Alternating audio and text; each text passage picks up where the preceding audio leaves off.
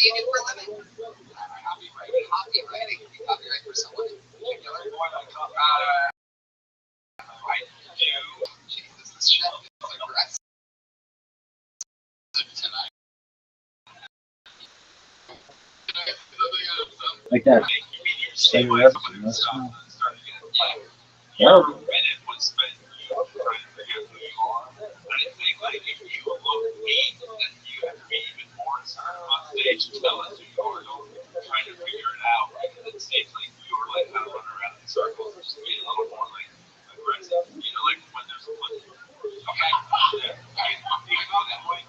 He's not aggressive though. You're not aggressive anymore. What do you do for fun? What do you do for like hobbies and things that you do like at nighttime? At nighttime hobbies when I'm by myself? Yeah, or socializing or anything. Video games. Play a lot. Dude, but how much do you work? That's how it comes in. Yeah, too. What do you like more, video games? Stand-up. Yeah. I literally stopped playing video games. These really were like a headset and everything. Yeah. You cam up and you were able to cam as well. I used to watch Twitch. Wow. Shooter? No, school shooters? Uncharted 4, so third-person shooters. What does that mean?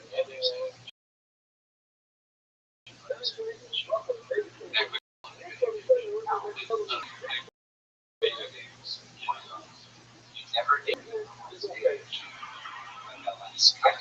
I tried out. The only comedy show that's like drink as much as you want to get shit faced, but never play video games. Jesus Christ. Man, you hate alcohol, huh, Mike? Yeah. What? It's ruined lots of comedians' lives.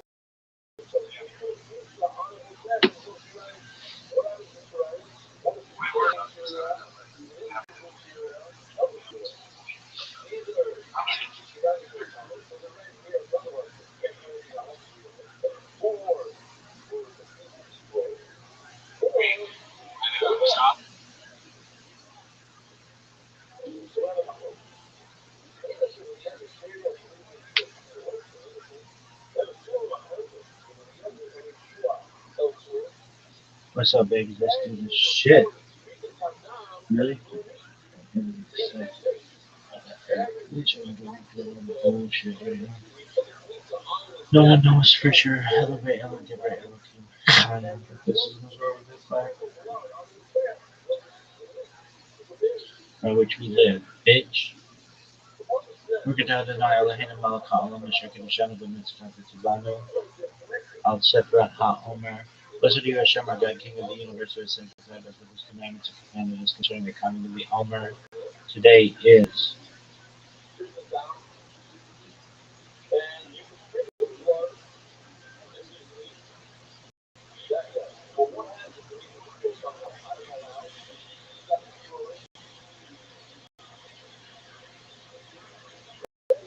$45, which is 6 weeks, and may the merciful one restore unto us of the Beit HaMikdash speedily in our days. Amen. Shalom. Fuck is this shit?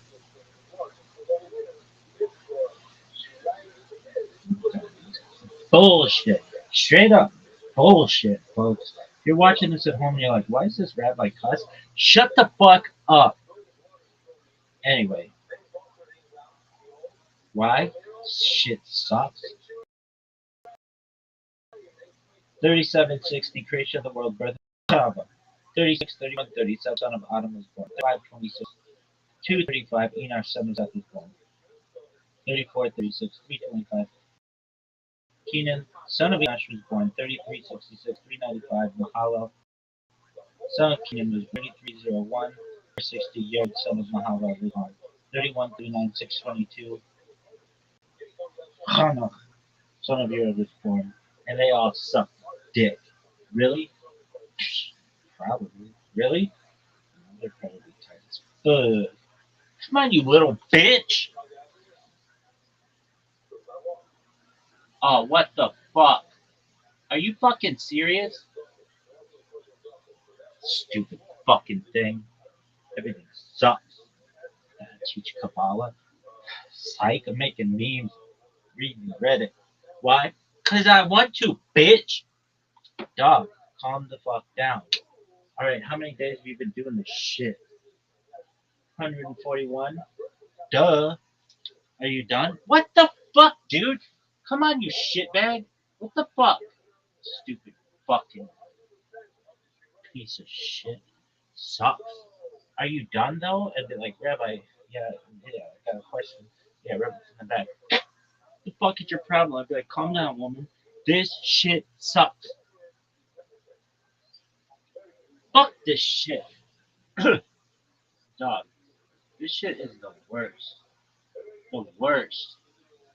Dog, this fucking piece of shit. Alright, I've been up all fucking night. Really? Yeah. Is this done though? Oh, it's some bullshit. 29th of ER 5786, Saturday, May 16th. Is that the end of your story? Dude, what the fuck is wrong with this thing?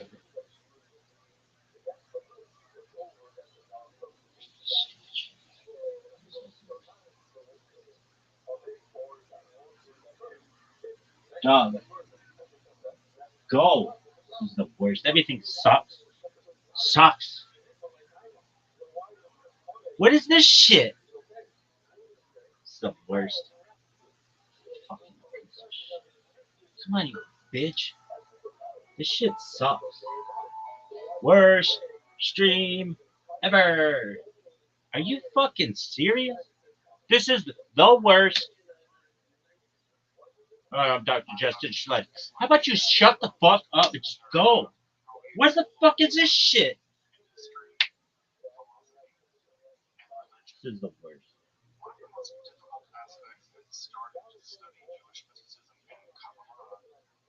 Oh, what the fuck? Are you fucking serious? This is the worst fucking shit I've ever seen. Dog, what the fuck is going on here? This is the worst. Dude, are you fucking serious?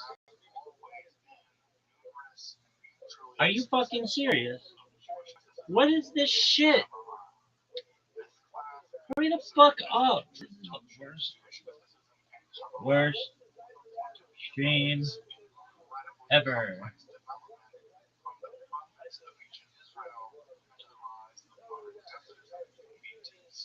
Dog, this shit better work.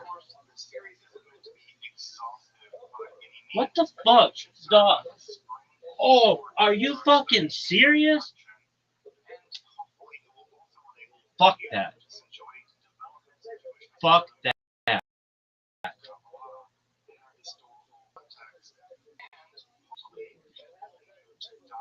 Fuck. Fuck that.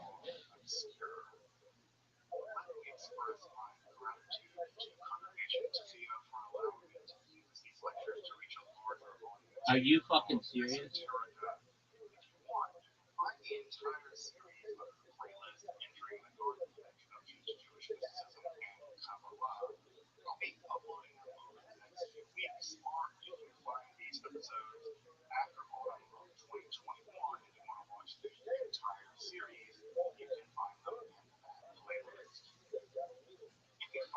This is bullshit.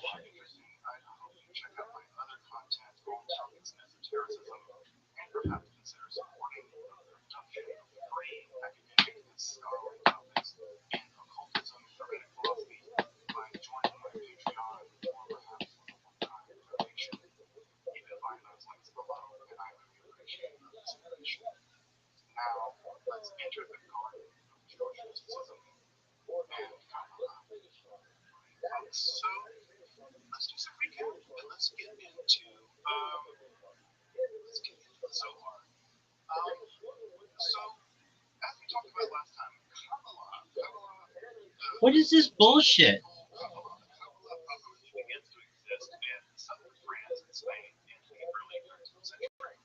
Now, it's really important to note that it's not a whole cloth, right? It's the whole point of this class. That we've been tracing how Jewish mysticism has developed in the world of Palestine, in the world of Babylonia, in the world of Jewish magic in Egypt. And we've been tracing how that's being slowly moving into the European context. And it's in that situation, beginning in the early 13th century, maybe the late 12th century, that Kabbalah begins to exist What as the fuck was that? and as we talked about last time, some of the driving issues, I don't want to say the only driving issues, but some of the more important driving issues are one, a response against the philosophy of Maimonides. Right? We like to claim Maimonides, especially as progressive Jews, as sort of a beacon of enlightenment. But Maimonides, as I pointed out last time, was incredibly polarizing. Maimonides was not universally accepted by many Jews. There were many Jews that hated him and literally turned his books over to the Dominicans to have them burned. Of course, that was a pretty bad idea because when the Dominicans were like, "Hey, you have these heretical books, we want to burn them. Can we burn some more books?" And of course, they ended up famously burning the Talmud. So be careful when you get burning books. In general, my advice to you is don't let anyone burn books. Hold your enemies close and don't let them burn books. At any rate, so we have this idea in Maimonides of this sort of rational, hyper metaphor of everything from angels to the body of God. And of course, the mystics were very interested in the body of God, the actual body of God that you can measure in the Persian and Parasite unit. And they were very interested in the idea that you could travel to go into the realm of God and sit on God's throne and maybe even transform into an angel. In Maimonides, this is just a complete nightmare of idolatry and paganism. And so he really tried to get rid of this. And so in some ways, the Kabbalah is a response against Maimonides. I think the second thing that's really driving the rise of Kabbalah is what sometimes I call the gap problem. And this gap problem really comes from the inheritance of Neoplatonic philosophy. What is this bullshit? Now, I know, again, I want to drive this point home, but I know that many of us have been raised with the idea that mysticism is philosophy, rationalism is mysticism, logic and mysticism cannot stay together. They cannot live under the same roof. They can't be in the same bed. Well, give a damn about what you think about those things. The Middle Ages is a mixed up, interesting, different place than what you ever imagined. The truth of the matter is, philosophy, mysticism, logic, and religion have remained very close bedfellows for a long time. And the fact that we post-Enlightenment, post-Haskalah Jews want to drive a hard wedge between them says more about what we need and our desires, our perversions maybe, than it does about what philosophically is rigorous and what historical people actually did. And so part of what's going to happen is that it's not that the Kabbalists are going to reject philosophy, is that they're going to marshal a different kind of philosophy to solve philosophical problems. Now, their philosophy is going to look a lot different than the way we do philosophy now, but that doesn't mean it's not philosophy. As I pointed out last time, the big problem they're trying to figure out is how to bridge the gap between the infinite transcendence of God and the immanent reality of God. And what's going to emerge in their solution, we're going to see this big white time beginning in our analysis of the sequence so far, is they're going to try to have their cake and eat it too. That's what every philosopher does. Right? Read the first line of the Logic of Hegel, right? Nothingness plus being equals becoming. There we go, right? Get your cake, you eat it too, right? You get nothing, you get big, you get becoming. There we go. And we roll on out with becoming. So, philosophers are always trying to have their cake and eat it too. And so, it's not surprising that couples are doing the same thing. And their solution is to be very frank right here. It's going to be basically three parts. They're going to maintain the transcendence of God with the concept of being so infinite, because that's denied. They're going to bridge the gap between the infinite distance of God and Himself to our reality with separate, right? Every time to be, right? And then they're going to talk about how God is immanent to our world, right? God is immanent. God is, I love the line in the Quran actually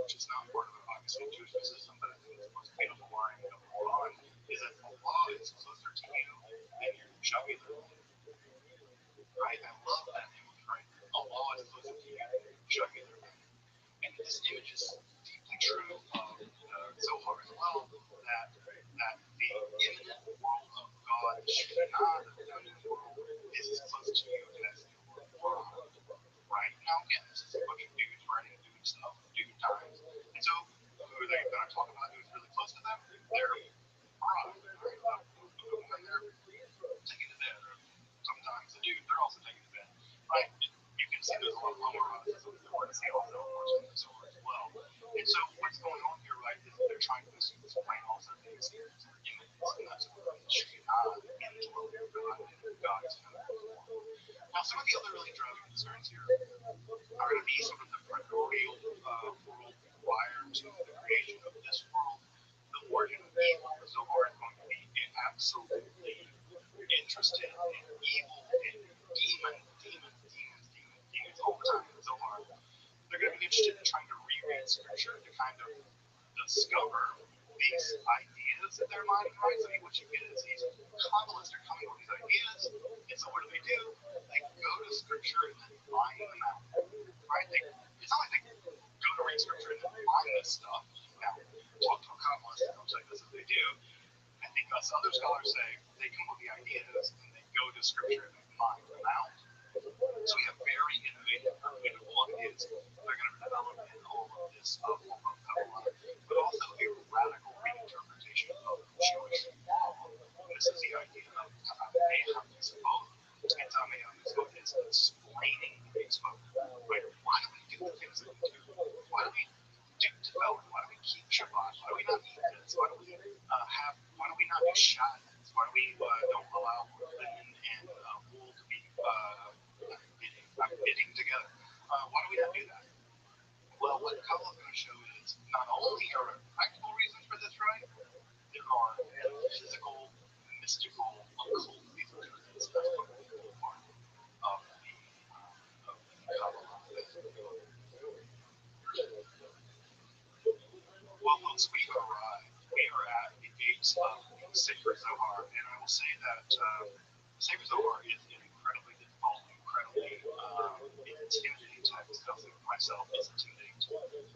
It's a text that I have a very tortured relationship with, just because it's so difficult to get into. I've never experienced a text that is this intimidating. So as I work through these next couple of lectures, these will be 2 lectures on the Zohar, it's because no one can do service to the Zohar in 2 lectures, much less even a year or a lifetime of studying the Sacred Zohar. It's that monumental. And I just want to illustrate this with a visual example of why we're going to do at least 2 sections on the Zohar, and why I would love to go back and do an entire class on the Zohar. So to give an idea of this, I'm going to hold up just a copy of this right here, this little sliver of text that you see here. This is the longest Kabbalistic text prior to the composition of the Zohar. This is a Sefer Bahir, right? So this is a Sefer Bahir in Hebrew, right? So this is a Sefer Bahir in Hebrew. And what you're seeing here, right, is this is the longest Kabbalistic text prior to the Zohar, right? Now, let's zoom out a little bit. This is the Zohar. Right? This is the volumes of the Zohar. The standard Zohar, just the standard Zohar with no additions whatsoever, right, which is still not considered the entire Zohar, is still all of this. So this is a standard academic Zohar with no commentary. That's 3 substantial volumes in the standard edition of the Zohar. So I just want you to understand at some level what we're dealing with. We're dealing with several orders of magnitude for the math folks out there of growth in Jewish business. When I say several orders of magnitude, I'm talking about tens of thousands, hundreds of thousands of orders. So when I say that the Zohar is it's like a giant jump in terms of production. So what I want to make very clear is, if we were to add up every single text we've talked about so far in this class, right, with the exception of the Babylonian Talmud, it would everything up, multiplied by 10, we would still not have the consciousness. It's that substantial. So what I want to drive home tonight is that if instead of doing 2 lectures on the Zohar, which I'm extending the class basically now, the reason I'm doing it is because I can't possibly do justice to the text in 2 lectures. And if I tried to show everything in one, I think it would be illusion. It would be a violation of God's to do that. So we're going to spread out over the course of 2 lectures now, and we'll start with this text. So what is it? The first thing I want to do is do a little groundbreaking. Where are we? When does this text appear? And the answer is it appears somewhere in Castile in Spain around 1270. And to give you some idea about when we are, right? Some cultural landmarks that you probably know. We're in the time period of the groundbreaking of the Notre Dame Cathedral. Notre Dame Cathedral, the groundbreaking was 1163 and was completed just a little bit later in 1345. So we're right in the middle. So if you were to be reading the first sections of the Zohar, you would still see the Notre Dame Cathedral going up. Baghdad, the most magnificent city of the world in many ways at the time, built on Mongols in 1258. The Bayit of Igmalar, the most important library in the world. Right? People forget this. The most important library in the world, and they don't forget this. Islamophobia has denied the right of Muslims to claim the most important library in the world, being the Bayit of Igmalar in Baghdad, but it falls in 1258 and Bayit is burned. I would say it's actually a greater tragedy than the burning of the library of Alexandria. Also, if you want to think about it more specifically, the Sacred Zohar is composed almost at the same time that Thomas Aquinas is composing his Summa Theologica. Right, so Thomas is composing his Summa Theologica, which is almost the same size in many ways as the Sacred Zohar. He's composing that from about 1262 to 1263. The Zohar is actually being composed about a decade later. But it boggles my mind to think that the people or the person and people that compose the Zohar could have literally talked to one another and chatted over a beer. Right? They could have had wine together.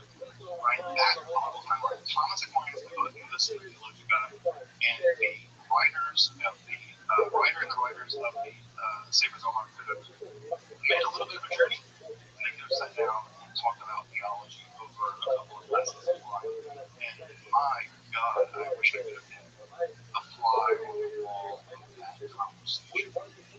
So just to give you context, I think it's sometimes important to get a sense of when we are, right? When we are, and what's being produced at that time. Of course, the Summa Theologica is probably one of the touchstones of Western civilization. So the Sacred Zohar appears. What is this book? Right? What is this book? Well, it's largely a travel log, right? That's what's weird about it. It's a travel log. It's mostly the travels of a 2nd century sage named Shimon Bar Yochai and his son Eliezer and their companions. And what do? They travel around 2nd century Palestine and they talk. That's what the Sacred Zohar is. It's just a bunch of guys traveling around, shouting about stuff. Now, what do we talk about? We'll get to that. Why Shimon Bar Yochai? Well, already in the rabbinical period, Shimon Bar Yochai is already associated with a couple of extreme things. He's associated with miracles. He's associated with extreme piety. In fact, he was so pious that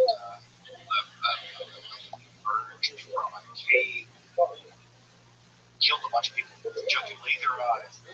He hated the Romans. He was a sort of board against Roman assimilation. And in many ways, some documents around Shimon Bar Yochai had already been composed and they considered him a apocalyptic figure. So in many ways, he's a perfect person to be this progenitor of a radical new kind of mysticism. Because he's already sort of radically mystical and anti-Zionistic from the world. And he doesn't like the Gentiles, which the Zohar is very anti-Gentile, infamously anti-Gentile. So in many ways, he's a perfect fit for the Zohar. The text itself is placed into the 2nd century world of the Galilee. And of course, that time is a time of very intense intense Jewish-Roman strife. And so the text here is also representing a very difficult relationship between Jews and non-Jews, and that's interesting for just what we know about the writer of this, we'll talk more about the author in just a minute. We know that they know rabbinical literature incredibly well, but not only that, they are incredibly conversant in philosophy. One of the things that's really important to know about the Sefer Zohar is the person who writes this really, really, really knows philosophy, and they really, really know Jewish traditional literature. This text is only possible if you know both. And so one of the things we know about that is secondly, the text itself is composed in a strange dialect of Aramaic. It's not Palestinian Aramaic, it's not Babylonian Aramaic, it's Zohar Aramaic. When I say that, it actually contains all kinds of strange, almost idiolectic examples of its own sort of private language is time. And the obscure, weird dialect of the Aramaic, which composes Zohar, is like basically it just. Now, one thing to know about the Zohar is it's actually not one text. It's not like you can read the Zohar beginning to end. The Zohar is actually composed of very small, some big, some small, some only 7 pages, some 150 pages. It's a text composed of text. And what I want to do now is go through some of the texts that compose the Zohar. But you shouldn't think of the Zohar as one united text. You can think of it as sort of a stitching together of various texts that don't always work together. So the most important section of the Zohar, the biggest section of Zohar, is the Zohar al-Torah. This is a running midrash, right? So midrash is a kind of creative commentary about who studies the midrashim. It's a common running commentary on the Torah, with almost all the weight being thrown at Genesis and Exodus. And then after Genesis and Exodus, almost the weight of the commentary drops off, and in some parts of the Torah are very thinly covered. So it's not like it's a systematic commentary of the whole Torah. Some parts get a lot of cover, some parts get very little at all. Another part of the text are these groups called the Idrot, right? The Idrot are the two assemblies. And these are texts in which the characters of the Lord get together and have conversations. One of these two assemblies, the smaller assembly, the Idrot, the Zutta, is a very small gathering of people around the death of Shimon Bar Yochai. So it's in some sense the smaller of the two, but the more important one. And the Idrot Rabba, which is weirdly enough a discussion of all kinds of things, including the commentaries on God's beard, a long section about God's beard, and another section called the Sefer's Yehuda. And this very tiny part has to do with divine anatomy, and many people think this is a very old stratum of the Sefer Zohar. It's a very weird part of the Zohar. So we have these Idrot, which are these assemblies of the sages, and we have this other section called the Sefer's Yehuda, which is, you can see these words are largely Aramaic, reflecting the names of the sections. And so these sections are very, very unusual, very difficult to understand. I still don't know what they're talking about in half of this stuff. It is very, very but on the surface, it's just a bunch of guys getting together to talk about stuff, right? There's also an early section of the Sefer Zohar called the Midrash HaNayimah. The Hidden Midrash. The Hidden Midrash is probably the oldest section of the Sefer Zohar. The section deals with a large degree of like the nature of the soul, the afterlife, the Messiah. It's sort of like the Zohar learning to be the Zohar. And I often tell people, if you want to study the Zohar for a beginner, if you want to train well to study the Zohar, study the Midrash HaNayimah, and then move on to other sections, because it's much more familiar to you to study the Midrash. It's still a very strange section, indeed. Other sections of the Zohar that are very important, make sure I'm not getting this on slide down. Another section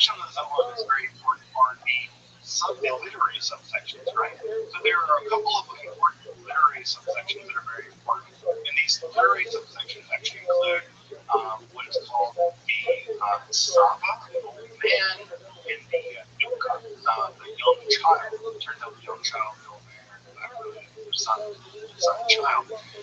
These sections are where a young child, wunderkind, and a old man who is a donkey driver actually schools the companions, the men associated with Zohar called companions, and these companions are going along the road, and the donkey driver actually shows them that the donkey driver knows more about the hidden world of God than they do, and the new this wunderkind also shows that he knows far more about the nature of Torah and the hidden reality of God than they do. And so they sit at the feet of this donkey driver and this child, and they learn all this stuff about the nature of God and the hidden world of the selfless and forgiveness. So what's important to know about these sections is that the Zohar is not one contiguous book. It's several structural literary texts or fragments edited together into one area. The edits are not clear, the edits are not perfect, but they are being edited together into one volume. What's neat about that is it allows you to kind of graduate your study as you get into the Zohar and have a kind of graduated study if you're interested in that, where one can get into the more easy section of the Zohar and then kind of work your Zohar muscles up until you get to the really difficult parts like this Yota, which is incredibly obscure, or the intro, which are not quite so obscure but still very challenging. So that's the basic structure of the Zohar as we have it. It's a collection of very strange documents. In addition to that, there were sections of the Zohar that were not collected together in the original version, which are included in this version of the Zohar. Those are on a Zohar, the rectifications of the Zohar, and another text called the Rabbi Making Shepherd. These are considered in the Rabbinic world to be part of the Zohar. So if you were to go in the Rabbinic world and read the Zohar, those sections are considered part of the Zohar. We now think that they're later than the actual composition of the Zohar, but in the Orthodox world they're considered Zohar parts, so no one gets an eye about them. And those later sections actually do a lot of work of helping to make the earlier sections of the Zohar make sense. Now I know this is all really complicated, so let me just say it again just to break that a little bit clearer. What we have in the Zohar is a commentary on the Bible. That's weird. Then we have weirder books where a bunch of second century dudes hang out and talk about even more strange things. And then we have digressions that are literary units that contain upon themselves, where they have a conversation with a little boy and a donkey driver, and they learn all kinds of secrets of Torah from them. And then we have a lot of miscellaneous stuff. So the thing I want to talk about the Zohar is that it is not one contiguous text. It's a quilt, right? Ever seen a quilt? Right? Quilts are pieces of fabric, but they're not one thing. Quilts are lots of things stitched together. And if you zoom in on one part of the quilt, it sounds like you're looking at one thing. If you zoom out too far, it's like chaos, right? But if you kind of carefully follow how the quilter made it, you can pull back the sides. But again, if you zoom out the quilt, it just looks like a bunch of crazy things stitched together. If you zoom in too close, it looks like it's just things. But zooming out, you can see the structure. The structure of the Zohar is very well understood, and I think the best example of understanding it is something like this. Let's talk about who wrote this thing, right? Who wrote this thing? The earliest appearances of the Zohar occurred in the 1290s, but we think that largely was composed between 1280 and 1286, although probably I think it actually was composed maybe in the 1270s. It seems to emanate largely from the person of Moshe ben Shem Tov of Leon in Castile. You see his names there on the screen. We say that because everything seems to point back to him. Everybody who quotes it, he quotes it. The world in which it seems to be emanating from seems to be him. And we do think that Moshe ben much of a shapeshift of Leon is probably the author of a big chunk of this text, and we'll talk more about how to complicate that more in a minute. Now, what I'm going to point out here is that even in the early days of the Zohar, there was a lot of doubt about this. Most people, many people thought it was a forgery, right? Many people thought it was a forgery. We'll talk about more in a minute. So it wasn't like the Zohar was immediately recognized by all the Jews. Obviously, scripture that took some time. Also, what you note about it is that let's make a distinction between forgery and pious forgery. Forgery is when you intentionally engage in fraud for your own personal gain. That's forgery, right? When I write a check from, I don't know if I would write a check from Tania to myself for $50 million, the check would pass. But if I would do that, that's really forgery. I'm forging my name on a check to get a bunch of money. But if I were to write a letter forged in someone else's name who was dead to raise someone, am I really trying to benefit myself? Not really. I'm really trying to benefit someone who's maybe even dead, right? Pious forgery is not forgery in the benefit of yourself. Its benefit is trying to benefit people in the advancement of wisdom, or religious fervor, or religious piety, or spiritual growth.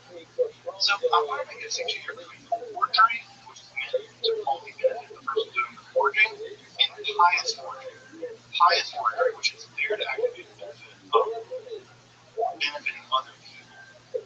It's still deception, but it's pious deception. Now, there's lots of examples of this in the past, and I think the Zohar is typically taken to be an example of pious forgery, though there's some evidence to also say that Moshe of Leon was also engaging in mystical practices that may have also put him into an altered state of consciousness, and it may be the case that he was also writing the Zohar in an altered state of consciousness that is taking sort of mystical trance of an ecstatic state. He was composing sections of the Zohar in those ecstatic states. We have some evidence to say that's true too. So, again, people are complicated. People are complicated. Did Moshe Leon rewrite some of this stuff? Yeah. Does that make it a forgery? No. Because forgery and pious forgery and mystical altered states of consciousness really think that's complicated. Now, what I want to point out here is some arguments made by Rothschild'S. I'm going to go through these really quickly. I don't want to really belabor this point because I don't want to. I think it's important now, but I just don't want to beat this to death. Sholem, who is, of course, one of the Gaons of Jewish mysticism, he's one of the great pioneers of Jewish mysticism. People forget he was a philologist. His training was in philology. He was not a PhD in Jewish mysticism because nothing existed like that at the time. He was a linguist. And so when he went to study the Zohar and tried to figure out what the Zohar, he approached it from a linguistic angle and a literary angle. And what he found was it wasn't from the 2nd century. It couldn't have been. It couldn't have been. Why? Why does scholars think this now? So a couple of things. I'm really going to go through this. The first is there are grammatical mistakes that no speaker of Aramaic would ever make. They're grammatically weird things. Also, there are grammatical blending of dialects that no person speaking Aramaic would ever make these kind of blendings. It's like you were from Boston and San Francisco at the same time. No one speaks like that, right? And so in the ancient world especially, no one from the Galilee would incorporate weird Babylonian grammatical and dialectical structures. Secondly, there are all kinds of theologians in the Sacred Zohar that are not found in the Babylonian Talmud, and they seem to be made up. In fact, they're not just made up, but there are very distinct sounds that the writer of the Zohar likes, right? The ka, sa, ta sound. There's something about these sounds that the writer likes. Further, there's evidence of medieval constructions, old Spanish words, and even philosophical ideas that really emerge only in the Middle Ages, specifically Arabic philosophy. Now, what's really important about that is most of Leon was incredibly well versed in, I'm Maimonidean philosophy. So much so that we even have a copy of his manuscript with the Guide to Perplexed that survives with his notes on it in Moscow, in one of the libraries in Moscow. So Moshe Leon, the purported major compositor of the Zohar, was deeply interested in philosophy, so much so that he had a copy of the Guide to Perplexed by Maimonides written out for him, and he wrote commentary on it. He knows the language of philosophy. He's in fact in many ways writing with Maimonides. And the fact that we know this is he read it very closely and left notes behind. And many of the medieval Aramaic, Arabic, and Hebrew words for many philosophical technical terms are preserved and the Zohar. Secondly, the writer of the Zohar that we have weird mistakes. And he makes mistakes that no person in the family galley would ever make. Right? So there are many cases in the Zohar where they say, I'm going from city A to city B, I'm going east. Except for you couldn't go east to get there. You had to go north to get there. Right? Or you're going from place B, from place A to point B, and you have to go north to get there, and they go west to get there. There's all kinds of geographic confusions in the text that never occur for someone who actually lived there.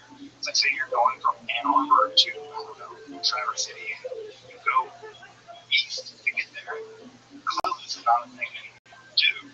Secondly, there's all kinds of interesting confusion about relationships. So one of the big things that ends up happening in the Sacred Zohar is that son-in-laws and father-in-laws get switched, right? So that people are married to the wrong people or something. But there are all kinds of familiar relationships that we find in the Babylon Talmud that just get confused. And no one who knew these people would make that mistake. It's like you would confuse, right? It's not like anyone would confuse my brother-in-law, Micah, from my dad, John. No one's going to do that. And so no one who knows my family would ever do that. And so only someone who doesn't know anything about my family would make a mistake like that. Secondly, the text is in Aramaic, right? But we wouldn't expect the text of the 2nd century to be written in Aramaic. Every academic text written in the 2nd century is actually written in Mishnah Hebrew, not in Aramaic. So the language of the Zohar is just anachronistic. And we can expect that a 7th century text, a 6th century text written in Aramaic, or a 5th century text written in Palestinian Aramaic, not a 2nd century one. It's just in the wrong language. Next, well, someone from the outer Jewish world read the Sacred Zohar and did the thing you might do investigative journalists, I guess. They went to Spain and they were like, let me talk to Moshe Leon's wife, who seems to these manuscripts come from. He asked Moshe Leon's wife where in the world he got this. And she said, he wrote it out of his own head. His wife ratted him out. His wife was like, yeah, he wrote this for months. People were paying him. He wrote this stuff out, and he did this, and he used Shimon Bar Yochai's name to bolster his reputation. So his own wife, after he was dead, said, yeah, there were no ancient manuscripts of this. He basically made this thing up. I think that's one of the more damning pieces of evidence where the linguistic analysis of the Sacred Zohar shows that the only document that resembles the Sacred Zohar are other documents written by Moshe. In fact, the earliest quotations we have of the Sacred Zohar are from books written by Moshe Leon, in which Moshe Leon is trying to make a weird mystical point, and he quotes the Zohar to prove him right. Now, that's the cool kind of plagiarism where you write a magical book and then you use your magical book that you wrote to prove your other weird book correct.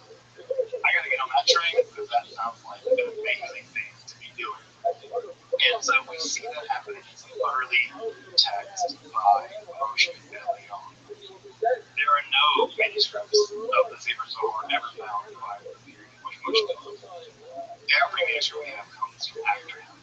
Now, it could be the case that just no one survived from the 2nd century, but that would argue is, right? No one like Moshe Leon or anyone else has ever written something profound as Zohar.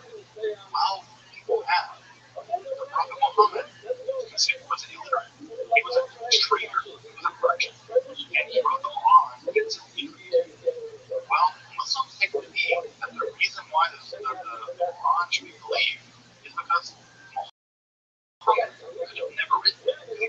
right caravan driver.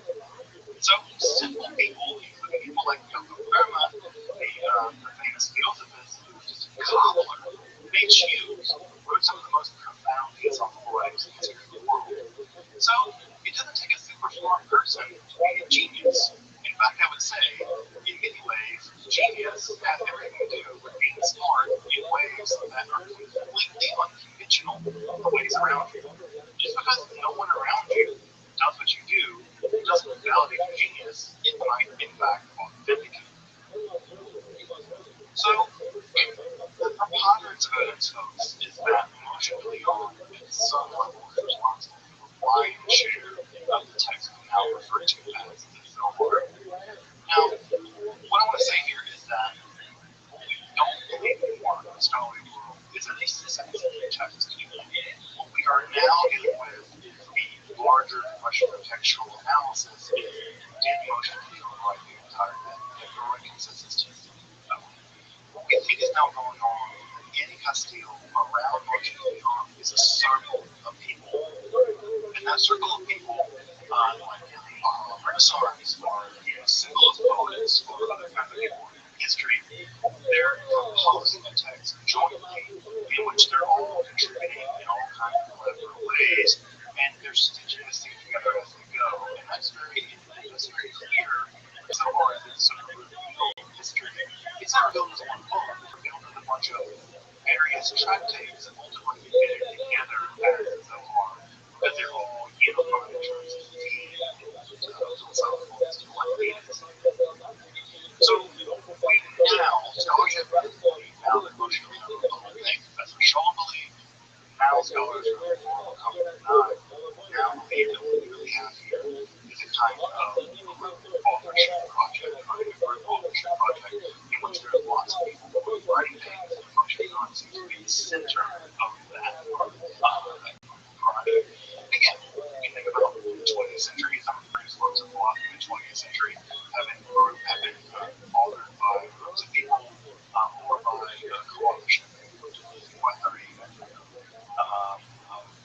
Sartre, and Roy didn't technically co-authorship, but I think everything that they wrote was already imprinted with each other as a file. Just Sartre was more like the net, even other kinds of group authorship as well. I will say, though, that the orthodox position about this text remains that it was composed in the 2nd century and it was made public beginning. That's the orthodox position. The orthodox position is that this text is from the 2nd century and that it was made public beginning of the 13th century. So modern scholarship, academic scholarship, does not accept that position, but that is the official orthodox position. Although, when it was first printed, it was actually first printed because the Call of the Messiah was new, and it was often printed out because the Call of the Messiah would come. In fact, the earliest printed edition, the modern edition, that has the Christians, not the Jews. So it's interesting that the publication was given this text. We'll get to the reception of this. So, how does this text develop? I've already 46 minutes into this lecture, and this completely my lecture notes. So the Sefer Zohar is composed of some core ideas. Let's start with the first. The first is Ein Sof.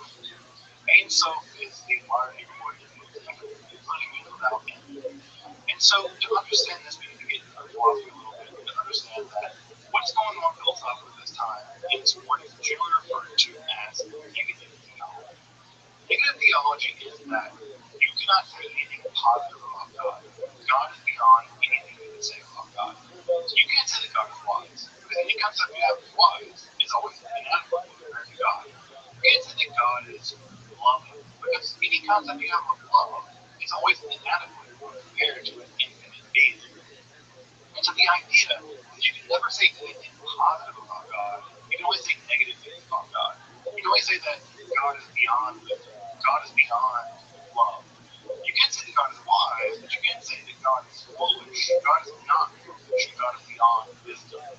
And this negative theology allows one to maintain that God is transcendent about God.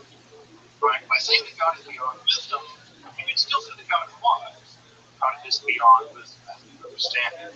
The that's an idea that's being incorporated into the Zohar, coming from people like Maimonides and people like Ibn Gabirol, but really it has its origins in the Platonic philosophy of books like Plotinus and Pseudo-Dionysius, the Christian philosopher. So what's important to note about this, right, is that the starting point of the Zohar is that God is beyond everything you understand.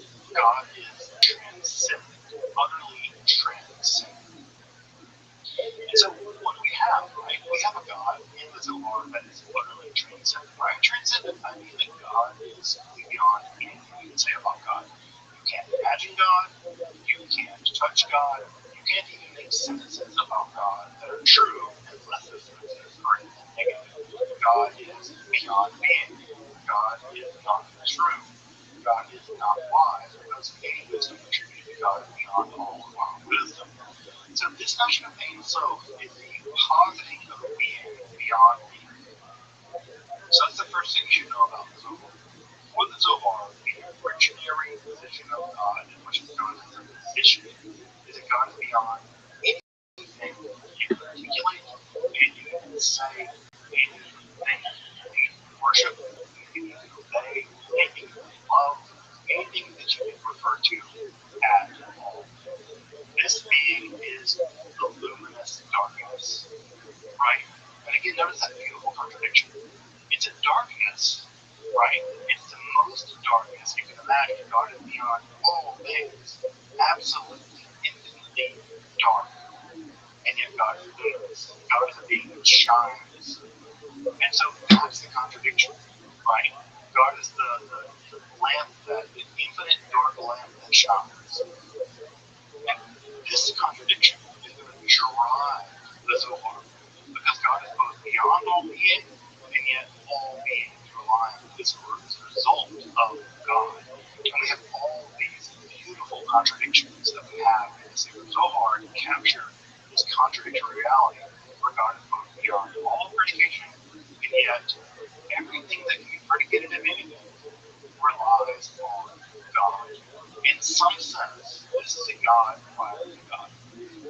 So everything you know about God, everything, Torah, everything, none of that applies to Himself. Himself is beyond all that. Nothing you know about God applies to Himself. Himself is beyond all things that you can possibly think are predicated or imagined.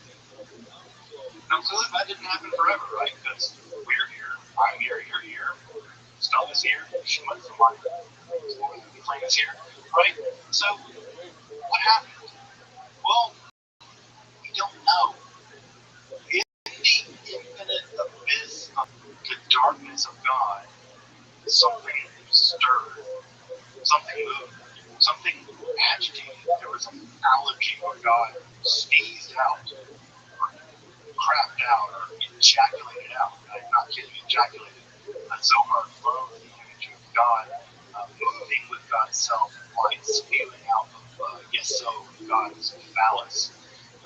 There's this idea of God birthing the world. The Zohar is heavily composed of these images, sort of masturbatory or self-impregnation, and out of that emerges the Zohar flows rapidly between these images. Now, one of the great mysteries of the Zohar is why. Why did God flow out of God? And the answer seems to be found at least at some level in Neoplatonic literature. It seems like in the Neoplatonic literature that the infinite darkness, the infinite removal of the Godhead is somehow positively charged. And that positively charged infinite darkness, for whatever reason, flows out of itself, right? It flows out of itself. And that flowing out of itself is something that you can't help but do, right? Either it needs to be seen, or it's so big that its nothingness must become a something. It's like a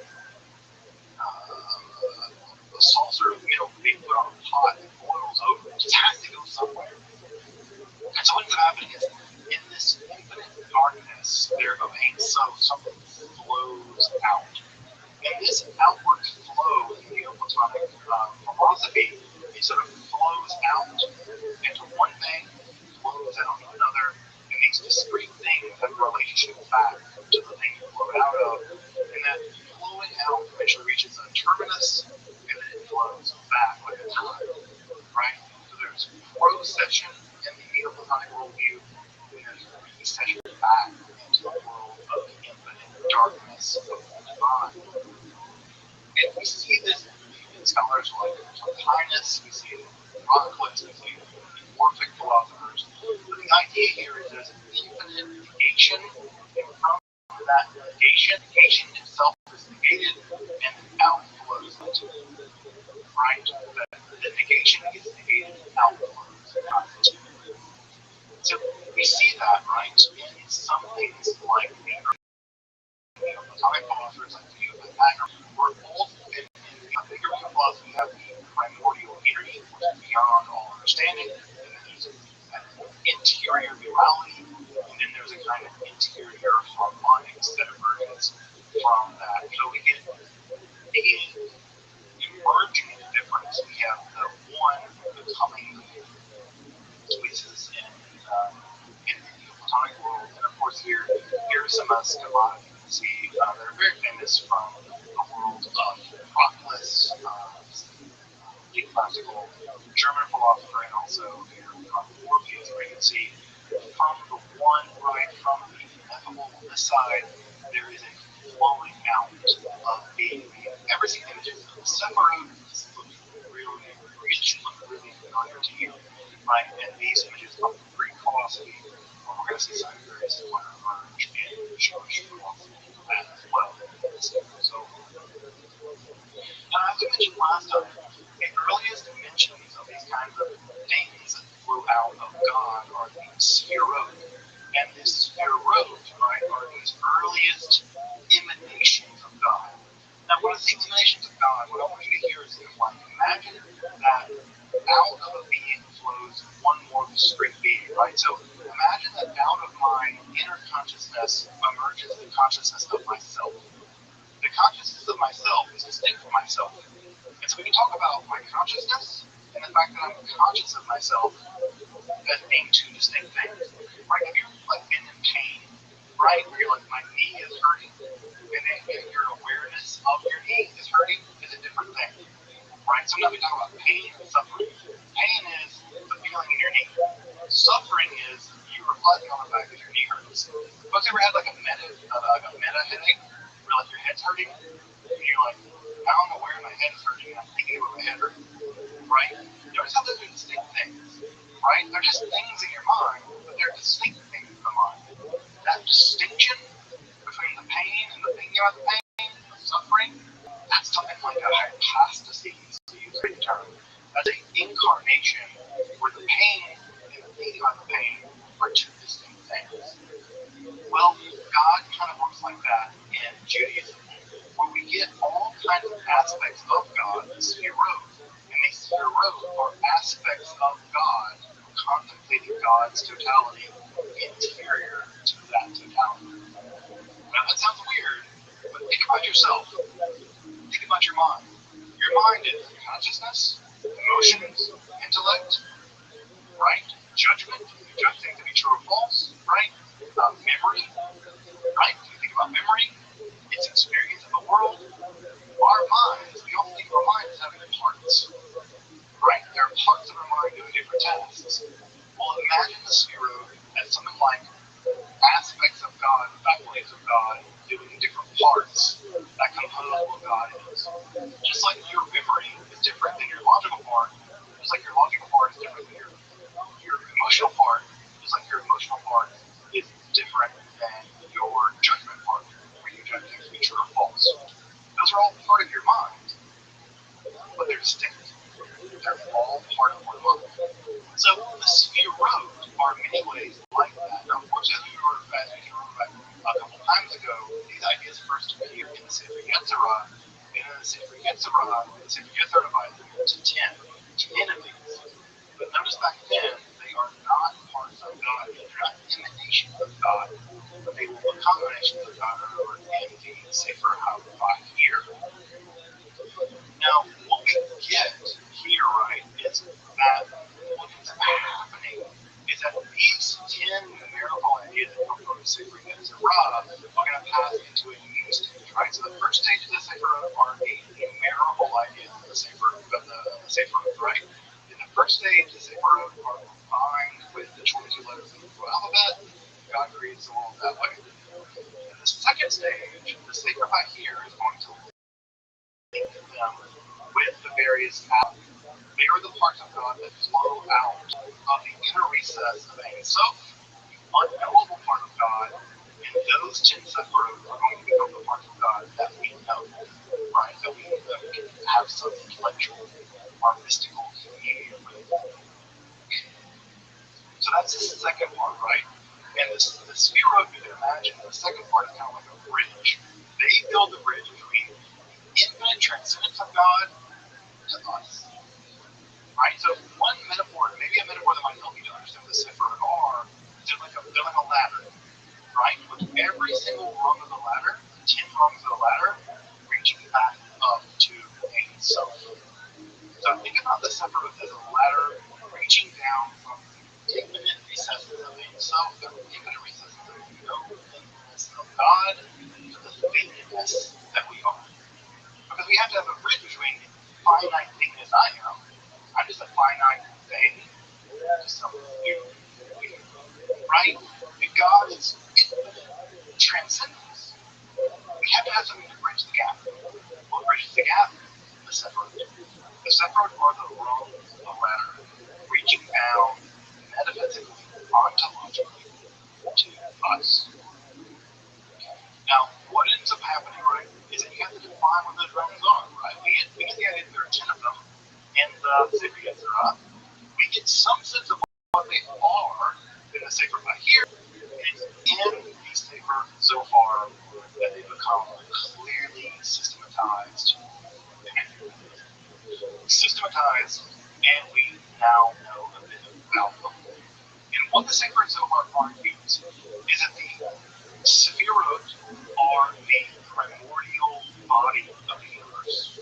They're like the universe before we get to the physical universe. They're like the metaphysical part of the universe, right? So before there is a physical universe, there is a metaphysical universe. And the Sephirot exist in that metaphysical universe. They are the primeval body of human beings, the primeval body of Adam, Chazon. We'll talk about a little bit later. They're kind of like the being the being of reality prior to physical reality. Now, where the rung of the ladder idea begins to break down is that in the sacred Zohar, the Sephirot are not they're not concrete. You can think about in many ways, the sacred Zohar is talking about the various parts of God, right? We'll talk about some of these parts of God next time, right? God's judgment, God's mercy, God's intelligence, God's wisdom, and God's beauty, and God's endurance. We'll talk about some of these starting next time. These Sephirot are aspects of God, but the aspects of God is like the aspects of your mind, right? The logical part of your mind, the memory part of your mind, the emotional part of your mind, the judgment part of your mind. It's not like those parts are always completely distinguished, right? They interact with each other. They kind of move around, right? Memory gets called up, and memory gets formed by logic. Logic sort of tries to rule over emotion, but sometimes emotion rules over logic, and sometimes your logic is very powerful and is able to overcome your temper problem. Sometimes your temper problem is able to overcome your logic. Well, you're made in the image of God.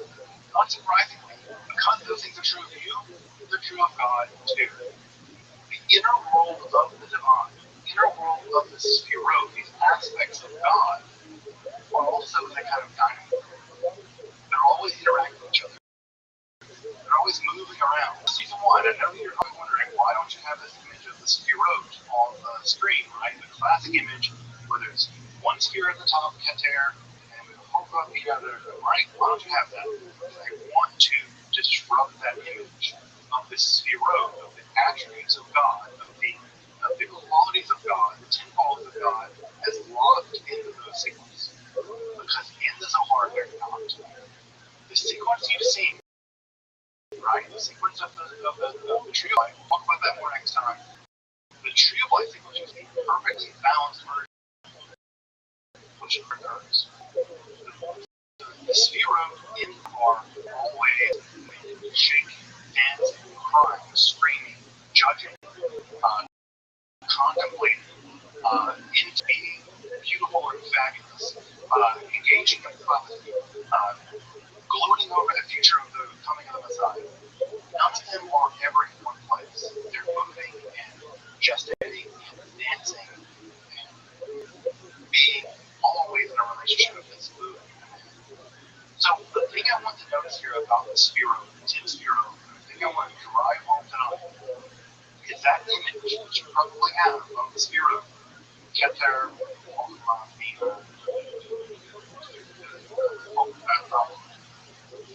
you need to get rid of that image if you want to understand this secret of life. Because that image is like it's like looking at a map, right? And trying to figure out where you want to go. Right? Where you want to go is like this. And where you want to go another day is like this. And where you want to go another day is like this. Right? The Sphero in the Zohar are not fixed things. Where the divine is always. So attached to all the different Sphirot are an incredibly rich, complicated system of names, of colors, of numbers, of names of gods, of locations, of body parts, of emotions, of partner Spherots, of various patriarchs and matriarchs found in the Bible. And every time you see them, right? So when you read the Zohar, you might see that one picture of his name is not associated with one specific Sphira, right? Or a specific region of the body, or a specific color. And what ends up happening is these things are dynamic. There's a dynamism. And so part of how to read the Zohar is how to decode this stuff, which can take a long, long, long time to figure out. Now, what is the relationship between Ein Sof and the Sphira? Well, it's complicated, right? You have the result of metaphors, right? We're dealing in the world of poetry and art. Metaphors are things like white light breaking into a spectrum, or one candle lighting out, right? So the infinite dark candle that you can never see of Ein Sof reaches out into being, right? From non-being, from trans being, from ultra being, lights the light of Keter. And Keter is the light that burns so bright you can't see it. So it's a light, but it's a light so bright you can't see it. And that light is so bright that you can't look at it, but you know it's a light. And that light lights the eye. That's again so bright, right, that you can kind of look, kind of figure it. So what we have here is again a metaphor of lights lighting light. Other kinds of things are the fountains, right? So you have the very tip fountain right at the very top of the mountain that sprays just a tiny bit of water that you can hardly see, but eventually it fills the water. Spigot of water, you can't even see it, but eventually it fills the first bowl, right? So what we have here is the idea of God's divine being spraying out, right? Lactating out, right? Ejaculating out, right? The language is always mixed. So we'll talk about the gender of the next time, right? But it's a tiny jet that you can't detect, and yet it fills all. So God is always beyond all being, fills all being. It's a very important concept on the soul, right? Crowns nested upon each other like Russian dolls on the body. Itself, and you can separate relate. You can think of us forward from one another, right? You can also think of them as nesting upon each other like Russian dolls. So again, it always depends. The Zohar is always moving around about how it wants to think itself. I know that if you're showing an image, a visual image of the tree of life on the screen, I'm not going to do it yet because part of what I want to do is show you that that image is not trustworthy. In fact, we go back a couple of slides. That's one of the earliest mentions in the Sephiroth history, right? It's not the tree of life. It's the Nessadol version, right? With Keter, right? Going all the way down to the bottom, right? The center, right? At the bottom of the center. Because no left, no right, no beginning, no end. This is God. Right? So I know the image you've seen, right, is probably that image. Right? That's the image that most people see. Something like this image, right? Keter Bina flows like this. This is another image. Just as representative of the Sephirot as this one. This is the more famous one. I think that one's just about right. Keter, notice Keter is at the top, right? Malchut is at the bottom. Here, Keter is at the outside, but Malchut is at the middle. Notice how that totally changes how we think about the relationship between these aspects of God. Again, both of these are completely accurate. Think about the structure of the world and the Sefer so far.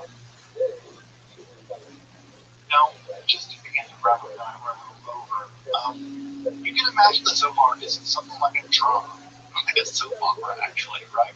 One Life to Live, or whatever soap opera you like, right? Shadows, that's my favorite soap opera. Marvel's columns and jam. So you can think about the Zohar as kind of a soap opera. Just like how you have the Dark Shadows song, the song in my mind. So anyway, you get the Zohar as a kind of opera of these spheroids. It's all about how the various aspects of the divine relate to each other, double cross each other, how they move, how they dance, how they love, how they fight, how they interact with a harmony, how they excite each other, how they stimulate each other, how they seduce and betray one another. The Zohar is the drama of the sphere. And also, the goal of the Zohar is how to harmonize them. Right now, I know that no good Zohar wants a harmony. That's drama free. But what the Zohar imagines is that at the end, at the end of this process, the sphere will be harmonized.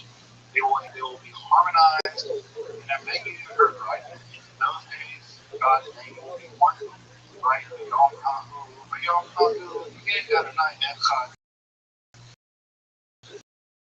Right? God's name. That's a good idea. That in Indian time, God's name will be unified, and God's self will be unified. Now, what's interesting about it is that God is not unified. And how to get unified, that might give us a clue about why Amos so ever erupted from Amos at all. It's because God needs us. That we are part of the divine drama. And how we're part of the plan of divine drama? You're God's wife. Right? You're the wife of God. Israel is the wife of God. And many parts of the Zohar are about this amalgamation of the male and female, this trans movement of maleness and femaleness, in which those two things unite themselves in an androgyne being. And an androgyne being is us and God. And how do we do that? Well, the Zohar is very conservative. The answer is you scrupulously follow the Jewish law. Right? Don't expect some hippie to do stuff here, folks. Don't get don't go down the road and we're going to smoke reefer and free love and do some drugs, trip out and have fun. No. Zohar is scrupulous about Jewish law. You unite God. You bring together God. You reunify yourself spiritually, and then you reunify God by following Jewish laws scrupulously. And not just scrupulously, but those irrational, strange laws of the Bible are the Zohar, the single most important. So, right, you gotta attach boxes to your arm and head. Why? It doesn't matter what you do. It's for something there's no logical reason. But the illogic of it actually makes it physically transcendent. And therefore, to fill in it becomes a really important part of mystical Judaism. For folks also doing Shabbat, the observance of Shabbat becomes also incredibly important. And if you've ever seen Shabbat, I don't remember what they're and so there's a lot of things on the street where we want the guys to like smell it, deliver Shiva candles, because they're confident think that by putting on a film, putting this film on you, by getting a woman to like Shiva candles, all of them, if they do that, if you do that, you're unifying God, you're bringing the world one step closer to redemption. So don't expect Jewish mysticism to be liberal, hippie, you can do what you want. It's actually the exact opposite of that. It's radically conservative, which, by the way, should not surprise anyone here who's understood anything about mysticism in ages. Every mystic in the religion is radically conservative, Christian, Muslim, Jewish, all socially conservative. In the Christian world, no enthusiasm about position kind of crusades in Christian mystics. They were all about it. So this is not surprising when we look at other mystics and their different.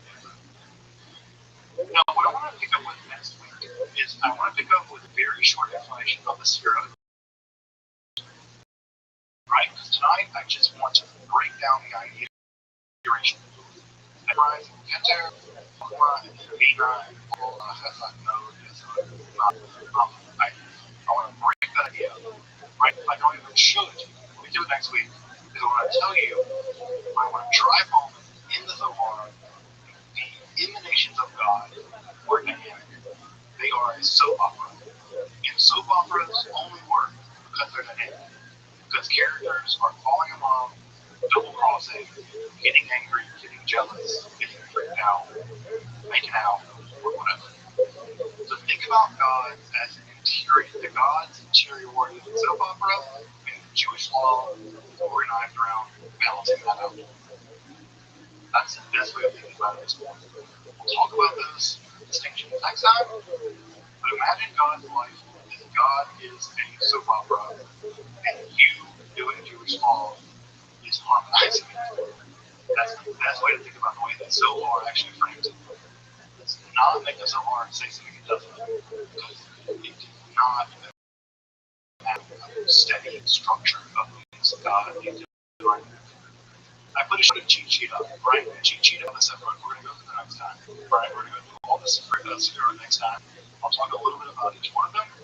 But again, we'll drive home, and we're going to go through the next time. At this point, what I really want you to use the metaphor of this is a soap opera structure. Because if you imagine it as a structure, you get the soap opera. It's a soap opera.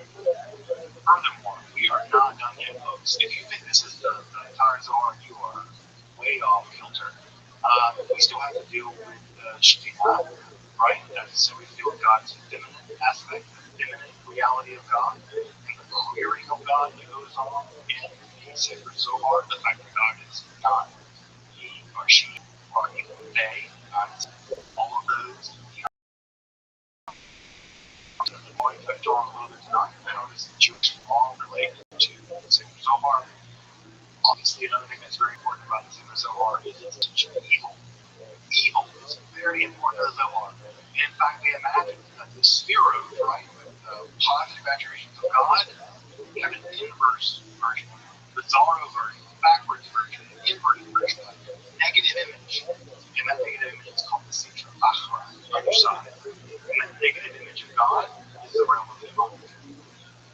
And so we're talking about Jewish theology and the way in which the negative image of God is that world of the demonic. And of course, we have to talk about how this text got received. This is one of the strangest texts in all of Jewish history. How did this text get received? And more importantly, how did it become canon? How did it become who it is? But also how in the progressive world did it cease to be scripture? Why is it that you've never learned Zohar?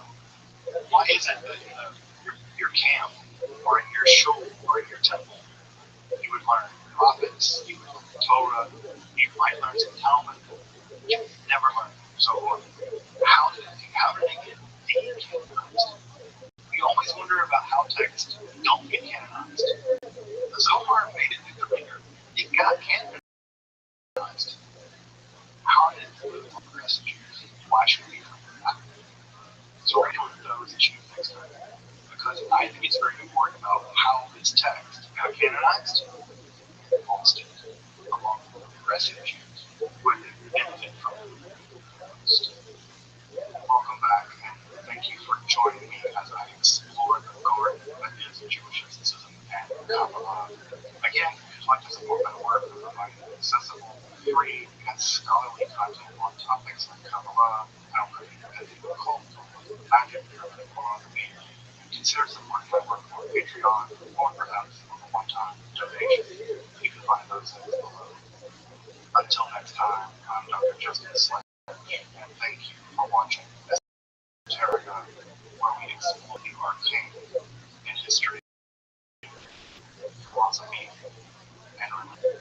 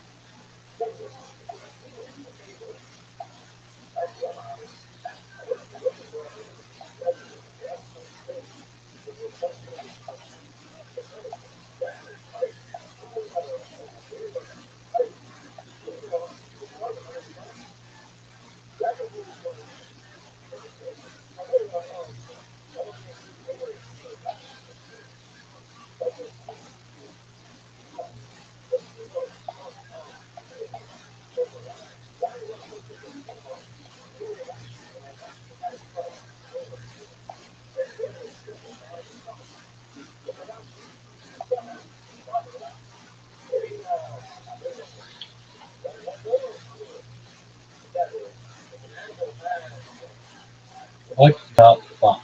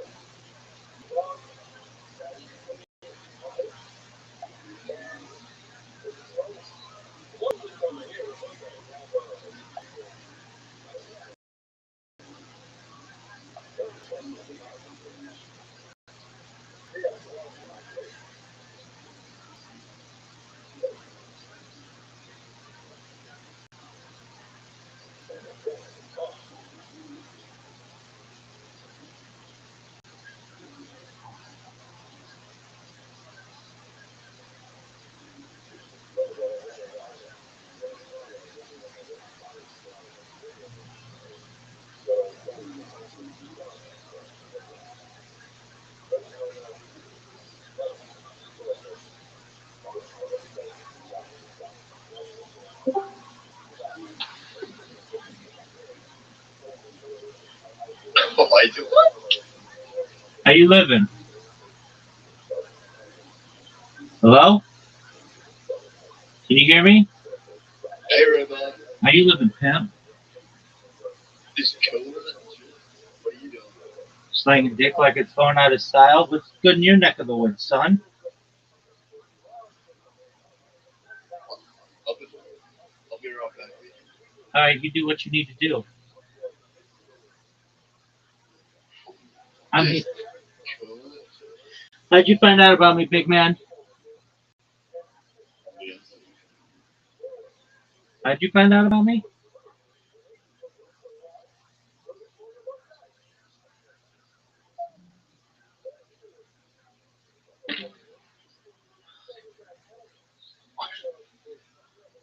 Oh yeah, I was looking at your blog. Yeah, you had like this fucking really long blog on time travel and hantavirus. So you queef earlier today, smell it in your hand, and throw it to the winds of humanity. I had bullshit. Oh no, that's not your meaning.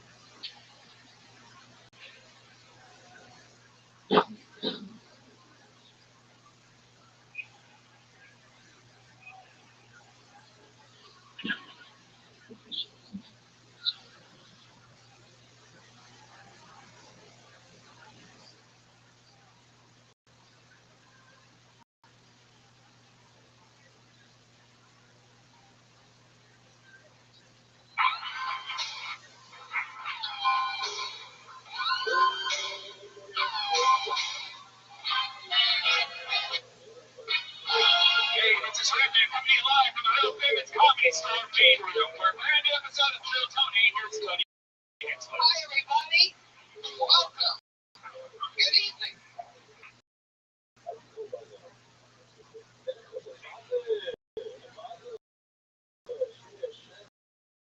An episode of Kill Tony, the Noble Podcast, and everybody. It's Brian Man. Hey, Ryan G. right here, drawing tonight's episode. We are streaming live on.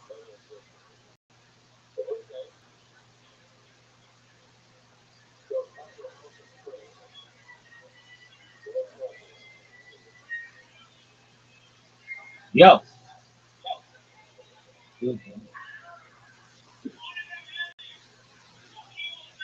regular stream and live in VR360. There's a camera right there, a camera right there. There's other cameras around here. And you can just jump into the audience of the main room of the fucking world famous comedy store right now. We're the only show that gets into you, the number one live podcast in the world.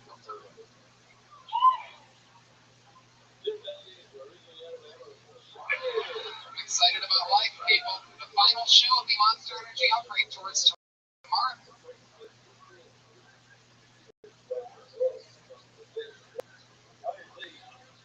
Oh, here. Me, Joe Rogan, Brendan Shaw, Greg Fitzsimmons.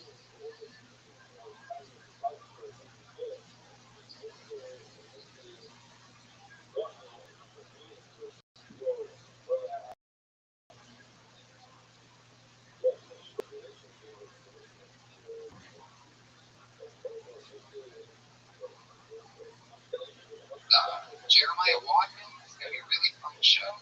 And,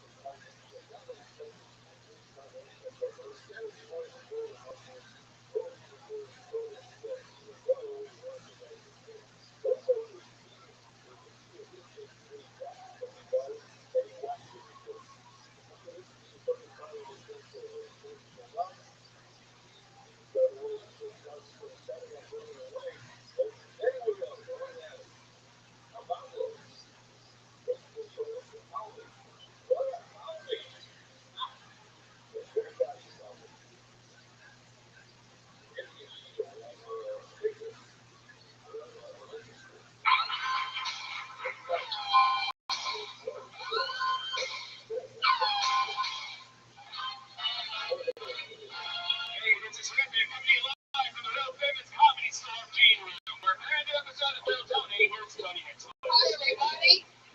Welcome. Good evening. Welcome to another episode of Kill Tony, the number one live podcast in the world. Look, everybody, it's Brian Redman. Hey, Ryan G. Belts right here, drawing tonight's episode already. We are streaming live on our regular stream and live in VR360. There's a camera right there, a camera right there. There's other cameras around here. And you can literally just jump into the audience of the main room of the fucking world famous comedy store right now. We're the only show that gets into you, the number one live podcast in the world. I'm excited about life, people. The final show of the Monster Energy Upgrade Tours tomorrow here. Me, Joe Rogan, Brendan Shaw, Greg Fitzsimmons, Jeremiah Watkins. It's going to be a really fun show. And I went to Tacoma, Washington this weekend. I got Denver Comedy Works coming up on other things. Oh yeah, the Boston Comedy Festival we're doing on Friday, September 22nd, the Kill Tony show. That's actual Kill Tony. The rest of that was stand-up. September 22nd, Kill Tony's the Boston Comedy Festival. So we're really excited about that. It's always fun going into different cities. You get to meet different people. A lot of people try it the first time, you find out the city, so it's always fun to meet different characters. I'm excited about tonight's show. Very typical, fun, already set up show. Shall we just jump right into it? You guys ready to do this shit? Scale Tony, live at the world famous comedy store. Let's bring up the comedians first. Two of my favorites, tonight's show, roast battle, brilliant writers, Emmy-nominated comedy writers, and unbelievable stand-up comedians. You've seen them on this show before. Two of my favorite humans. Make some noise for the great Mike Lawrence and Jason Galern. Absolute choke skits. Hell yeah. Mike Lawrence and Jason Galern. Fuck yeah. What's funny motherfuckers? Good, yeah. There you go. I did plan to take this to this week. I was just going to have it. We got Jason live before the show. I mean, You know, as long as I go up and you say it, like, it means I'm the only one that's going to remember the bad comment. That's true. It's no variety. It sucks. it's a podcast as well, unfortunately. It's just for people walking it down the road. It's forever. So welcome back to the show, guys. You've done it before. We know what you're in for. We do too. I consider this a perfectly fun show. I'm so excited about it. And there's only one thing we're missing. It's a band. Everybody's favorite band. I know it's my favorite band. One of the best damn bands in comedy. Let's see how every week they do a different intro. I never know what they're going to do, and they try to commit to these characters throughout the episode. It's always incredible. Put your hands together for the Kill Tony band, ladies and gentlemen. It's Matt Reagan, Jeremiah Watkins, and Joel Jimenez. Oh my God.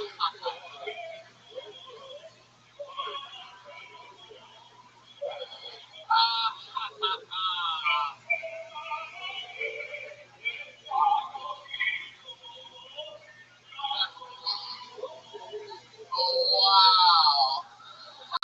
Oh my goodness, they are definitely chefs. This looks like every other Adam Sandler SNL sketch from like 1993.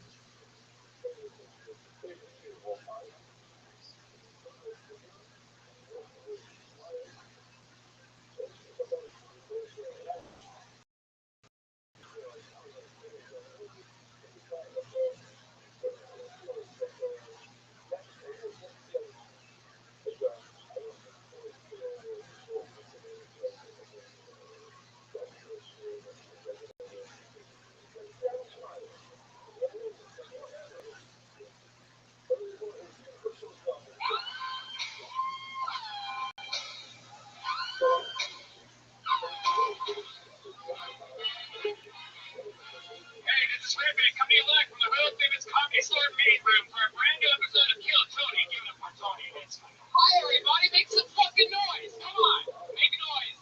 You getting your food, make noise. You in the corner, make noise. Comedians, make some fucking noise. Look how much better the comedians are than you peasants. Call yourself a fucking audience. I'll hope that you get better. The number one live podcast in the world. Look who it is. Great Ryan Ridley. And everybody. The great Ryan J. Email drawing tonight's episode, the house artist, while you all sit there being lazy. An actual artist who's drawing a picture of tonight's episode. Incredible. We are live streaming. Everything's out. If you follow us on Twitter, social media, those links are out right now. We are streaming live in VR 360 globally, which is good because this is a very global episode we have.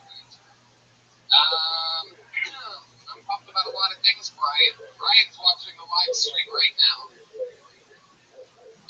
This weekend I go to the Denver Comedy Works. For those of you listening to the live stream right now, Denver Comedy Works and a lot of other fun places coming up. Next Friday we are in Boston. Kill Tony is in Boston doing the Boston Comedy Festival. I'm really excited about that. Austin, Cap City, I've been doing stand-up after that. Sunnyvale, California, Rooster Teeth Evans. I've done that place before. Going back there again. Going to La Jolla, November 10th and 11th. The Comedy Store, making my long way to return to San Diego. But catch us in Boston next week doing Kill Tony, the number one live podcast in the world. Week 1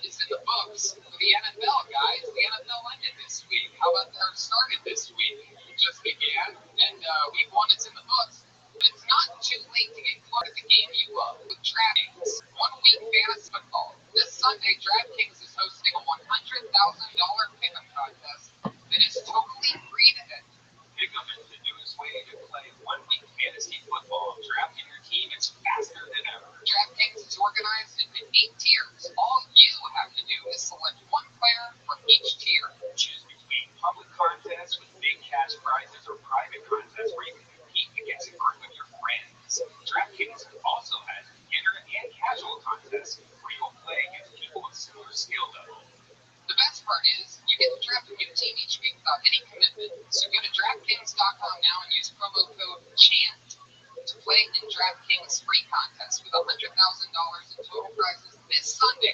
That's promo code CHANT, CHANT, to compete for your share of $100,000 in total prizes. The contest is totally free to enter. Why wouldn't you try? The game, inside the game, eligibility restrictions apply. See DraftKings.com for details. One more question for this audience. You want to look good in your underwear and be comfortable, right?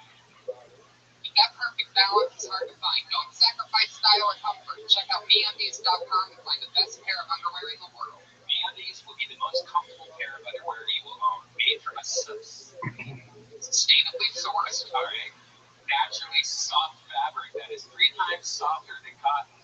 Ultimate feel-good undies for when you want to feel naked but not be naked. For the fellas, MeUndies diamond steel pouch cradles your jewels and gives you your stuff to support your needs without feeling too tight. Ladies will eco-friendly fabric, so stand touch with 100% satisfaction guarantee. They guarantee you will love your undies for your money back.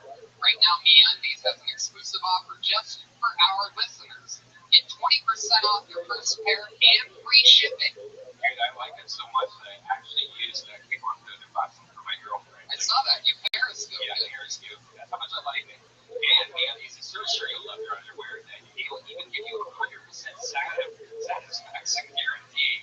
You order a pair, and if you don't love your first pair, you get a full refund. This is a no-brainer to try. 20% off, free shipping, and a 100% satisfaction guarantee. What are you waiting for? To get 20% off, free shipping, and 100% satisfaction guarantee to get the best and softest ever owned. Go to MeUndies.com/kill. That's MeUndies.com/kill. This is a limited time offer. So what are you waiting for? Start wearing the best underwear of your life. It changed my life. It's time to let MeUndies change yours. Go to MeUndies.com/kill right now. Are you guys ready to start tonight's motherfucking episode? Every single week, I guarantee you that I always have my funniest friends on this show. Always the best comedians in the world. This week is no different. Put your hands together for Greg Fitzsimmons, Moshe Kesher, and Jimmy Carr.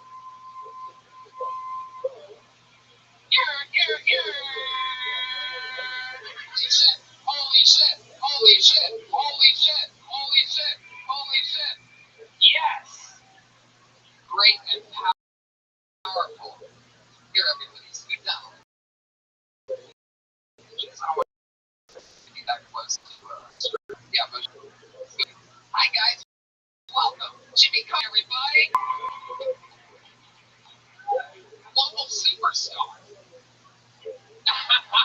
I feel way better. It's true.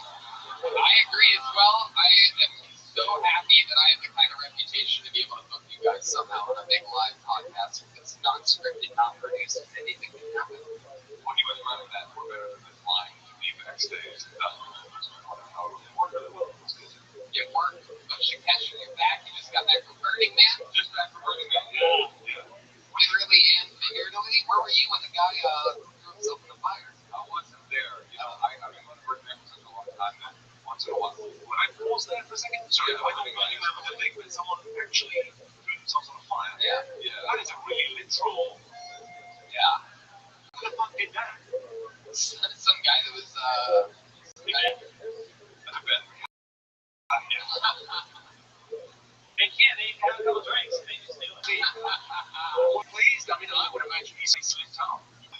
There's a series of photos of the guy going in, and you really see an emotional arc. It's really sad. The first one is clearly like still in the mode where the drugs are showing him there's a real secret fire, you know? Like really into it. It's like, I will be the father of dragons. The second photo, he's like totally sober. It's only 1 second later, but he's like in the fire going, oh fuck, terrible idea. Yeah. And then the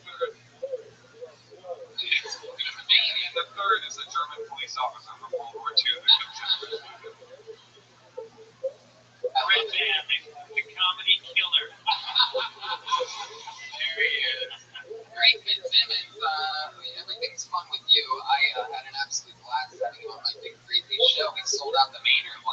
week. I did an hour with after Greg and Rogan and a bunch of other people. That was fun. That was a hot crowd. Yeah, thank you. It's it's always good to be in the main room because you can look around and at all of these neon faces of people that you don't recognize. It's crazy, right? I mean, I get the Mars Rose, but who are these two characters back here? I think that there is George Wendt from Cheers. Now, I think I'll get a Suki sale. For the listener at home, the visual references are fucking murdering right now. Yeah, exactly. You might not think you know what's going on. You guys have all been guests on the show. I think most of the comedians know how it works. I know for a fact there was a lot of new names that signed up tonight. I got that report from the name cutter guy. And I don't know the name of the name cutter. Oh, the name cutter guy is Josh Martin. He was paid regular in the Comedy Stories around here somewhere running around. Producer of Phil Tony. But for those audience members that might not know how it works, over 50 or 60 people, I believe, signed up for this bucket tonight to get 60 seconds. I'm going to get through so many of them. They sign up before the show, they do 60 seconds meetings, maybe it's your first time, you know your 60 seconds is up when you hear the sound of a kitty. That means wrap it up then, or else you're going to bring out the angry West Hollywood Bear. There you go, very good. You guys ready to start the show or what? Let's do this! Lighting switch. Oh yeah, we have a band. I almost forgot. I totally forgot about the band. I have so much drafting on me break. Lights are back on. Lighting switch deactivated. I love these guys with all my heart. Truly, truly three of the funniest human beings I know. You know them from this show every single week. Put your hands together for Pat Reagan, Jeremiah Watkins, and Joel Jimenez. The Kill, Cody, Man.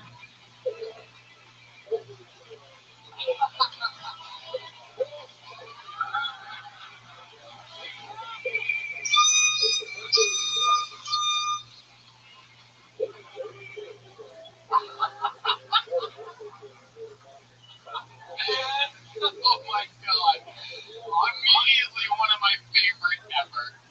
Wow. I would argue that's a very good taste. For the audio listeners, they're dressed up as hurricanes and they spit water out and they threw leaves around. They made a bunch of noise. Jeremiah has lightning bolts. They might be the most adorable outfits they've ever worn. I'm such a positive thinker before I saw the name tag. I thought you were just all. I thought you were all. They turned around and we were fucking Hurricane Katrina name tag. Yeah, they have a Katrina and Irma, and I've never heard of Hurricane Jose. In route. I told you, They're really low, right? you must brought you. I can't believe it. No, one from disaster. I love it. Everything's in place now. You guys ready to start the show or what? Let's do it! Lighting switch, lighting switch. Pew, pew, pew. All right, here we go. Tony's about to begin. An uninterrupted 60 seconds goes to your first comedian who goes by the lucky name of Jay Whitaker.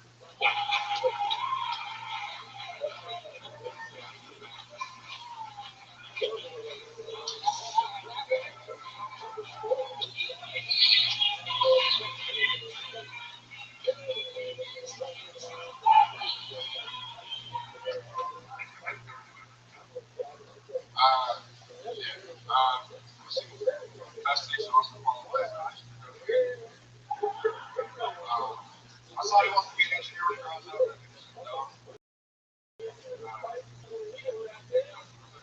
He wants to be an engineer. It's like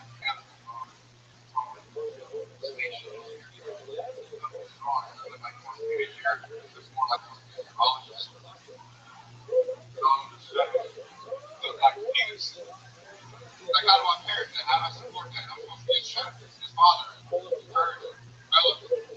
So, that job in development. I don't want to deter in any way, shape, or form. I got to be super supportive. I got these dick jokes on my friends, y'all. Who am I to judge? You might be on this up. Maybe nigger balls, nigger rock, boosters that might play basketball in deep space. I don't know. science, whatever. I might be all the way to take them down Florida someday, sitting here talking about the sky. My son designed that right there. That's the USS Penetrator right there. Gee, Whitaker. That's done. Stay up. Now we talk to you for a bit. Yeah, this is fascinating. So, okay. We fun chatting. Shit happened. Oh, okay. We already knew you were Salt Lake just by looking at you. We're like, this is a Utah guy right here. So which one of your wives did you break up with? That's why you couldn't put into the yes to being divorced. Like, so, I'm divorced from one of them, but I'm still very great thing about divorce is you have options. I mean, you know all of them, right? Jimmy's confused. In England, they just drink more gin and fucking fight it out. They don't break up. They also don't have a space program, so it's not as well. Take that, motherfucker. Go back to where you came from. You moved here different. Yeah. Oh, God. Shay's yeah.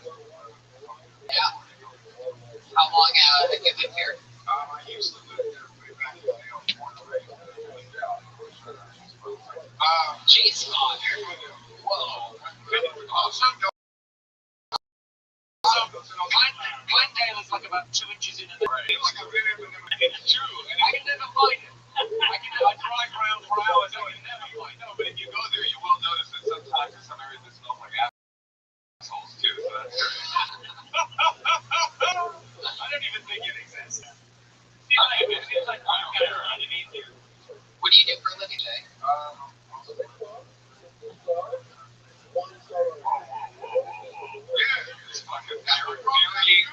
Burying the lead guy over there. I also work in the military. I've never seen it. Is it the U.S. military? Yes, the military. Yes, I don't know that. Oh my God, for a horrible second. It's not a second. No.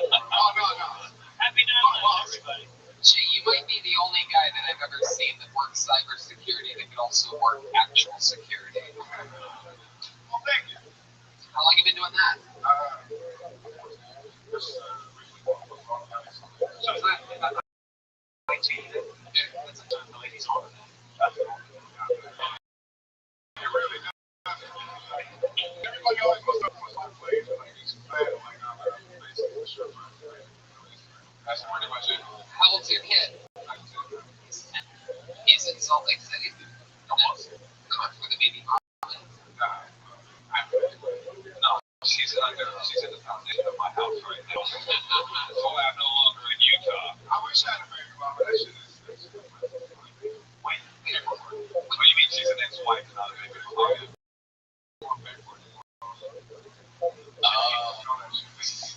What'd you say? That's exactly what I was about to say. You beat me too. I was coming out of my mouth, and now I'm like, okay, he's got it. I was going to say some of those words. And the backstage is just the 3 white of us. Can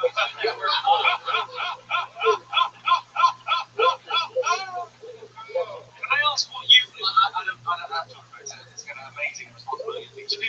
What did you got this child, what do you call the child? What do you go? That's a great name. Love that. I go difficult name. Jay, you seem like a pretty tough guy. What scares you? Balloons? No shit. Whoa. What kind of balloons? You're in the military?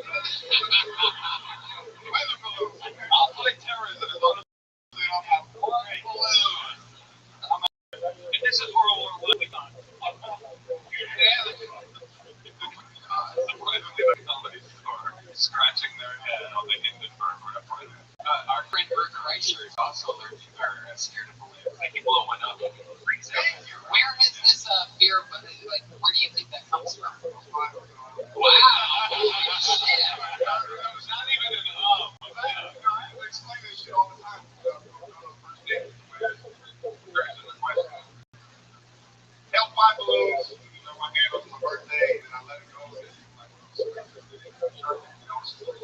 I'm not gonna just fuck it up.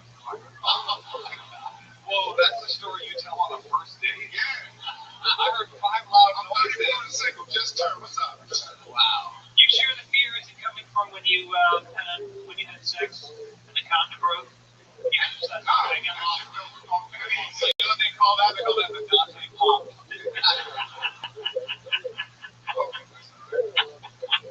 Has there ever been a time where you've been out and you've seen a balloon and it like freaks you out? Like, really? Has it ever backfired on anything? Any of your military guys ever hear about this? They know this shit. They fuck with me all the time. Right? Wow. It's kind of a thing. And you're single, huh? Yeah. What's dating like for a guy like you?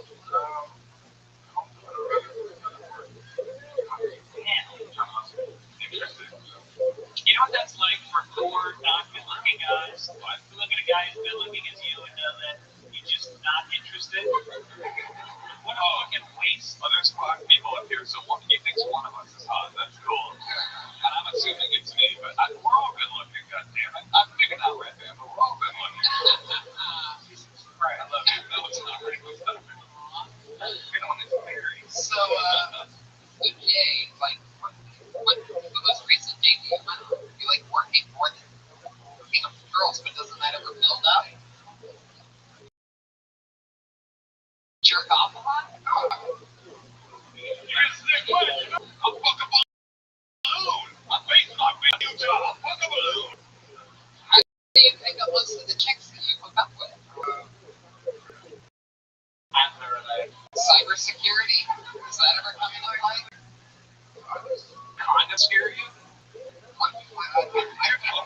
Yeah, that is a great question. Do you think Ted's gay? Oh, children.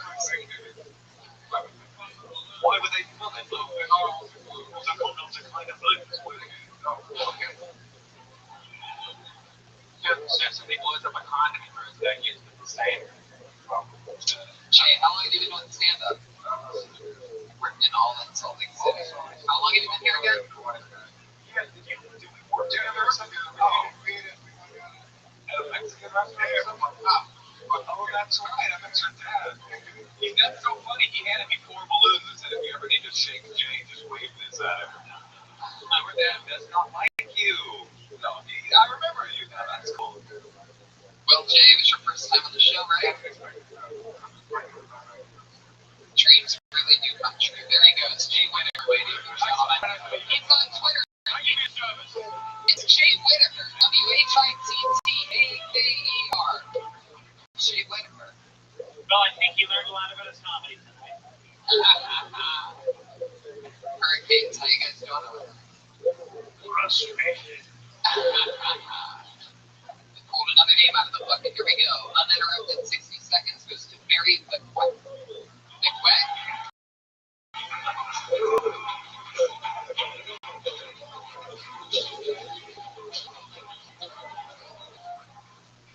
Well, I did the press, guys, because I recently turned 50.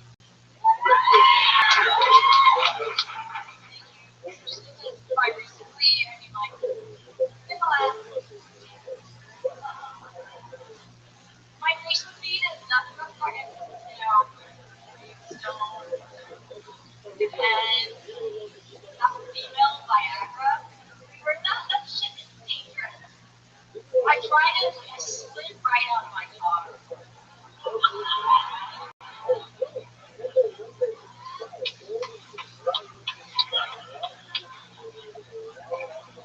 an account like at night. I can't do this. I got a single time when I did nothing by hand because I'm missing a finger. Right away.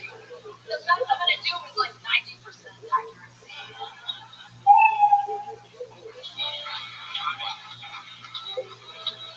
Mary. Larry, I thought that was incredible. Give me 4.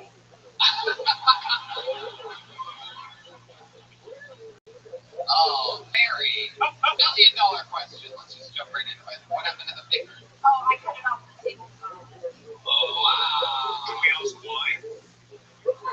Somebody was using the hand saw.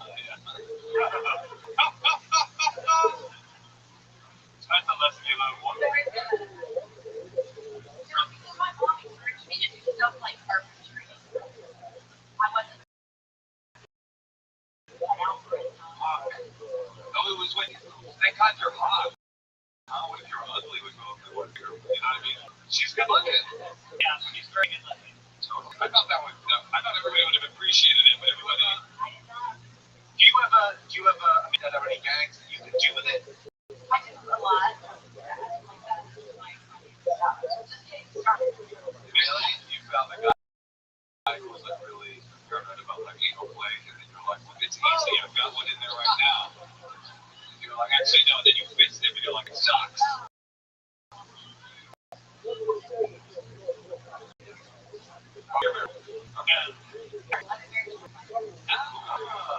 Did you do anything special with 20 cadavers? She got the haircut on the shit too, right?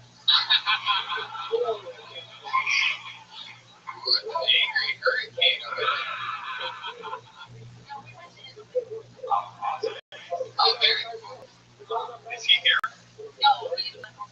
Okay, so listen, I want to tell you a few things. No, I was just going to fuck with you. I think you are, I can't get over that you're real good.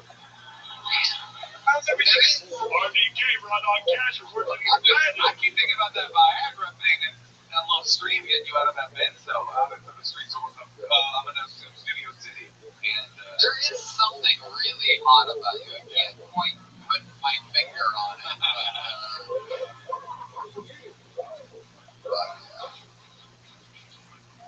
You remind me of one of my favorite books. If someone just ordered chicken fingers, that's... Guys.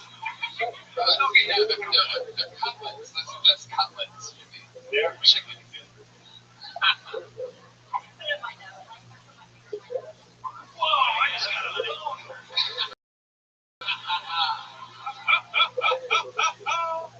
And then there's a lot of upsides. The hand job, you get 20% longer. And again, Were you surprised when you lost your finger? How old were you when you lost your finger? she was surprised. No, I'm pretty much expected it. I've been using the table so long, I was bad at it, I'll be honest. Hey, it seems shocking. There's no way anybody saw that coming. Okay, I asked you a question. First thing, they didn't pay attention. Figure that's unusual. Did you just end up building? You just continued and nailed it right into something? Tell me, why did you rematch him? You're not that old. Here's the now. Okay, second question. You may have already asked it in that detail. Did you keep the finger? Where is it now? Oh, you should have had it in a pouch like Davo's Seaworth, you know? Also gave up their own shit. Did they make like little Play-Doh ones or something like that? Something made of. And then you want your accountant one day, have you considered just a thought of Japanese movie? It feels like the Yakuza would really admire someone like you. Oh, you think that you get the finger cut off when you choose it? No, it's the other way. You're going to figure out that maybe. Joelberg, Wait a real question. Do you still feel like it's there?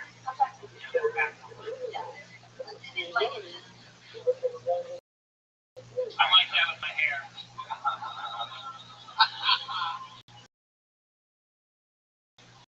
I got an answer. How long ago did you take her? 18. Gotcha. How about stand-up?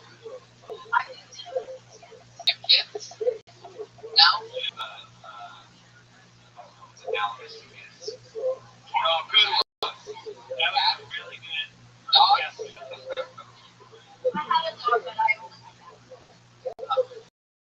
Oh, what did you from Saturday? It just wasn't satisfied with the petting experience. So I'm like one more finger and it doesn't feel complete. Mary, why is your husband already asleep? It's only 8:43.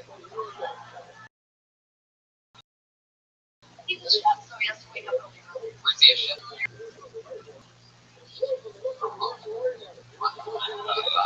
Nice. Does he make you dinner before he goes to sleep? I don't think he's going to give you as good as you can. What else? Did you like when you took the female Viagra? Did it work? What does it do? It just makes you horny? Or it makes your dick hard? I don't understand how. Actually, just It's lube. What a bait and switch. Lube is pretty fancy. I mean, I just what's the matter with. I'm gonna put you there. Come on. Yeah, but when she does that, it falls right down onto the street.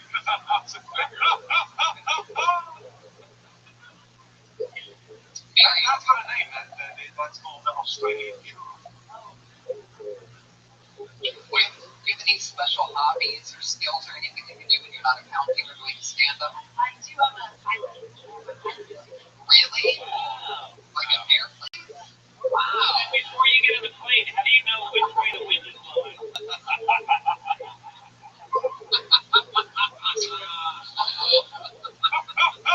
That was brilliant. It's so funny, but also so crude because it's like a pilot really does that. All right. We can take off. I'm not going to use any of these meters today. I'm going to go with the old finger wind test. What kind of plane do you fly?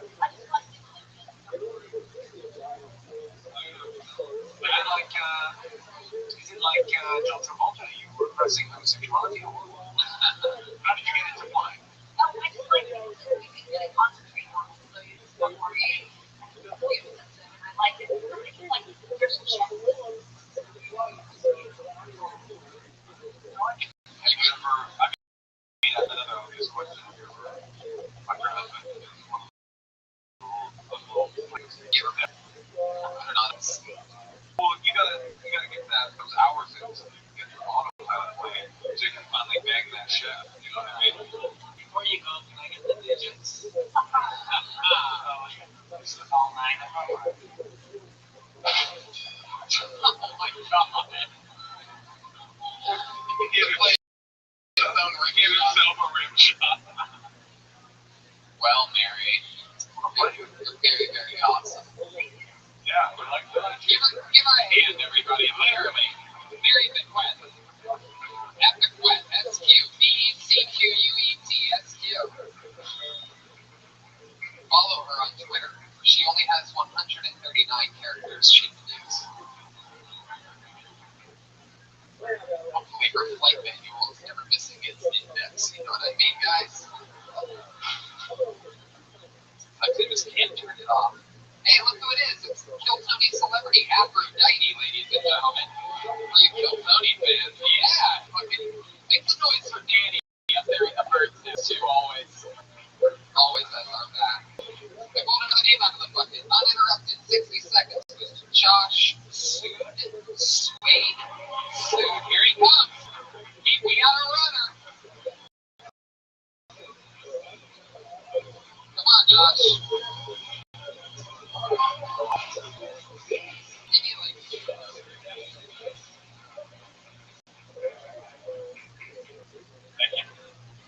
So, can you guys imagine like if you were the first doctor like way back in the day, you delivered like the first set of twins babies, you kill one of them, right?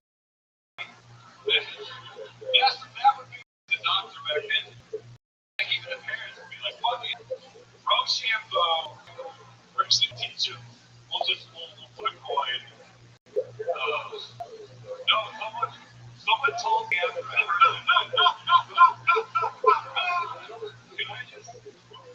And doesn't it sound like the aliens from Galaxy Quest? And I'm like,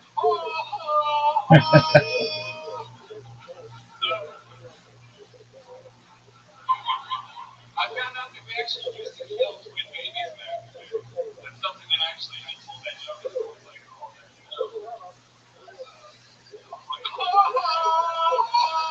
oh, thank you guys. 55 seconds from Josh Sude. I wonder what you would have talked about the other 35 seconds and Jimmy not laugh so aggressively. It's just crazy that your final punchline was a callback to Jimmy Carr's laugh. Yeah. I did not see that. Okay. So you had a minute, and you thought, like, killing twins was the way to go. It's a really strong, it's an interesting choice. I like the choices that you made. Right?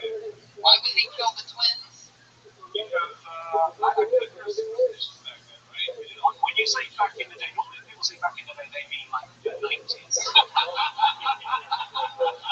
Right, we used to do some crazy shit back in the day. I mean the early 90s. I mean the Spin Doctors were a band that was successful. It was crazy. We used to kill twins. I'm not sure that we did used to kill twins. I think in China it's still. If they're boy, right? If it's a girl, yeah. If it's a girl, you gotta get rid of one. So talk me through the logic of that. Exactly. I feel like Jimmy on this. Let's go step by step. When you say back in the day, when do you think twins started? Take a guess at it. I want to hear your guess. You have glasses. You look smart. I'm gonna be honest. I don't like you, and I'll tell you why. Because you're like good looking and muscular, but you're dressed like you are a nerd. And like as a person that is sort of enfeebled and with glasses, I see that as a personal attack on me as a human being. You know what I mean? Like I can see your fucking big old muscles and your hot thick dick from here, and it's like I appreciate it. Nobody appreciates it. You're not gay, right? Yeah, no. I mean, no, I'm not gay, but if a guy wears like tapered pants, I mean his pants. He has no socks and he has like a raincoat. I'm super interested in you. I would like you to write a book about the history of humanity. The idea of the first twins. And one of these people that think the world is like 6,000 years old. No. So when do you think he was a year for the first twins? Go ahead, take a shot at it. My first twins has to be I get 5,000. Ooh, let him loose like clowns. Your knowledge of science, what control? What the fuck are you talking about? It's true. It could have been a worse answer. No! There are no worse answers. And also, the first doctor to deliver twins. Why would you kill the radio? Well, the truth is, the first twin probably came before the first doctor. You know, they probably didn't invent medical school, and then they were like, whoa, Ricky! I think what's happening here is that you make fun of Jimmy's laugh, and he doesn't like you either. I'm interested. Moshe's racking up super points right now. I mean, you hear that sound, you know Moshe is beating the game. I can have a premise that I think kind of funny. The first time you saw it, I mean, you have to suspend disbelief, but the first time you saw two babies that looked alike, but then again, all babies look alike, so it's kind of a problem. Yeah, I'm a joke's bad. So in 5,000, what do you think created twins? Like, what was the difference that twins just started happening in 5,000? Yeah. That's one as well, actually. We know Moshe hates Josh. We believe that we have a theory that Jimmy hates Josh. I'm interested to hear what Greg Vincent is about Josh. Josh can beat the fuck out of me. So I'm gonna go easy on him. No, I hate his pants. But I actually like the joke. I like the premise of the joke. I thought it was something that I could see happen, like leeches and weird shit like that in history. Like I bought it. I thought he could have gone a little further, like maybe check with the people behind the joke. Now, Josh, I want to cover something about you, and there's something like athletically douchey about you. What is the crossover? Can you tell us some nerdy things about you? Oh, don't pretend like you have to think that hard. No, I mean, I played sports growing up. What sports?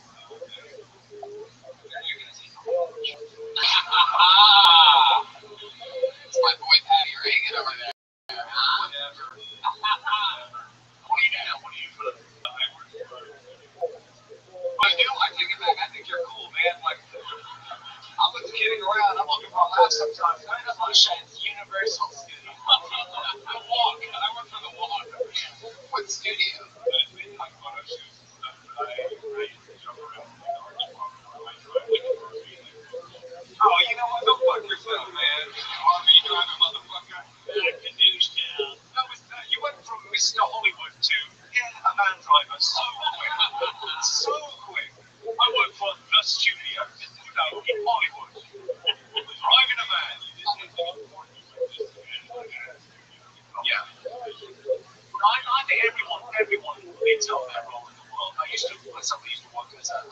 ceramic engineer. Washing up. Josh, tell us something. How often do you work out? Do you know, when on the first date, you know, Do you look like you read when you're lifting weights? I don't know. Well, I actually just got this class. Oh. You're like, did we see the Darby class? Wait, you need glasses? Oh, wow. Hell yeah, you do. Oh, you're beautiful. No, you're even out the glass. Oh, yeah, that's true. You just what's happening last week in your life? Okay. Are you getting tried? Get female Viagra. Right, grab the last comic and just squeeze her. Everyone likes she's her, yeah. Mary's so nice, she'll even put your contacts in for you with her little nose one at a time. Are you like a big butt guy? You seem like you probably are. You probably like that promiscuous connection, dude. No, not really. My sex life is pretty nice.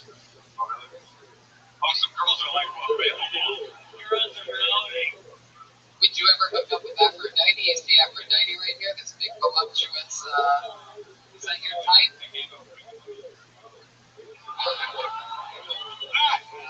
Oh shit! Oh shit! I don't know how Brian always has that ready for her, but Listen, head and shoulders, the funniest thing you said. Work out a way to make that into a joke. That was brilliant. It's like I gave up doing it like a year ago. You know what? The second twins are around here. is that really true? Did you really give up drinking a year ago? Why is that? I was just partying way too much. What happened like the night when you got your shit together? Aphrodite, were you involved? What, did you sleep with a 9? I was the last night. I slept with a 9. I ate tons of carbs, and I'm like, I can't live like this anymore. I'm going to Urban Outfitters to get some big glasses frames and some tapered pants. I'm going to change my life. Are you in a program?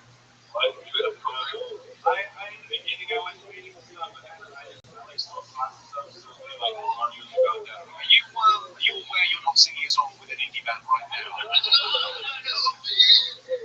Yeah, I just smoke pot. Where are you from originally? What do your parents do? My mom drives a van. You're about to lie right now. No, He's a studio head. Eyeglasses? Did you get your glasses from him? Whoa! You know my father, his name's Oliver Peoples. Oh, Mr. Warby Parker himself. Is he a big eyeglass guy? No, it's like a smaller company. Why? Of your mama.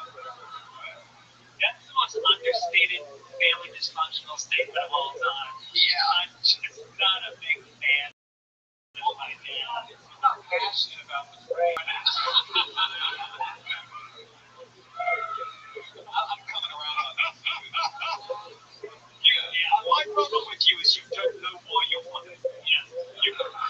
You've said two very funny things totally inadvertently.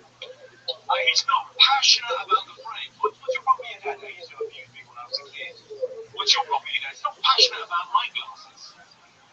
It's amazing. What do you mean he's not passionate about the frame? So with a paratrooper like that, it's like a bunch of that you just get. So you find a place and I find myself in a Maybe I'm not in contacts from him.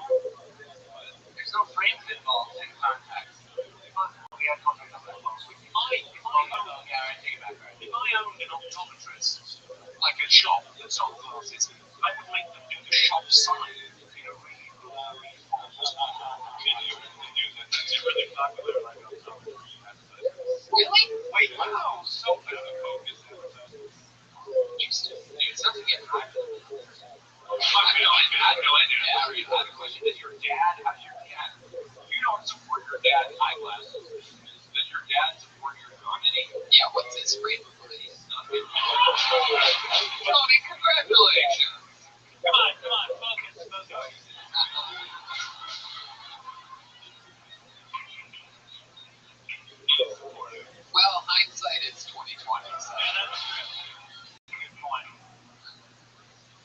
I think we lost them. Did your dad wear glasses? Is your dad available to do Kill Tony? Really? Well, I'll tell you something. You got a lot to work against. It is hard, I think, to be good looking. I can tell you this. No one's stand-up comedy, but you can overcome it. How long you been with stand-up? About 2 years. Is the twin thing brand new? Oh, okay. All right. No, I'm not dissing. I think I agree with Greg. It's a premise that could be really good. It needs to go more whimsical, but I think it's interesting that you did it. You can do it for 2 years and you couldn't do it. Now that I know that it's a new joke, I understand it when it's not finished. Yeah. I don't know. I get what you show that. Oh, me too. Yeah. When you get bored of your stuff? No.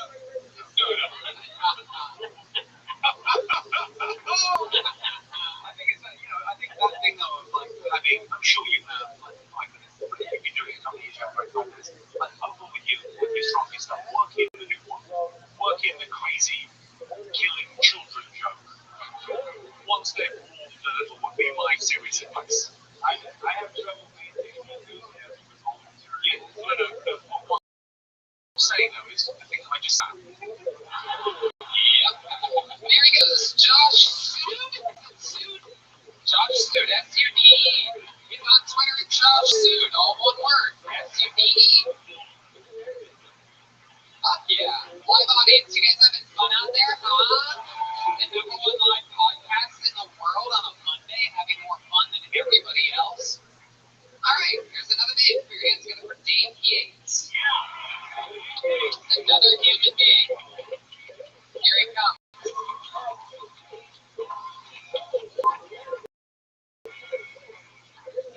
Just what I was today.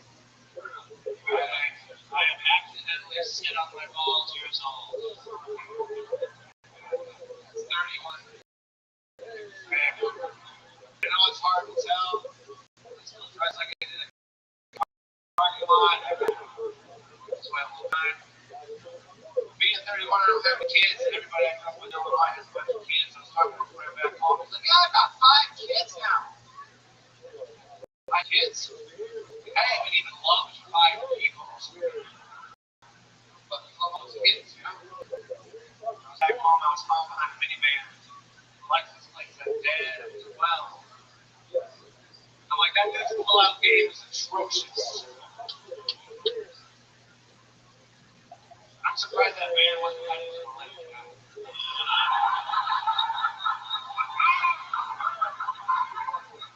So you got the new ones in the back, like these fictitious kids, this fake band from Illinois. Thanks, guys. Dave Yates. You know what?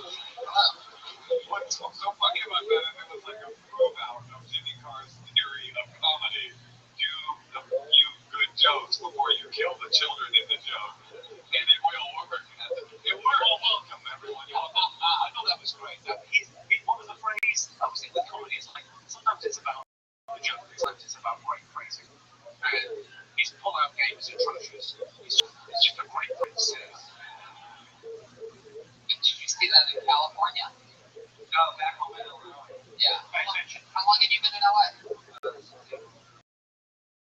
April, you live here now. That's very cool. You moved here by yourself. You said my opinion. I'm a comedian. That's why I got he was funny before. Yeah. What are you doing for a living? I got fired. Where'd you get fired from? Wow, a huge fan of Postmates over there. The same person that was down the fuck the left. I was working for a rehab center. I did spiritual shoes. Sorry, and the real story is you sold them all. You sold them all kind of drugs. Right, yeah, that's real big. But you worked at a substance abuse rehab center? Yeah. And so these are people that were just coming off it and like had to be housed. Yeah, like outpatient. Like you're not sober though. Oh, really? But I still have the whole like I am a drug addict vibe. That's cool. Yeah, oh no, what happened to the last guy, so like I'm not going to so you can I mean you really stuck with the look. Yeah. And I admire that, but finding your sober is a great thing. So you got kind of obsessed by comedy. That's, yeah. It has to be that thing, though. If you go back and do that, you find something else to love. It's like the only thing in the world where it's like you wake up after like a shitty night. Sorry about that. Like where you're like, I don't fuck why I'm doing this to myself. And I'm like, oh shit. Well, that's interesting. It's like you're chasing a good high all the time. You're talking about that. That's interesting. What were your drugs of choice? Alcohol. Straight up, no drugs. No, I was like a garbage can. I would do any drugs. Oh, okay. There we go. Those are alcohol. Yeah, they got like a bender. Are you fucking kidding me? No. I'm a addicted piece of shit. I'm not sure about Tony's on your question there. He knows alcohol. Yeah, but I don't. Is that not enough? Yeah, this is the comedy store. You gotta go deep with that. But I've spent some time in the program myself, and I found that a lot of people have to start comedy by standing up and qualifying because it's the greatest fucking audience in the world. Is that kind of what got you started? No, I started comedy.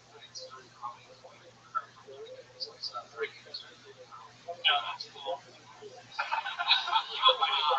Art and drink while you're in comedy clubs all the time. It's just like I look at it like this, like just like allergic to that shit. Yeah. What else have you noticed other than comedy is something that distracts you from that you're passionate about music? You do? You be saying. Yes, you gotta go with that shirt on. Funny, I always notice. Usually I notice by the smell, but for you I notice by the shirt. You sing? No. Oh. What other bands do you follow? Other than Ween? Got it. That's a Ween song, for those of you wondering. Got it. Anything else? I make it so many hot sauce. What the fuck? Now we're talking. So just like you're so happy to make a run for the world's most interesting man. What's the name of your hot sauce? What's the level? What's the I think I know what the shows wants to become a headline. So that's a good idea. Oh, fuck yeah. What's the ever level? I use the Carolina Reaper. Yeah, but it's like they make it so hot that you couldn't eat it. What hotel bathtub do you make it in? Culver City. I would like my little house man. So you make it for real in your house? That's so cool. It's not street legal. No street legal. That's what you should call it. That's what you should call it. Not street legal. That's a great name for a hot sauce. Like that. Sounds dangerous. Do you have any on you? He's got some on the show. Jeremiah actually bought a bottle. Really? I'll buy a bottle. That's cool. No, I buy all my hot sauce from white guys for sure. I go to the white guy first. I'm like, I trust this guy when it comes to hot sauce. That's cool. What are you afraid of? Really? Fucking Tony. What do you think's gonna? How do you see yourself dying now that you're not on drugs? You don't drink. So how do you think you're gonna go? Okay. What?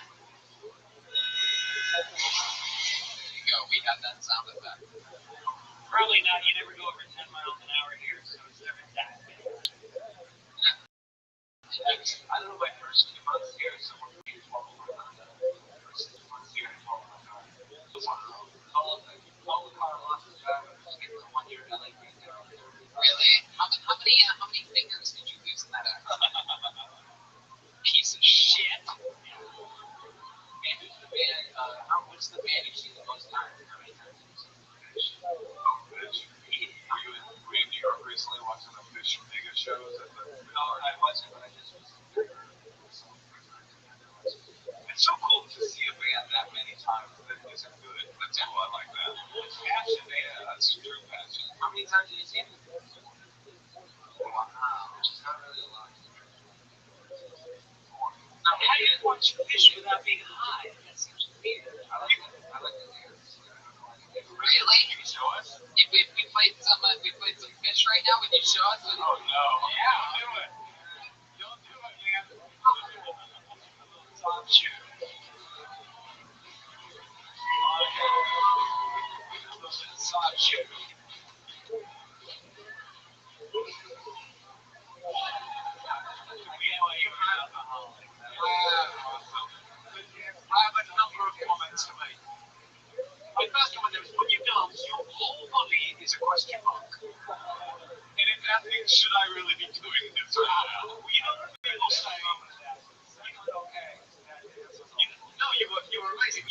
phrase they say, don't let there's nobody looking. We were looking. No, he dances.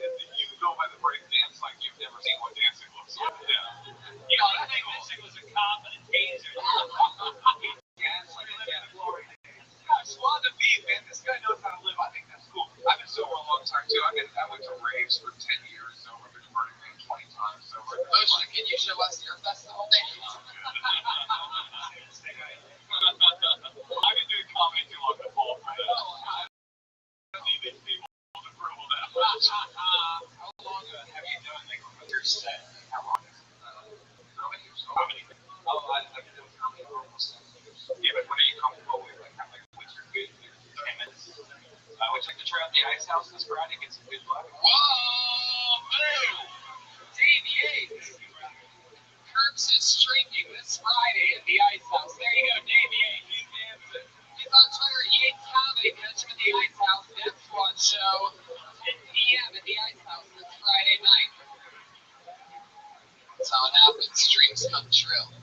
1 second, just a normal person in a bucket. The next, you're performing at the oldest comedy club in the world. Only one person has ever shot their 1 hour special on Netflix. One shot. Still streaming. Still streaming, and it's still streaming. I thought you gave a show in a strip club. I didn't realize that. We are in for a special treat. I know this young lady. I've seen her around the Comedy Store now for a few months. I do believe this is her first time on this show. Put your hands together for Ela Hart.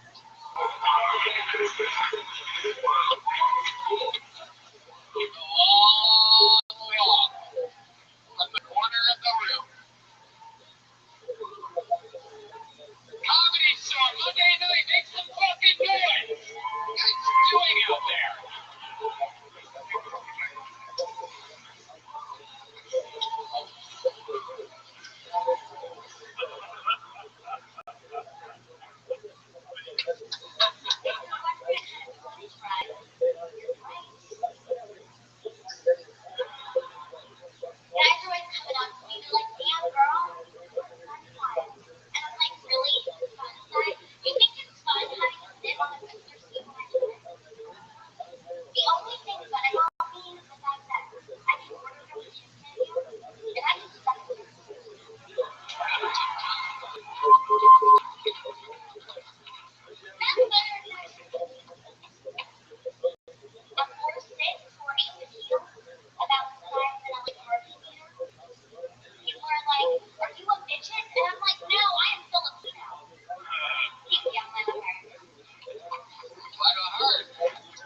Only 45 seconds. You even come in short on your time. That was awesome. Wheela, am I saying that right? Lila. Fuck yeah. More time for Lila Hart, everybody. It's your time on the show, right?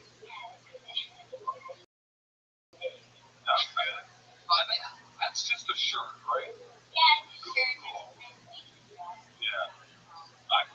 I noticed.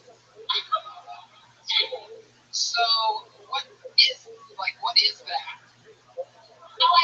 Great question. He asked a hard-hitting question. Oh, I thought he was talking about you, not the jump. Right, I was. Yeah, no, back to you. It's not technically a midget. Like, what makes a midget a midget? What is that? What is this? Over the line? What are you talking about? I think it's okay for Tony to ask him that since he's 1'2". Yeah. I mean, I'm above average height, Jimmy, but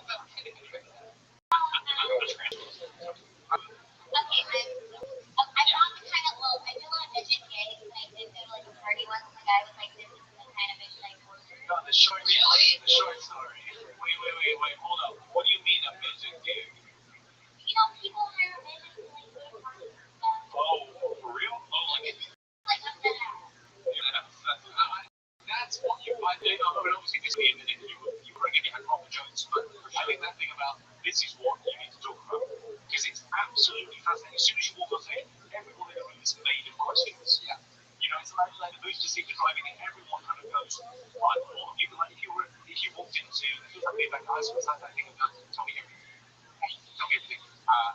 this is something you know. Obviously, you kind of you roll with it. You must have heard all the jokes going through. It's cool that you're hot though.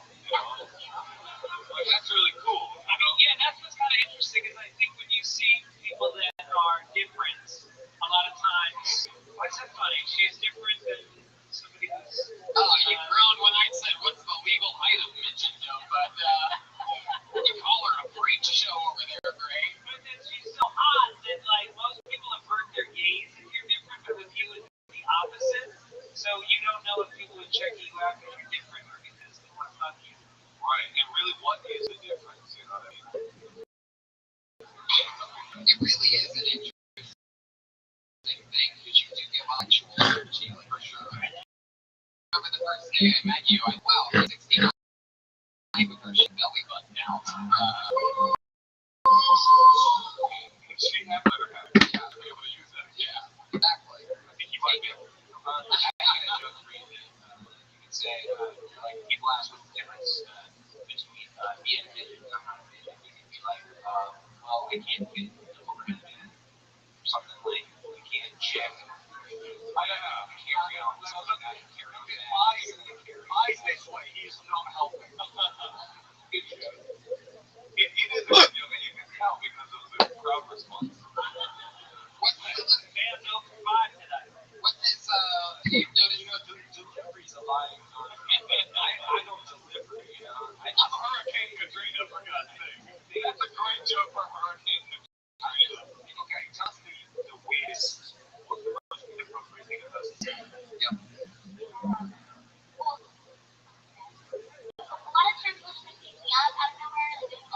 That's so crazy. Brad Williams, Brad? He's a comic, he's a friend of mine, he's a writer. He said people that's the only thing that knows he doesn't like dating questions. He doesn't like the teasing. He's always like, it's part of who he is, it's fine with it. But people picking him up, he's talking. Because it's saying to the person you're not a human being, you're not a thing that I am to play with. Right. I would never pick you up unless you said, please pick me up. And then my wife was like, it's all good, pick her up. And yeah.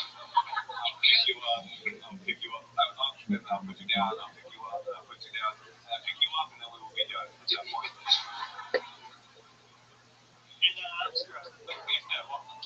I imagine you'll be excited. When people pick you up, how do they do? Do they normally just do like a kettlebell, something like that, just sort of just like that a few times? What's the craziest thing that a guy's ever tried to do to you in bed, like sexually? Like, what is that like? I mean, it's got to be different. You seem like to be a real what sex is dope or sex is dope?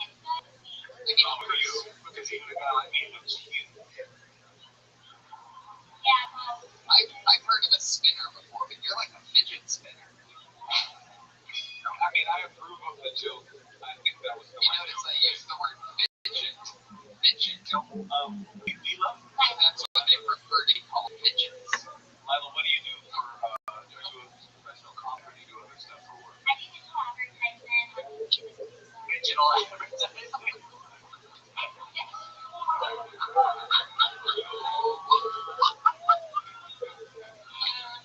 I'm still quite confused about midget.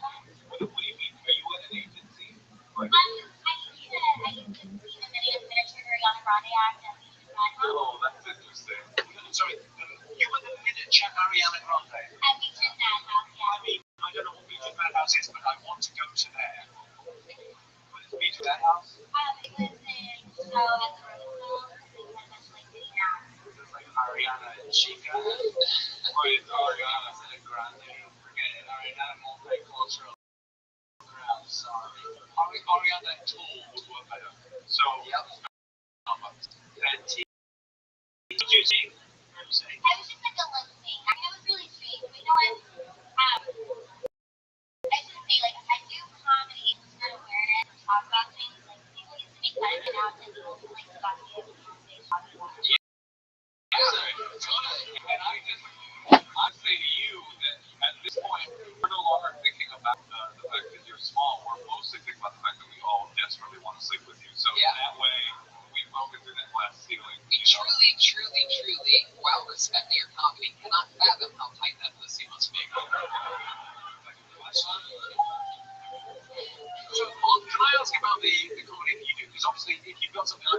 it's an obvious kind of attraction. You kind of, you're small, and you do jokes about that, and you start doing comedy the first time. I don't know how long a set you have now, but like, you talk about other things on stage. Yeah. But it's like I have to start with that, and I just get that out of the way, and then the whole it's me. That's me, and I just answer all of the questions that anybody thinks when they first meet me. Okay, best question. What's the best question you've been asked? I mean, just like what exactly they have outside of this, but I said like a bit where I actually talk about having side of this. Okay, so that's the most common question is what you have. So what is it? Okay. What's the bit? Want to hear? Yeah. Okay, I say have. Oh, no. Yeah, don't be open now. Why would you bother? Okay. The joke is. I say, I mean, to be honest, I'm not a midget, actually I'm kind of a nut. And for those of you that don't know, it's a congenital birth defect. And most people with my condition, they can't walk. So every morning, everything's so painful. With the doctors and the surgeons, all the operations on me. Make it possible that you can't do today, but you have to what? Praise Jesus, it's a fucking miracle. You know, and I like to make it very clear to any new guy that I'm dating. I'm like, yo, baby. I've got the sign of this stuff. Don't you worry. I feel like she's better. Certain things we can do, we can't do regular sex. And that's the bad secret yet about it. Yeah, a lot of setup there. A lot of setup. Long way to go before we got there. But I go straight to we can do it in the golf box. Yeah. But I love it. I get what she's saying. She's got to like contextualize what's quite a bit of it and stuff. And that's fun. By the way, how long have you been doing comedy? And have you done ACA yet? Have you done the college things? If you have clean stuff that isn't about what I desperately want to do to you, is it you? If you do a 5-minute clean set and send it off to the NAC, you have a college agent? I'll connect you to somebody. Whoa!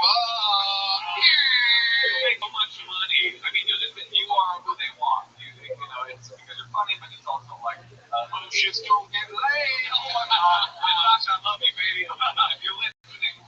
Yeah, but anyway. What is it about tiny women you might say? Oh my God. That's boring. You know, save a few inches. Anyway, you would make so much money in the concert. I mean, you are built for that. Yeah. That's really you mentioned you praised Jesus at one point. Is that a new thing with you? I just like to do it. But are you a Christian? I would say I'm more spiritual, but yeah. Right. I would take I mean, it's only my opinion, but I would take the hashtag blessed out instead. Because that I don't know why, but I took that. I must have a bunch of my don't say. Maybe I had a hashtag smack. Oh, wow. Alright. Blessed is kind of over. Not really. Well, we reached the point of killing 2. Horny to keep me anyway. Not true. Everybody. He's like me, right? Yes. I want to see your fucking lip browser, alright? It's just like you have a clean 5 minutes plus find a bit for the hashtag blessed. What kind of guys are you into, Lila? Really? You also should be tall. Well, yeah, I feel like tall guys. Well, that's me in that context. I'm only 5'7", so. But I mean, like, that's tall to me, so it works. That's what I just said. I mean, the other thing, I'm just kind of interested in the stand-up sector because that as well, you kind of throw away I can give a bunch of setting up, but the descriptor and the play with that is kind of what I can expand on.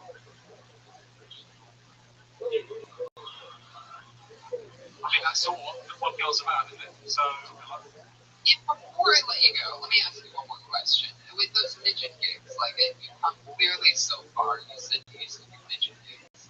That's what you call it, right? Now, like, once you come far, you just killed on Killed Zone. You got a bunch of jokes. Motion's gonna hit you up with a college agent, right? Yeah.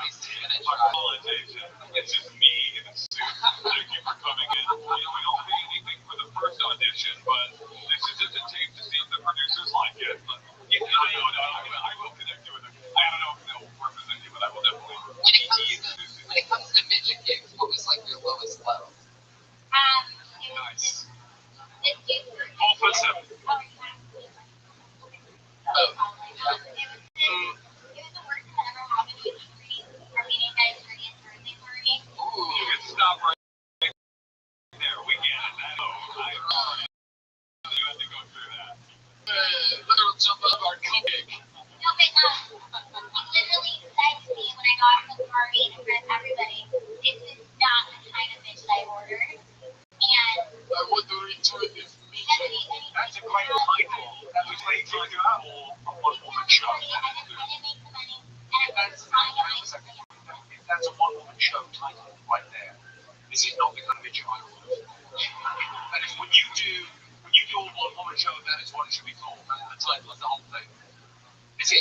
bitch, I own it.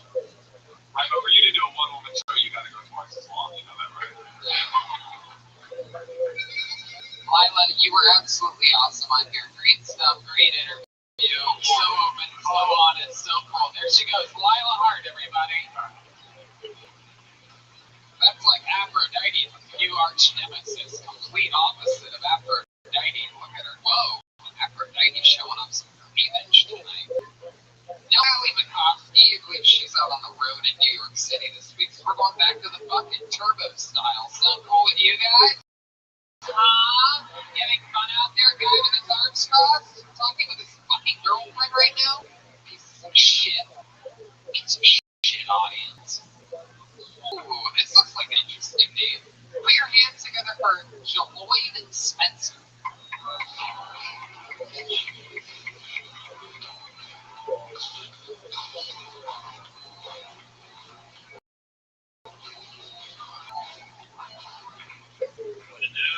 What's happening? Kind of situation the other day where I realized that point where I'm not the man that I thought I was. I was doing a catering event, going to the job. This guy was behind me, kind of like on this horn very loudly while I was in the lift, kind of went to get out the passage. I was like, what the fuck is going on? So, I'm in the back, and I just flipped this motherfucker off. So like, fuck you, bitch. I don't play that. And then the lift driver stopped, and this large African American gentleman got out of the van that he was driving. He was heavily tattooed, and I believe the first words out of his mouth were like, "Fuck you, nigga," and I was like, "Excuse me." I was like, "Excuse me," and he was like, "Fuck you, nigga.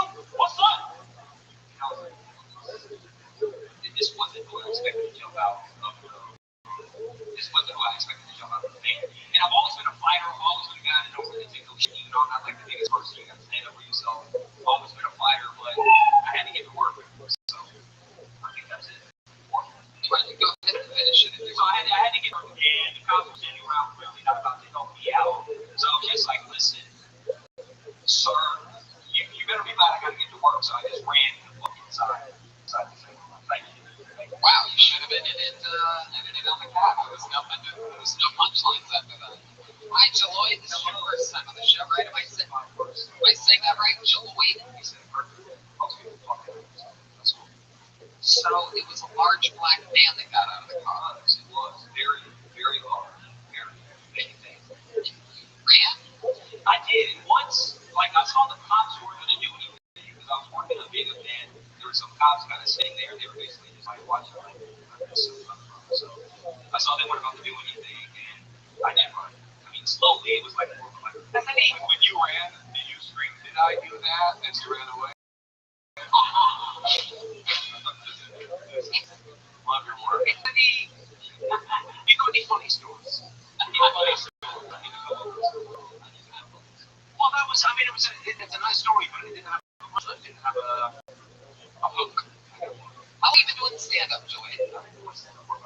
Really? Where at?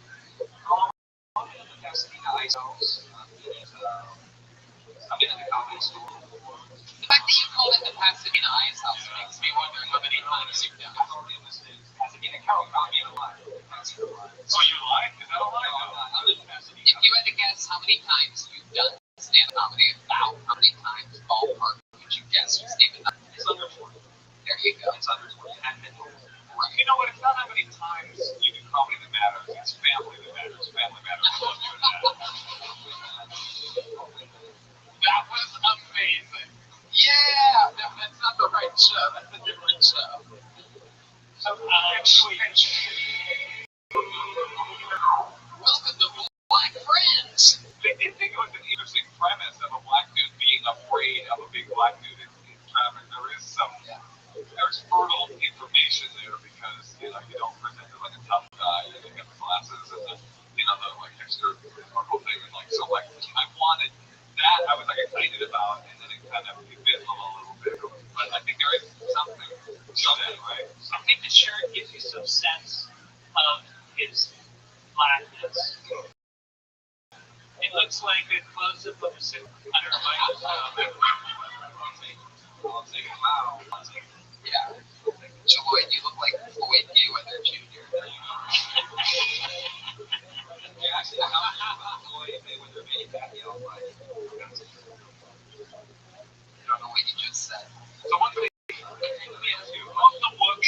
version of that joke. Because you're right, interesting premise. You scanned this guy, and then you said, I'm good to go. Okay, we need more of that. We do. What's a funny thing that could have happened? It could be made up. It doesn't need to be true. It just needs to be funny. Funny thing we could have done. Maybe we could have, like, cut it out. And you could do it better. What if you started running from him, and he was smaller black, I saw you, I started running from you, and just chain reaction. That could work. That could work. Like, That's that great Fitzsimmons writer breed goes crashing. I can't stop. I also was very unclear about your catering and the arena land. I didn't know the choreography. Right. The guy was in a van, and you were in the back of a lift catering. But I was in a lift, and it's I wasn't doing this again. Yeah. But I just meant like it needs to be tight. Like, why were you in a who cares that you were in a lift? Unless it's important to the story, who gives a fuck? Sure, I was driving, I flipped the dude off, he jumped out of the car. He was a big black guy. I was like, this is not what I thought it was flipping off. I don't think 20 spots in a comedy, I don't think the tech's going to get as far with Jaloy. So let's see your real life. Tell us more about it. You have kids? Ever been married? And I've never been married. You ever been arrested? I have been arrested. For what? DUI. Pasadena? No, man, actually, I'm from Atlanta, so I got a DUI. Gotcha. Yeah, I mastered some actually. Georgia cops are gonna tell. They roughed you up? No, cops didn't rough me up. No, it wasn't a good experience, you know what I'm saying? But I guess it could have been worse. But man, this is like the most racist interview ever. So you have kids, a lot of kids running around. You been arrested a few times? Did the cops beat you up a little bit? Did they throw you down on the ground? Does your life matter, sir? Did we figure out what you do for a living? Yeah, listen, I serve at a bar. Where at? So I serve at LA Live downtown. And I do some houses. Keep that able to. Yeah. How long have you been doing that? I've been doing that for like 7 years. Here in LA? No, I didn't do that. Gotcha. Here's another really racist thing. Let's go. I can't tell if you're 22 or 50. Like that. That's cool. Yeah, a lot of people tell you that. That's cool. How old are you? Right in the middle. Wow. Do you date a lot? Yeah, I did a little bit. I would say that's a lot. Yeah, what do you use the internet today, or do you go to? No, I don't. No, I'm not.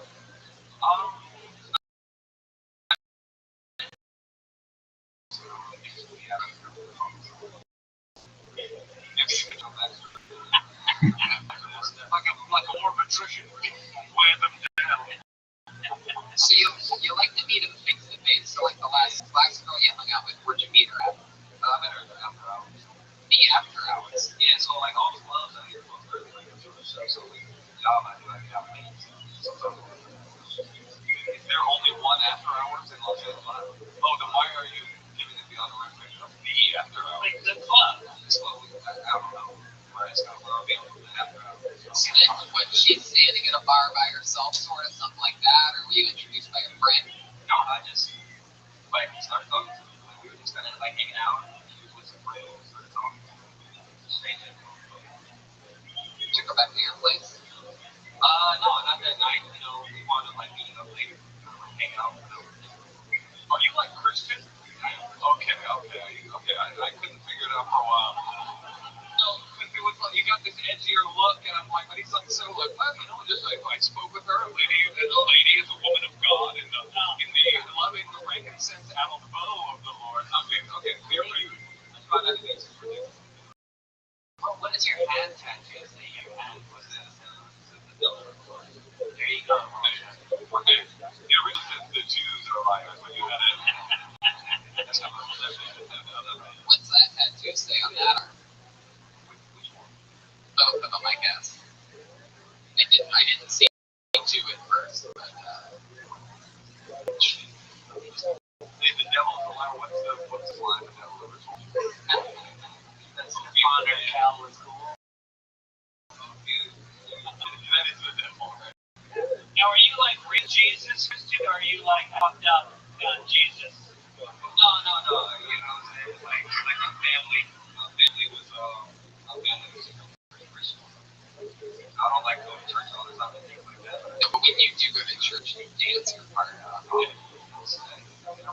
Is it one of those you go to a cool black church? Here, I'll try it over. I don't, I don't really. What are you trying to do? See if I can push them down just using my hands. Stick with the soundboard, right? Stick with the soundboard. But you're not super religious. I mean, I believe in God. I don't like go to church all the time. I go to church. You're not Christian. You're Christ-ish. I'm a Christian. I don't want to. I think somebody asked me that. I think if I meant to say what Jesus did, I think he would make up a bunch of that story. I feel like he was a good storyteller, and he would come to the chase on that. Yeah, he drew. Right, Jaloy. Well, it's your first time on the show, right? Yeah, appreciate it. There you go, Jaloy. Jaloy, that's the one. Thank you guys. You gotta get up more often, Jaloy. Do more spots. I guess you work tonight. He's on Twitter at Jaloy, Jello. Not a joke. Y-E. Jello, Y-E. Spencer. His Twitter handle is Jaloy, JFJ. Jaloy. Quick shout out to the movie Tintin, directed by Barry Levinson, Brad Goodson, and Robert Danny DeVito,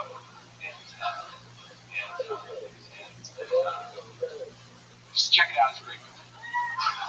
Fuck yeah, I like that. But you broke.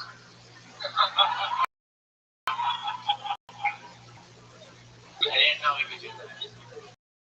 Alright, this looks like an even, if you believe. Put your hands together for Charlotte Keeney.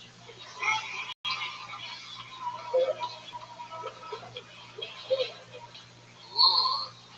Uh-oh. Blacklisted. Charlotte. Alright. Is that Charlotte? No. I pulled another name out of the bucket. Again, this looks like a new name. Put your hands together for Mecky Leaper. Mecky Leaper?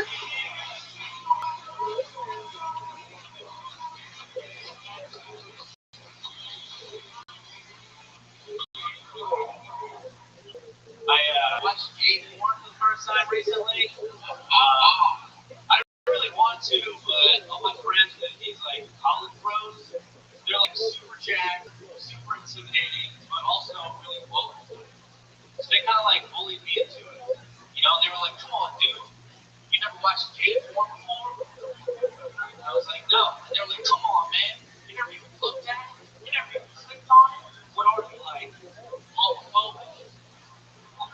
Like, all right, first of all, no. Second of all, it's like a weird way to support people. I don't. Like, could you imagine somebody comes to you in the morning and just like, "Hey, man, I'm care about Syrian refugees."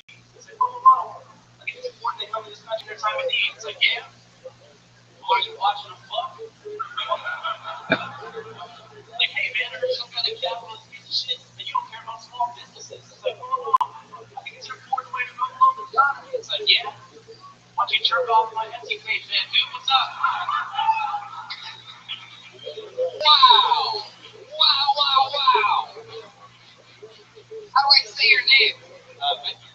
Becky Leaper. How old are you? Phenomenal stuff, Becky Leaper. Philadelphia? Yeah. I know you. I've seen your clips before. Oh, yeah. I'm glad you did based on what you just did. No, I'm kidding. You're very funny. I was like almost thinking like, oh, this is a ringer. He's super funny. I've seen his stuff before. You're really good. You are the Jews are proud tonight. Yeah. They're proud every night, but tonight is special. You had it right from the get. You had it right from the beginning, and you kept momentum the entire time. How long have you been doing stand-up? Wow. That's just a good bit, too. That's just like a bit you wish you had. Yeah. Like, the bros, I mean, it's quite fucking great. Yeah, fully full. Yeah. And just asking questions about himself, because the comedy seems fine. What do you, how are you going to do? You just moved here? Yeah. Wow, you're going to be a star. I don't know. I wouldn't go that far. I think so. So you know, for a fact, he's going to be one of those, like, fucking Big Bang Theory kids. I was going to say I've never been more attracted to a man in my life. Wow. Schulberg. Maybe he will be a star. Becky Leaper. 23 years old. You just graduated from college? I dropped out. Really? I think, you know what? Good choice. Yeah. I don't know what you were like in college, but you're good at this. You'll be Make a high emotion. I can. Wow. Maybe it's time for the hurricanes to blow away. You know what, Rob, this guy's experience with big guns. We would lectures on technique. That's true. Well, the award for passive aggression goes to. No, the first time I saw you was how long ago? I owe you like A couple months ago, and I was just like, motherfucker, this guy used to go to LA. And you had a good attitude all week, so you weren't cocky. Give her right to me, but you're totally like a chill guy. Yeah. But I didn't follow him. all right, Mickey, I don't like you, and I'm going to tell you why. No, I do like you. I think you're cool. I think we just fell in love a little bit. You're good, man. You're good. Get out of here. No. I want to wait a little bit because I want to find out more about you. Come up, you kill. You're 23. Let's figure out some stuff about your actual life. I want to meet you. Yeah. Tell us more about Mickey Leaper. Are your parents teachers or something? No. Okay, well, I mean, the Vinny brother was my feminist Muslim. I don't like it. That's kind of it. I'm not surprised. Yeah, it's kind of boring. I'm just a young white Muslim in the opposition religion that is probably the primary story of our national narrative right now, but it's not a very big or interesting story. Are you a religious Muslim? Growing up, I was like, go to the mosque and go to church. My dad's a Christian, but I know That's a mixed marriage right there. That's interesting already. Yeah. That's he burned his own right my mom.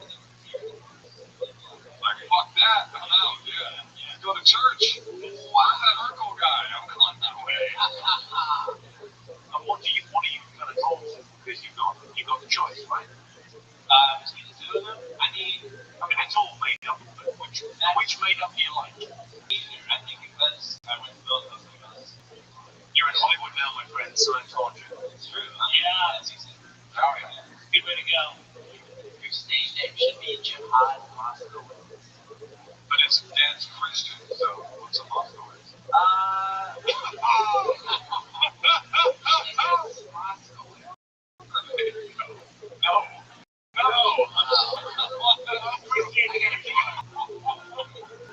That's the worst bombing involving a mosque I've ever seen. Happy 9/11.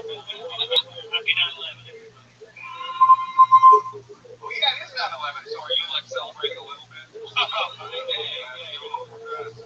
You got on the rooftop? Yeah. I mean, that's already, as you say, it's a really interesting perspective. Is your mother, what's her ethnicity? Oh, okay. She's legit. What does your dad do for a living? He's retired now. He used to. Can I ask how your parents met? Because I would say, as a Christian guy in Morocco, to nail a Muslim chick is not easy. Right, that's true. Yeah. You gotta get it out. Your dad is, player. Right. They both worked at the U.S. I mean, that is like bullshit in some women in Tibet. Yeah. But that is above and beyond the golden Jesus. It's some James Bond shit. Yeah, I believe that God, there's only one God, but God, and Muhammad is his only prophet. Just give me the pussy. Do you know if your mother held out till he fully converted? I know any of the story. Yeah, she brought it up like one time in passing. Yeah, I think she's only ever been with my dad. Oh, what a trip. Did you wait until he converted? Oh, definitely. Yeah, I think she waited till they were married. Wow. And then they did Morocco, and then they lived together there. No, So it was when they got here, yeah. and right, and then they put the sign up on the bedroom with this bedroom Moroccan, they'll come and knock it, right?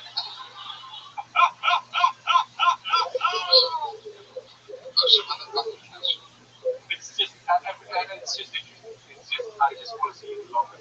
What's your living situation? You're here in LA? Yeah, I live in East Hollywood. I live in Shears.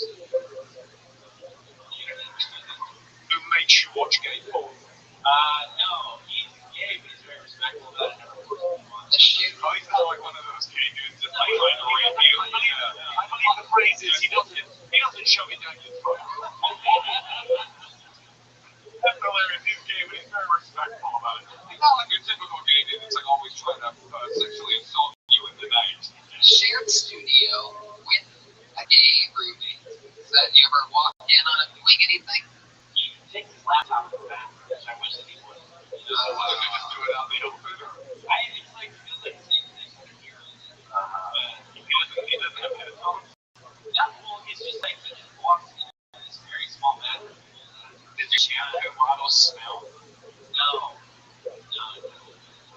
What do you pay in rent?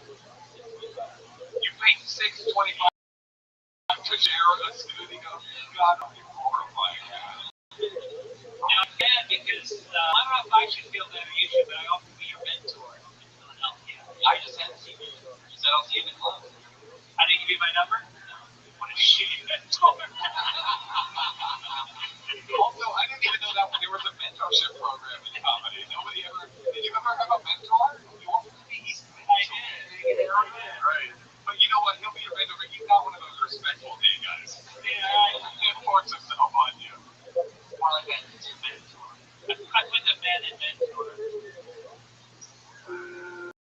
Mackie, I see it in you, man. I knew this show's so fucking awesome. I know when people are going to work out when they're not, and you absolutely are. Like, you have everything of a successful person. Mackie Weaver, she everything. The look, you look much younger than what you are. Your delivery is insane, and it's all well written. At least the minute that I saw. I guess what Tony's saying is that someday soon, you'll be splitting a one-bedroom apartment with somebody else. Yeah, you'll be living in a big room on the couch. I think I speak on behalf of everyone when I say very best of luck with puberty. You're going to see some changes. We can talk. There he goes, Mackie Weaver, ladies and gentlemen. First time on Kill Tony. Just moved to Los Angeles.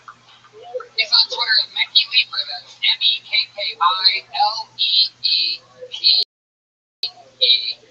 Right on the line. You guys, obviously, you think we should go to the fucking one more time? One more? Jimmy? Permission from the master? Yeah, okay. What about the girl that we missed? So he's the master and he's the mentor. right. Not a lot of people do this. It's a great mentor. No, I don't know. We've been doing comedy longer. Oh. Right. I'm just going on. How long have you been doing it? I've been talking about me. That's not true. Really? Is that true? I feel like I've seen you on my TV much longer than that. You're live, right? No, 17. I'm just thinking of Bill Maher. This is not Bill Maher. How long have you been doing it, Ray? 28 years. Yeah, you were in Boston doing a Boston shit. Yeah, I had a good graduating class in Boston. Me and Rogan started like in the same week. And then, Bill Burr was right behind us, Chris O'Neill, and Dave Cook, same time as us. Not a lot of people know this, but 28 years ago is also when the first twins were born. That's right. And neither of them had index fingers. I don't know if you know that, but they were born to a Mormon family, one of whom was Muslim, one of whom was Mormon. Just doing a whole round of callbacks. That's funny. All of them interestingly woven together. Monday night, you ready to go to the fucking one more fucking time?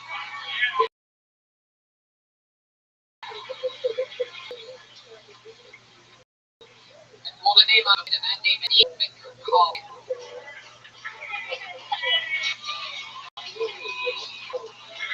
The spin doubles, people.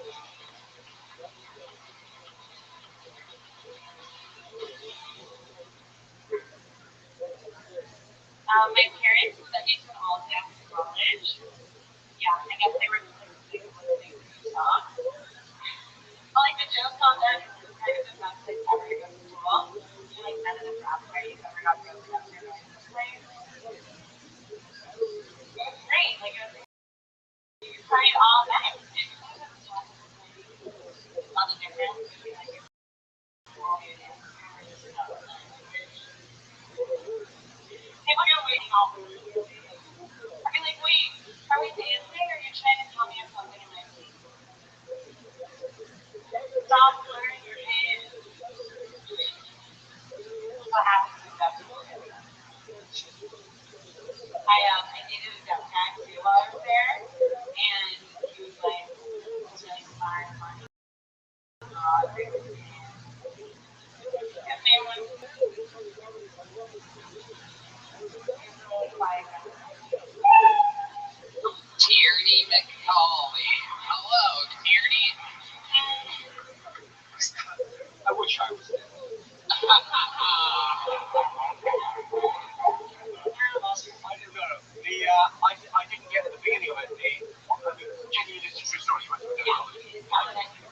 Gallaudet as an undergrad? I went to Oh, for like a semester abroad with the other people? Interesting. So you're one of the few hearing people at Gallaudet. You were just like tossing down that death dick, or like what was the? only two, but You fucked two death dicks? I never fucked a deaf lady. My parents are both deaf, so I find your set incredibly offensive and insensitive. No, I didn't. That's interesting. Shout out to Peter for this. He brought that. Okay, move back. Sober. Come on, and there.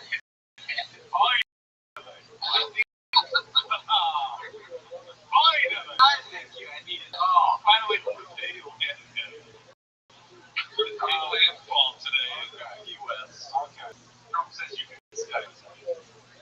You did your whole set laughing at your own jokes, which is really fun for a lot of people. Like, it's your first time on stage. Wow, doing that a lot. Red Man hates you. You're doing a lot of Peter Pander hating. Peter Pandering, very good. He's back. Just barehanded and simple for the podcast. I think it's, I liked it, but I didn't believe the openings. It made it all sounded made up because you were doing gags about it, but I needed a tiny bit longer on me, like genuinely. you have to say the words Gallaudet in the rest of the Gallaudet. Well, even though they want that, let's be real. I know it doesn't matter if people know the reference or reference it. They'll just be like, Makes oh, it it real. must be true. Yeah. Legitimate. And you presumably said you did it as a gag. They're funny people. I know what this is going to let's talk about. Give me the application. Let's cross that out. I have an idea. now I should. And it's true you really hooked up with the deaf guy? Yeah? Did he braille you? He's deaf. He's deaf. Blind people. They don't use braille. Wow. I can't believe I did that. Jerry, you gotta watch out around. You gotta watch out about getting deaf guy. You can do great. I could get, when I asked why you chose, I don't know why anyway, it's good. Wait, say it again. You love deaf culture. Nobody, so you're like a deaf wigger. That's interesting. Normally there's normally I I talk was with studying people. sign language and I wanted to be like interpreting, but there's Now, why do you do the part of the bit where you're the same there? Why don't you just say I went to it? That's actually less words. like why? And then you say why. Yeah. That's the thing about stand-up. I'm not even trying to insult you. I'm like, why are you young? How old are you? Oh, you're not. Okay.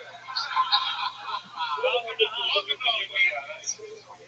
Why are your parents involved in this? Like, your parents, like, what do your parents have to do with it? I went to school. I went to Gallaudet University. I'm not going to brag you. I think that you're very. How do you make a living? I'll save you emotion. What? Okay, production. Like what kind of event? Like what kind of parties? For the test. Basically like corporate events. Sponsored by Jen Jen. Why didn't you become an interpreter?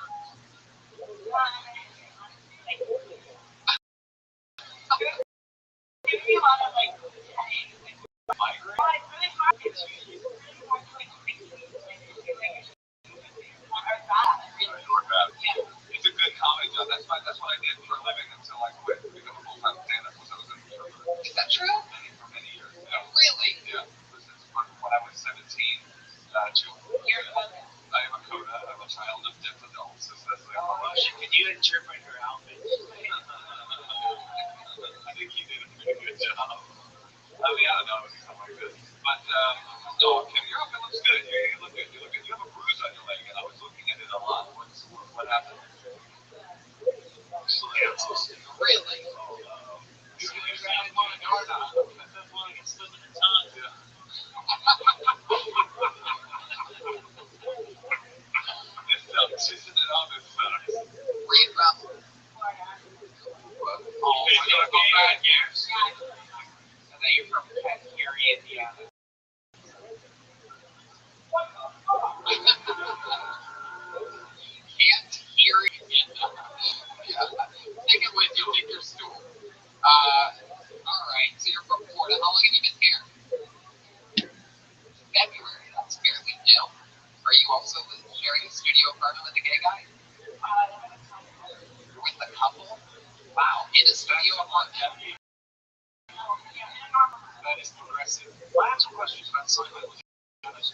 I used to do it, and then it would have to do a gala, and then finally said, well, let people come on to the show, which they would sign on the corner of the stage. And I always noticed the weird signs are very kind of direct, and like very old signs for like different races. I know this for. They were very on the nose, but also like the sign for oral sex was exactly what you think it's going to be. Yeah, and you know what? I actually have an experience with this. I was doing jokes, I was on stage, and I was just, the sign on stage was kind of on, I only told jokes about blowjobs. And I just enjoyed watching her go. One time in Indianapolis, Indiana, I was opening for Joe Rogan at a place called the Murat Theater, some crazy 4,000 seat venue. And in Indiana, they have a state law to where they have to have a sign language person. Yeah, and they have to be lit up. They have to be next to the stage. I couldn't believe it. I like finding any excuse to not do my material in the first place. I want to always be. Exactly. So I see this. I think it was a lady actually, and I was making a blowjob joke, and I just so happened to be looking at her when she did the blowjob. I like the eye contact. And they stay completely professional. They don't smile at all. It's all very, very, very fucking serious. So what I did was, I literally go blowjob, and I'm like, wow, it's just killing, by the way. And I go blowjob again, and she keeps doing the same thing. And then I said black blowjob, and she literally was like, it was like a trombone all of a sudden. Literally, the place was, I buried myself because it happened 12 minutes into my set, and I had nothing funnier than that to go to. It's quite interesting. It's quite an interesting thing that's going on. I was in the details of it. Like, if you're going to talk about being an interpreter of sign language, get into the detail. And the true detail of it is always more interesting than it's more. Right, but I went to college for it. What are you good at? That's not true, Tierney.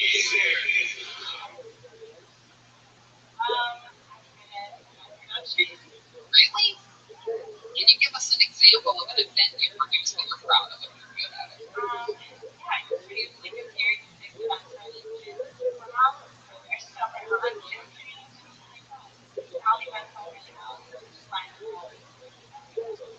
Do you love comedy or do you sort of comedy? No, I love comedy. I do. How much money can you make at an event?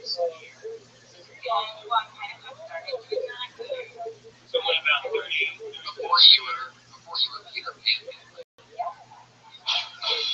Thank you, Joel. So about $30,000 a year?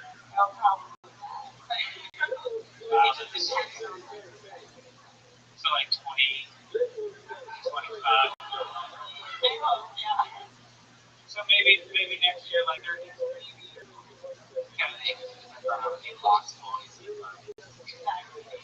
You're not making much money, which reminds me that right now, MeUndies has an exclusive offer just for my listeners. Get 20% off your first pair of free shipping. That's MeUndies. 100% satisfaction guarantee. Just ship it back if you don't like it. If you go to MeUndies.com/kill right now, you get 20% off, free shipping, and satisfaction guarantee. You can return the dirty underwear. Yeah, they sell repurposed products somewhere in China. For extra, double the price. Is it like a box or is it like a brief? It's like a box of brief. They have 5 different kinds of style. I presume this one will show you all wearing these right then. Yeah. Not even a sponsor, just really like the product.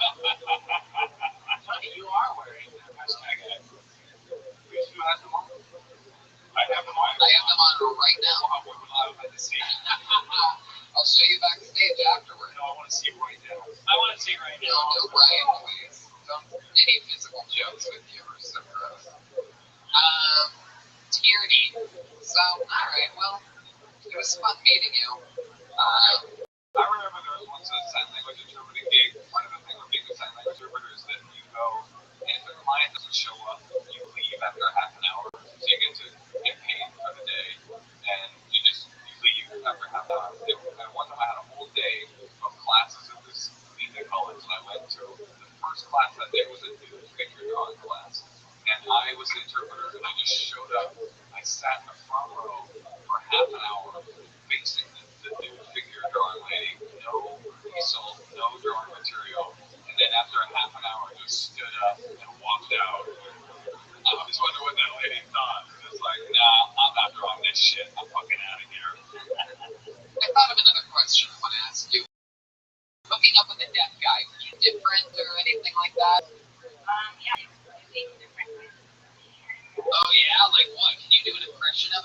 loud as you can right now, please, for the love of God? Come on, don't you want to know what it feels like? Don't you want to? You don't know what the guys are thinking.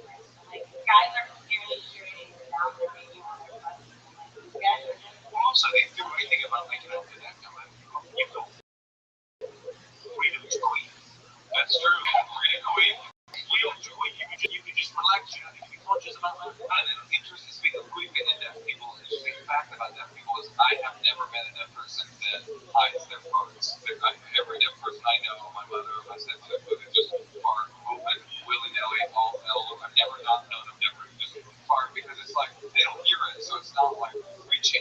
They know that hearing people think it's embarrassing, but they don't have the visceral experience of it to be embarrassed. They're just like, fuck it, I'm a fart. Imagine that freedom. Today is 9/11. Imagine that level of freedom, guys. Wow.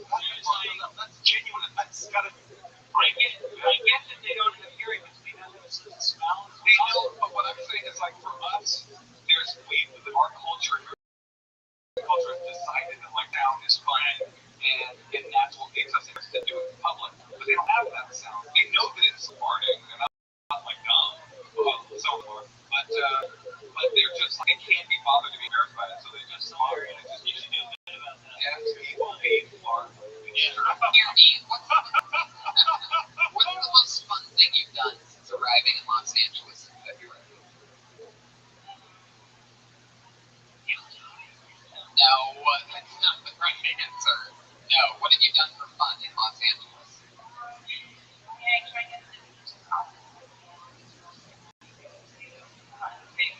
That's fun. You hang out on toes. She doesn't plan on being a band producer for long. She's trying to marry a rich guy, I guess is what she's trying to say. How do you have a college? Do you want to go to my book? Can I give you an offer? Wow. And then at the end of it all, Tierney, when you put on the hat that Greg is wearing, you fly away. Looks like it's all part of the same outfit. All right. The thing about Greg, what do you know he doesn't have lights? I love that your punchlines never land, you know? There she goes, Tierney McCauley, ladies and gentlemen, episode 229 of Kill Cody. 229, 4 years, 3 months, 229, hour and a half, uninterrupted. Look at the ING, me upside down over a jack-o'-lantern. Plug it. Oh, September 21st will be in Washington, D.C. at the Improv. Will be at the Nashville Zanies, September 28th to 30th, and in La Jolla, November 3rd and 4th. Charlotte, North Carolina, November 16th to 18th. Come see me. You're in La Jolla the week before me, I'm there the week after you. Come see both of us. La Jolla, that's my favorite. I love that one. Me too, I haven't been there in way too long. Fun in the condo for me. Only something but a condo for you. Oh, how dare you. Make some noise for the great Jimmy Carr, ladies and gentlemen. Appreciate it. You got anything you want to plug or anything to the millions and millions of Kill Tony fans that are listening live right now? Genuinely don't need this. Perfect. If you can plug us on some of the stuff that you do in the future, that'd be great. That's also no happy. The great Fitzsimmons. Thank you. I always need the support that Kill Tony people. I will be in the San Francisco Punchline September 14th through 16th, and then in San Diego September 21 through 23, and then also dates coming up in Cleveland and Spokane or Spokane? Spokane. Yeah, I'll be there also. Fitzdog.com for details. Fitzdog Radio.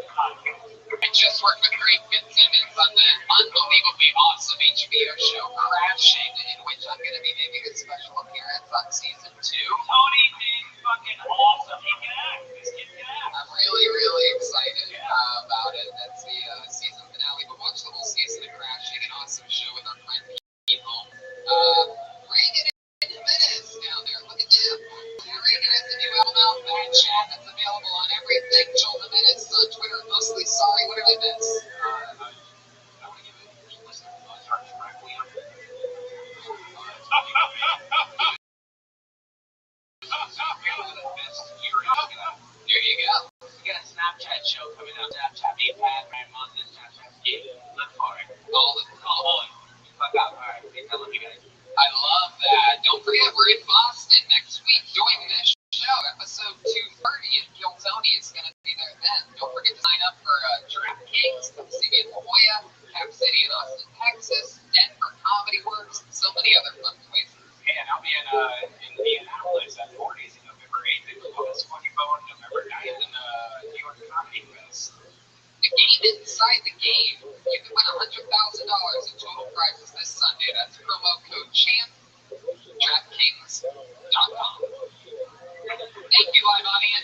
right, we'll see you on the patio.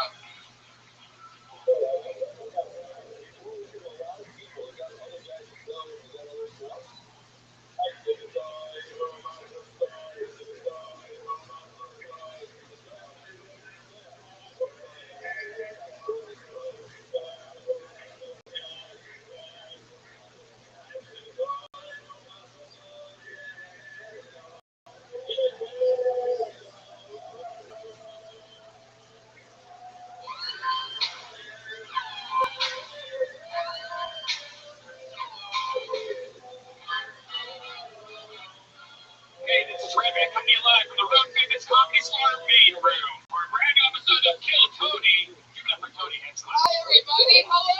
Welcome. Hello, comedians. Make some noise. This is a comedian live audience. How are you guys? Oh, look, everybody. Brian Redband. Hey guys, what's up? It's Josh Martin. Look at him running around, the little guy. The great Ryan J. Ebel drawing tonight's episode. All those prints are available at RyanJEbel.com. Every single episode is drawn in. And you also choose the official film episodes right down here. Hello to everybody joining us in virtual reality 360 live on Facebook.com right now. And on Ustream, the regular HD stream. It's also happening. And those of you listening all around the world right now, maybe some of you live in Boston, you'd be excited to know that we're going to be there Friday night. 9 o'clock, I believe. Should I announce the guest right now? It would be fun. Really? Okay. Well, our guests for Friday night, live, Kill Tony, for the first time ever in Boston, Massachusetts. And they are Matt Bronger and Eddie Brill. Yeah, you guys that have done this show before. Eddie Brill, former talent coordinator for the Letterman show. Highly important job, always has fun notes. And Matt Bronger is a big goof also. So I have a theory that that's going to be a great show.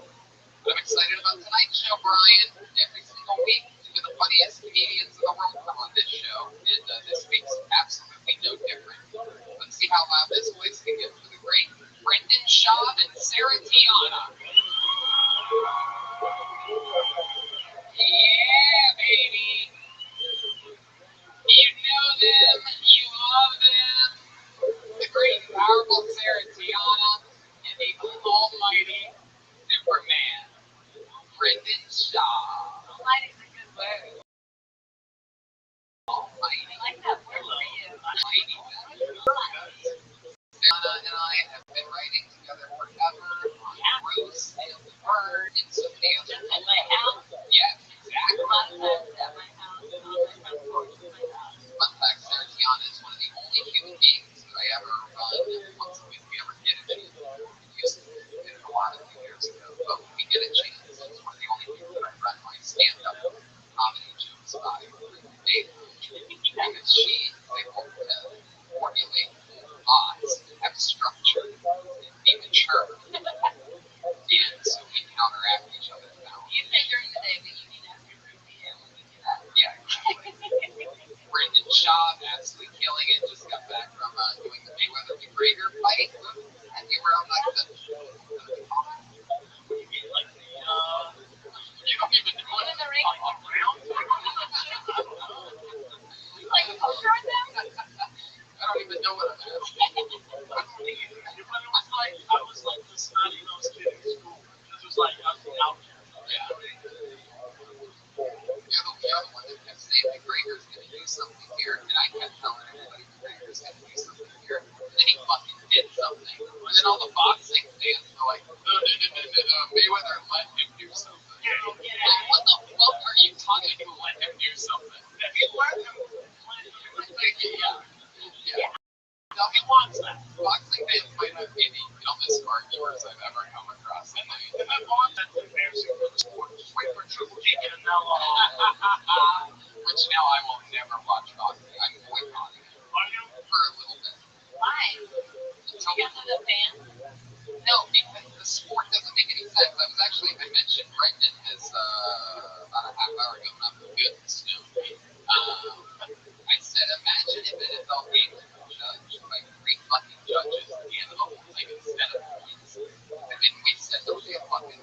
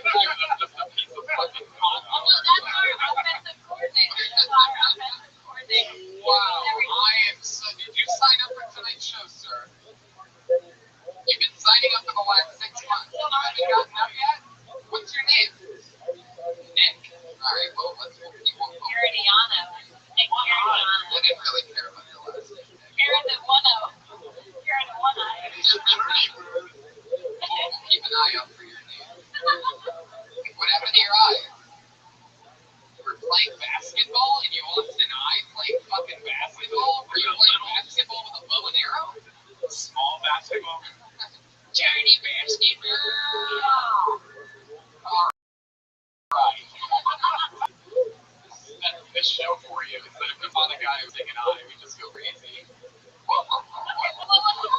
Let me at him. That's not a big deal. What? I know. Venice? Korean? No, was it just you, or were there other people? This is the worst game of horse I've ever heard of. Please tell me the name of your team is the Pirates. And there is no I in team. Alright, so No longer. also has a band, guys. I love this band. I call them the best damn band in the land. They are favorite. They get the characters every single week. I don't ever know what they're gonna do. You don't know what they're gonna do. But I'm about to bring them out right now. Here they are, the Kill Tony band. Pat Reagan, Jeremiah Watkins, Joel Jimenez, and Chris, the bass player. Oh shit. Oh! Yeah. You know what? But you want to justify? Wait, come on, get up. Oh my god. There are 4 red nerfs on this stage right now. They look like Dodger fans. Wow. They're gonna be pizza delivery boys for this entire episode. Are those Make America Great Again hats? Wow. Hello, is this, you guys all red nerds? Am I right about this? No, there's douchebags here. They're extremely limp. Wow. Hey, Tony. Yeah. When was the last time you ate? Yeah. Killer. Awesome. You guys are definitely douchebags. I love it. I can't wait for this. We got the douchebags.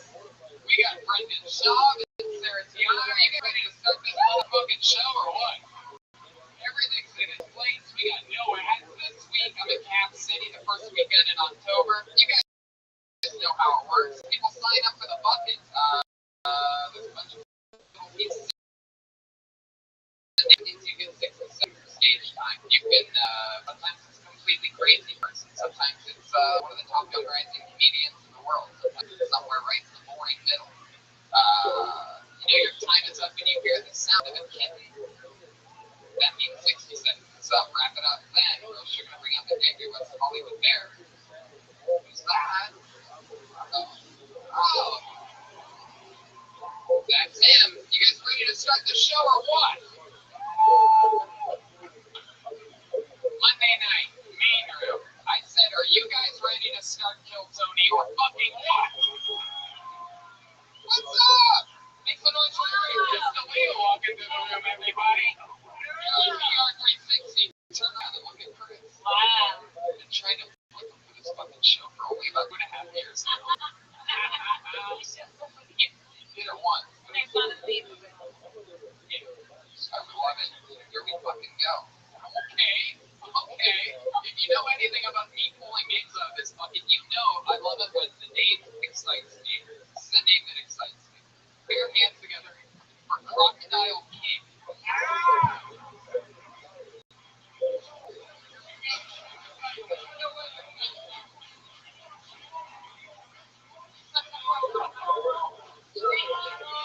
Thank you. Come on, make some noise for Crocodile King. Hello, how you doing?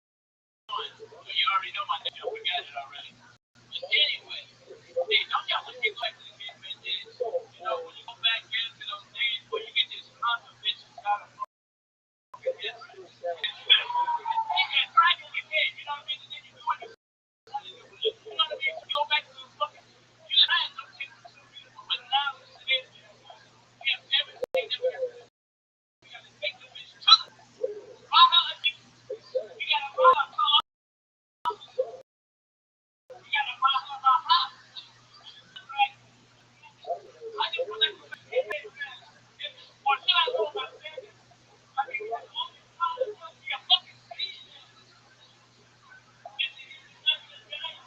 what the fucking what the fuck? Another word is what, thank God.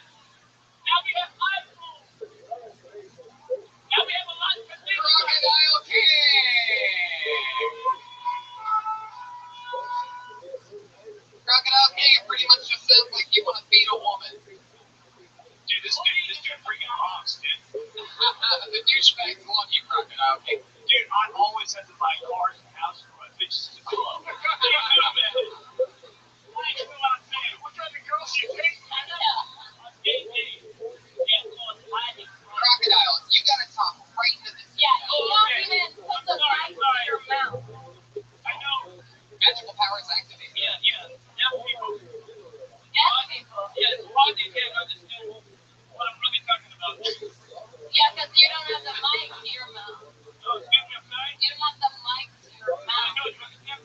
I'm listening to you now. Whoa! You just got fucking cracked. Hey, guys. I guarantee that's the most you've ever gotten to say to a woman. You know what? Oh, dude. She's probably right. She's squeezed in your face, you idiot. No, look, you're probably right, because all the other guys are probably sweet. At my time, Crocodile I cake. wanted to see. I only hit that you said, Crocodile cake. Yeah, you gotta keep it in mind. You're a naughty fucking boy. I love that a black guy is schooling me on horror. oh, yeah. He might, Sarah, you never know. He might want to make you his No, crocodile. it'd be long distance. But I was cool. Why did they crocodile? I'll tell him what. Crocodile, you have to have tough skin. Wait, first of all, you answered two questions at once. That's true that you tell Oh, he didn't have to answer. Teleport from the king all the way into the future just to fuck him. You didn't understand that. No, nobody does. Talking to the fucking microphone, crocodile. I know you want to say. You might still do this. We're streaming live in VR 360 right now, crocodile. I don't need to put it on I tape. can't. It's got a fucking thing right there. It's looking right at you. All I'm waiting for Hey, I'm just saying. It might fuck more than a point. Crocodile, I have 754 questions that I need to ask. Hey, you don't have to tell one product. Crocodile, stop talking. This Listen, beautiful woman. crocodile.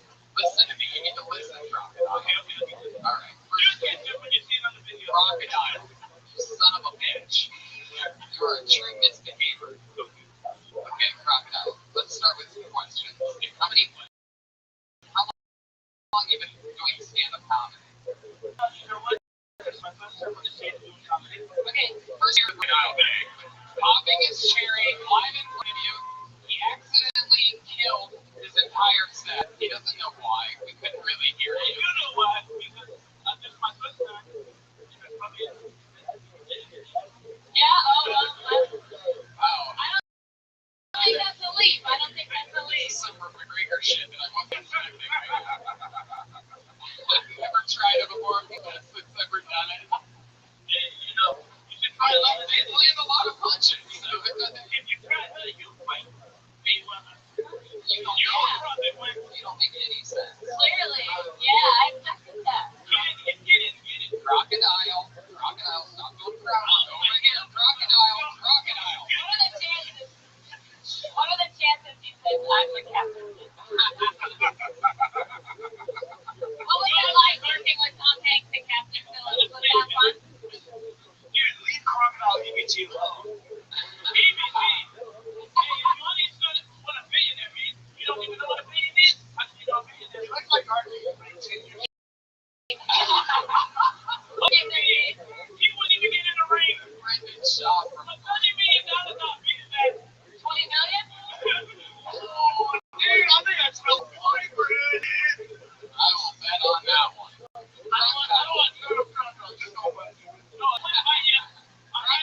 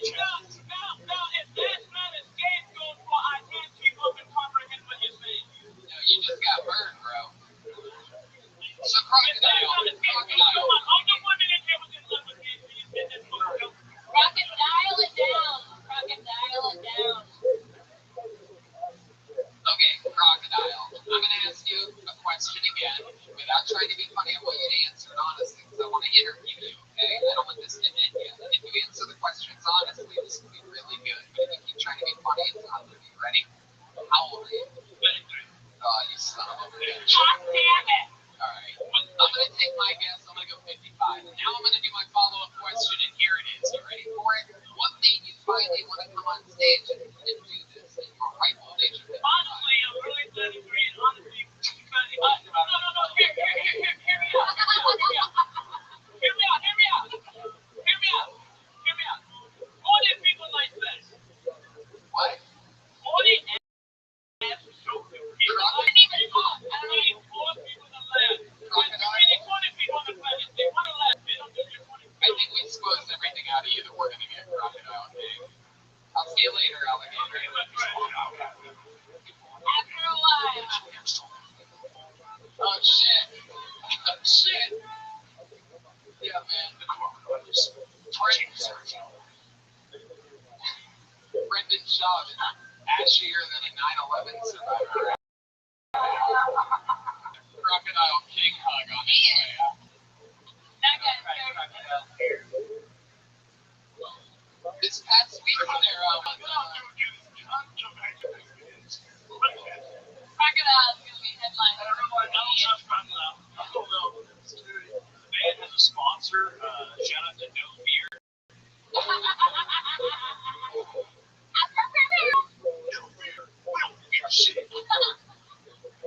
Especially women. Yeah. which reminds me, it's interesting that his name's Crocodile King, because probably the only thing he's afraid of is crocodile swim. Okay, I pulled another name out of the bucket. Put your hands together for Tierney McCauley, everyone. It's a long walk.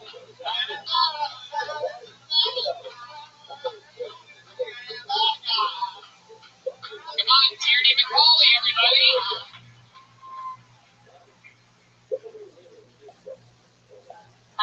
I worked in tech for a really long time, and I love when I tell really old people I worked in tech, like my grandparents, because they just automatically assume I'm a genius. They're like, cool, like, do you write code? Do you do a web developer?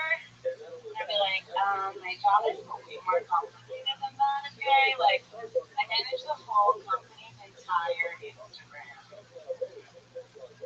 The highest stress job. But like my last job was really small. There was only 10 people. It was like 9 dudes and me. And it was small. We didn't have an HR. Like, should anything inappropriate happen, the company policy was just if more than one person is laughing, it's okay. And like one of the guys came to my desk and he asked me to smell his beard.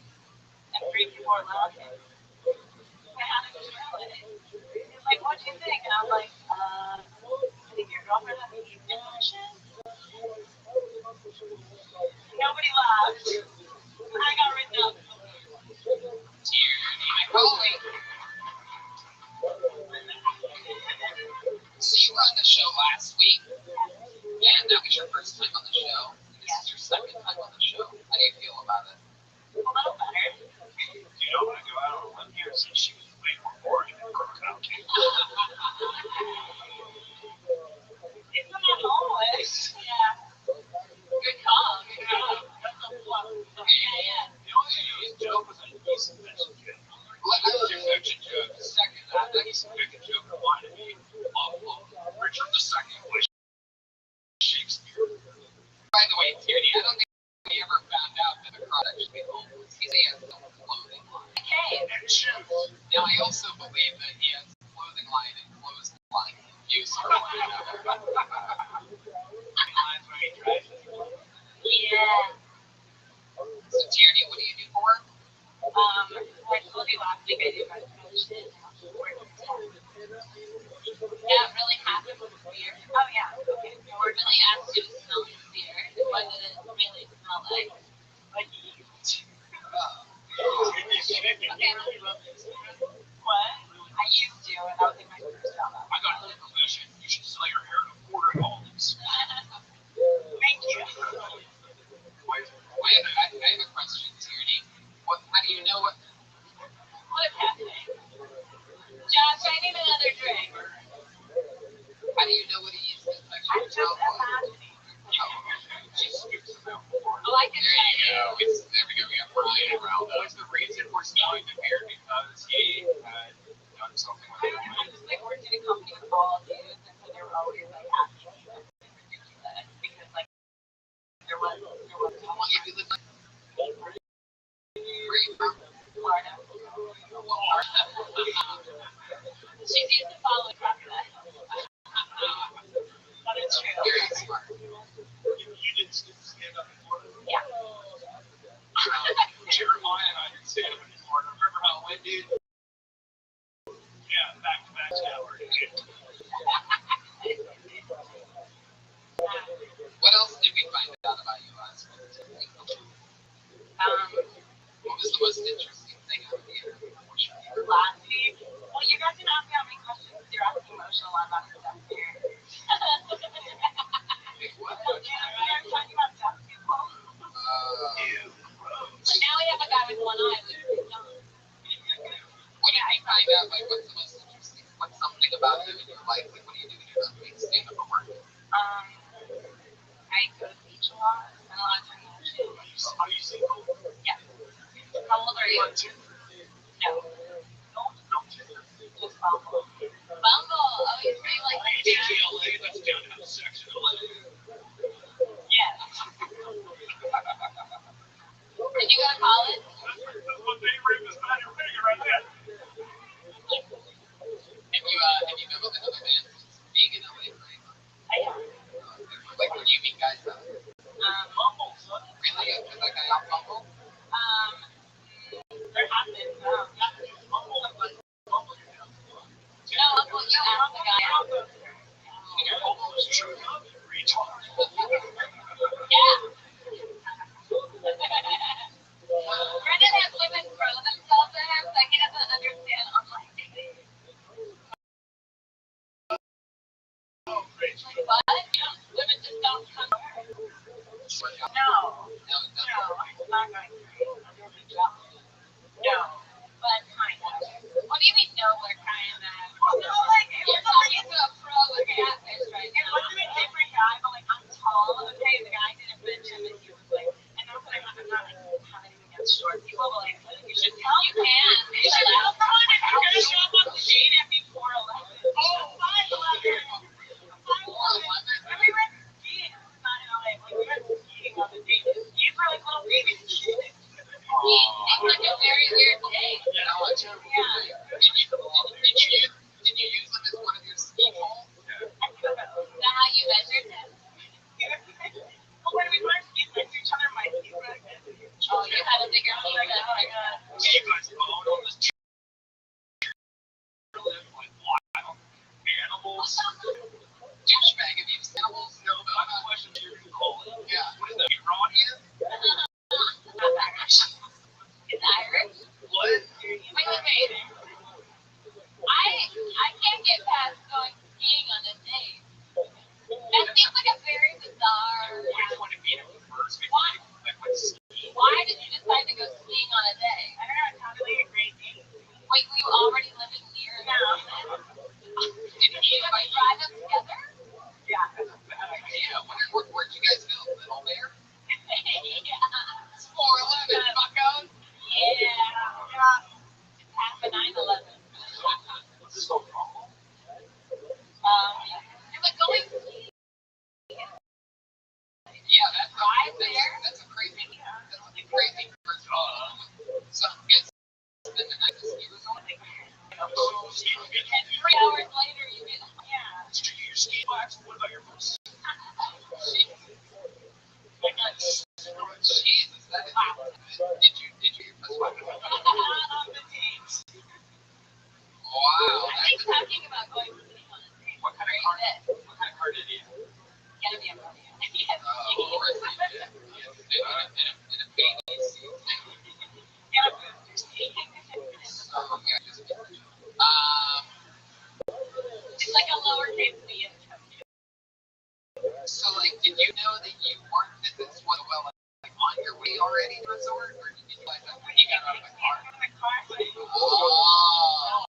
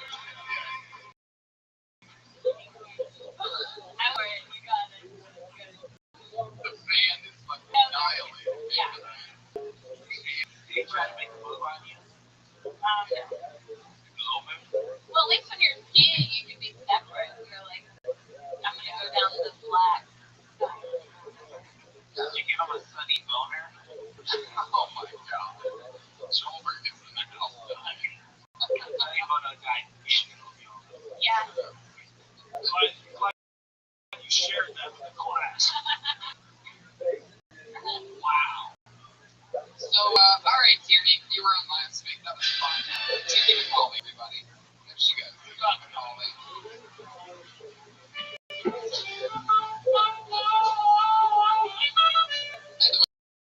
Just a little fun fact. If the crocodile ability to listen, he'd probably still be up here right now. Crocodiles don't have ears.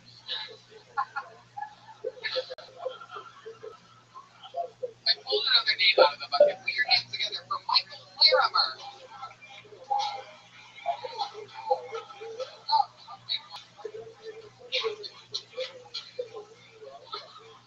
Is there movement? Here he comes, Michael Larimer.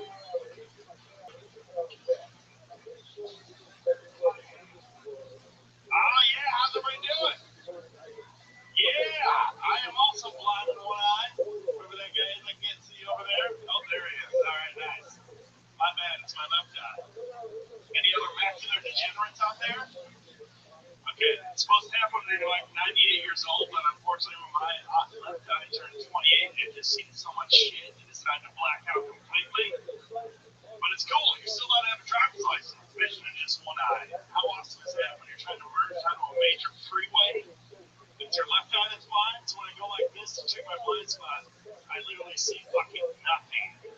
I'm still facing forward by 45 degrees. So I gotta do this weird thing where I turn almost all the way around in my car seat. It's awesome when you make eye contact with the trucker next to you and you're facing fucking backwards. It's okay. I actually wanted to be a Major League Baseball player, but unfortunately, being right-handed hitter, would be one left eye. If I wanted to face the pitcher straight on like this and swing back and forth. There you go, Michael Larimer. That's it. All the way to the batter. Fuck yeah. Hi, Michael. Hey, what's up? No,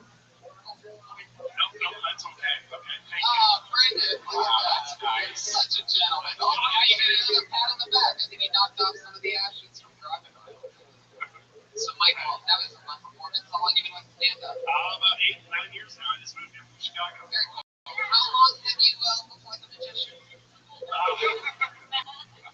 guess 15 years. Your influences. I can kind of tell that you watch a lot of game club, right? No, actually not, but I've met him. He's very nice. Yeah, you have the whole, like, you take him.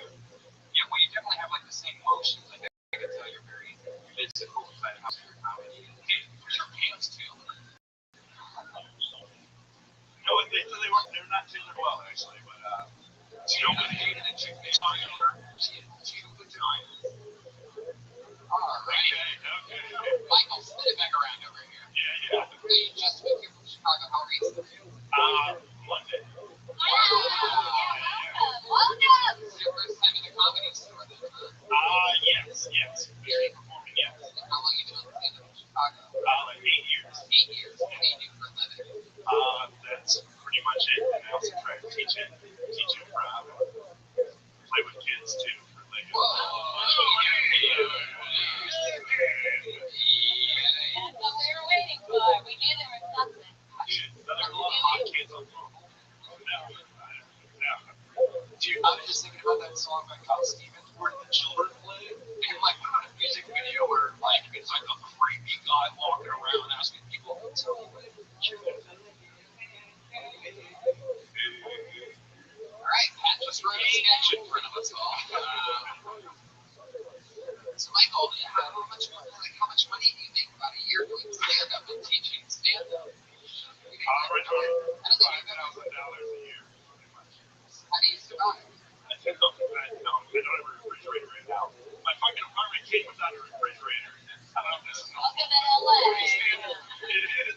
Like I literally started crying one week ago today because I'm like, wait a minute, what? How I am every week now. Even when I have So what do you tend to eat that you have with no refrigerator? Well, I have a cooler now, and there's Numero Marqueto place across the street from me, so I have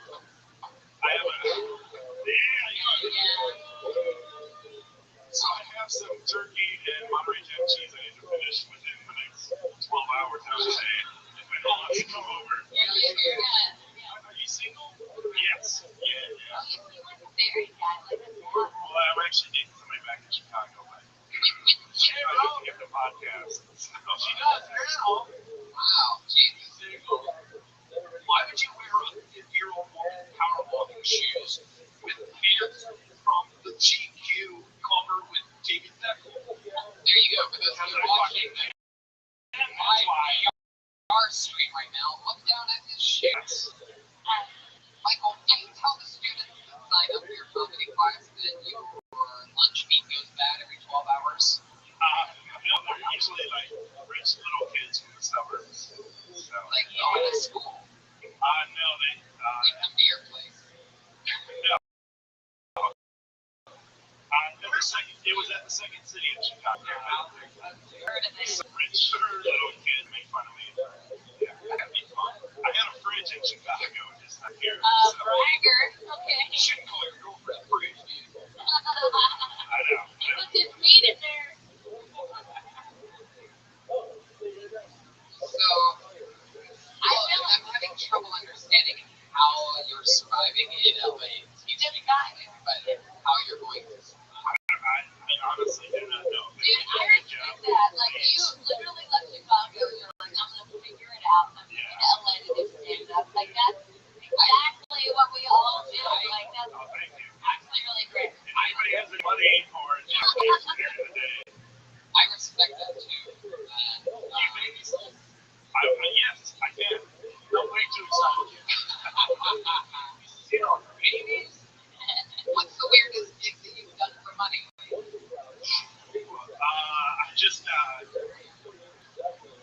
I hosted the Lego 85th anniversary party in Connecticut farm.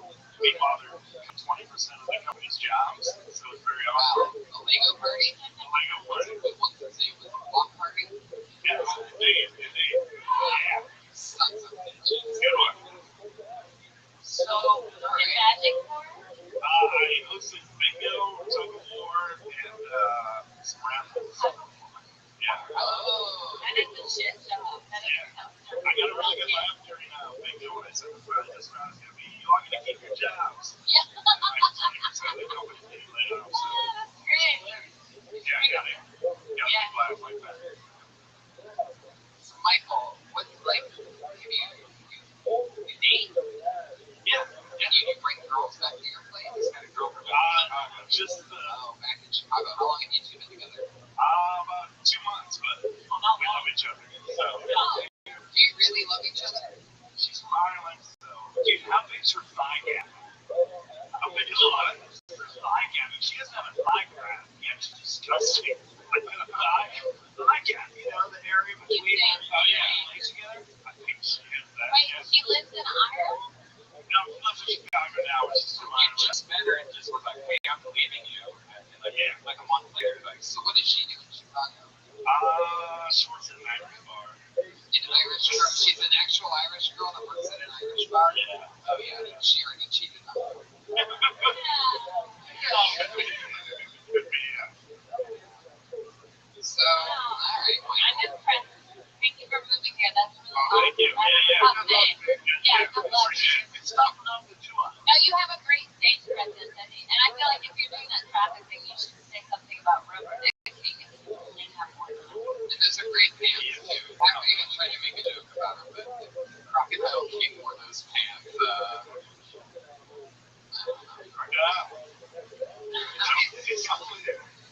What is your other material like? Like that you did? Really good. How long a set do you have? Like that you're at your company? An hour before. Recorded an hour before? Iowa. Yeah. Waterloo, Iowa. Anyway, over there. Yeah. What do you think is, Michael, what do you think is the most interesting thing about you? That I have a black cat at home named Apollo Creed. I think if he has one eye, I think that would. Yeah, I mean, there's lots of things that You're really blind out of your left eye? Yeah. That's really true. Yeah. Legally, though, not like as blind as he is out of his left eye right now. We still got about 40% left here. You're not at the level of having it. You didn't drive here. I've never seen a blind guy make fun of another blind guy before. Fuck that guy. I mean, it makes sense, though. Clearly, this guy has a drink coaster taped over his eyes, so, not in the best shape. Does that throw your balance off? Yeah, a little bit. And I drink a lot, too, so that as well. I gotta know, are you gonna lose? Yeah. How'd that happen? Oh, playing basketball, that's right. I don't give a fuck. I did my golfing. You were born with it. Golfing? It's actually when I started doing stand-up. I was golfing and did a corner off a tree like video, and it bounced right back into my left eye. So I thought I was gonna lose the eye, but it stayed now. Can you tell that story on stage? If I have enough time, if it's like 1 minute, it usually just grosses people out. It used to be 2020, but now 24. Still not gonna touch Still not gonna touch me, that's fine. Here is gonna be Michael Larimer, baby. Come on. He's on Twitter as Michael Larimer, all one word. Tierney McCauley, it's all one word. Tierney McCauley. T-I-E-R-N-E-Y. You're welcome, Blake. And believe it or not, Crocodile King does not have a Twitter handle. We're a phone. But he's got a clothing line. You just gotta go find it. We get good reception in this case. Alright, I pulled another name out of the bucket. We don't believe we've seen this young lady before. We are going to give her Kirsten Alberts.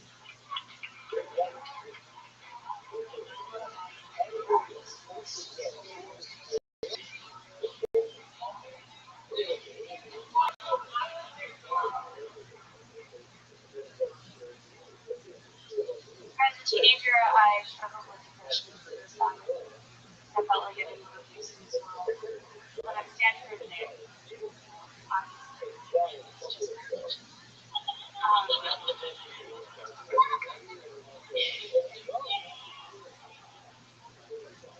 But for weeks, I would go bungee jumping and skydiving because statistically, if you do it every day, one of those times the world is going to break. But that never happened. So I ended up just having fun.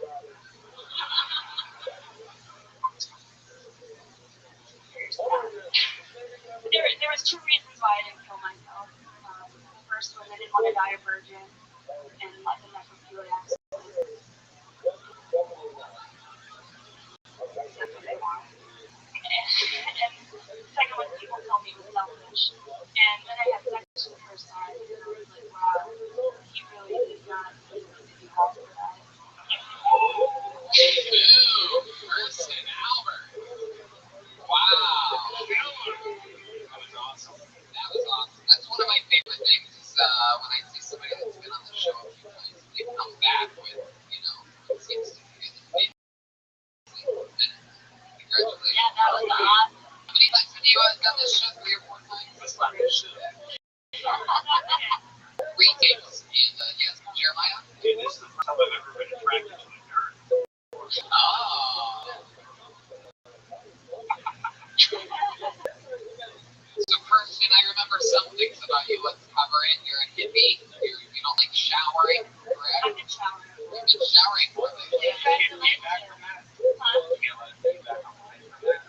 Oh, no. I just Why don't you shower? Why don't you shower? it's just depression and laziness. What? Timothy looks like you're out of the suicide woods now, with all those bracelets. No way you can slip your bracelets. Yeah.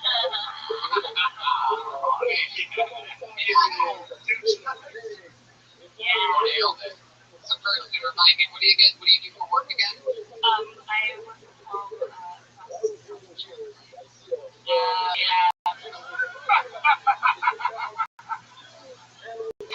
Oh, wow. How long have you been doing that for?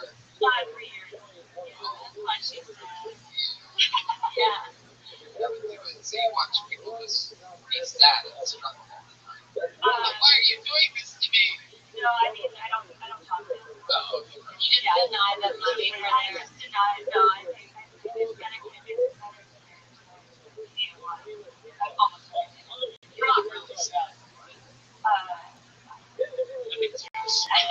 yeah. I don't know. We all get a little. Are you from here? Where are you from? You want to cheer up? Just watch fireworks on there. How long have you been in Los Angeles? 2 years. Did you live by yourself? That's why you want to kill yourself. If you were, How would you do it? I'm just asking. I'm asking for a friend. Just like a bottle of Yeah, I would do it too. I'd be like, let's just go out on a high. yeah. I say dead by crocodile. I respect the skydive. You don't really do the skydiving. No. I bungee jumping once, and then like 2 days later, because it was on this gauntlet, like so there's like 2 levels. There's a 330 foot and there's a 530. And 3 days after I did it, somebody died because they put the long rope on the short jump. I'm not fucking around. Yeah. Yeah, don't do that. Do the rest of your show? Yeah. Describe it not to. What do you think the longest you've gone without a shower is? You would guess or a number? If you ask me, Oh, wow. There's no way. By the way, there's no way you can even recover after. I want to fight dying. Without, there's no getting. I want to do that. Now I want to do it. Now I want to do it. Dude, seriously, you're talking with this season without bathing. Really? Wow. There's something about Like, you smell. Oh boy, that's Jesus. Are you single? no, I actually. How long have you been dating somebody? Have they ever mentioned like they sort of have something going on down there or something like that? Like, No, I started showering. there's something about like body odor that can be really attractive. Like your natural pheromones. Like sometimes when my boyfriend has like a just hit of me like a rock, like oh you need to just get a condom or like I'm a bit like it's a hit. I started making out with Crocodile Pig before the show. She gets down, man. Crocodile, right? Did you and your man? That's fucking nice. Oh, what comedy festival? You're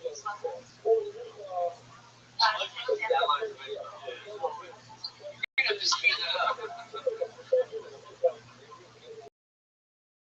Hey, what is a comedian as well? On the show before? You been on the show? Is he sad too? What?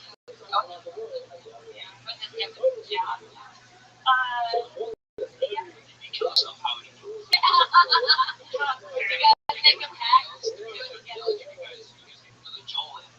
Like long red. Wow. First, what's something that, what is something that scares you? Like, what are you afraid of? What are you afraid of? What scares you?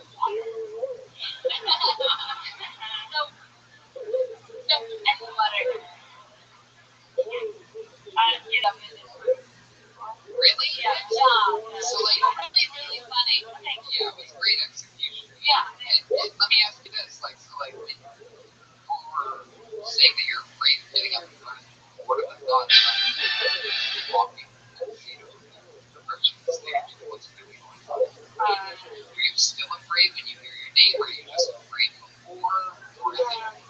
Yeah, the whole time. And then when I start talking, it kind of just that never goes away. Just give you something to look forward to. In fact, sometimes it gets worse. Yeah. Then you have expectations. Yeah. The longest amount of time you can find with this favorite question. 28 minutes. Yeah. I would like to do Oh my god! How long did she do? 7 minutes. Whoa, 7 minutes! You only got in my bag. I'm actually planning to get on Friday.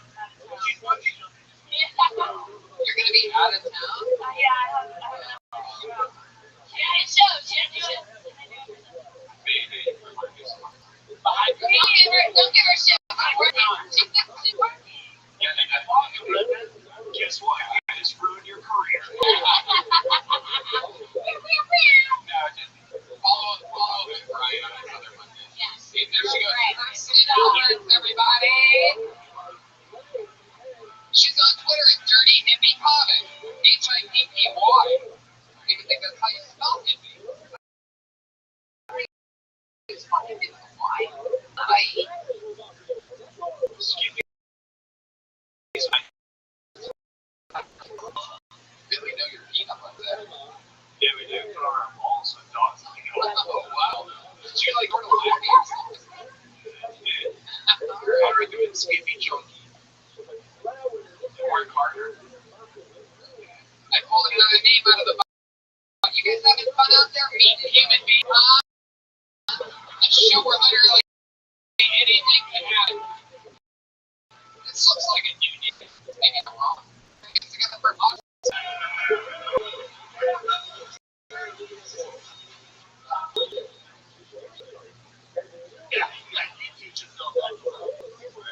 Where is the Rothschild'S, Scott, everyone? I'm from Florida, so of course there's a headline about town in the McDonald's. As I have, you're from the same part of the country as the Catch Me Outside girl. Headline was, man beats woman after she refused to have sex with him after McDonald's breakfast. Pretty self-explanatory, but I'm gonna dive into it.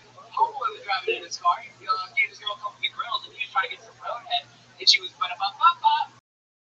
not blowing him, so he got beat the fucking shit out of her. Yeah, that's why when I say I'm from Florida, I feel like y'all should be clapping like I'm 6 years clean off heroin. Then we got teenager poses as gynecologist, fooling doctors and patients. He got away with it for a fucking year, folks. And an overthinking. It's probably like an hospital.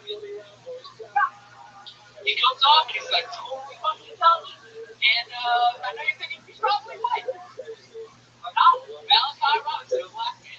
Which says one thing about this country, that race relations are getting just a little bit better. It's not gonna happen in like 2 50s. Fuck yeah, Austin Scott. I have no idea what the fuck you were talking about that entire really time. bad. Where are you from?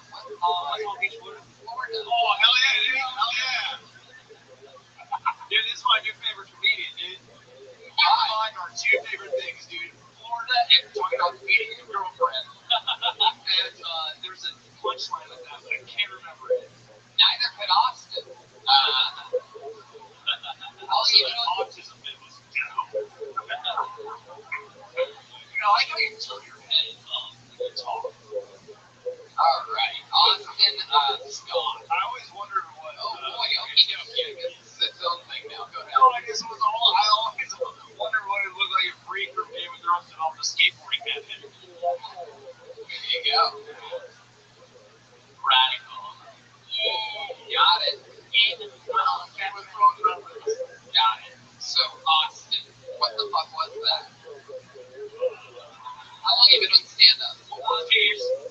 Sometimes headlines are funnier than the bit. You know, like it's like a joke on a joke. Sometimes when a headline is funny, it's hard to make a joke about a headline because the joke was the headline.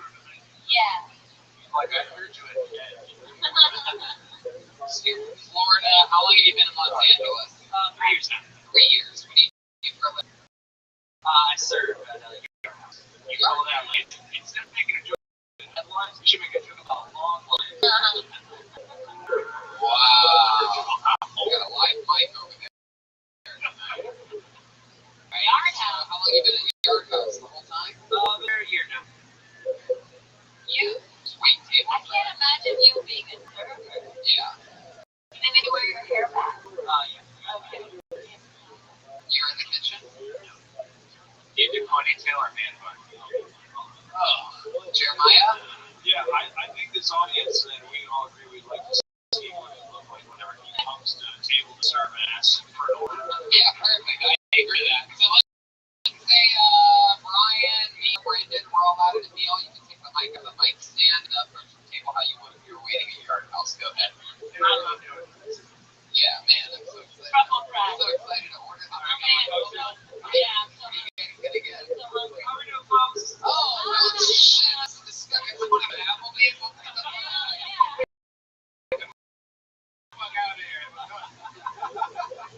All right, go ahead, Austin. So hungry. We are no supposed to it's also taking care Wait, what did you just? of. Oh, I got those. I got those. Oh, I thought you were throwing. Okay, I cut you off again. Oh, boy, man, I wonder where the fucking waiter is here. Hot dogs, everything. Oh, shit. We're good. Welcome to Yard House. My name's Austin. I'll be taking care of y'all. Maybe start off with something to drink. Maybe a happy hour, your favorite beer, or Moscow Mule. Oh, you be good with 2.5 liters of drink or a little cup of vodka? I don't know. I understood that. Oh, I've been on it. I'm just gonna have a water, no ice. Yeah, I'm gonna have 7 yards of beer. I'll have my Do you have any, by the way, before you leave and get our drinks, do you have any recommendations for what we should eat? Nashville hot chicken. Nashville hot chicken place. Ryan, why are you holding this guy to his car? That's like literally the Yard House. The only thing they have. All right, now that's off the plate, by the way. I'm gonna re-ask the fucking question. Jesus, how are you a better waiter at Yard House than that guy? By the way, before you go get our drinks, just a question. Thinking about maybe ordering like do you have a recommendation for like an appetizer? Yeah, we have a onion ring tower. This beer batted onion rings, deep fried with side. Do you have anything that comes that's not 3 phases? I have an onion tower. I got the Yard beer. We got the World Trade Center wings. They're hot. Man, they will take you down. Everything's the size of 3 states. Do anything up with one show hands? What's your least favorite of these tables at Yard House? Is that like, seems like you know some real douchebags over there. Oh, yeah, we get all kinds of Brendan Shaw with her all the questions. MMA fighters. Yeah, Lakers. across all races, but if you cook like a bomb and you order the lobster garlic noodles, you're probably not. Yeah, that's all you have. Our two best players ever going to go over and take over. Yeah, what's he doing? Oh yeah, you good team there. Just People, Oh god, this is my worst favorite. we might leave. people We ever, might leave and take our business. Tell people walk out my wall. people ever ask It's you like there's customers over there really want some help. Oh, What's up, Russ? How you doing? Want some Jaeger bombs? Hey, Good call! Yeah, Austin! I like this guy. click on that guy. People ever ask you if you're what you do and you say you're a comic and they say how you do it? What do you do when they say that? Yeah, we honestly can give this guy a sorter real quick. I can try something to drink. Hell yeah, dude. Or get you over those. Nice shark meat. Would you guys like a 6 ounce and a 4?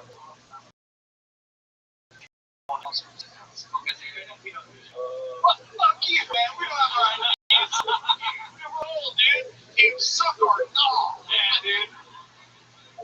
Wow. What was your question for us, Sarah? I was just saying, like, what do you say when people ask you if what you do and you say you're a comic and they say tell me jokes? When I was waiting tables, people always do that. Yes, I just want to know what you say. I don't know if we were really big. It's just kind of looked at us like a dog.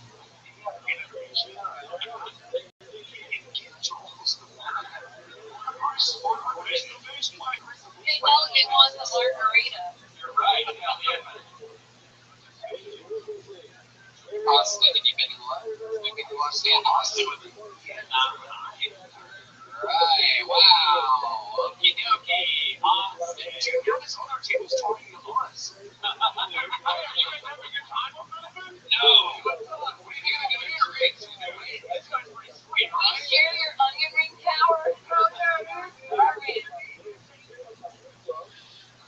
When Jeremiah misbehaves, the whole thing goes off its fucking track. A little fun fact for you diehard Mildoni fans. Sometimes he pretends like he's not misbehaving, like he knows that he's not, and fires up everything. Sucks to misbehaving comedy.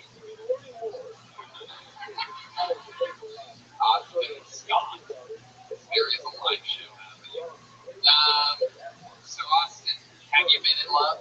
Not once in LA. You've been here for a year. 3 years. What's the closest that you've come to being in love?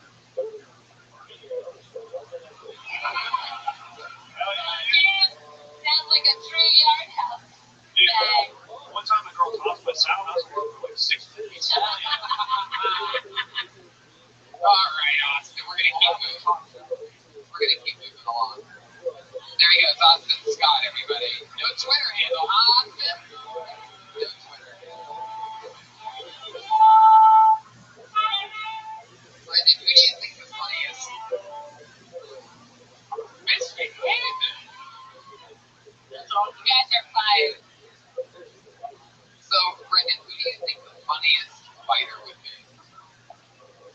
If somebody that understands. Like, that's a random question I'm asking.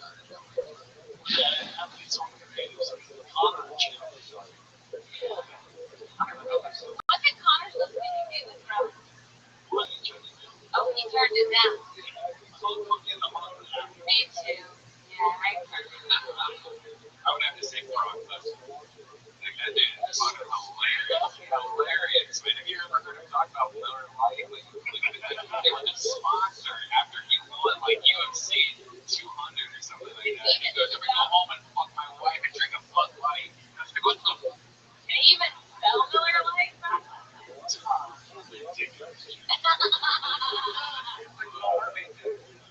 You guys ready for more show or what? Huh? Live catering on the comedy store. Brian G. chiseling away over there. See the outline of Sir Keon's. Alright, we got another Austin. If you like that last Austin, then you might like this next Austin. His name is Austin Langley. Yeah.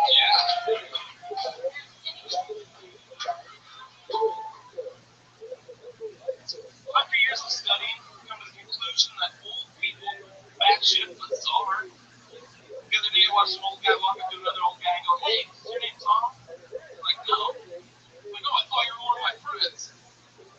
What the fuck friends are you with Tom? I feel bad for Tom in this situation. He's got a friend over here, doesn't know what he looks like. Some dude who's just grateful his name doesn't happen to be Tom. Almost stole him off the other day for a solid 45 seconds with the most obnoxious Motorola ringtone. I'm a nice person. I respect my wife. I said, Mom, you gonna answer the goddamn phone? I said, oh, just a text message. And you're gonna fool me, it sounds like an Amber Alert. My dad still leaves voicemails like I have an actual answering machine. Like, Austin, pick up the phone. Like, oh, you can hear me. Pick up the phone. If you're at home, pick up the phone. Call me back.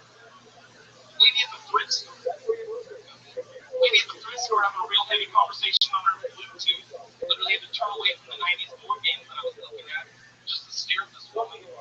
Slight chance that she might realize I fucking hate her. Austin Langley. Hello, how are you? I'm good.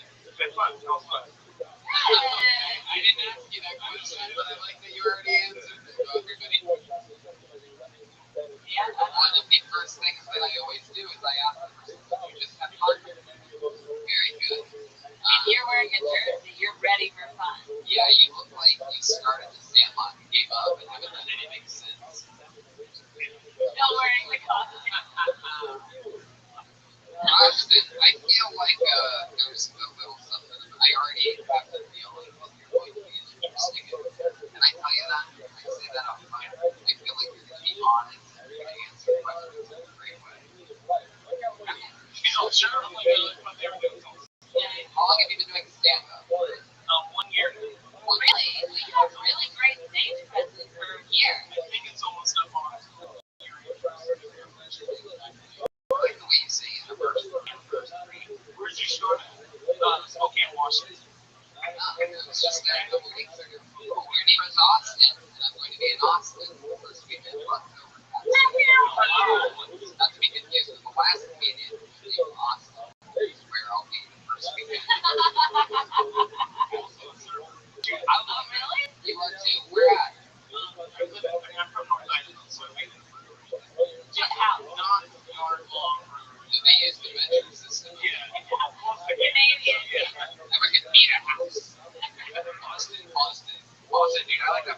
that when you talk about respect. Oh, I respect her too, you know, bitch. I almost cried when your mom got up. I thought it was the most touching moment. Hands off. Yeah, she's all mom. So what do you do for work now? I'm still serving. I'm just visiting. Oh, you're just visiting? Yeah. From Montana. I'm full North Idaho, yeah. North Idaho. What happens? Not much. No, Skiing into the city. So many open mics. Into the city. Same point. Idaho. 1,800. 7,800. Are you the census taker? Well, no, that's just the we drive by the sign. Oh. 7, 8. I like the way you say your S's. They whistle. Like you whistle and you. I think it was a little nervous. I don't know, maybe they always was. It's almost like West Hollywood. Yeah, exactly. No, it's been right now.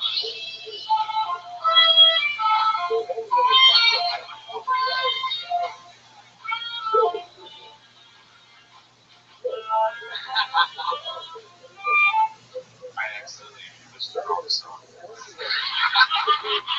But now it's perfect. Guess what? I still saw it through you, bitch. Now, Austin, another question. You always choose music. You always dress like a teddy bear? No, I like that's what I've heard yet. I've heard like the baseball and stuff. So, you've been doing comedy for a year. You're visiting from Idaho. Middle of fucking northern Idaho. Do you have a clothing line? I was told I was asking Rock about it. Who you follow Brock? Yeah. They're on that turn. It's like you're waiting for Pennywise to come around. What's your favorite Stephen King novel? Walk of Fleshlight 2.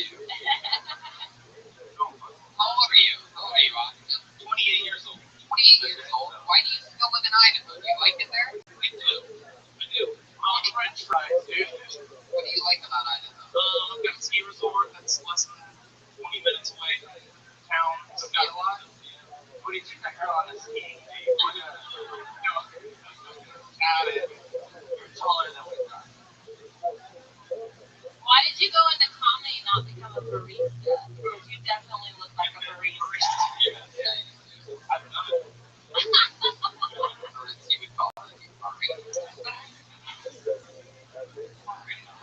So, I mean, I don't really understand how you love Northern Idaho. I mean, that's where I was raised, but there's no black people there. I was like, oh. What's not to love? I mean, it's got everything. I don't know.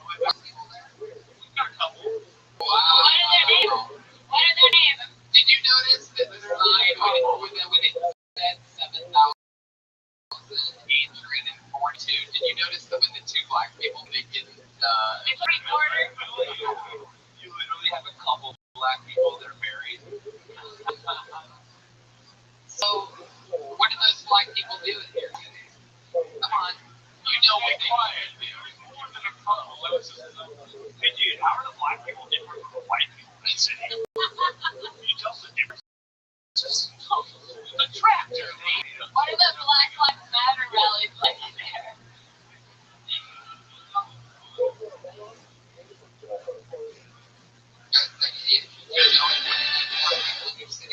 Well, I mean, there's a big company that just moved into Ottawa, so there's a lot of people that work there. What's the company do? You almost said a lot of it. Yes, you did, dude. Yeah, you almost said a lot of that, dude. Don't even do that, dude. You want that, dude? We got the radio back right here, dude. Watch it. What is the company that It's like spyware company. Like, so when you Google something, the next time you go onto a web page, it's like, we're looking up Hawaii trips. And then that's the, I don't know, so They like, target market. like, Yeah. Like when you're looking on Amazon for frozen powder. And then you go to Twitter all day long. They're like, here's your protein shaker. you don't want it. It's me every time. It's such a funny image. But yeah, now I'm trying to picture how many pounds of protein are in the breaded Shop's Amazon cart right now. Oh, I got some strawberries, some vanilla.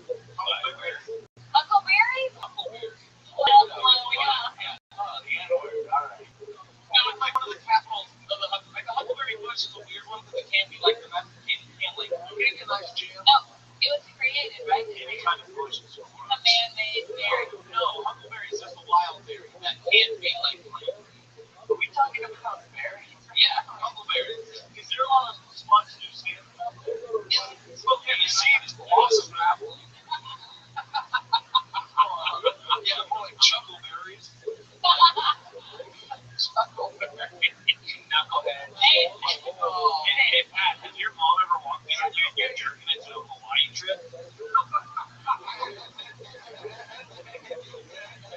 So thinking about Chuckleberry. Did they pee on you? What? Yeah, the Chuckleberry. Chuckleberry. You like to pee on women? Yeah, Chuckleberry pee on women. So Austin. Whatever. You would love Austin? You have a girlfriend? I do have a girlfriend. I don't know if I can cross the line. Oh, she's watching. You just made her so sad. How long have you been dating? A few months. What's your name? Time to tell her here. Claire? Hi, Claire. Hello.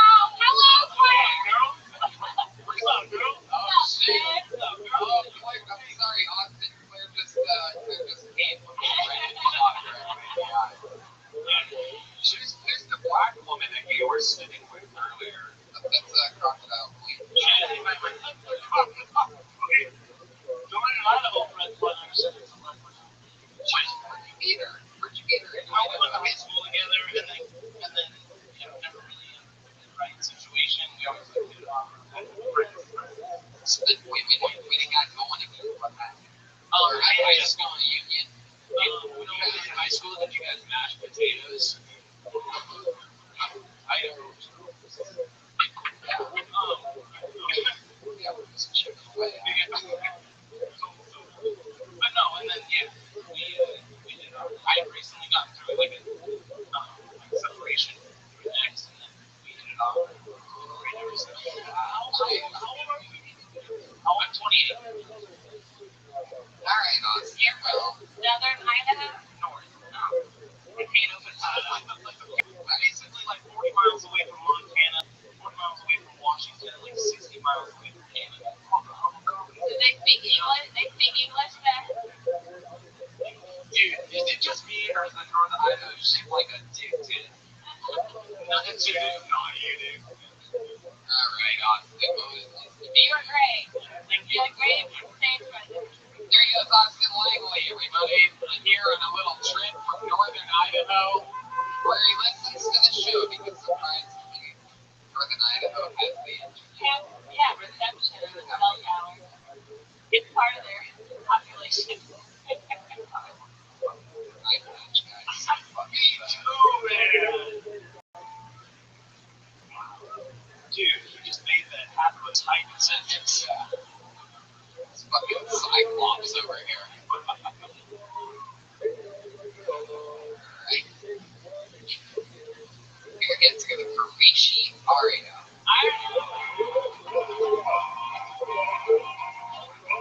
Rishi Aria. Here he comes. Live.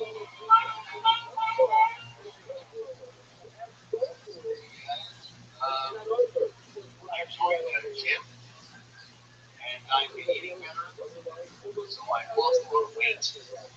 And now my whole family thinks I do cocaine. And I would correct them, but I kind of like the idea that they think I'm successful enough to afford that much cocaine. Way too low for me. I feel like white people in LA are more Indian than I am. Like they're all doing yoga. And they have Hindu symbols on their cars. Like white people might gentrify neighborhoods, but we gentrify their souls. And a little something about myself, as you can probably tell, I have a hairy ass. Like I feel like you can tell that from face value. Like my ass is so hairy that I could show it to all of you right now, and you still wouldn't see it. Go ahead. What is it? Wait. How hairy is it? And I can show it to all of you right now, and you still wouldn't see it. Dude, that's freaking worth it, dude. Fuck yeah. Rishi Aria. By far one of the funniest doctors we've ever had on the show before. always love it when you would tell how something's wrong about its theories. And then killed myself. It's true. Wow, you watched all the way to see. I never saw it. I just hear about all the things. So did you ever find the White House? Yeah. Alright. How long you been in the About 6 years. 6 years. Where at? I started in New York. How long ago were you in New York? 3 years. Oh, no. I was in New York 3 years. My only year last year. Now, to travel from New York to LA, is a treat you out on the top of the train. With your family? I'm still lost. Yeah. Shy one. No, they said, Thank you. That's how funny I thought it was too, right away, with that guy right over there. When you said, okay, Rishi, when you said you joined a gym, does that mean that you had fun sex with a guy in gym? And then when you said that you were eating healthier, does that mean that you were eating the smell of his neck? And then when you said your parents thought you were doing cocaine, does that mean because you lost weight because you got AIDS from the fun sex with the gym? Yeah, all three, all the above. Yeah. So you find tougher comedy in New York? Maybe here. Because in New York, there's more real people. Like in LA, a lot of people are actors. You know what? I'm gonna get a second opinion. All right. Okay. Richie, what do you do for a living? How do you survive? I do subtitles for movies. Whoa, that's you? I ended up having to pay somebody to do that when I made my own 1-hour Netflix special called One Shot, streaming right now. You have to pay someone to do the... Yeah, I had to pay somebody to do that. I remember specifically when I gave him pay to share when he gave me subtitles. I'm like, what the fuck you mean? And then I had to do it. And you were probably better than that guy. No, I do the French subtitles. French? That's my first one. Yeah, Netflix is French is your first language? Yeah, so Montreal. Where were you born? Montreal, Canada. they have Netflix in France just for the information, just making sure. I'm Canadian. Really? Did you see food trips in Montreal? Oui. They're only run for Peter now. So, Rishi, wow, Indian French, that was an amazing joke. Joelberg is in the motherfucking house. So, Rishi, how long have you done subtitles for? Since 2014. You probably get paid good money for that. It's a pretty niche job. Not at all, no. Really? No? Have you done anything cool? Cool projects? I still try all the movies. And then they I got to see the movies before they come out. Ah. The last 4 movies. That come out yet? That one was sexy. Have you seen all the new shit? It's my cue. That Billie Jean movie. Oh, yeah. That's my LGBTQ. Let me ask you something. You Wish we had him when Austin was up. We could have heard what he was saying. So, what's it like when it goes with tigers? Very scary, man. That's a very, very, very awesome question. I have a better one. What's it like living on the reservation? Wrong Indian. Yeah, that was wrong. That's feather, not done. I have a question for you. Who let the slum dogs out? The Bombay Men. Rishi, have you ever done the subtitles for a movie and then gotten a letter from a deaf guy that was all like, Yeah, the letter jumped off the page and screamed at it. Wow. it's really our douchebags tonight. Really fully committed to the character, even if something is the wildest attack. Rishi, if you got to rename yourself and not have your silly Indian name, what would the name that you gave yourself be? Cheeto. No, thanks. You really thought about this and you really want to be a white I always man. put like a one-syllable name. I wanted to do a joke in French. Can you speak a little French to us? Can you tell Sarah like something romantic in French? Yeah.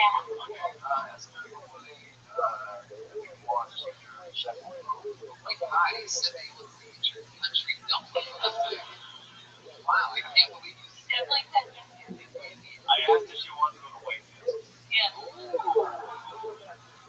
By the way, I've never seen a less confident Frenchman before. I know. All they do is win. Okay, that was nice. So, how disappointed are your parents in you? Oh man, like crazy. Yeah. Really? What did they want you to be? They wanted me to be an accountant. How many brothers? They wanted to Rishi for the stars. You have two sisters? Are they both like a dentist? One's a doctor, one's a lawyer. Okay. And you're the comic. Is the mom of Rishi the guy who killed the Beatles? I'm wondering. Yeah, I was just wondering that. No answer. What do your parents do? They own a bowling alley. Really? Yeah. What? That's awesome. Where? In Montreal. Yeah, but they own the. That's a really tough job to pin down. Yeah. Yeah, that's Chris Hardwick. His family owns a bowling alley. Park and Play. Really? Yeah. That's how, yeah, his parents owned the school when he started Park and Play. Or his dad. Are your parents still together or did they split? Yeah, I heard it's 7:10, but you look more like 7:11. Hi, everybody. The big bucks. Austin, first week of October. The employees went on strike. You a spare joke? Yeah, it's got 3 holes. Talk about like making friends. French? No, I don't. You don't want to bring that up? Not really. I think you should bring that up. Yeah, maybe it's like a little. Yeah, it's a bumper. Yeah. Don't want to end up in the gutter. So let's see here. Yeah. Your dad's an Indian guy that's hard to come. That really makes a lot of balls. Did you, are you You really a sing bowler? jokes over here, Brian. You're a really good bowler. So have they gone too far? I haven't heard you come up with one. Yeah, exactly. You know the last Yeah, you turkey. Come on. Is there a poopy bum bum bowling joke that Brian can make anyone? the last time I bowled a 301. That's true. You can't bowl a 300 blue. Wow. You said we were I agree with Brian all of a sudden. I'm not too many bowling. You said. That was the one. Yeah. All right, appreciate it. So, it was nice to meet I thought you were great. Thank you so much. you. If Sarah always says that she thinks everyone has a great rating. Yeah, that's why I had a lot of bad relations. Crocodile King's gonna hold you to that. Hey, I'm in love. that's the lady that said I was great. Get over here. Rishi Aria, ladies and gentlemen. Here he goes. It's on Twitter at Rishi_EH. RISHI_EH. Austin Langley is on Twitter at West Langley. I was going to ask you, what do you make of it? Oh, good thing you didn't get a chance to ask him. Like 3 fingers automatically. I feel like dancing right now. Do you guys want to go to the bucket one more time before we end this fucking super show, huh? You guys having fun out there tonight? That was the most bunk-ass response I've ever seen in this fucking room. You guys ready to go to the fucking ass LA crowd? Everybody thinks they're too good to have fun. When you order an Uber, who gave the Uber? Do yourself. Thoughts out there.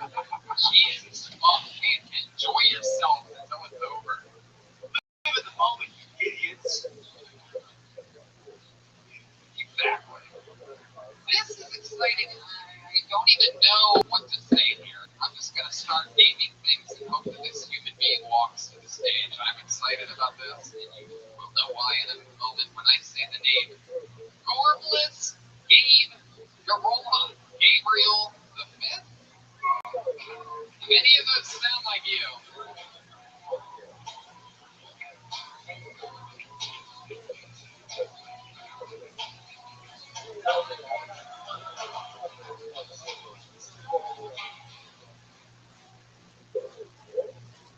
No one said tomorrow was the last one on the iPad.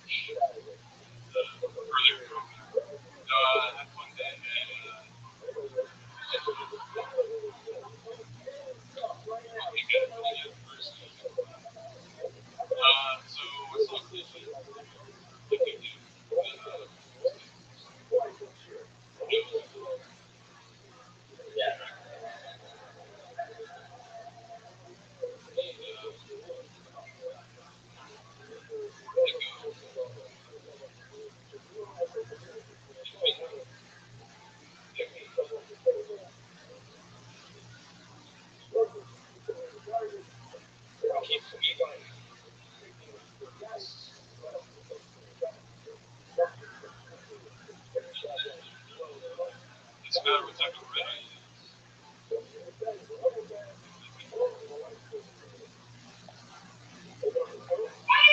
Wow, that's fucking terrible. Alright, you have a bunch of names on your piece of paper, so what do you want me to call you? Gabriel. Gabriel, the bomb artist. Let's get into it. How long have you been doing stand-up? This is your first time trying it. What? That's the short. What do you write? Talking to the microphone. One-liners and, What do you do with them? Write them on Twitter? no, I write them down in my notebook. How could you say It's not funny, Tony. This man's living on the street. Yeah, he's living on the street. I would say you are clearly a funny person. Well, like Gabriel. Wow. I didn't even think You're a funny motherfucker. Just stand there being funny. left-handed handshake. Gabriel. What makes Gabriel over here. Thanks for your being Twitter comment. Now telling me in person. Gabriel, how old are you? 23.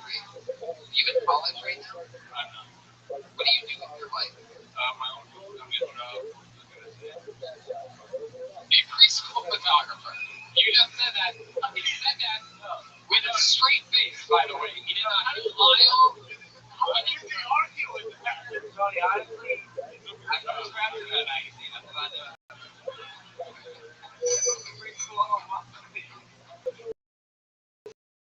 Highlights for children? Like, what are you doing photography for? a word like that?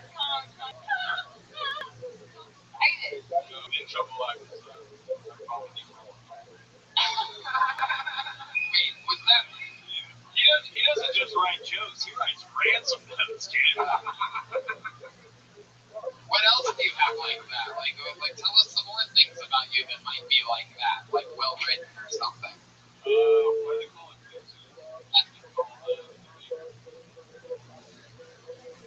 Right?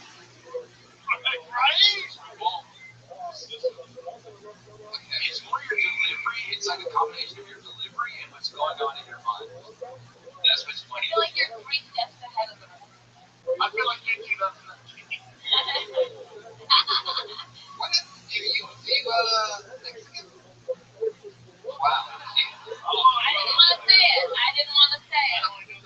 He said it. I announced it.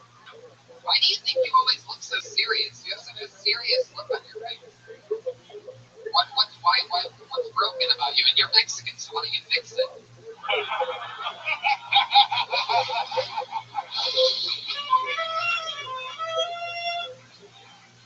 What's broken about you?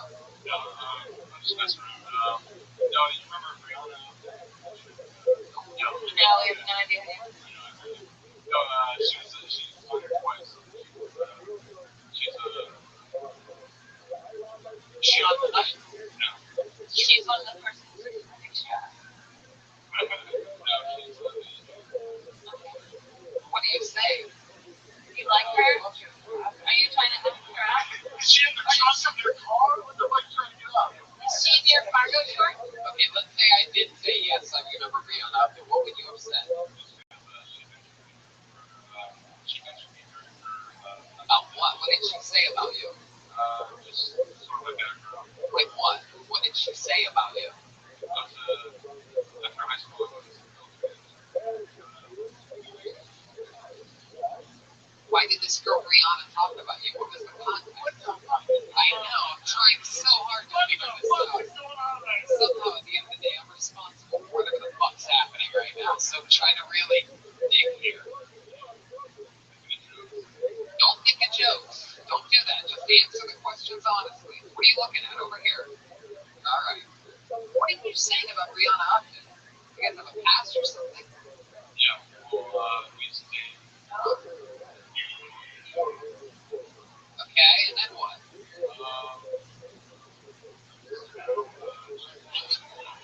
Everything brings us to now. Now is now. You can't just say that. In real time. This is live. Brings us to now. I don't want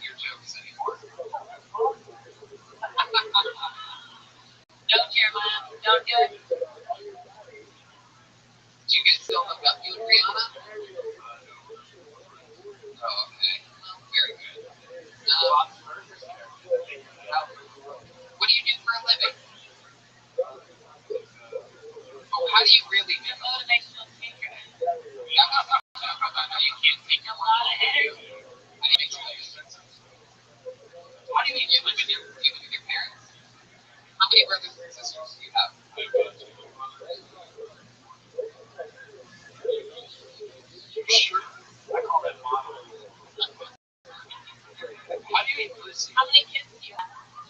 Can you show us how you eat pussy?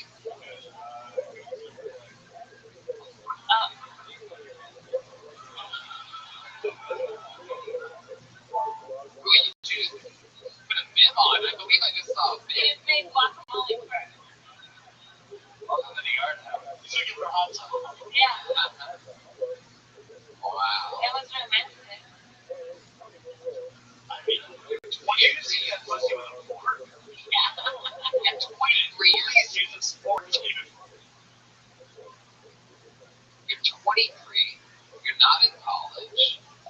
You can find out what you really do for work. You answer not Great job in the comedy. and you say you live with your parents. You're going to do stand-up full-time. You're going to live with your parents for about a decade. That's the plan right now? No, I don't. No, this is just After what? Buckle down to what? Are you really? Or is this another joke? It sounds like a setup to me. Okay, what are you going to do when you're a police officer? He's gonna shoot another black person for sure. He definitely gonna overreact. It'll definitely be the first time he kills, that's for sure. So, they shut up. Yeah. Come on and do that dumb kill joke once every year. I love myself. You may do my bowling picture. Yeah, do it again. 301. We have a 301.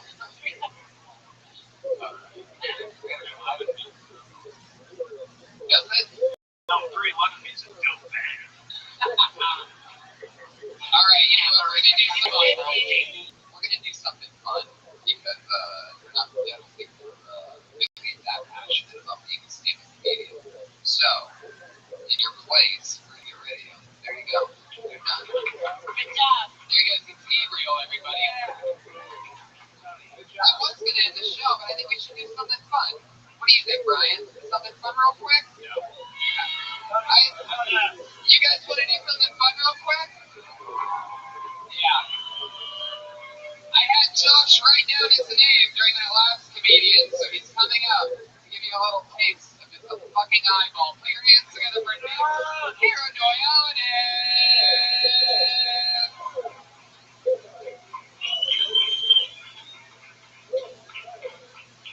Hey guys, how are you doing? If you can't tell, I got my eye gouged this week. And when I went to the ER, the nurse checking me in was asking me so the injury I took my ice pack off. She shrieks went out there, how do I stuff it? I timidly respond back to the injured stuff. Yeah. Guys, do you ever see a dolphin with one of those soda can rings around his snout? You wonder where the other 5 dolphins went?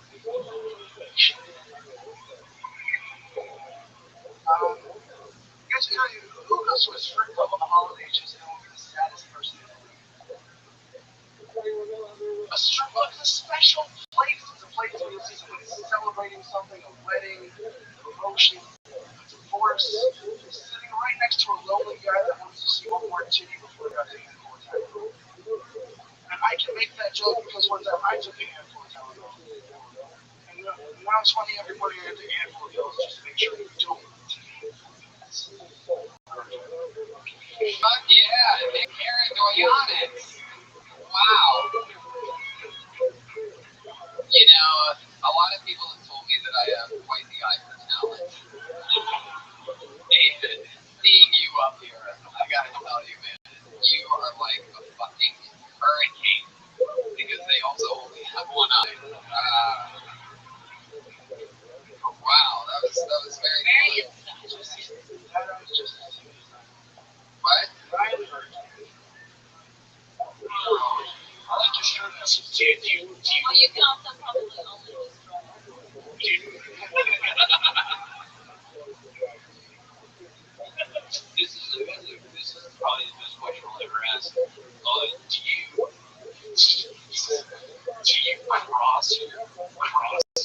cross your eyes and dot your T's? Yeah. Wow. That was impressive. Ian, what do you do for work, Nick? also working here now. Wow. Let's take a field trip. You told me you worked at a restaurant. I thought for sure I would have guessed Popeyes. I would have said IHOP. Yeah. I got 2 legs. I didn't see your set, but where did you come from? Where did you go? Where did you come from? Kind of hit you. Sober. Are you gonna get the new iPhone? Yes. Yeah, you should have done all these shows. Yeah. I'm pretty sure you can see all of these coming. I did it. Queer eye for the queer eye over here. Man, how long have you been working at the yard house there, Patch Adams? A little over a year. Wow. You enjoy it? Sure. Where are you from? Boston. Yeah. I'm gonna be there at the end of November. Kill Tony live in Boston, streaming 360 or your Nick Cardoy's 180. What is that? What's that name? Sorry, but what's your 3-3. It literally means walnut. Walnut John. Aren't you guys glad I asked that? How long have you been out there? I've been out here for 2 years. Your eyes. God. You for what? Full time stand-up? Full time stand-up. I'm just checking out, man. So are you waiting tables for a yard house with that scary ass eye patch? Really? I bet you get better tips. No, I don't. No way. You know what? Let's do something fun here. Let's do our thing. You come up and take our order. Manage it. Me too. I'm starving. I want a ribeye. What are you guys gonna do? Fucking creepy. The yard house is disgusting.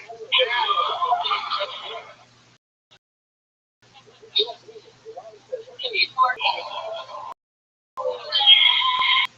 Fucking disgusting. Come on, I threw up in a Better waiter. Oh my god. So did people like handle it well earlier? Did people just laugh I at had so many dirty months. Right. Like everyone thinks I got in a fight. I'm just a boy. You could have made that up. I went on some fight. I don't think you're using that. I don't think we fight at all. And either that or it's the biggest Magic the Gathering disagreement ever. You fucking cheated. Much closer. Man, is your eye leaking something? And like it looks like there's like some juice leaking. That's not true. That's just Red Man's go-to for comedy. We're juice leak. So you said you last week got you just so that it can heal without bacteria. all on my watch? No, I'm not a Kaiser permanente member. I went to their ERs. You guys are temporary. No, so they legit did the least that they were allowed. It looks like it's coming off a little bit near your nose. Is that true? Can you take it off? Put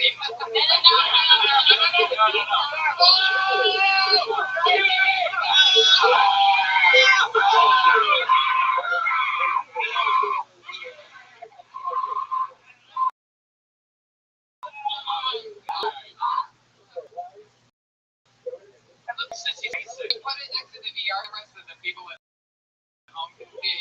Yeah, that one right there.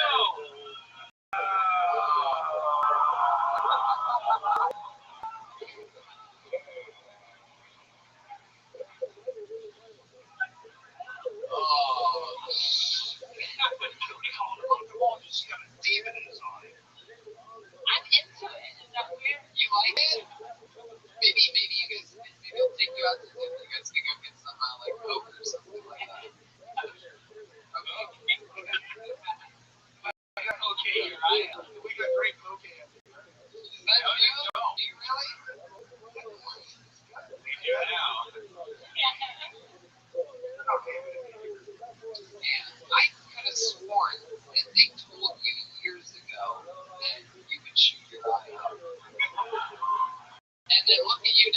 grown up. You just never learn.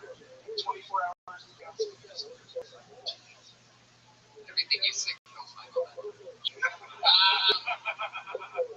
Nick, this was fucking awesome. You did it. Thanks for taking us home. There you go. Nick Carrot, go in. Go on it. Ladies and gentlemen, I know for a fact Sarah Tiana's working. Where are you coming to, Sarah? It'll be in Tampa the first weekend of October, and then I'll be in the Sacramento punchline and the San Francisco punchline. Brendan Schaub always grinding. Two of my hardest working friends. How about one more time for Sarah Tiana and Brendan Schaub? I'm in the lab at Long Beach on Friday. Both of these guys are hustling like crazy. It's SarahTiana.com and BrendanShop.com, right? For tickets? Nope, TFK. TFK. TFAK. TFAK.com. TFAK.com. TheFighterInTheKid.com. If you're a fan of me, make sure you go back and listen to that episode that Brendan and I did together recently on The Fighter and the Kid. I got feedback all around the country for that. Yeah, people had a lot of fun. Check out this drawing for the amazing Ryan G. That happened. Amazing. That happened while you all sat there. That's very cool. I'm in Cap City the first weekend of October. We're in Boston this Friday. A lot of other fun stuff coming up in the first weekend, or the first month, November. I'm in La Jolla, Denver, Phoenix, a bunch of fun places. So that's all at TonyHitchland.com. The best damn band in the land is over there. Period's gonna be douchebag. From Best and Durst. Dude, check out, get some t-shirts from me at jeremiahwatkins.tv/shop. Got regular Watkins tees, the wave shirts, just a lot of stuff. And also email me at yourboyjeremiahwatkins.com with posts that you'd like on video. I'm trying to revamp the YouTube page for Kill Tony. Get at me. Really cool. I just saw a clip of Feminine Stacy attacking Eric Griffin from a few weeks ago. That got a lot of hits real quick. I'm excited about these new events. Today, Ron White's 3 minutes went out. Oh, Ron White closed an episode by performing on the show, and he fucking annihilated. That was so great. Joel Jimenez. Oh, wait, go ahead. Your thing, guy. Yeah, anybody. Guys, hi, thanks. We got a show coming out on Comedy Central Snapchat September 25th. Check it out, called Boy. Daddy motherfucking Rayan. Dude, I just want to recommend the movie Love and Death by Woody Allen. Chris, the bass player, is Chris Dillon, a.k.a. Chroma Grit. Check out Dragon the Soul Rats, also the Chroma Grit. there he is. Awesome band. Well, that's that. We're going to see you next week live here at the Comedy Store for another fun episode of Kill Tony. I'll be in Indianapolis with Death Squad November 8th in Columbus, Ohio, November.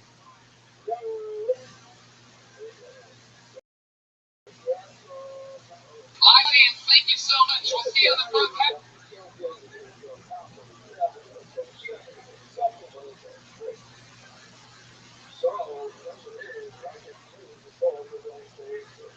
Video after the show for high fives or whatever you guys want. We love you. Good night.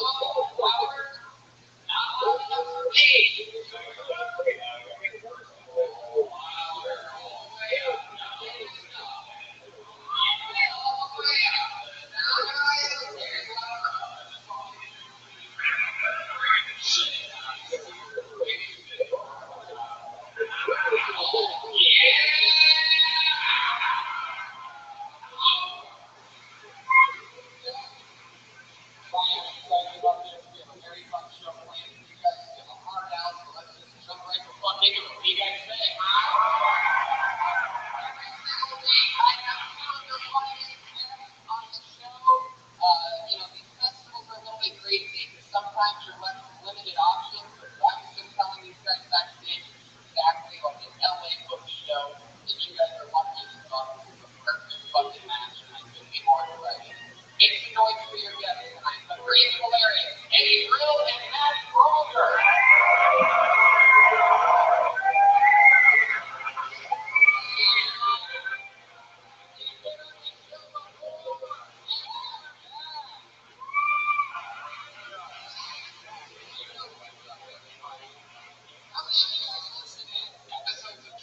On the internet. And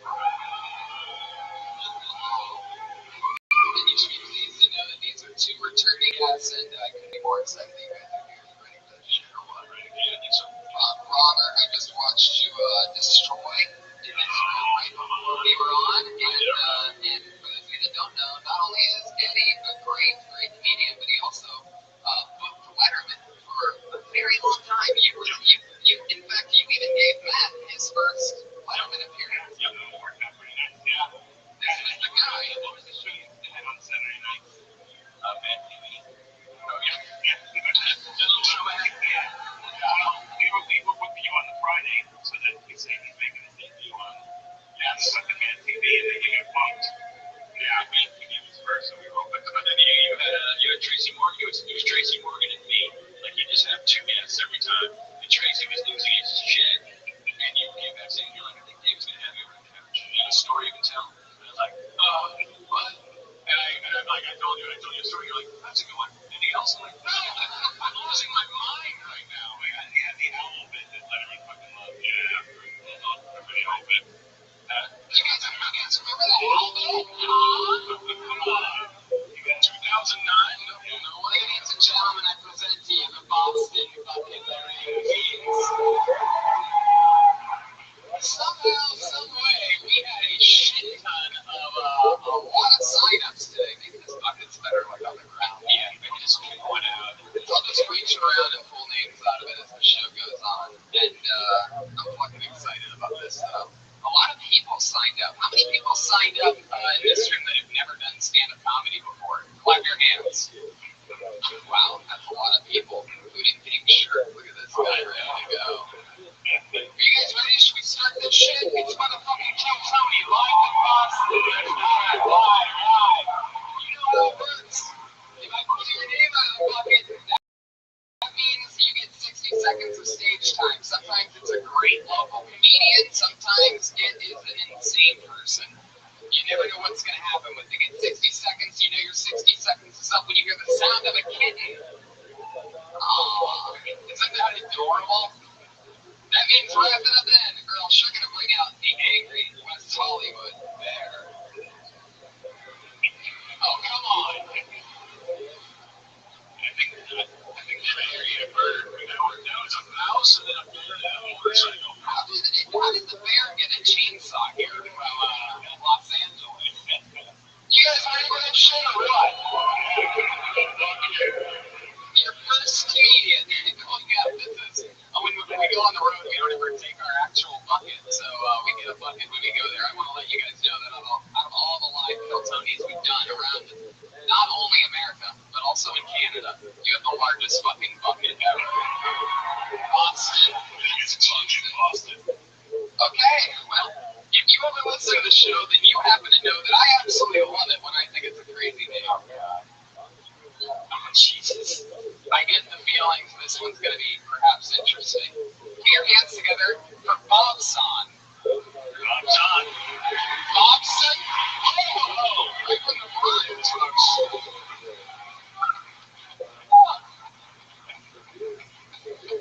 Oh, God. Good so far. All right. Hold on, you get 60 uninterrupted seconds. Put your hands together for Bobson, everybody. Right into the microphone, Bob. I listen to this podcast a lot. Fucking love it, Tony. Oh, shit. This is fucking weird. It's like the weirdest thing I've ever done in my whole entire life. I can't believe I'm doing it. I'm just going to keep talking until the 60 seconds is up. For God, when is that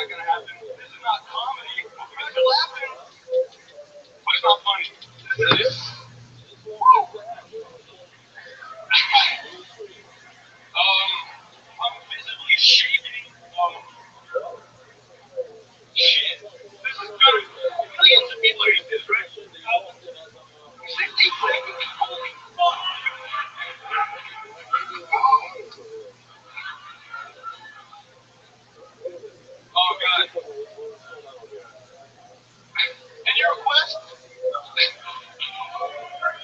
Oh, God. I got nothing.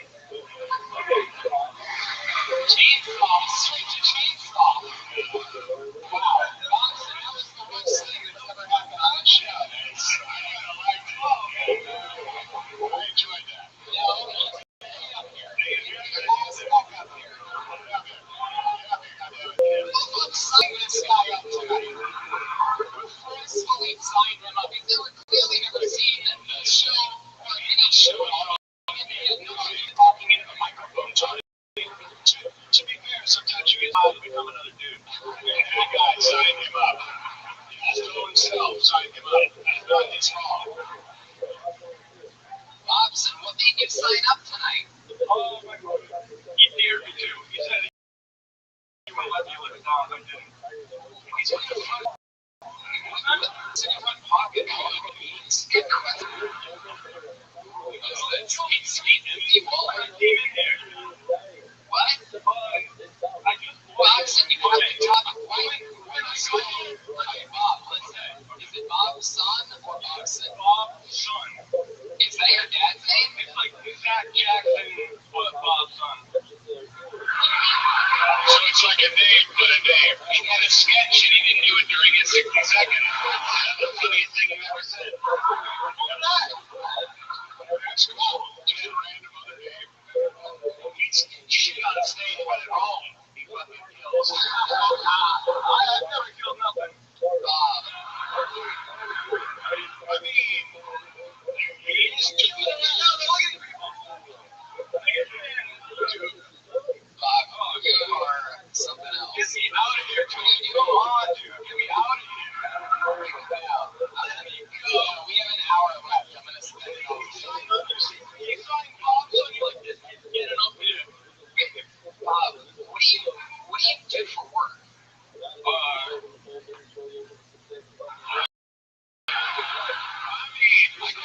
This is great.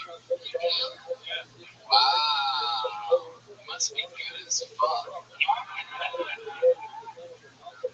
Wow. What are you? Have any dreams and aspirations or anything? Get enough money to live outside of, like, paying money all the time. Live outside of paying money. Speaking of money, you have to have the money to get rid of the money. It's how I pay all the time. Everybody knows that once you make that one certain amount of money, you no longer have to pay for anything else. Just have steady income. I worded it wrong. My bad. It's I got it up there. Oh, you're gonna play like the sad folk song now, Brian? That's happening. No, you didn't even hit a button. It's just moments like this happens with special. That's a song you play when you make so much money. I don't need money anymore. Wow, solid advice. Can I say first of all, like, amazing balls for getting up here and for standing up here because it's tough. It's tough to my head. Also, like, there's something you said for someone that can just get up and have a presence that's hilarious. Like, you making that face and you're going, I got nothing. And I found it hilarious. I'm not helping on you. Like, you weren't deer in the headlights. You were just like, oh, when I wake up. Headlights. So it just had like that, and that was great. Bob, before I let you go, do you have any special skills or talents or anything like yo-yo mastering, skydiving without a parachute, anything like that? You don't have any hobbies? Shut up. Shut up permanently. Fucking idiot. I get blackout drunk and late sometimes. That's a special trick. That's more Bob. Yeah. You get blackout drunk and last night you had no fight. Sounds like you didn't win that fight, but my birthday last year. Oh, we all know when Bobson's birthday is, right? You know. When's your birthday? July 19th. July 19th. Where was the fight at? Outside of Dunkin' Donuts. Yeah, the fight in Boston is in some way outside of Dunkin' Donuts. And you guys, I love Dunkin' Donuts. I love Dunkin' Donuts. I'm all into that now that they want monster energy outbreak. Who's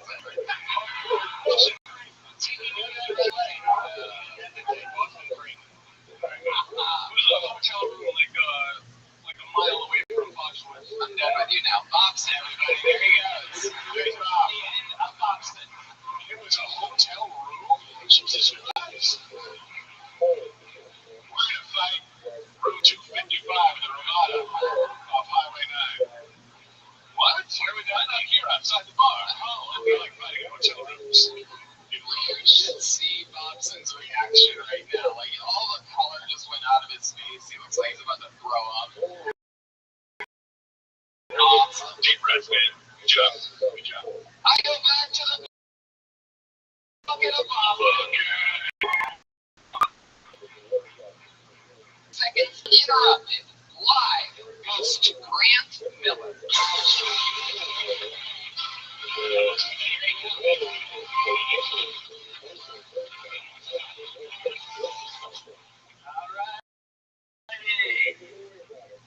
Mainly came out tonight listening to my roommate and learned Blackbird on the guitar for an hour and a half.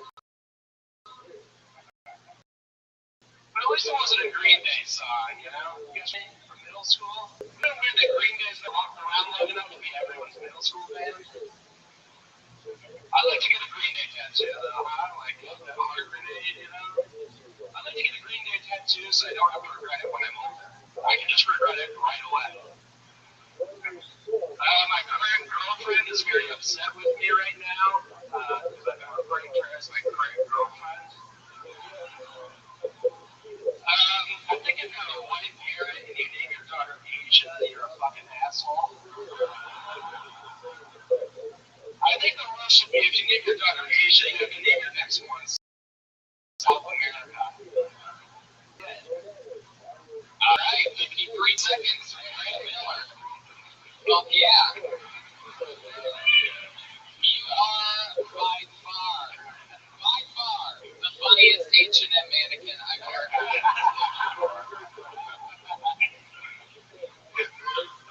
Very funny, Grant. You've been doing stand-up for a couple years here in Boston. A little over a year. Look at that. Your cheek just shook a little bit. You're a little bit nervous right now. Ask Bobson how it's like afterwards. He'll tell you. Bobson was composed. I didn't know what I was. Grant, I love it. What's your story, man? You're from Boston. You live here. You got beat up a lot from guys like that. You wouldn't know Tony would get beat up by Bobson. For those of you not seeing this cheek shake on right now, it is unbelievable. We gotta get you over this extreme Elvis Presley, but up higher. Do you always do that? It's just like, oh my God. Does it usually have to open mics? Wait, what? You're not usually at the open mics like that. Oh, you are correct. I didn't realize that I had this effect on me.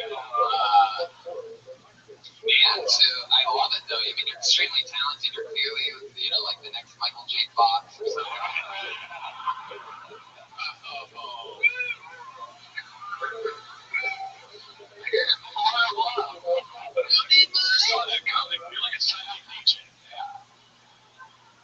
Grant, what do you do for work? I'm a student. What are you studying?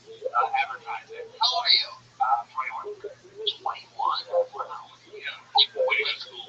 Boston University. Yeah, the one thing I can tell you for your set, I liked all the jokes. They were good, but you started out with a really long joke to start. Other ones were shorter. It's better to kick off with a shorter joke, get the big laugh in the first 10 to 15 seconds, and then do that long one. Very good. Yeah, bro. I mean, one thing was on Green Day was the family in college, right? Yeah. But, come on. Green Day was.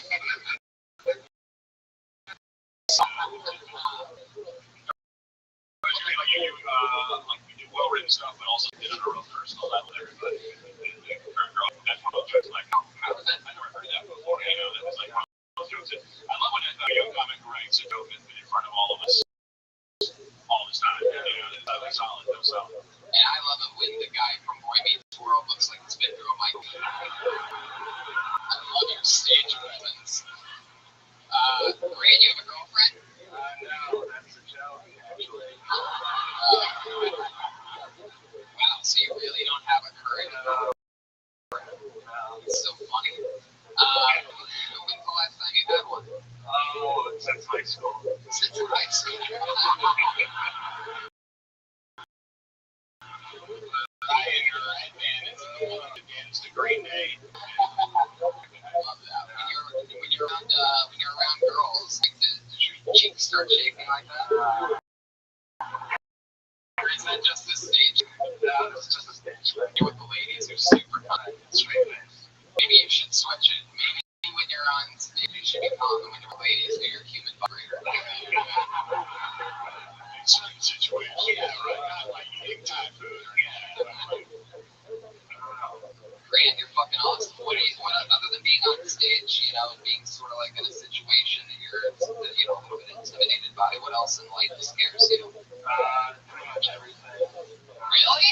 Like what? Can you give us an example? Like, I'll give you an example of mine. Okay. I often fall asleep I always keep my hallway light on, but I close my bedroom door with that little crack underneath my bedroom door, where there's a little bit of light. Like, I always, fall asleep, staring at it. So I always think I'm expecting to see it standing outside of it, and I don't know what I'm going to do after that, even if there was 2 feet, but I always sort of, fall asleep scared just staring at it. I think it's from being raised in a tough neighborhood as a kid. All right, your turn. See, that's actually scary. Me, it'd be like ordering at a coffee shop. That's scary enough. Why? What's so scary about it? You're afraid you're going to bring maybe something up? No, he's laughing. The face is shaking. I can't drink it. Another thing you should do is check anything you do with your arm. You shouldn't cover your body like that. You say, I'm not really comfortable. Just let it happen. Yeah, let that blood flow so that it's not all caught up in your cheeks. With it not clear, I was uncomfortable on stage. Right. There's no arm being away. Wow, you drink. Yeah, both cheeks are going down and the arms down. This is getting extreme. Maybe, I don't know. Is there anyone that comes to the show that isn't in this home? You're like, please just let me on stage. It's funny. Someone is just like, I love it. Yeah, normally the people that sign up for the show are happy when they get on stage. This has been like a torture so far. Sometimes, it should be like a swinging light bulb above it. Welcome to the Guantanamo Bay Chuckle Hut, everybody. All right, Grant. I'll tell you this, man. It was fucking awesome. Good job. Feeling one day you're probably going to laugh about this clip, and other people will too, because you're a great joke writer. Keep doing it. 21 years old. Austin Tone Grant Miller, ladies and gentlemen. Come on.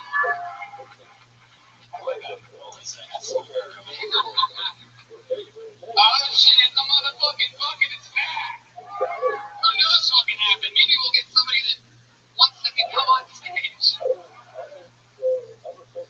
Austin, you guys having fun? I pulled another name out of the bucket, and that name is Brianna Santos.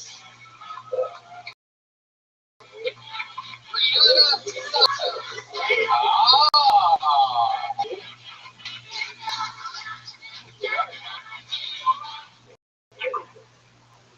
Guys, that's the door, baby. Seriously. I know. I had no idea. Really short. Like size 2. Oh my god. That really happened.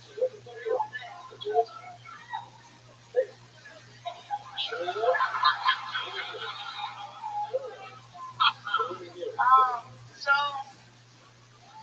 I'm here and let's see this. You get the great one. That's all you got. So my cheek shaking. I feel like it is. Coming on my cheek.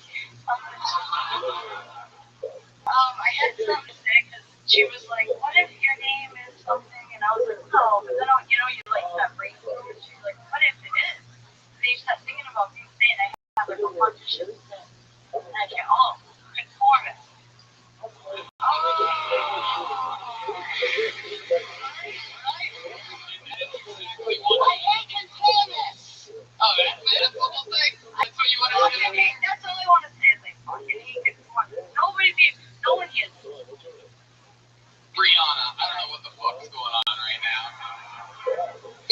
You force people to sign up for the show? Did anybody sign up with their own endorsement? Yeah, if you don't really want to do stand-up, they just tell us before you want to see. Yeah, you did. You put signing up wasn't mandatory. Gotta get in front of the microphone. None of you people even know you're doing it. I feel good about it. Austin, you guys are your own special episode. I want to let you know that. Oversized bucket with minimal results. Clearly the smallest the bucket on the show. We should switch it. We get a small cup or something like that. Maybe we drop all those cups into the water. Yeah, that's exactly what meeting up is. What the fuck, why not? What the fuck, why not? Brianna, what's your story? You ever think about doing stand-up comedy before? Comments. In the last second, you sort of decided. You thought you were gonna get shot, huh? I did not. No, I didn't. No. Yo, what is this lady? Is this your girlfriend, Brianna? Brianna? I'm a construction worker. Oh, okay. I guess then, yeah. I guess then, yes, this is your girlfriend. How's it feel to be in front of a lot of people? I feel like I'm in my personal community college public speaking class. How did that go? Terrible. Talk a lot about the environment. And every Brianna, speech do was you ever wear a hard hat? I do. Twice a day. Twice a day. At work, yeah. I could for like a strap-on dildo or something like that.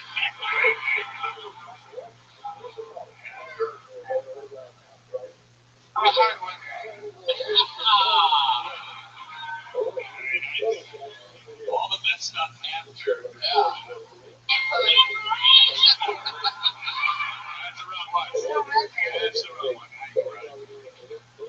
Brianna, you reminded me of a young Edward James almost funny.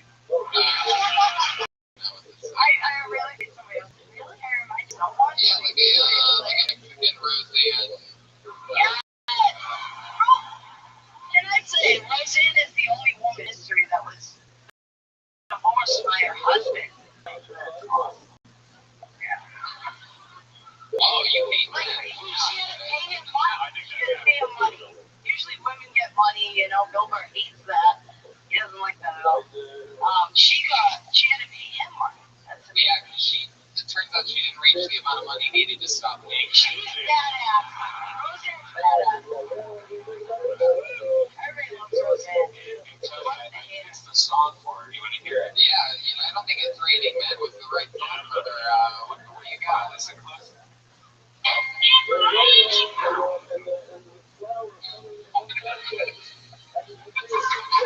You're so stupid. 6 minutes of his time went into making that moment. Good job. Oh. Going to work. Brianna, you're from the Boston area, right? What do you think about Boston? I'm from New Bedford. Anybody knows? I'm sorry. I'm trying to move out of there. But I'm still alive. That's good. Do you have any special hobbies or fun things that you like to do when you're not doing construction? My girlfriend's hairdresser calls me Joe Rogan's best friend. Why? Why did she call you Joe Rogan's best friend? I know for a fact she's never My girlfriend texted me at work the other day, and she said that my best friends are my TV shows. She was like, I think your shows are your best friends. TV Like, show. I work so much and I don't like people. Are you still watching Fear Factor? TV show to watch. Not on TV anymore. I do. I listen to Joe Rogan and watch Game of Thrones. I love that. That's my life. All right, Brianna. And that's my comedy career. I think it's over now. I mean, is it something that you ever wanted to do, Brianna? Is it something that you ever really wanted to do, or you just sort of gave it a shot? I don't know, I always felt like I was a special kind of person, but I haven't found that special purpose yet. Well, if you just keep signing up outside of random things, then I think one day you're gonna. That's on your hip. I'm gonna work on it. If you see you next year, That could be your thing, signing up. I'm gonna work on it. My whole life I sign up. I will tell you this: is that you handled bombing better than Bobson did, and you handled it better than Grant Miller did. Good, and you handled this better than his shaky ass. So, in the end, you can take something from it. Rihanna's on totally. Would you say you're giving out free flannels after the show? What is it with lesbians and flannels? Why are you asking me? I don't know. How would I do? You have a choice. I am one of not a lot of people know this, but I am one of the top young lesbian comedians. Yeah, we do. Right. And uninterrupted 6 seconds goes to Cody Griffin.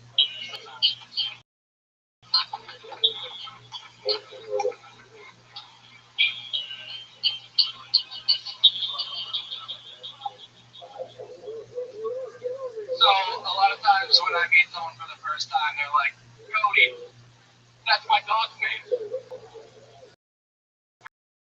Great, but he's usually so I think that all dogs should be named after people. You ever see an overweight little pug waddling down the street? Yeah, that dog's name's Steve. Or there's some great name here and there, your neighbor's curtains creeping on you. There's Larry again. Some animals, they actually they change colors because of their diet. Turtles are green because the grass they eat. Flamingos are pink because the shrimp they eat. If that were true with humans, why aren't I like the color of OG Kush or Sour Diesel or Blue Dream or whatever the fuck they call weed these days? Or more likely the 6 barley colored cans of PBR I've already had tonight. Thank you, Cody Griffin. There you go. One thing that we're learning immediately is that sometimes it's more fun to watch somebody that didn't know they were going to get selected or try at all. I sort of miss the people that were like, oh, sorry, this wow, I didn't even want to do it. This girl knows her. Somebody wants to make one real one. Did they just get marijuana here or something the other day? I'm not even from here. Where are you from? I'm from Key West. Key West, Florida. And there is where you were making a living being the top half of a centaur. Shut up! If only you saw the bottom. It would have been a wait till you at the bottom. I was born with this sweater, yeah. Key West, Florida. So how long have you been up here? Only since I was forced to evacuate about 2 weeks ago. Wow. You were forced to evacuate and then it turned out to be a tropical too. How does that make you feel? Yeah. Anybody that's intimidated by what's going on the shore right now, like, you haven't seen anything. Wait, what? I experienced the zombie apocalypse in Florida trying to get away from passport. Oh, yeah. How were you in your car for? 3 days. 3 days. Did you have a problem finding cats? That's what I think. That was great. Down there? Jesus, It would have been a lot more enjoyable if I had more weed in the car, honestly. So you decided you're like evacuate, you're like I'm going to Boston. This is it. Yeah, well, my girlfriend lives here, so I had something to go.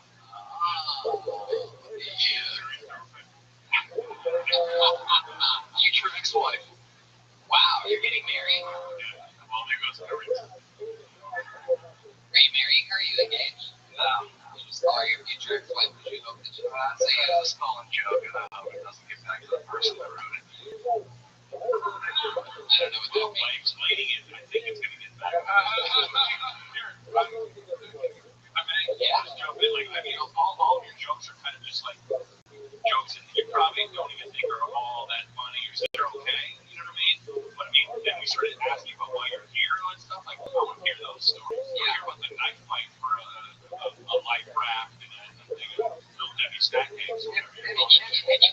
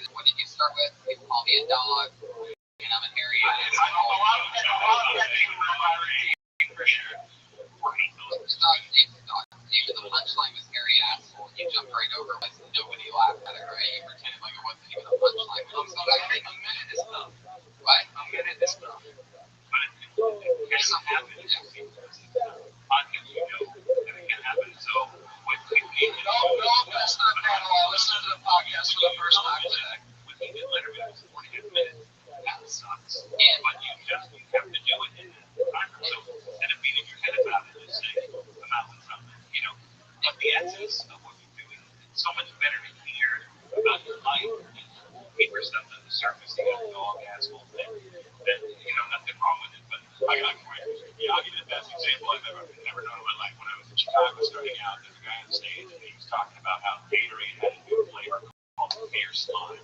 His whole joke was, what the fuck's so fierce about lime?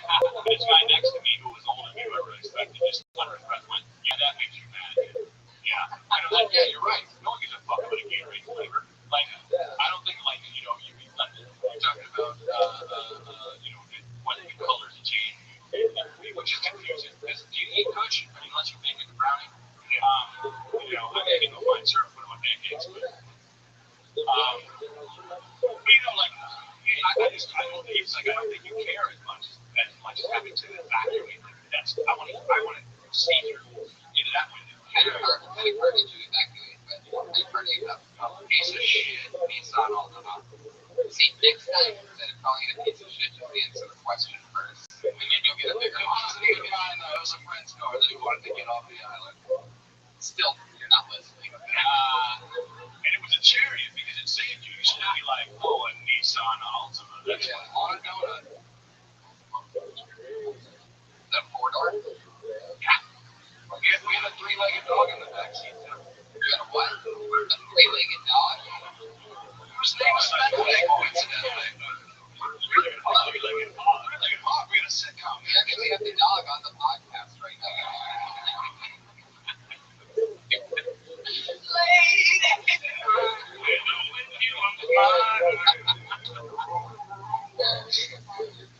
Cody, so you've been banging your girlfriend a lot. You've had to evacuate. Made it up here. Yeah. So I thought her clothes are just evacuating. People can bring out a hug. That was just a sick person party. Yeah. So you guys have been having fun? Absolutely. And does she live alone? Well, until now. Right. But she lives alone and you're staying with her. She kicked the fire guy out, right? Yeah. She kicked Bobson out. There you go. You got a laugh from Bobson's brother on that one. All right, Cody. Well, it was nice. Do you do stand-up? Like, yeah, we have a cool. Well, I don't obviously, but I help run the comedy club in Key West, called Comedy Key West. I help run the business. It's all right that you help run the comedy club? Yeah, and all the social media, all the photography, all that. Did you put like plywood up on the comedy club before you left? Absolutely. It's still there. But you know, even during the hurricane, at least 3 filmmakers showed up. Like, what happened? Is this happening today? I was got flat, Randy. If you're ever down there, go check us out. Right. There's a lot of people a lot funnier than I am. But we know. Has anyone ever told you they remind you of Conor McGregor and someone sweeping all the confidence out of them? No, I usually get the guy from Dexter. Wow, I see that happen. There you go. Well, you didn't kill anything here tonight, Cody. There he is, Mr. Eagersman. Comedy Key West. Oh, he really is. He's the guy that runs Comedy Key West. The Twitter handle is Comedy Key West. _ Grant _ Miller. Grant Miller and Bobson, just so. He left. I just want to punch somebody. He's going to be. You did my joke. Okay, I'm really excited about this. This is another interesting game. Let's see what happens. Put your hands together for Boston beating Charlie.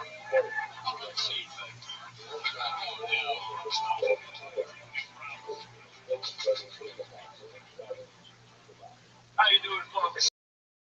I'm a time traveler comedian. I would explain everything, but I don't have time. It's great to be here in the greater Boston area. I wish my old farm. Sadly, changed the name. Cheers. I was just glad though that after all these years, when I stepped in, everybody knew my name.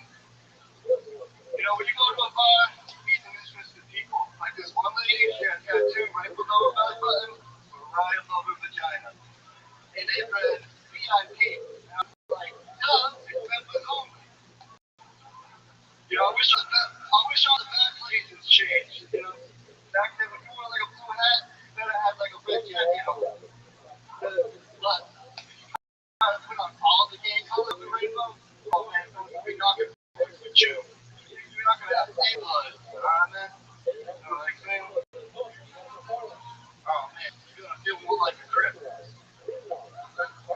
gonna tell you something.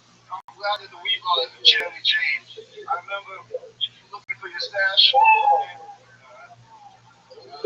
You want to finish it? Finish it, Boston. Charlie, finish that joke. When you look at that stash for one. Is that what you said? No, let me just tell you to an inch, but you know your pothead when it takes you longer to look for your stash than to look for your stash. You know what I mean? You're looking around, you're like, man, where is it? Wait, yours? Alright, Boston Big Charlie. For those of you listening to the podcast but not watching it, Boston Big Charlie decided to do something a little bit different than the other people. He's still bummed, but he came in a disguise. This way, if things went as bad as he thought they were going to go, he could just start again. And if things went well, I bet you would have ripped that beard off in a heartbeat. Like, oh, this shit's easy. My real name's Charlie Weingarten. Then you're Boston Big Charlie. I love that. I don't know if this is an episode of Kill Tony or some type of Boston marathon of bombing or something like that.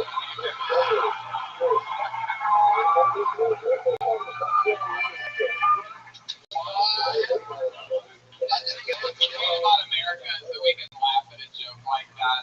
What was Syrians? I didn't look across the crowd. I gotta go watch the stage. You guys look Syrian is Boston Charlie, so we got him right where we want him. Charlie, are you gonna stay in character? Can we talk to the real Charlie? Take off the muzzle then. You take out the beard? Are you hiding something underneath there? Lipstick. Charlie, it's tough to understand you through the beard. Can you pull it down? Wow, you are hell-bent on maintaining the beard. Why are you in disguise? What do you mean for weed, guys? Looks like he's not gonna break the You know what disguise means? You know, like if I were to say use it in a sentence, I'd be like, this guy's bombing horribly right now.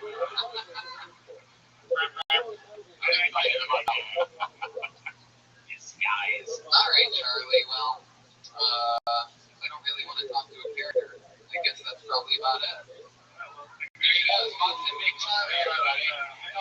There you go, whatever that was. Boston Big Charlie. Don't be afraid to move the mic stand away from you and not hide behind it the whole time. It doesn't sound like you're being clear when you hear yourself, and nobody else can understand you either. Just a little something from a person with confidence. I will say Triple B really hit it with like 6 people in the audience who were like, yeah. Did you notice that? We were like, I know what he's talking about. It was amazing, dude. I love that you just convinced Charlie Triple B. Why not? Those names are Farley's. His name wasn't Farley? No, it was Charlie. Because the beard, you heard Farley. Yeah. One more time for Boston Big Farley. Yeah. Look it up for Farley. I pulled another name out of the bucket. Put your hands together. It's Diaz. There you go. We can't believe it. I think it's Luis. Luis Diaz. Yeah. Alright, guys, I got a big ass head. Most people are scared of the dentist. I'm scared of the barbershop. Sometimes I feel like a hot chick was usually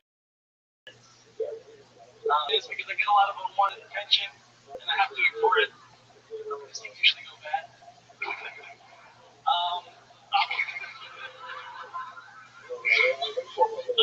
I'll be walking down the street and a group of people will be like, hey, that dude's got the biggest head I've ever seen. And I have to be all classy about it, like, I know they ain't talking about me. Just keep walking. And also, I mean, there's nothing I can do about it. I can't wear a hat, I can't wear a hood, I can't really hide it.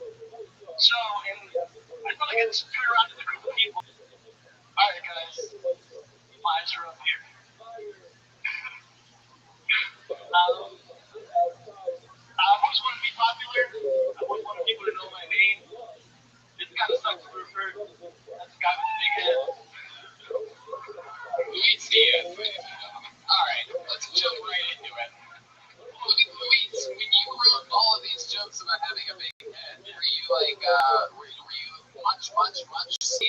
or something?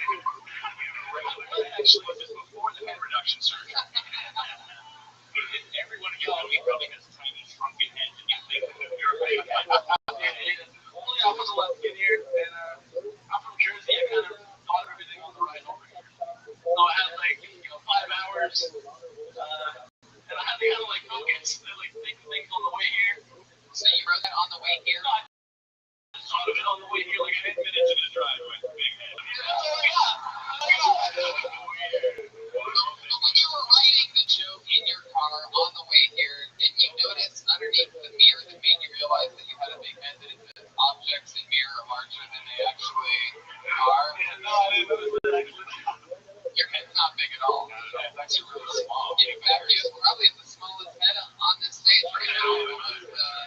If anything, I would think about how round it is, perhaps. I would say that you could be Ernie, or Ernie or something like that. Like a little Mexican Ernie. I just think I'm the only Hispanic person here. Anybody else? The magic words to make up. Yeah, I'm super nervous, but I'm nowhere near as high as Thompson was. So. Alright, attempted a callback failed. That's all I got. Everything else I mean, anytime someone has one like physical characteristic that they kind of harp on, more often than not, you'll notice that like these are really good examples, you know, the things that happen, but like more often than not, it'll be something that people don't really think about. But I think my advice to you would be like find something about your personality or something that you really hate or whatever, and like work on, do something about that, and sort of like tell a story. A lot of comedians get that with they're losing their hair and they're going to do a bit about balding, and really everyone can see that that's on the surface, and that's not the great comment. The comment is what's inside. We all get to see who you are. What kind of person are you? And we don't know that. We know you're nervous because like Cody, every hand that you talk to, super nervous. And you never move. You have to move my skin. You got to move it out of the way. It's a psychological weird thing where people like you in this trip. What's going on? You have to get it out of the way. You know, it's funny. Actually, No, we don't know what's I watched the show enough not to say, I had some other bits, but like, I literally get shit for it all the time, so that's all I really. Who gives you shit for this? People like strangely, one tiny head uncle. If JFK had your size head, he'd still be president. No, he wouldn't be alive. Wow. Man, I was expecting to get there. I know everybody says that too, but I never got what they meant until being here in this moment right now.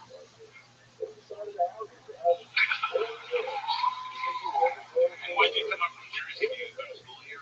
What was that? Why'd you come up from Jersey? I just really liked the show. I wanted to go to New York when the game festival sold out before I found out about it, and I just said, fuck it, just drive up to New York early. 5-hour drive? Yeah. Anything interesting happen on the way?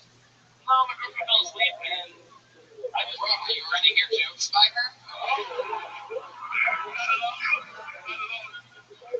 Babe, I think I'm going to do this big head thing. I'm talking about your head. she was totally fine. She said, Rabbi, I had to get gone away. I didn't understand what she meant. Like, this was a honey. No, her head is fine. Wow. See that? You just asked to leave. Yeah. I was just about to let you go, but now I got you. Well, everyone else just sort of like walks up like that. What's your favorite category in porn? Shit. Big head. Bullshit. I like more like amateur stuff, like shit, stuff that looks like a shot somebody's better. Really? Yeah. Wow, you have some fans of people that like amateur comedies. Wow. What goes around comes around. Alright, Luis, how old are you? 27. Yeah. And what do you do for a living in Jersey? I'm an EKG technician. EKG? Yeah. It's not heart monitors. Yeah, heart monitor. So, you're just a technician? No, not necessarily, just the simplest way to explain it. I do quality assurance, so I've been there like 5 years. I just basically check everyone else's work. Wow. You don't have to have such a big head about it. Luis Diaz, ladies and gentlemen, Twitter, just Luis Diaz. It's all happening. We're plowing through it. In fact, this is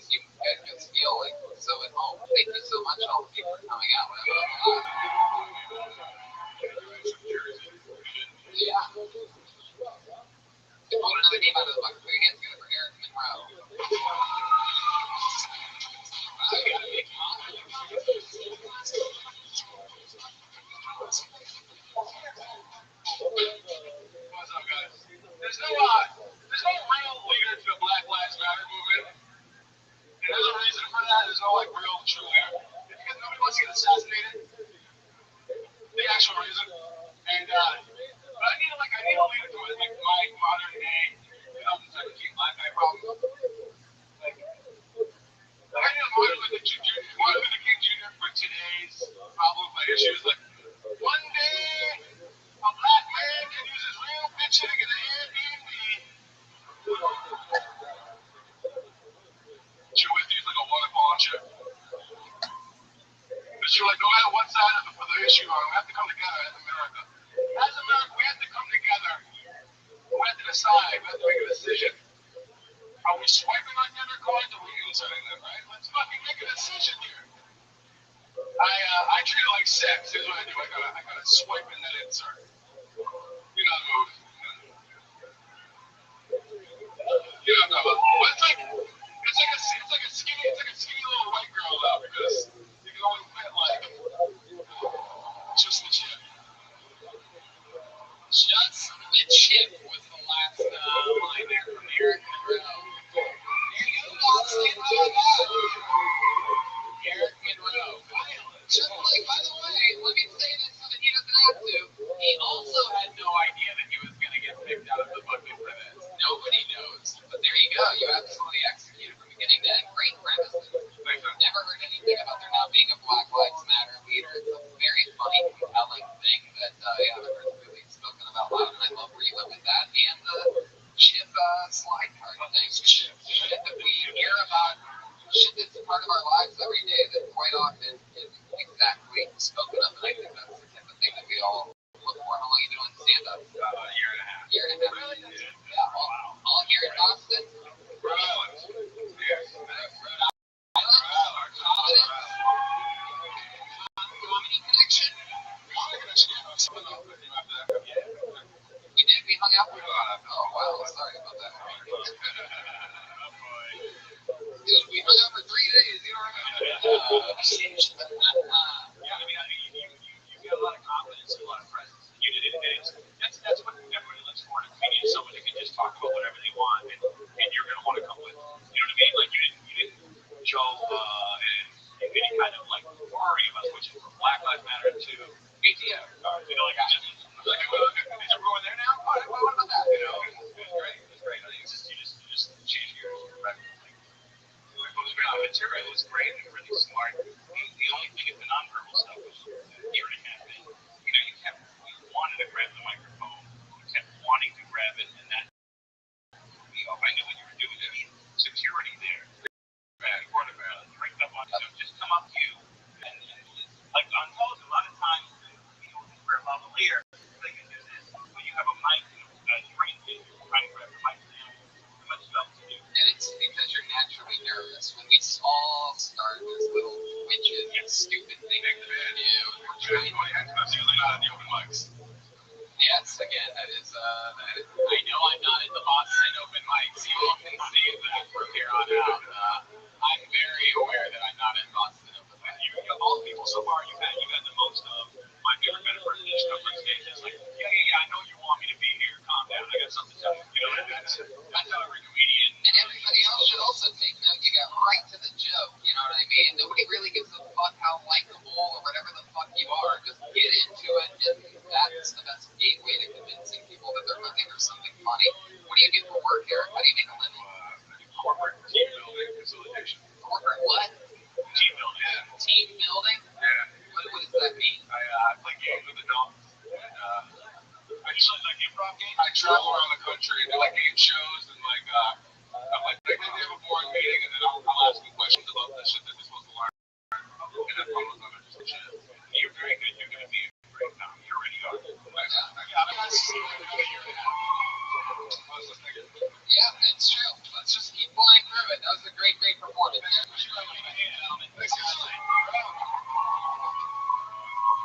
If you would have said Boston instead of Providence, you would have just gotten the biggest applause of your life. Yeah, well, Providence. And then everybody's like, nah. Fuck out of here. Everybody wants their own Boston little killer. Who knows? Could be Mickey Porter.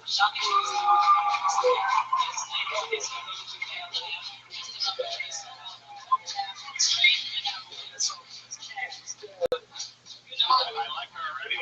Yeah,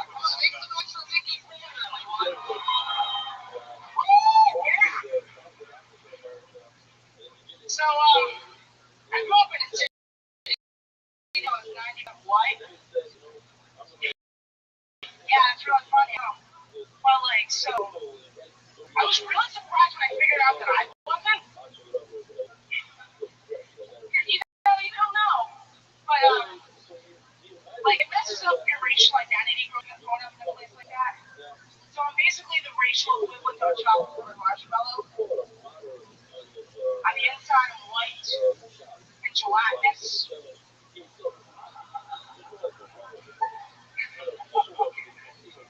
Like, there are things that I feel like I can't do that a normal black person would be able to, you know?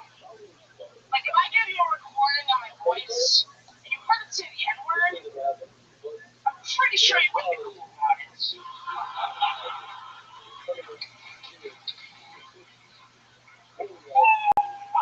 Mickey Porter, 60 seconds. I just have one more punchline for that one. Go ahead. You want to do another one? Go ahead. You can't really have the Walmart skin with the Whole Foods points backing it up. Wow.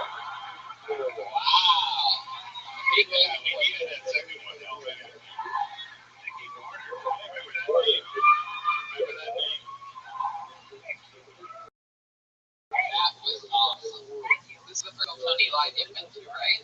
Yeah. I have too, and hung out with you after shows that I've done in multiple cities. Where was that at? I've seen you in Boston a couple times, and I've seen you in Providence. Right. Yeah. Wilbur Theater, Comedy Connection. Yeah. The one. This is your first time doing stand-up? No, I've been doing it for 2 months. 2 months. Yeah. Jesus Christ, really? Yeah. That's awesome. That's amazing. Well, you're wearing the Girl Tony shirt. You listen to every episode? Huh? You listen to the show? Oh yeah, of course. Right. And do you think that listening to it a lot sort of helped you with something that you always wanted to do? I was researching before this, and that it really based on what I really wanted to do, and I realized that I love comedy, and so I started doing this, and I found your podcast, and it really, just listening to all the advice that you and Red Dan and Cash give, it just really helped me out and gave me confidence. Fuck yeah!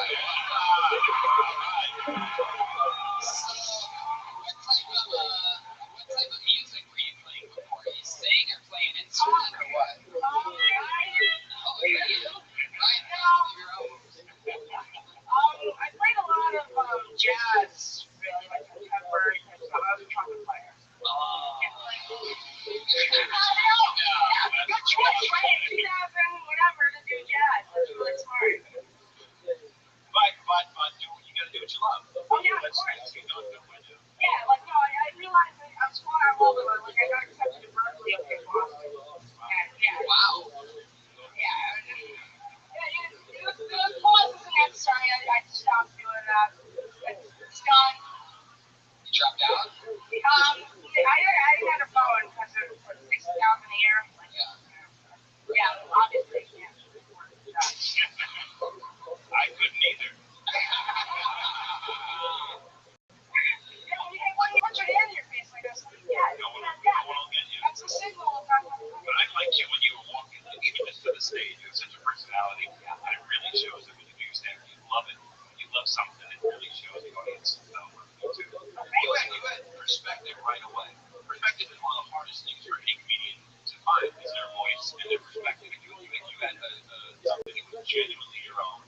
And like, I hate like giving someone like a tip on how to do their joke. I love your joke about the marshmallow. I think you should just say it's just you says inside white and boss. You'll have to say inside white and lattice, as if that's what you meant. You know, not the difference between like that killed me. That's such a one descriptive word. I don't know what you were talking about. I don't think I'm getting my point across, but you know what I'm saying. I know what you mean. It's slightly quicker without the little stuff in the middle. You know, like you said, like I'm from a neighborhood that's 90% white.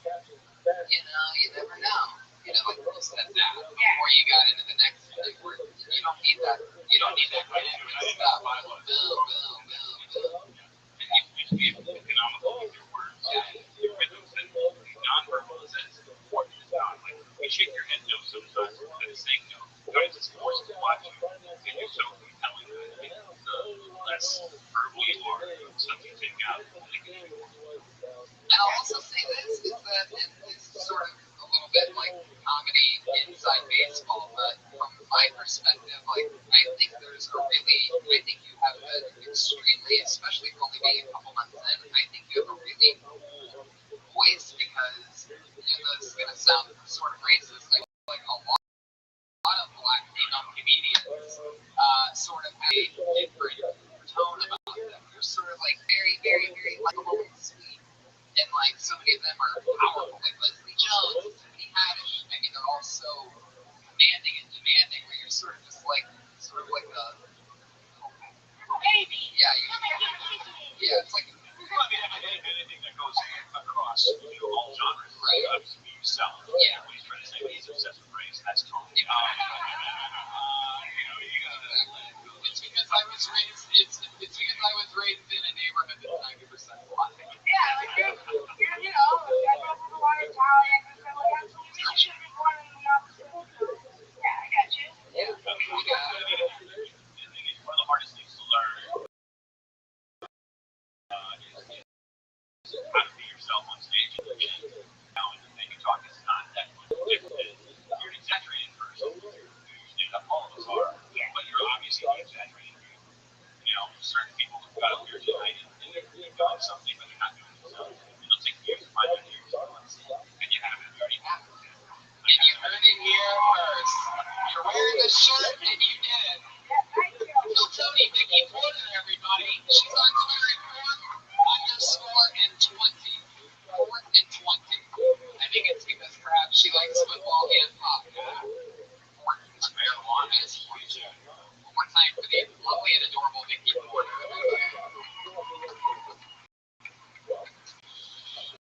I have the name there. Let's do this one that fell out. Running from all the way in the back like he's on the Princess Diana.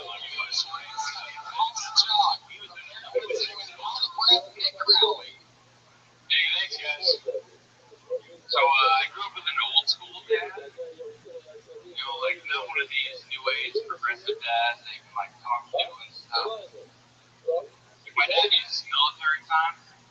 I ended up getting a text, meet me at the car in 0800 hours. Like, are we going to grandma's house or are we going to go kill Bin Laden? Remind me of which mission this is. Plus, my dad was never in the military. Just bought a boat and started using military time. Just a big fan, I guess. Irish or part Italian, so you're around Columbus Day. My dad will go on the big rant about how Columbus wasn't Spanish, he was really Italian. Don't believe what you read growing up. Columbus wasn't Spanish, he was really Italian. That's how behind the times my dad is. He thinks people are trying to take credit for the shit that Columbus did when he got here. I just sit him down and I was like, yeah, that might have been a point of pride when you were growing up, but now he's kind of considered a genocidal maniac, so I don't know, maybe let the Spanish take credit. Thanks, guys. There you go. Nick Crowley. That was great. Thank you for doing that before jumping into a film booth and becoming Superman. Hilarious. Kind of an ironic hit to Superman. Yeah. I don't know that much. He uses his red lasers on his eyes to read books. It's amazing the knowledge you can consume when you're Superman. Hello, Nick. You've been doing stand-up here in Boston for 4 years, am I correct? A little less, but yeah. Whatever. Yeah. Correct, yeah. 3 months, 3 years, 5 months. Anyway, it doesn't matter. What do you do for work? I have a regular day job. Yeah, that's what I just asked. Finance. Yeah. What do you do for work? I had a job. Yeah. I work for a mutual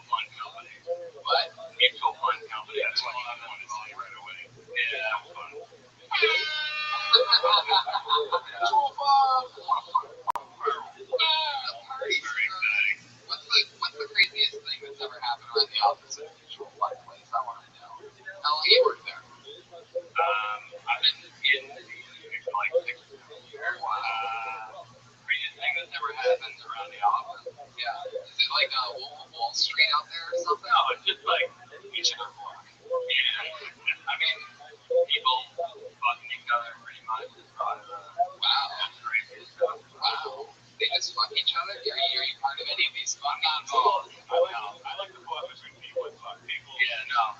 Fuck each other and stuff. No, I'm not involved. Do you help them? Do you you don't like hook them up? I try to play all that. You do? Yeah. You're not an H&R cock block? I have a girlfriend, so I try to. How long have you had a girlfriend for? Coming up on 7 years. Wow, 7 years. What do you think? How do you feel about that, Nick? Pressure's on, buddy. Pressure's on. Yeah. Wow, 7 years. There's been a lot of surprises for us. So you guys still fucking? How often do you fuck? Once a week? Dude, usually I send a Google calendar invite. Roger, that works, by the way. I know that works because they have to accept, deny, or tentative, so they got to make a decision either way. That's not a joke. I actually do send those. Really? But I'm not saying it's funny like a joke. That's a good one. Yeah. It's sad. Stuff about your dad and he wasn't even in the military. Yeah. And there was another we were setting that up for one more joke at least, and then you left it. So there's another joke that you get the 800 hours or whatever, and then find everything you can what the military does. It's right one, or not, another joke right after. If you did a punchline, great. Then you did a setup, and there was no punchline. Yeah, my dad is the gift that keeps on giving. So as long as he's alive, we'll be good. Oh, he'll have many jokes when he dies. And you seem like a guy who lives with military precision, more than artisanal candles and handcrafted coffees. But you know what I mean? But you were when they called your name, you popped up and you ran. Yeah, I was fine. You were the quickest route to get to the stage. Very good. Our name was gone. Planned. Like the zombies attack, you know what window to get out. Yeah. I came here last night and made a little line. You guys are nothing. Just lay and just skating throughout the road. Yeah. No, but I mean, I felt like everything you did was as crisply cut as the part you're here. I mean, it was a good time. You really, you showed up properly. Exactly. Great. We're out of time, so we're going to fly through it.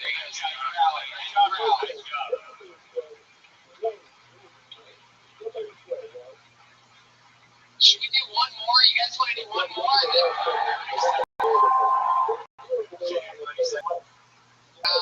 don't think we have 2 minutes. We have literally 2 minutes, and I'm running out. 30 seconds. Yeah, we have a 10:30 hard out.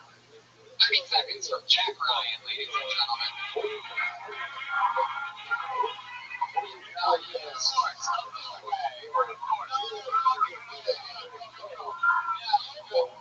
I'm up here now, laughing at my brother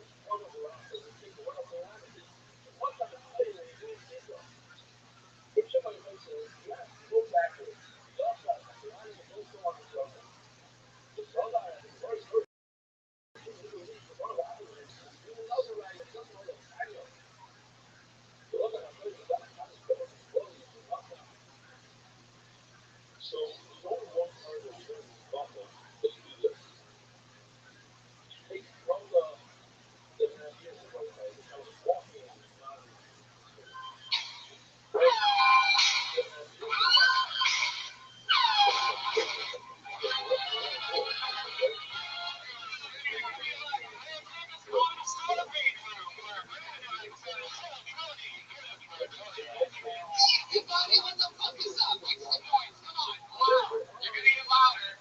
Do it again. Louder. Louder. That fucking killed Tony. Brian Redman's in the hood. Brian J. Ebel joined tonight's episode on PrinceRyanJebel.com. You guys are the #1 live podcast in the world. Make some noise again. Yes. Power. I'm excited about life, Brian. A lot of fun stuff happening in the world. I'm fucking pumped about everything. I had a great fucking meal recently. Yeah, Kill Tony is supported in part by HelloFresh, the meal delivery kit service dedicated to making cooking fun, easy, and convenient. I actually got it today. It arrived on my front porch, just like this box. It had like ice packs in it. There's just bags, and each bag is a meal. And every single bag has all the ingredients. So everything you need is like a little salt, a little oil. It's all in there. It only took me 20 minutes. I had an awesome meal. It was gravy tacos today. You sent me a picture of you wearing the Yeah, it came with an apron. I had a little apron. I was cooking with my booty shorts on. just adorable. Each week, HelloFresh creates new delicious recipes with step-by-step instructions dedicated to take around 30 minutes for everyone from novices to seasoned home cooks, short on time. For less than $10 a meal, they serve fresh food waste. They also employ 2 full-time registered dietitians on staff to review each recipe to ensure it's nutritionally balanced. All delivered to your doorstep in a special insulated box for free. For $30 off your first week of deliveries, visit HelloFresh.com and enter the promo code KILLTONY30 at checkout.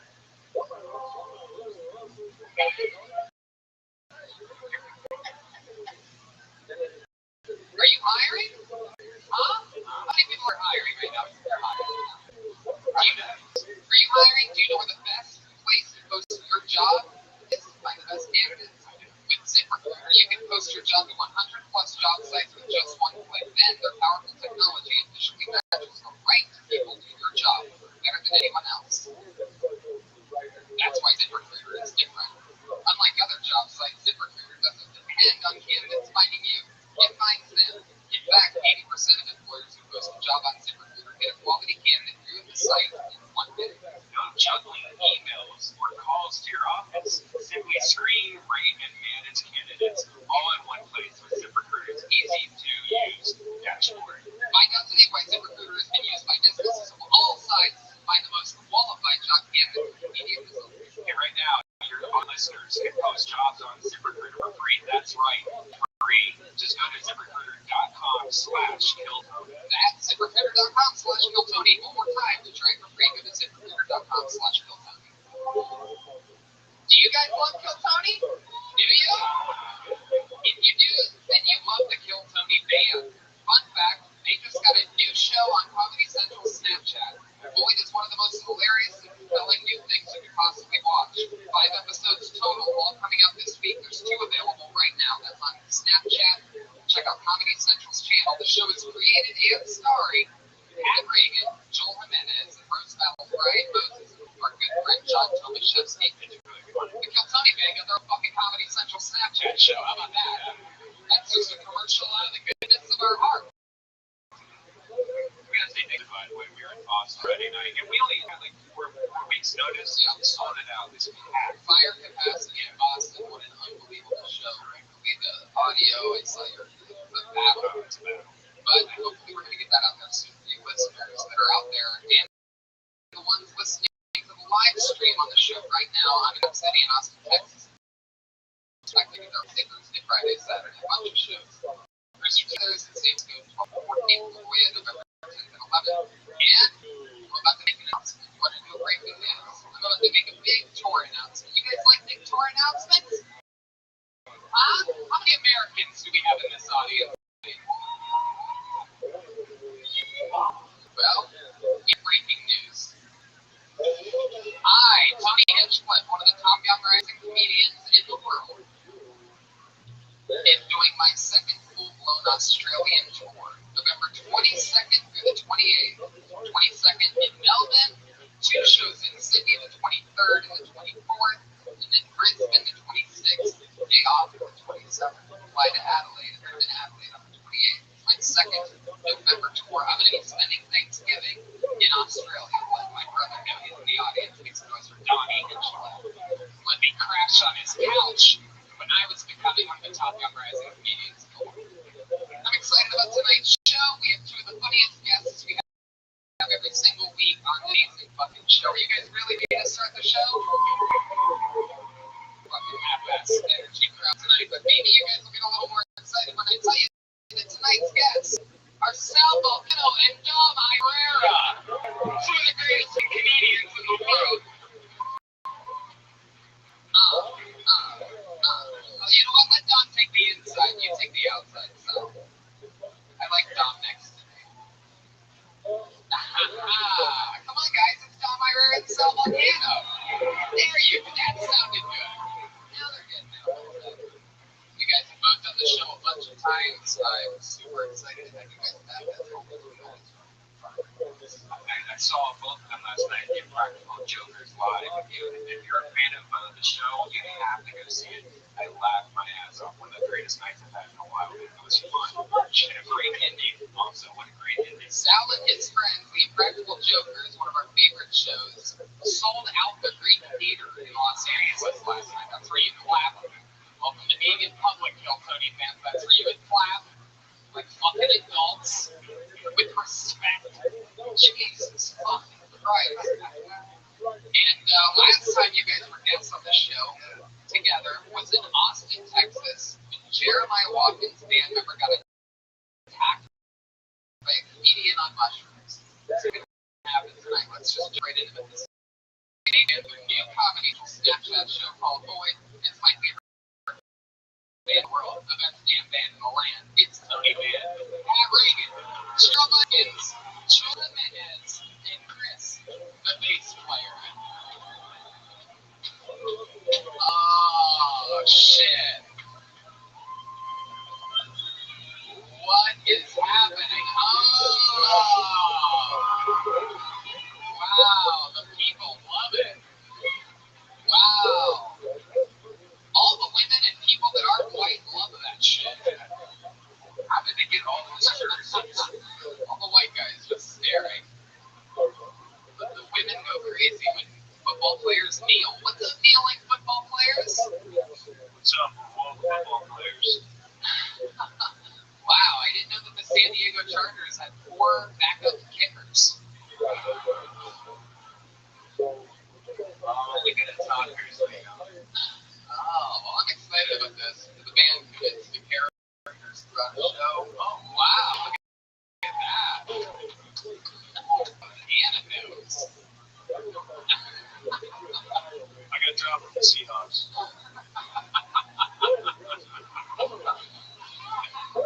Jeremiah Watkins, Pat Reagan, and all the men. I'm excited about your guys' show. Boyd on Comedy Snapchat, but time for Kill Tony. Everything's in place. A bunch of people signed up before the show. Some of them promising comedians, some of them insane people that just sign up lists when they see the spot to sign up.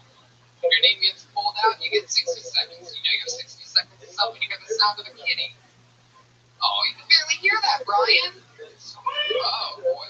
That means wrap it up then, or else you're going to bring out the angry West Hollywood Bear. Are you guys ready to start Kill Tony? Alright, I'm going to pull a name out of the bucket, then they get an uninterrupted 60 seconds, and then they become a #1 live podcast in the world. Shall we? Let's do it. Pull the name out of the bucket. The first name going up tonight, Joe Welke. Here he comes. Deep in the darkness, Joe Welke.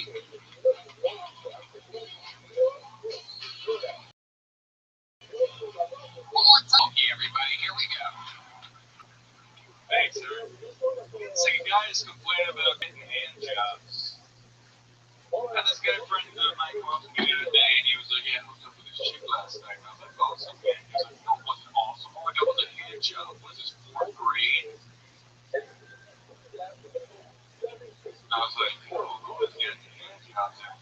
Great.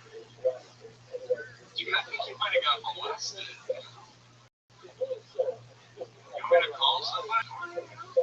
There's all these greedy guys who are ruining hand jobs. No, you can't get them anymore. They're out of print.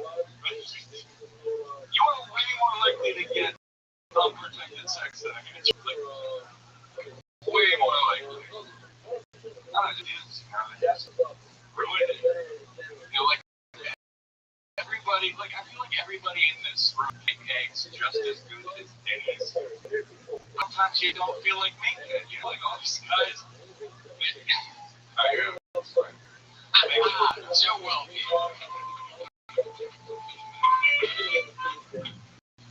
So, just getting the hand job there? I got a hand job. Yeah, right. You didn't get a hand job before, right?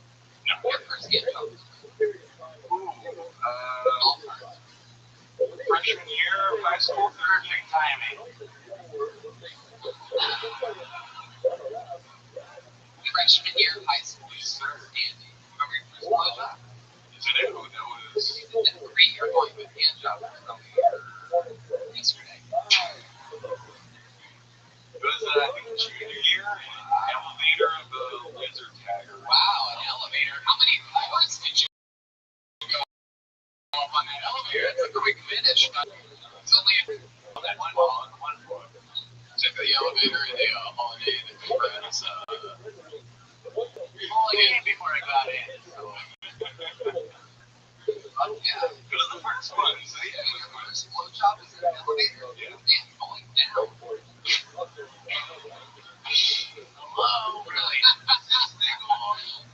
Good. Welcome, everybody.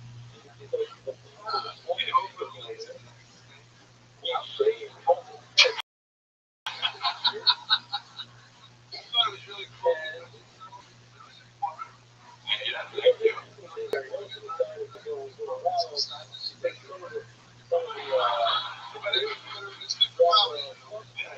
What's the last hand job you got?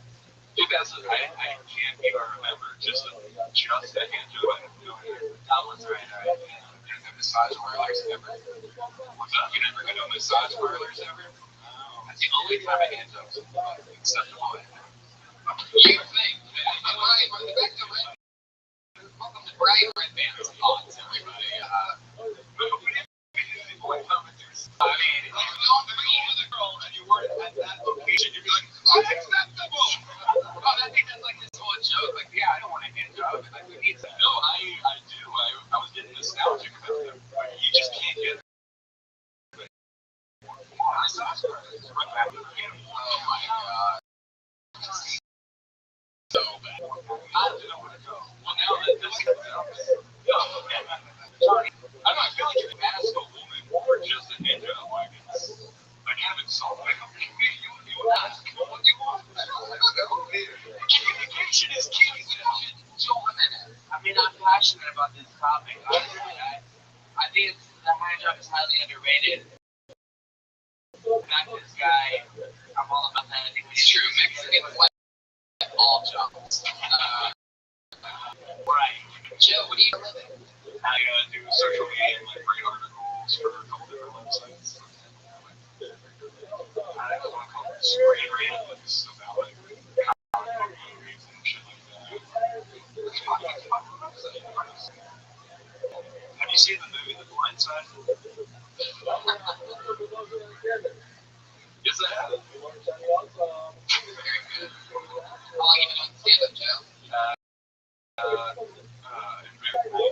9 years? Oh, fuck. I'm gonna go to my specialist now. My rare on this one.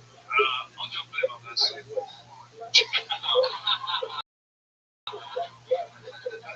years. I started when I was 18. You gotta have it, Joe. Oh, that is so. Keep up the good work. Can I ask? I didn't track the ending with the Denny's video. Yeah, I fucked that up. I missed the cinema on that one. I didn't know if it was me or pushing it out. That's why I fucked it up. We've been doing comedy for 9 years. Well, we've been doing comedy for 9 years. started at Joshua Tree. Well, I started in like DC, Baltimore, and then I was living in New York the last 5 years. I just moved here 6 months ago.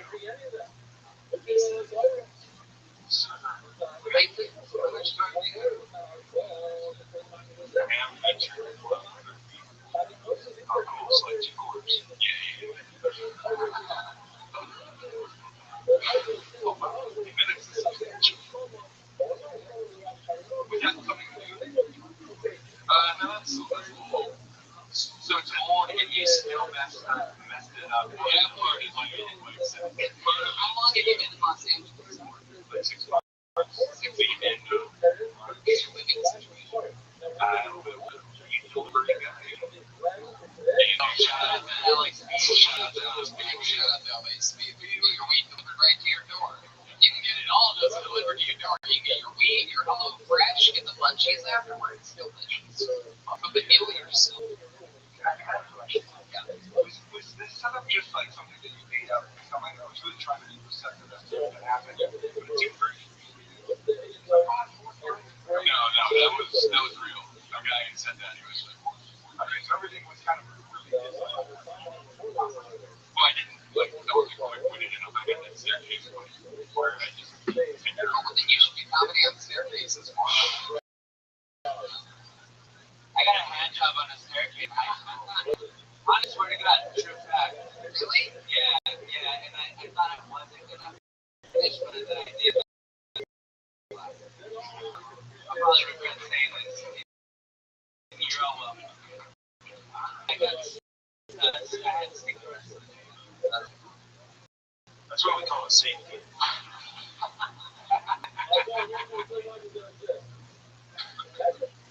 Joe, what scares you? What scares me? Tiny elements. Having an impact. Shit, you were facing your fears head on, right?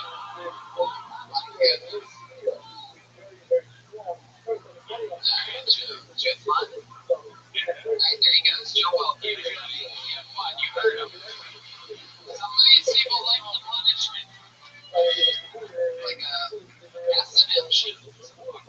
We got no conversation.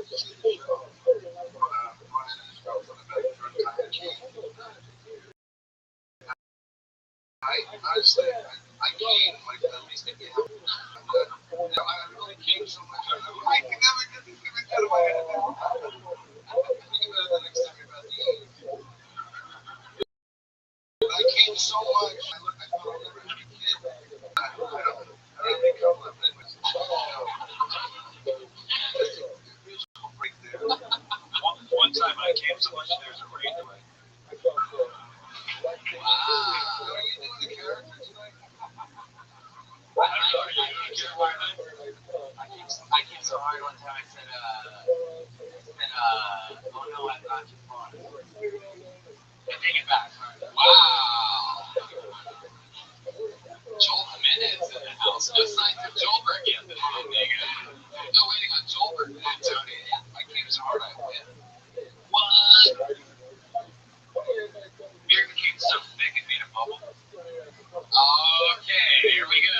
That's where the momentum goes to die. One time I came so hard we lost all our podcast concerts. All right. How hard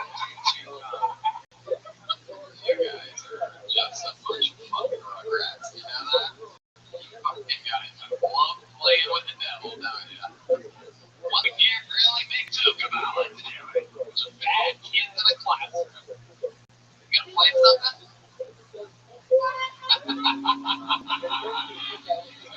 Even the fucking put your hands together for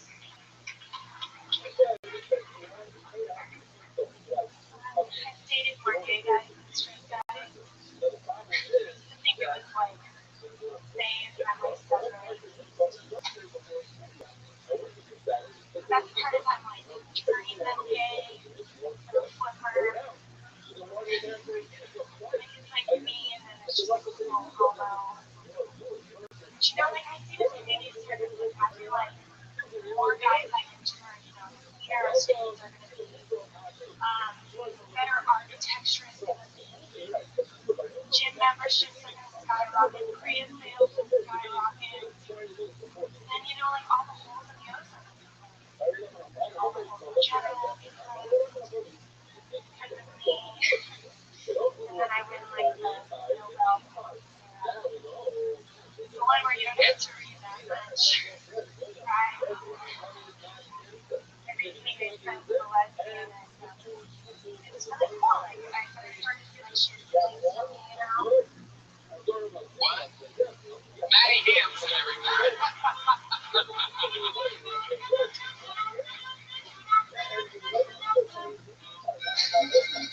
Wow, Maddie, you just set everything off. One time I came so hard on the show, I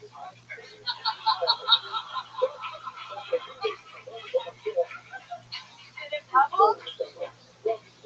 Del Volcano, so fucking good. Maddie Hansen, let me guess, you've been on comedy 9 years. 1 year. 1 year.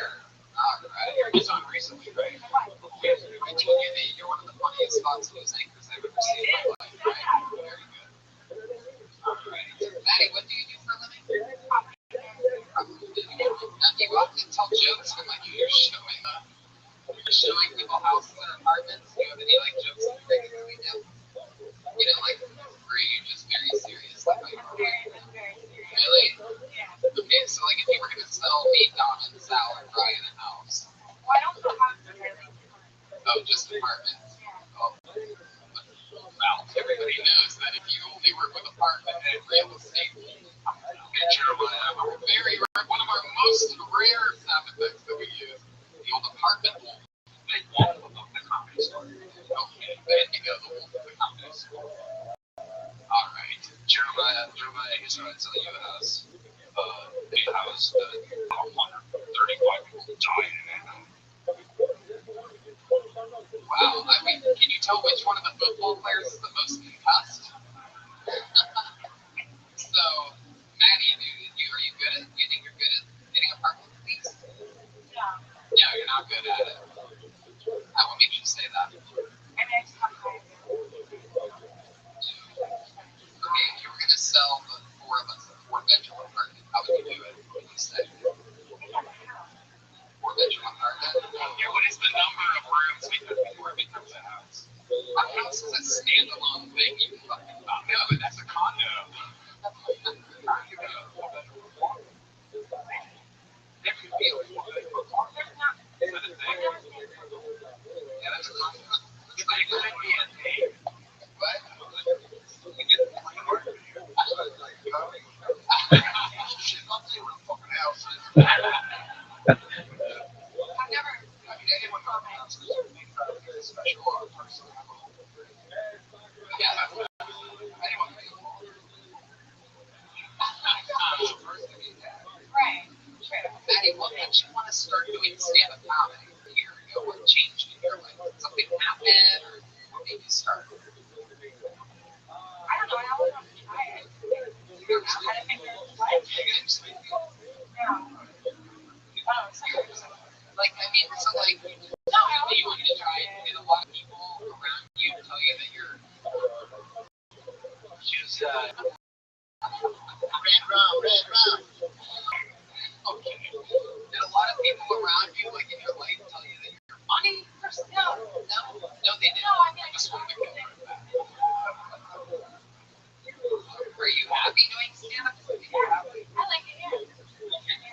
Do you think that noise that happens? If you make that happen with your eyes. Maddie, what's the smartest thing you've ever done? Smartest? Right, you're out of control over here. This fucking soundboard is smoking for you podcast listeners. Fucking fingers are just on fire tonight.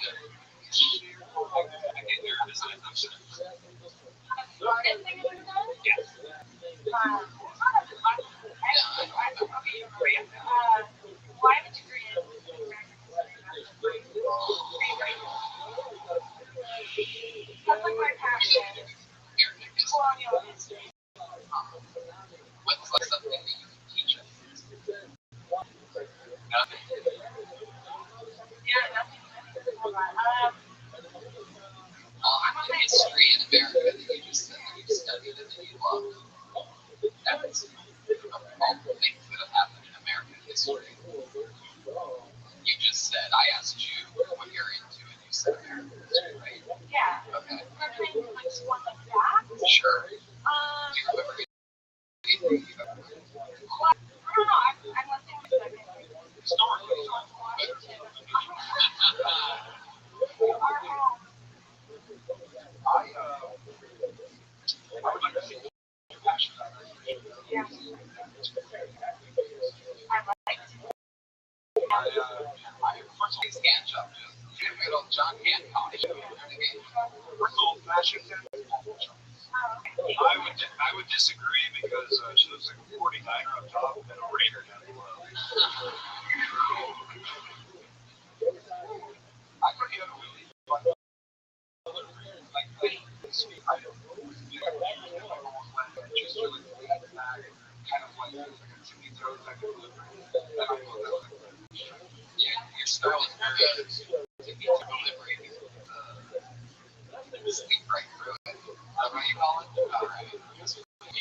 wholesale Timmy Toe delivery. Chinese thing I've ever seen. Hey, you want to try therapy? All right, Maddie. Wait, Maddie, let's go. She's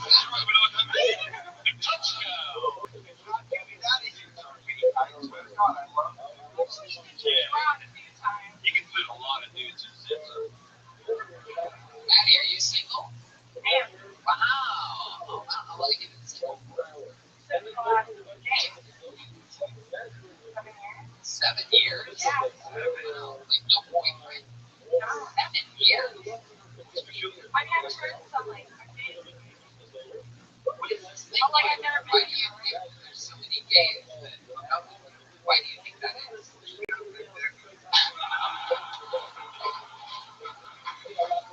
Probably lease that shit. Dom Irera. Yes, you did get a pause break, Dom. You just have no idea. 4 gay guys. Well, yeah, some of them are like one of them is full-blown. AIDS? Yeah, you don't want to say full blown, but you're talking about it. I know, I just tell you, I know. One of them is like completely gay, and then I have like 3 that are like bi, which is too much. Gay. Wait a second, Dom Irera, yes. Well, like I was the last woman that he dated, and now it's just like, If you're hanging out in the wrong place, I mean, you don't walk out telling girl to rock if you're a straight man, and in 9 years you live in the street. oh, no, I haven't. Wait, or I was straight. how do you I mean, sexuality is like a. How do you know that you follow up with all these guys? Or you one of those Well, I've girls talked to that some of them. if they don't want to be with you, they must be gay. Like, You want some of them. Oh, Oh, yeah. That's a new Webster. what do you use that in a sentence? what? Can you use that in a sentence? I call you homoing with Homoing. Now, homoing is when you upgrade from 3 bedrooms to 4 bedrooms. right. It is. Yes. One bath. Still got it. I mean, we are on a realty homosexual tear up here. So, like, when you Tear is right. when you caught them homoing, what have you seen? What does that mean? Well, one, I have like suspicions. Like a lot of times, I used to be too. I still straight my mind. But so I kind of like, I created a fake phone number and then texted him a picture of a hot guy who Grindr. Like, do you remember me? And then he was like, no, like I don't see him that way. And then that night, a few hours later, he called that number. You wanted him to be gay. Yes, crazy. You're crazy. You're crazy as fuck. Your projection of gayness Right. onto him. He's not gay. Right. Even if you were going to try to catch me being gay, you decided to pick a random picture of a random guy and you thought he was going to be like, oh yeah, I fucking remember you. It's Maddie Hansen. Maddie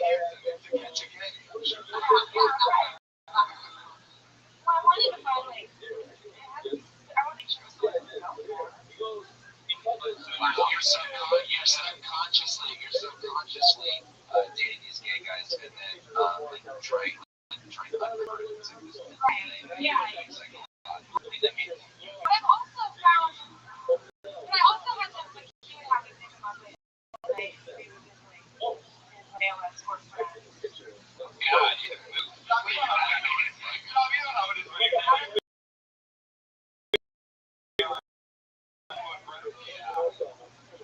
You're all like a world that nobody in this whole room lives. Yeah. Oh, yeah. I used to work in high-end retail. They were a lot of them. What's high-end retail? Like a...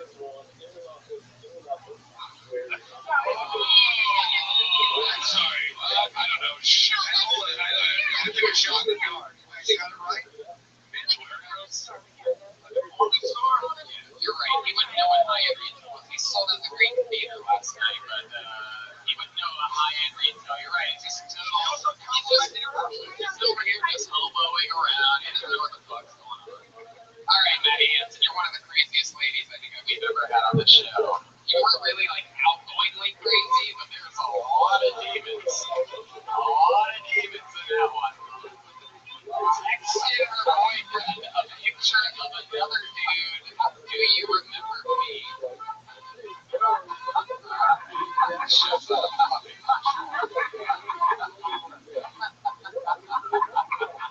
The Kill Tony band. I pulled another name from the bucket. Hands go for CJ Kelly. 60 seconds uninterrupted. Here he comes. Steady jog. How we doing, everybody? My name's CJ Kelly, born in Boston, Massachusetts. I grew up in South Florida. And I hate to admit it, guys, but I'm white trash through and through. You know?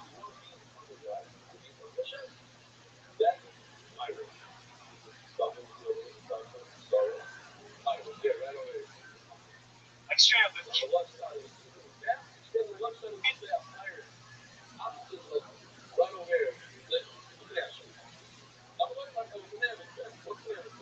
and Limp Bizkit went on tour together, I'd be front and center. Hammered drunk. Especially growing up in Florida. My dad never really laid his hands on me. He did it one at a time. I kind of deserve it.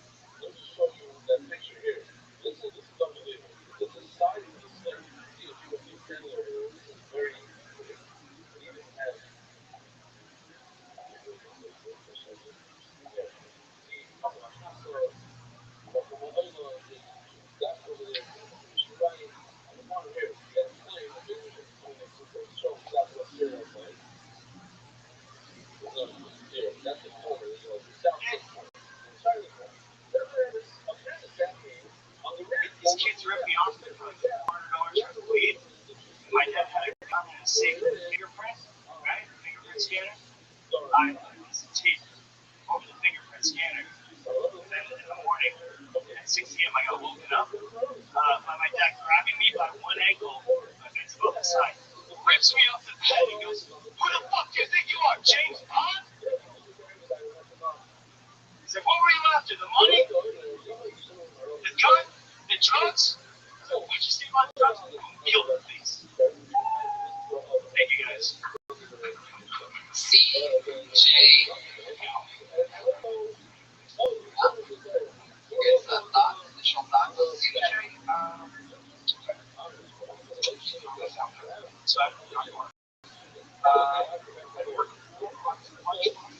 thank you. I mean, you are the given setup so far, is what we learned here tonight. A lot of good setup. I think it's cute. Your dad had this good same amount of stock like that. I just think that you're working to the right place, probably. But they're hanging on your words, waiting for something to punch. So you want to, especially you want to push it. Stand next to you. We actually go for land. Yeah, I mean, historically, and Maddie historically, stand-up comedy is about. Thank you. CJ, has anyone ever told you before that you look like an old baby? No. You special roast. You made it come out of it. Just for you, CJ. Wow, really? I'm nervous as shit right now, guys. I know a couple years ago. You look chill as fuck. How long you been doing stand-up? January 2014. I'm happy for you. You let us do the math for you. I see what you did there. So, you started here? It's like 3 months. Awesome.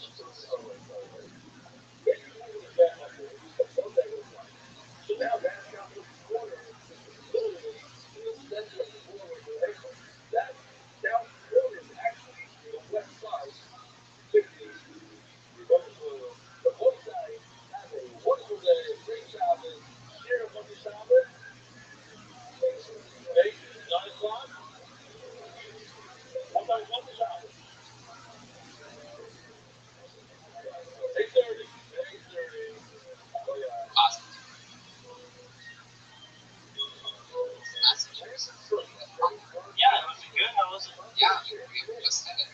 Yep. The story sounded like time to time it was like something definitely notable to speak about. I was just working on like paring it down and getting to the crux of like what exactly you want to say. You could probably like, even though it was complicated, you should try to simplify exactly what happened.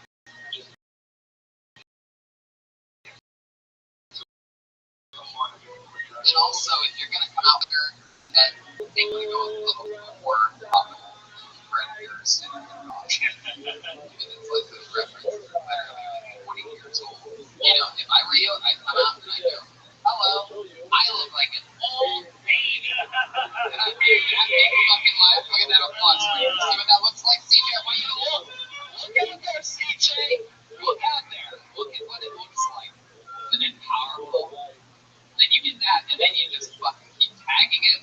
Oh shit, this is not the good thing that's happening at all. Thank you, man, for always pushing the levels of creativity during a live show that gets heard by hundreds of thousands of people. Here's a ball flying around the room. Like the whole tape thing on the block is very geeky and very like cool that you know that, but that's necessary for well, the punchline is, who do you think you are just on? Does that actually happen?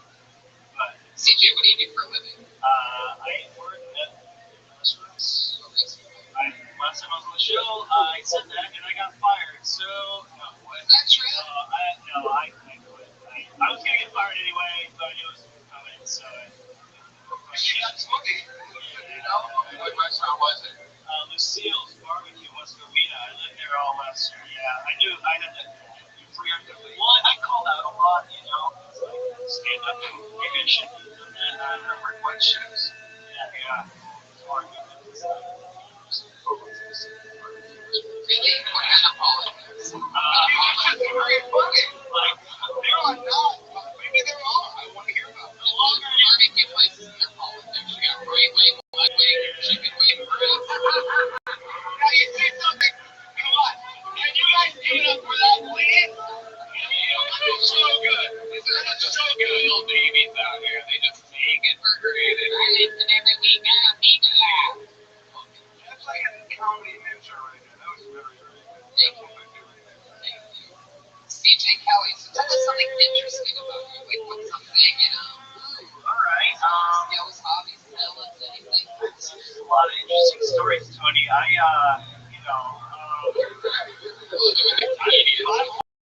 Holding my tongue because I see why you're trying to go in. I think everyone knows you're hysterical. When you're just yourself, and you're going to learn how to harness that into a fucking show.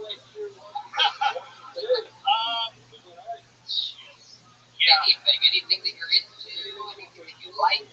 One time I faked, yay, back room. Correct. You're at the level to where you're getting heckled by the rest of the people. Yeah. We know he's a piece of shit. So you answer the question that I asked you. One time I faked an asthma attack in Boston. I say anything interesting, anything you like, any hobbies, anything about you, and you say the one time you faked an asthma attack in Boston. Can I finish? Yeah. We don't want deleted scenes from the sound. So I was in I faked an asthma attack at a 7-Eleven because it's very cold outside. It's February in Boston. I hate to drive back to the city. Me and this one gentleman, we were staying in an abandoned house together. Man, you go with the dude. This asthma story is breathtaking. Did you think you had attack to get a ride in an ambulance? I did, yeah. Get to that right away. That's very funny. Yeah. You know, just say, one time I faked an asthma attack to hitch a ride on an ambulance. Yeah. And then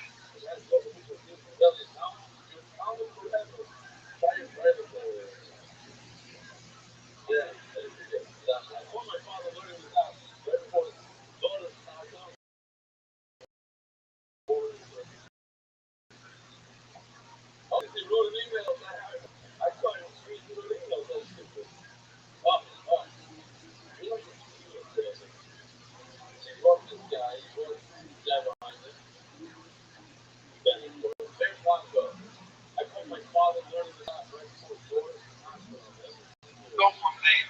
The worst part too was the pyramid. Next, as soon as I got in the ambulance, they're like, "So Charles, what's going on? Because you're not having an asthma attack." I had the bright idea to tell them that I smoke crack, and that's why I was panicking. So that I You was. have to pay $800 anytime you take an ambulance ride. I never hate this story. I did that once. I did that. I used to think passing out, and then I would just lay there, and I got carried into the ambulance, and I got an IV put in me. I had to continue to pretend to be passed out. One time I was in Monterey right after high school. One time I went to Monterey in Tennessee, and my buddies, I didn't have much money or anything. We stayed, we pitched a tent, we put all of our sleeping bags and pillows down. We went and this was the first time I ate mushrooms, and we tripped our balls off. Dave Matthews, Steve Winwood, the Grateful Dead, and it started pouring down rain during this show. And we go back to our tent, and everything's flooded. So I baked an overdose to stay in the medical tent.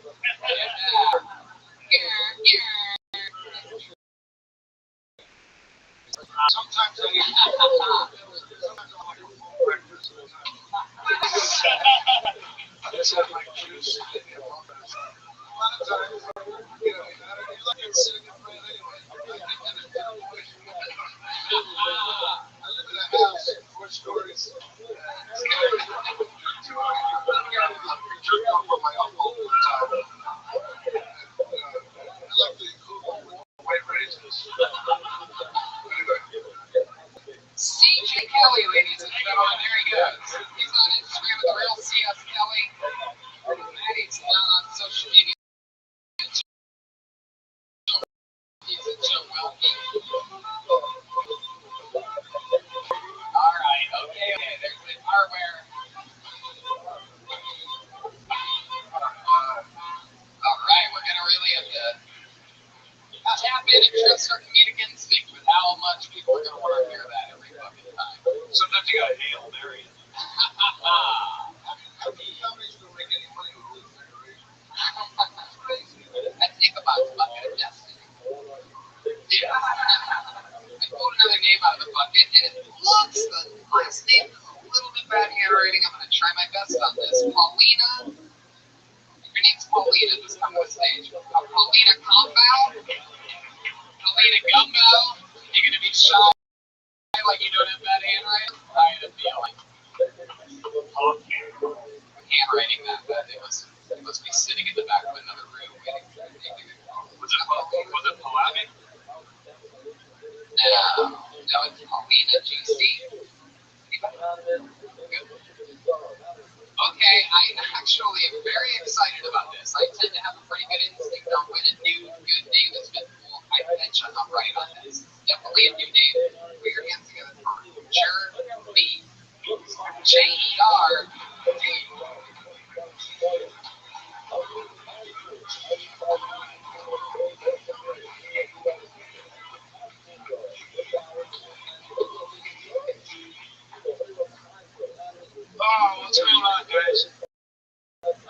I moved here from almost 6 months ago. A lot of my friends up in Montana think I moved down here from not the case. Montana's got free strike rule. I voted for Obama twice and I didn't vote for Trump. So I got it here.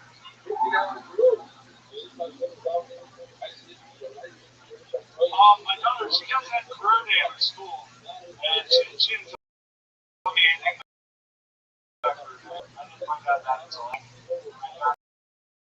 found out career day. What? I told you I was in a comic event on stage. She just kind of looked up at me and goes, would it just be easier to say you're unemployed? My daughter, Christmas last Christmas, she asked for an electric guitar. It was like very difficult. She just had a birthday. So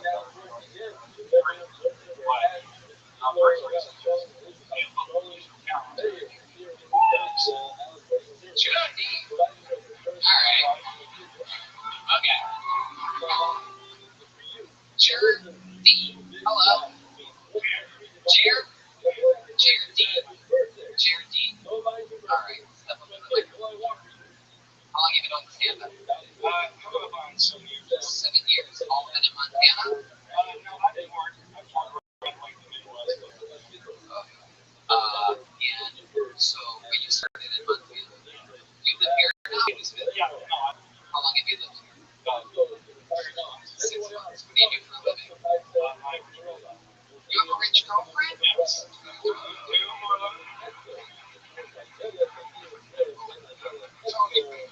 Look at the guy. You can see he's taking care of him. Yeah. I was going to say, you have a sugar mama and a sugar daddy.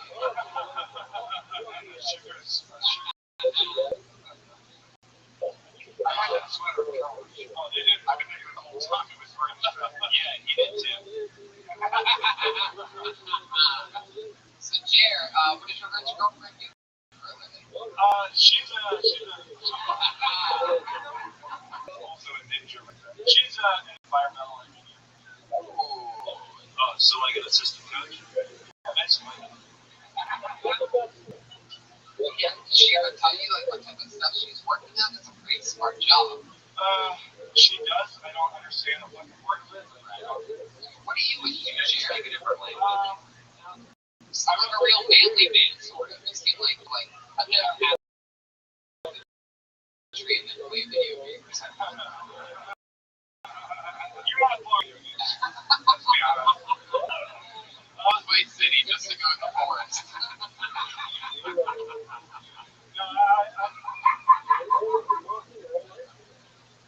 That was about that funny. I agree, Sal. So funny. I agree. So funny. You have the problem. You just let them go straight to the point. It's funny. I like the hunt. Basically everything from like Interesting. What do you like to hunt? chicken.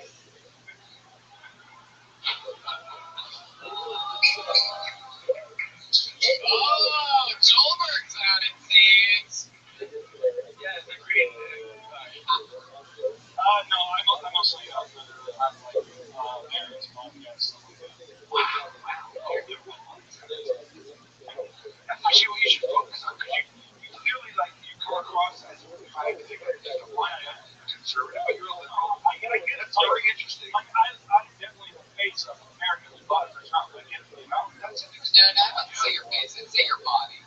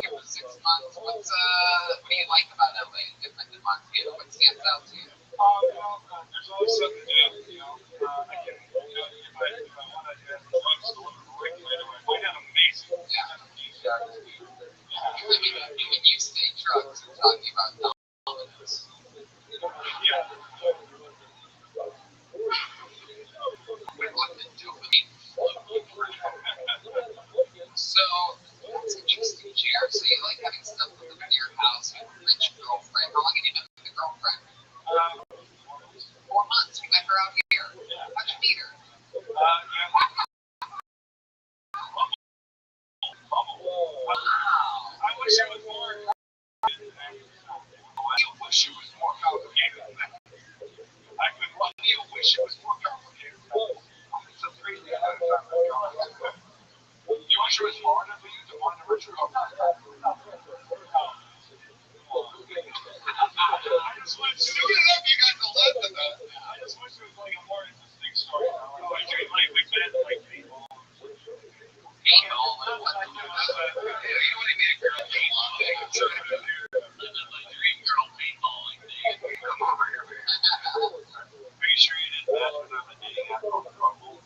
Oh gosh, Jeremiah flexing up. I would say if I'm just trying to get drunk there with you, I'm really not going to listen to you. Well, just first and foremost, you know, obviously, difficult. I ran into the idea of 1 minute, but you see, relax a little more. The mic comes to you out more. You have to command people's presence. Also, I think everybody, myself included, I respond to honesty on stage. If it's not funny and it's honest, I still find that funny. And I feel like that was just a joke that your daughter didn't actually say like that. She did it terrific, but I didn't believe that she said that. It felt like just a joke that you wrote, and that's why I think it gets a little more like, instead of like a guttural kind of thing. I didn't believe that she said it. How old's your daughter? She just turned 12. Just turned 12. Yeah. And that's your only child? Yeah. Does the environmental scientist know about this? Yeah. Did you eat the afterburn? Good question. Rabbi. No. I'm serious, dude. I know people do that, but I'm not one of them people. What is the weirdest thing you've ever eaten? Weirdest thing? You know what it was. Come on. I actually, I enjoy it. They're called Rocky Mountain oysters. You heard of them? Rocky Mountain oysters. Remind me of what that is. They're fried poultice. Wow. Little brown gravy. Yeah. Very good. It's not the name bowl. No testicles. You can take away bowls and testicles. Alright. I prefer pigs. JW. Look out. I think Joburg's got a team fired up. Yeah, it couldn't be more fired up too. Yeah. You got a shoe inside there. It happens, man. I'm just trying to help any way I can. I'll deal with it. I'll deal with it out there. Chair D. Alright, well, it's just going to meet you, man. You do? There you go. It's Chair D, everybody. It's on Twitter. Chair D. Comedy. J-E-R-D. One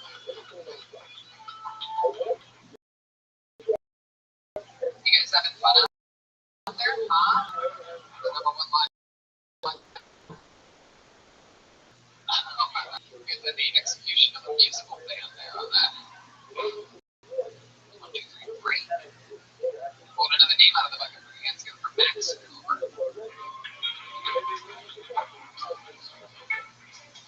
Don't know me. Don't say OG. Whatever the OG. They coming? Max Hoover? Is that? Alright. Is that Max? What? You know Max? Is that Punky? Hey, Punky. Punky's the only woman that knows what guys are in the men's restroom. The perks of being one of the only ladies at the comedy store to me standing up. One of the newest fleet regulars, Punky Johnson. Here's Max Hoover, everybody.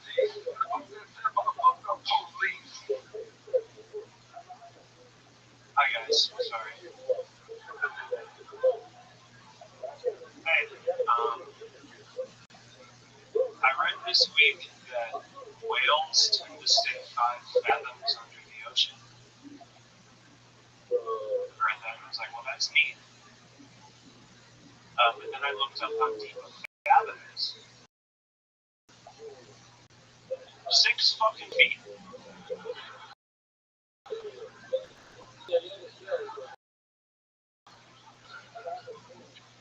A fathom is 6 feet. Guys, that word's packing more of a punch than 2 yards.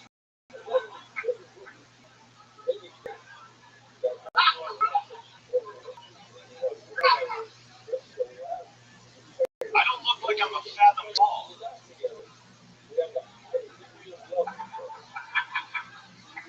That's what we're doing up here, guys. Breaking new ground, losing respect. It's a measurement. Okay, thank you so much. Max Hoover, very good minute. Most solid minute of the night so far. We make it for the first time a few weeks ago. Max Hoover did narrate that interview. I asked her if there's anything interesting about you or anything like that. You didn't give too much of an answer. And then I put together that you are Max Hoover of the Hoover vacuum family fame. Yes, He did. he is of that Hoover family. Yeah. You guys like generational vacuum wealth. That's hard to believe because that did not suck. But yeah. Thank you. So Max, how's life going? Pretty good. No complaints. How long, Max? A little over a year. Yeah, I'm here in August. And a lot of your, does it go along sort of like simple, slow, like that? Sort of keep that same pace about everything? Or do you find yourself using that more device? No, I tend to lean towards that the majority of the time. It's more, I lean on the writing more than the performance. I'm not a good performer by any means, so I do more performance. Well, typically speaking, a double dose of both delivery, at least to me, came across as deliberate and intentional, and I think it added to the whole entire thing. It was a lesson for everyone tonight about being completely efficient with your words, and after 1 minute, you shouldn't do anything that was crazy that we found out about you. You chose one absurd thing and drilled down on it, and we were all completely hooked on that. I think this podcast is serious. I don't know. I'm just trying to. No, I like it. I'm trying to be fun, dude. I really do try to be fun.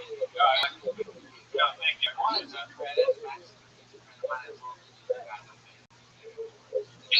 No, that's a. We can toss that one up to Joel right there. Yeah, we do nice a lot. Wow, look at Joel trying to get his family a new vacuum cleaner.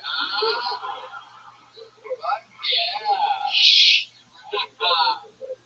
Max, so you, I know it's probably annoying to you because you didn't bring it up last time. I just get you on it.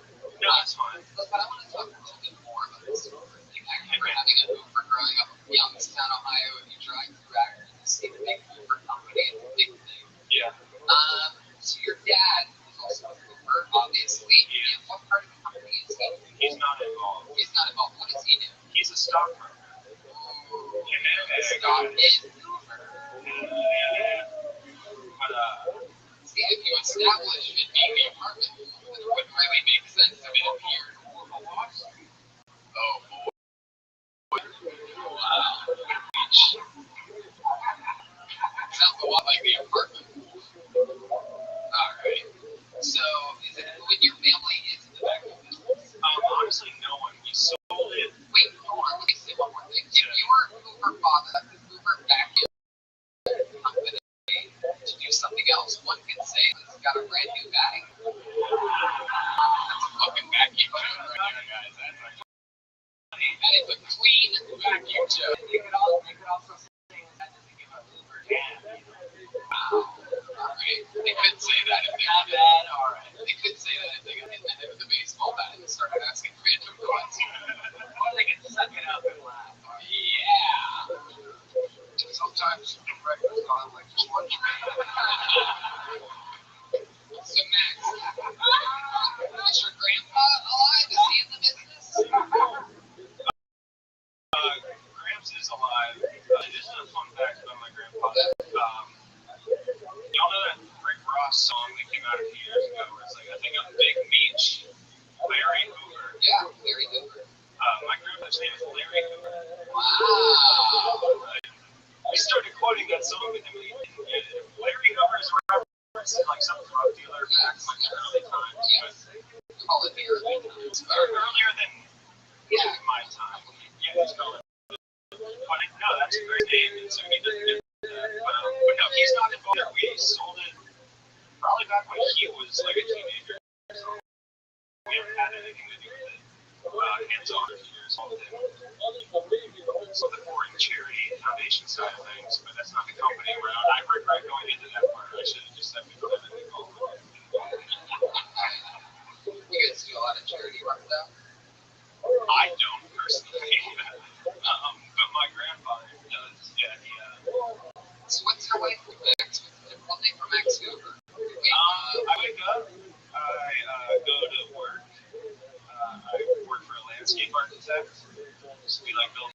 walls and shit for people. You ever hit a woman in an elevator? I haven't, no. See, when I wake up, I have to have something to eat.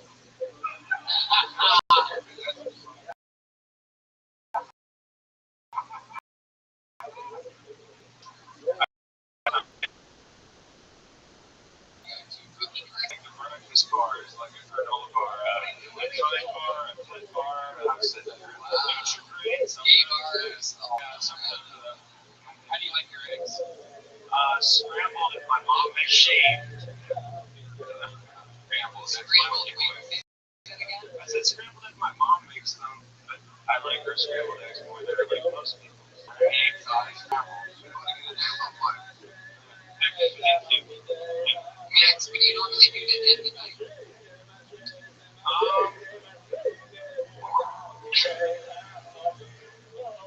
I usually end my nights with either a open mic or a nice basketball game. Just watching. Nice basketball game watching. Watching. I didn't want to make it seem like I play under the lights to like end my evenings. Like also known as home. Watching basketball. Max, what's the weirdest thing that you've ever masturbated?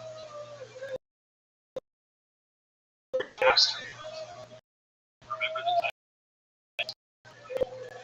Probably like a friend mom.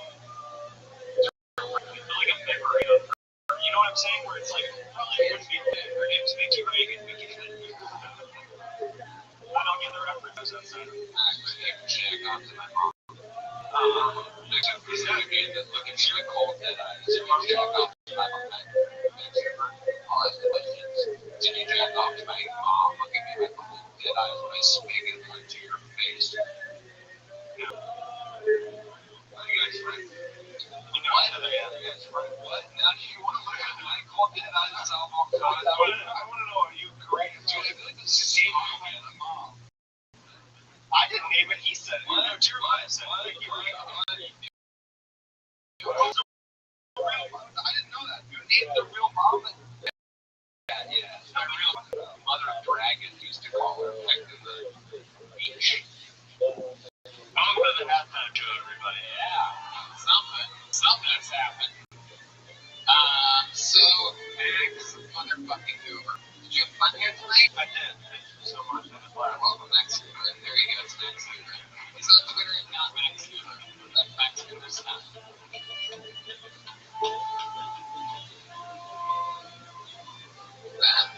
got locked and loaded.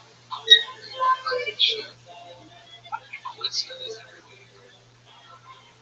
I like that you say that right after you just plunged him into dead air writing everything. Really, really good timing. Yeah, dude, I'm tortured in life. It's like a lab rat and like a school year, like a teacher, and just like, I don't know. Oh, and you're such an outside of the box artist. Living in such foundations must be so hard for you with all of your extreme creativity. I just like doing my shit more. I know, yeah, we all do different shit. Every Monday we do this, man. You're in the fucking relations. Yep.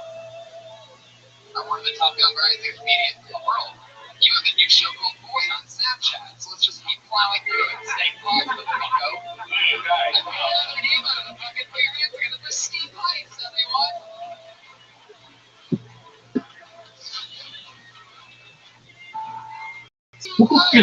With the west side.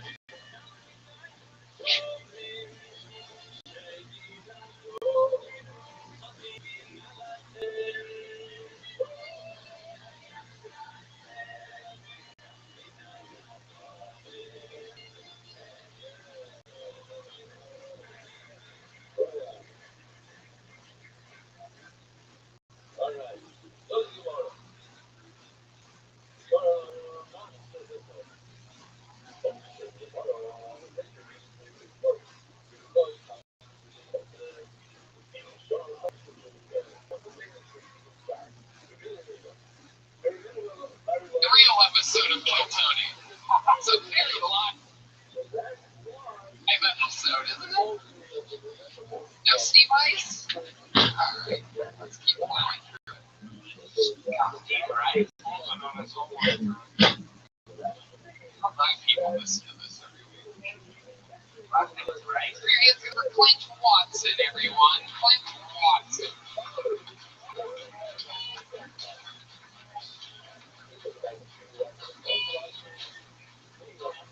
You know what? We'll go back to the bucket in just a moment. Let's do something special. It's been a couple weeks. She's been in New York City. She's back. A Frankenstein of Phil Tony, the great, the powerful, the one, the only, Lee Makowski, ladies and gentlemen, with a brand new minute. She's back.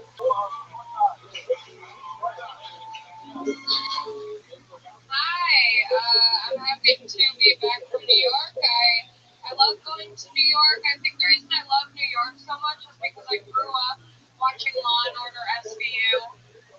So like as soon as I got off the plane, I was so starstruck. You know, I was like walking around the city and I was like, someone was raped here. Season 3, episode 15. Also, every other episode. It's a weird pattern. When I was little, I thought that Special Victims Unit was like, we're victims, but we're special. Turns out, not so special. My mom used to call me special growing up, and I was like, use a different word. My new safe word is in a criminal justice system. Like, oh, these acts are especially heinous. Okie dokie. Wait a minute. Lee Makowski is back. The one and only regular. Writes and performs a brand new minute every single week. Had a couple weeks off here in New York City. How was that? It was great. They love the Law and Order material out there. We do. I think it was like a close to home thing, maybe. Whatever. Did you get any wolf for you? Oh, baby. Where's that wolf? Any Law and Order STD? No, it's I actually just got tested and Mama's clean as a damn whistle. Really? Damn, who's whistling? What are we talking about? It's the rape whistle. Thank you. I do comedy. So, what else happened in New York? Anything else?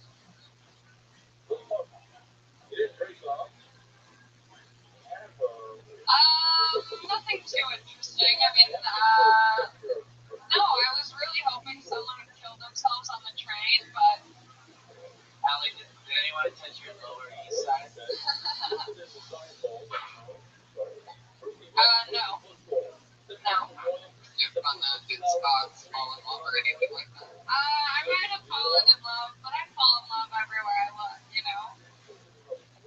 I mean, I did a lot of spots. That was great, performing. And, yeah, it was a good time. Did you notice a difference between like the comics from like the East Coast and the West Coast? Yeah, for sure. Yeah, what was the main difference? I would say that New York comics take comedy seriously, not themselves, and LA comics take themselves seriously, not the comedy. Wow, that's really interesting. That's about right. They tell us the difference between white people and black people. Yeah, so black people be like, Sal, I'm interested to hear what you think about her analysis. I want to get you break it yourself. I did. No, it came to me, and I keep telling everyone because I think I'm really smart now. I wouldn't necessarily make a blanket generalization. Yeah, it's very general. But it is a stupid observation. Just your perception, whether it's true or not, I enjoy using it. Yeah, I mean, I was just people, you know, whenever I go there, people ask, like, I mean, it's just one of those questions, like, what's the weather like in LA? What's the LA comedy like? And that was just the one thing that I kind of took away from it. At least in my experience, like, in my circle of friends. Tony, we were just talking about this the other day. You told Tony there how the quality of the media out there is just top shelf. I mean, it was hard to even say anything to different except move the fuck out of New York because that's how good they were. The really good ones were. Yeah. had him for TV. You know, back there, back to stage. Yeah. Yeah.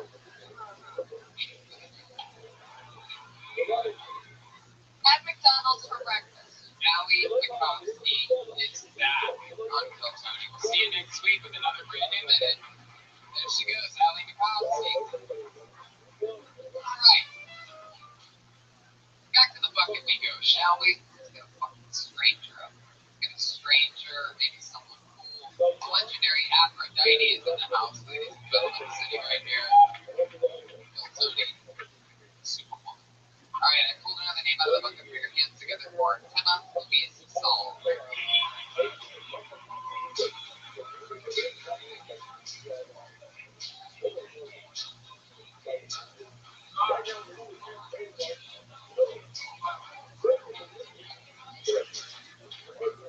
Hi guys. Hi, my name's Tema. It's a ukulele. Her name's Yukio now. Okay. I'm black from the waist down, Jewish from the nose up. I just want to throw that out there. Okay. This is a little song about getting back into the dating game. It's called Get to Know My Brain. No, you can't help yourself from looking down at my beautiful butt. It's so bodacious around. But I've seen you looking left and right because I've seen your face on Tinder, Bumble, and Jay's Swipe. What I've proposed to you before we jump right into the fact that you take me out for coffee and maybe a snack. Oh, I'm not on Tinder just to score some D because I'm more out of place than an STD. Get to know my brain and maybe you will see that I'm a nice Jewish girl native to Southern Cali.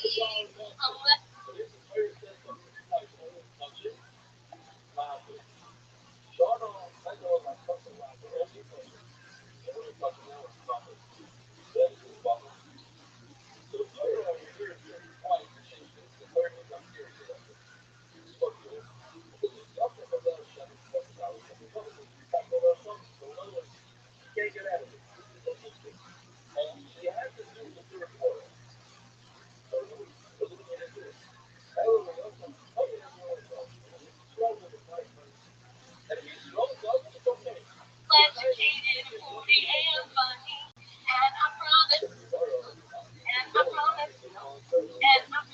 to get better at the ukulele. Thank you guys.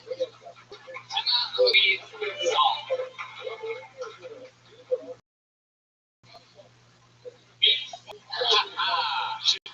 I get it. She's when I like to call her. I was gonna say it's tight end, but That's my favorite thing about That's a full bedroom. a lot of square footage happening over here. Is that all natural? 100% kosher. Yeah, Exactly. genetics. Genetics, you Yeah, find that's all I got it from my mama. Sorry. So your mama's a big butt too? Yeah, big personality. what's she doing tonight? What you doing? Tema, how long you been doing stand-up? I started March 2009. I probably worked in about 4 years ago. Like, really working hard for it. Oh, right. So you got the ukulele 4 years ago. A year ago. She got the package. She was like, "Is it worth it? Let me work it." I put my game down 1 minute early. How long have you been with the ukulele? I bought it a year ago. A year. There we go. Yeah, and I just decided to start writing music. It just all kind of came naturally. You did? It did. Just like this. So your whole act is not with the whole act right now. Right now, it goes back and forth. I do stand up and I do ukulele. So I like to. When you're into the playoffs. Yeah, fantasy football or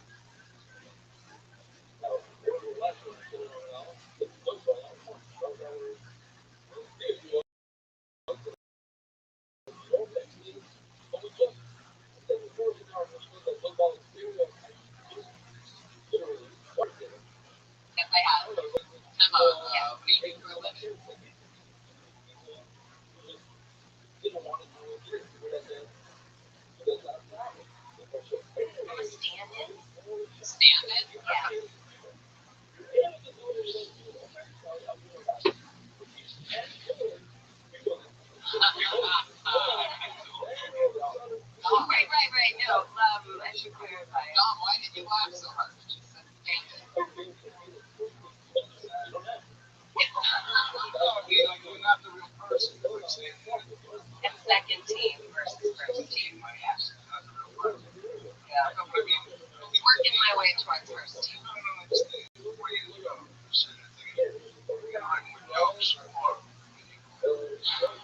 I can't make up my mind. I'm trying to get a man to live. Nah. Basically, fucking, that's not funny. That's funny. And then you just rap with it. Well, I had a lot of nice things. Thank you.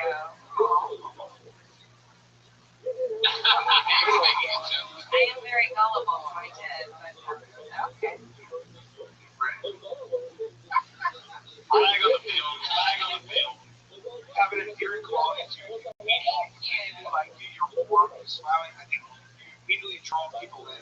So I think that is a strong quality of what you have. I don't know. You started off with like a cat skills type of joke. Like a black boy down Jewish or knows something. Kind of Hacking. you know what I mean? Like I would I mean, you could say more about how to distinguish it in a better way. It's not just to like this old school type of like. If you're going to be hacky from the beginning, you might as well start playing it equally the second you get the player. I mean, You could be self-aware of that. That might be something where you're like winking to the audience, but you want to try and stay away from the whole hack. Get out of the 80s. he got hacked. Every time you play the Oh, you almost pattered his hand right in the you're triggering me. starting power.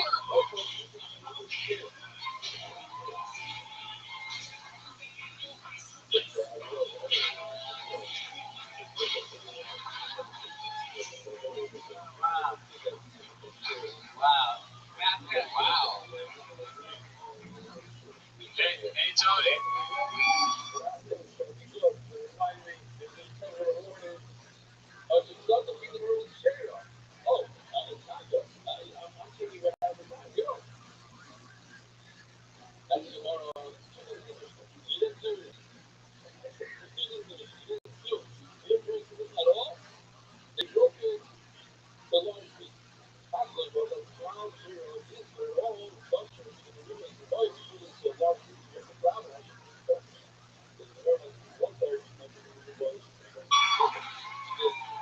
Tony, it's true what they say. Once you go hack, you never go back. Yeah, she really brought her butt very close to the sword. Yeah, I got to win. I can't afford it, but I want to buy your ass a boat. Let me ask you a question about your butt. Can you play the ukulele? I can train it. It's possible. I think anything's possible. Have you noticed that a lot of people with the greats tend to hit on you? Yeah. What greats would that be? She said it, not me. Yeah, they wear their socks when they fuck.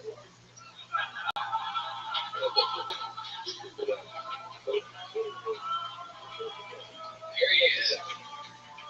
Number 76. Judith. Lepers. Alright. Hey, I'm trying to focus again. Do you feel that the ukulele has helped you bring out something inside that's more like amazing to you, or using it as a crutch? If you're using it as a crutch, then I would say to abandon it and just don't be afraid of doing it. Straight up.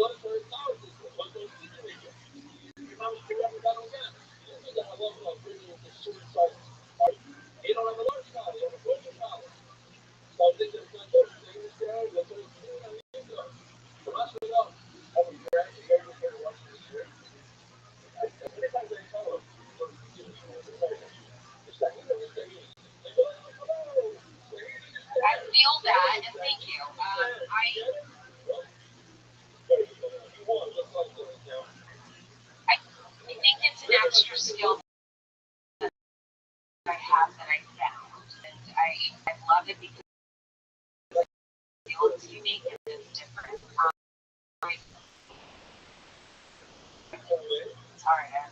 Yeah. Look at that. Looks like we found a new band member, huh? I'm Louise from the lately. Yoko, oh no. Yuki Ono. Are you guys right? Hey, passenger. Emma, what do you think about the distracted you? You single right now? Yeah. Yeah. Okay, what kind of guys are you into? Funny, smart. Oh, man. Family, good background. What would you do to her if you had another chance? Well, I think, I don't know. You know, this is like a public forum. Like, you know, so I don't do that. I think I'm really comfortable.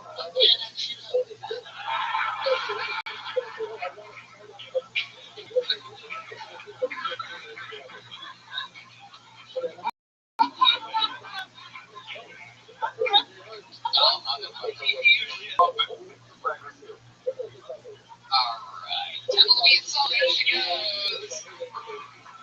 That's an email you put on your Twitter handle there.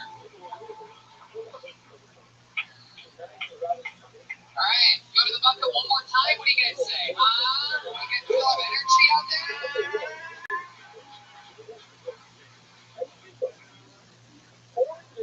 Oh, this is interesting. Just one word and it says first time next to the name. Perhaps this could be one of the Teenage Mutant Ninja Turtles. It says first time and one other word. And that word is Raphael. Whoa, get that too. So fucking fast, Raphael. Raphael making an entrance like the Undertaker. Oh, he just left. Alright, I guess Raphael's gone. Wow. I've never seen a human walk exactly like Michael Myers before.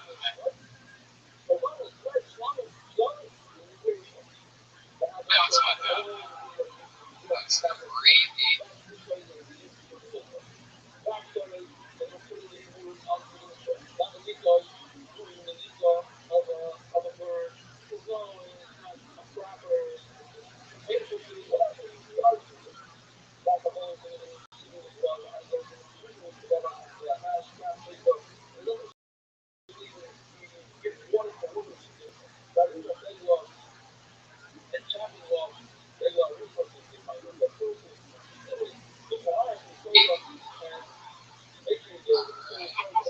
And pulled another name.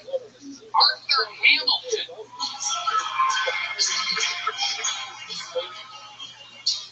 You don't understand how people sign up and then leave.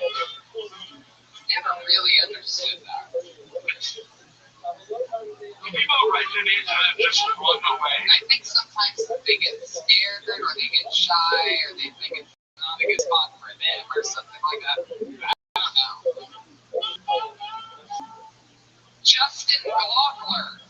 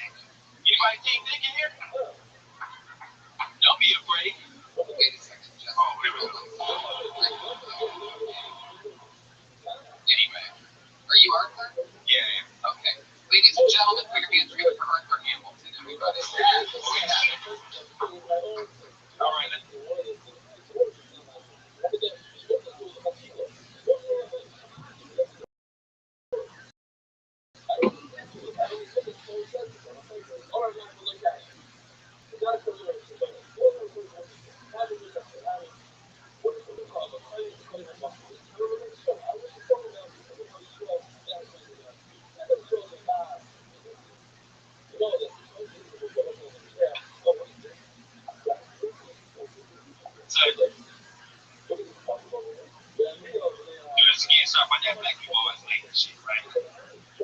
That's the shit we do. Y'all would think with a name named like Arthur Hamilton, I'll be on time and shit, right? Yeah, I did too. I got a white ass name. My friend said I sound like a slave owner and shit. That's a black dude that had the heart to that shit too. I would have been good to my slaves though, man. I would have rolled bloods with them and shit, you know what I'm saying? If I had sex with big women, I would have let them hit till, you know what I mean? Your turn, uncle. Right? High as shit, y'all got my weed card though. Yeah. I got my shit card down to me, y'all neck pain, okay? It's always for me like this. So over time, a nigga next start hurting shit, you know what I mean? Those family feel me. I almost stopped smoking weed the other day. So I took a nap, y'all was so high, I went to the bathroom, I had to sit down and pee. You can finish it if you want. Yeah, I was so high, man, I fucking sat down and pee, y'all. I took my dick in, y'all. You don't want to dick inside the toilet and shit, you know what I mean? Because it didn't go. I sat there for 15 minutes, y'all. I was so high, I thought I took a shit. I wiped my ass. I was like, where the fuck is the dude at?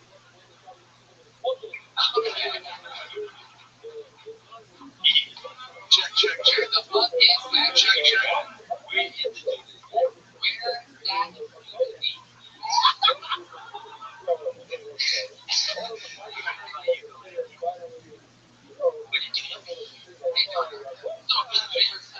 No, second time. Okay, what do you like about your life? Brody Stevens, who my fucking high school mascot and shit. He do all the mascots. Red shoes on. Yeah. So what do you do for work? Working at RP and shit. Okay, now I remember. Yeah, you remember. Yeah. Not too many black dudes. Oh, my weed, dog. Yeah, you know what I'm saying? No sativa. Nigga there. I just wanted to make sure I wasn't smelling straight. It's called, no. It's definitely bigger than that, though. I'm a stereotype real shit. Sativa or indica? Indica. The world's crazy, so. You gotta be calm. Damn, you gotta be calm. So, get it. No. So, how long you been on Santa Barbara? 3 years. 3 years. And you always sleep up? No, man, I was upstairs. I've done the show. I want to say I'm shit right now. Somebody do anything for her. They did. I almost put the whole white people. By the way, you did. You almost tackled Justin Glockberg and got pulled after you. Yeah, you want Justin Glockberg. It's all good, man. You know what I'm saying? In the future, if we call somebody else, then you already lost. I didn't hear him, no, but I know the rules. Okay. We ran past the other guy. Hey, he didn't want it, did he? He should be saw me come. He should have like, hell no, I'm gonna get up here. He just had the better route. Yeah, man, you know what I'm saying? Real shit. So, Arthur, you've been selling RVs for how long now? You know what I'm saying? I don't sell them. I'm just a service wife. So I'm like, I do the bullshit. And, that's serious? Yeah. He sells RVs? Yeah. Oh, okay. I'm a service writer, so I, whatever the problem is, I write it up. And you hope that the shit gets fixed. Nobody gives a fuck about RV industry, real shit. Really? If you own an RV or a trailer, you know that shit takes forever to get parts. You know that shit. They don't give a fuck about you. They know. That's why black people don't really have them. You know?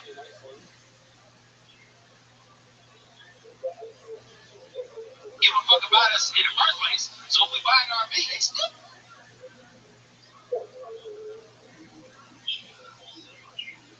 Nobody gonna give a fuck about us.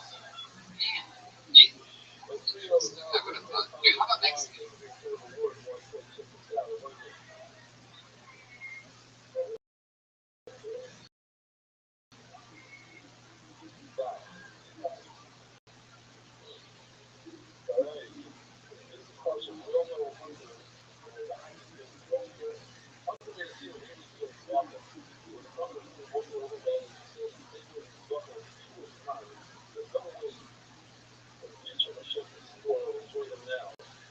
A lot of people in the RV game.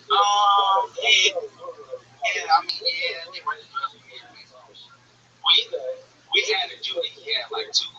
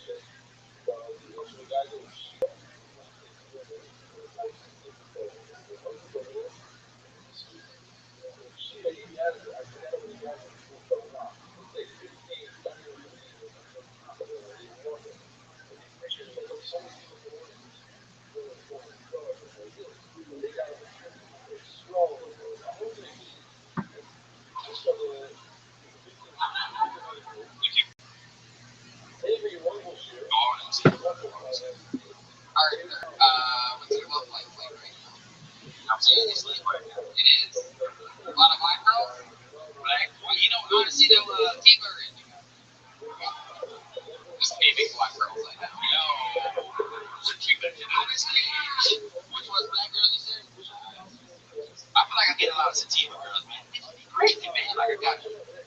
Give us an example of Mitch.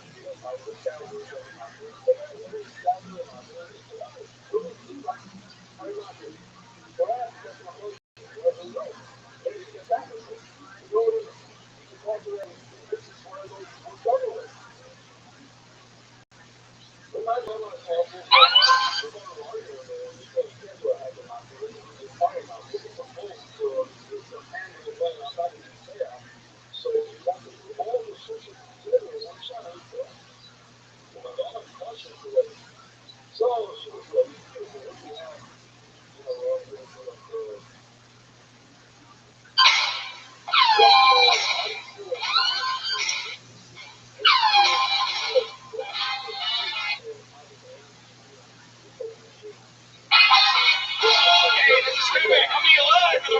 What happened? Comedy Store Theater. Another episode of Kill Tony with Brian Redman. Hey, look, it's the producer, Josh Martin. Look at him, everybody. Make some noise for Josh. Ryan J. Abelt is here. I'm excited about tonight's episode. JAbelt.com for every single print of all the shows, all the most recent shows, and the official Kill Tony poster. What's up, Brian Redman? Not much, man. A lot of crazy shit's been happening in the world, and we're so glad you guys could all make it out here to have some fun with us. Shall we have some fucking fun tonight? We are live, the #1 live podcast in the world, streaming live at VR360 from the Facebook account right now. VR360, somebody's watching El Tocho drop off on the pinatas to this table of Red Diaz brothers, or whatever the fuck's going on here in the front. You guys, I like your style. Look like they haven't eaten in weeks. Just digging into Comedy Store chicken strips, huh? Speak of goddamn animals and human beings, I'm going to Austin, Texas on Wednesday.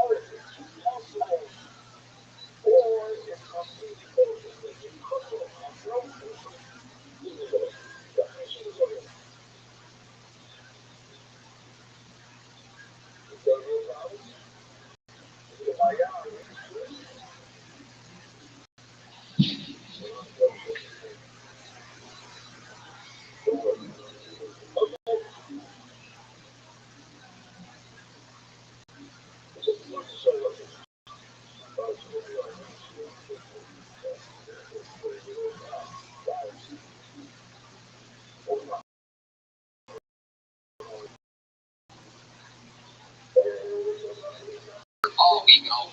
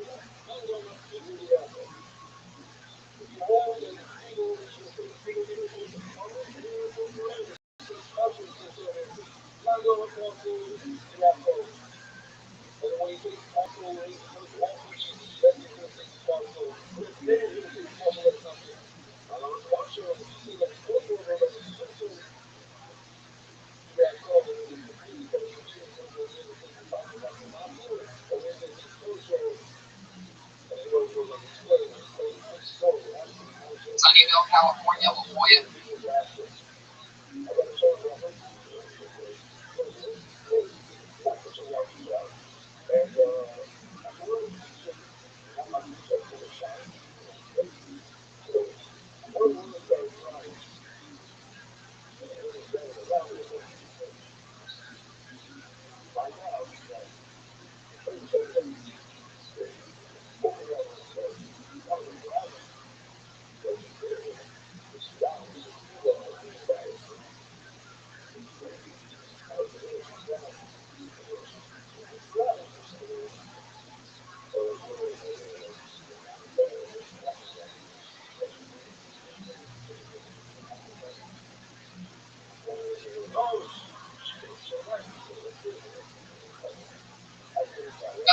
I chase them.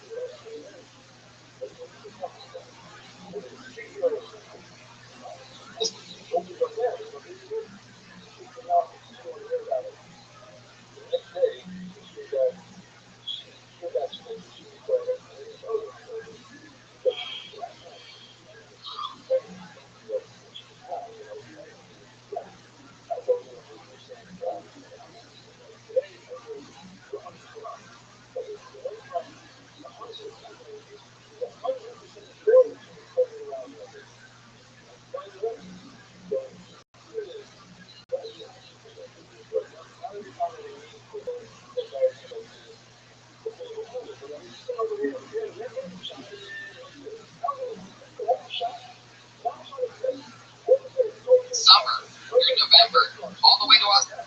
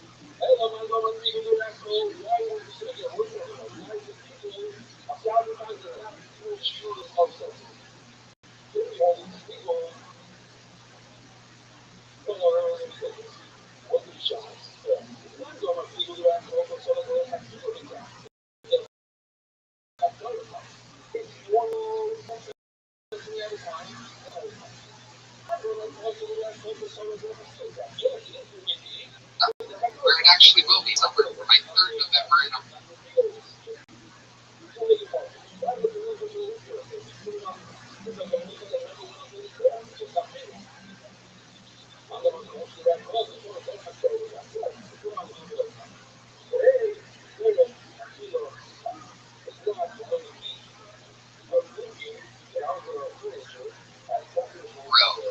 I love Australia, November 26th.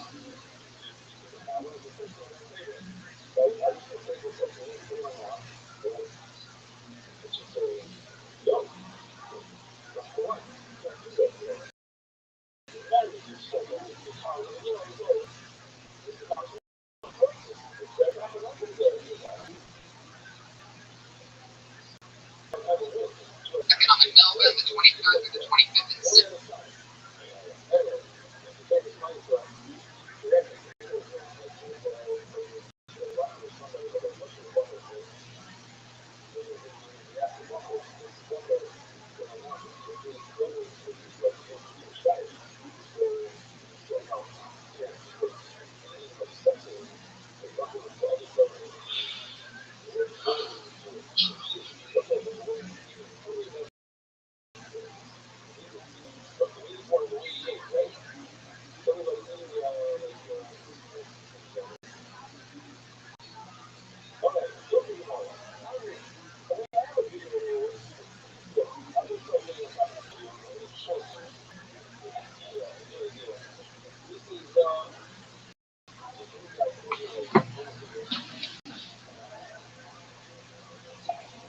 Sydney, the 26th of November.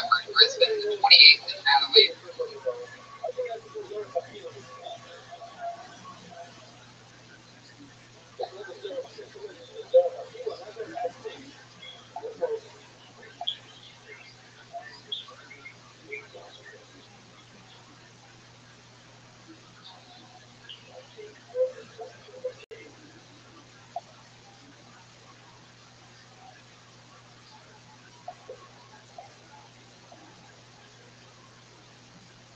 Then I come back to the hotel.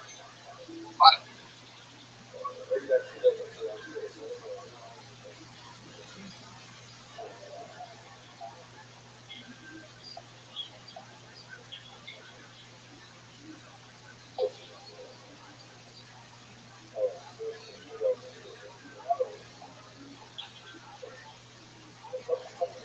fun stuff's happening in the world. And a quick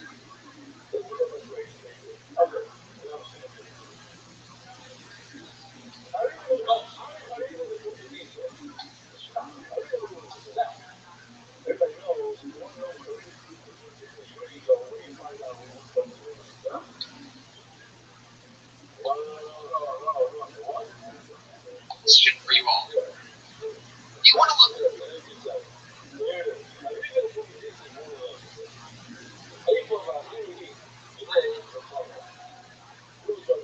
in your underwear and be comfortable?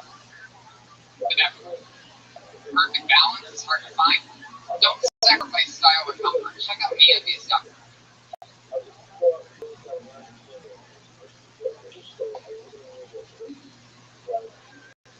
And find the best pair of underwear in the world. MeUndies will be the most comfortable pair of underwear.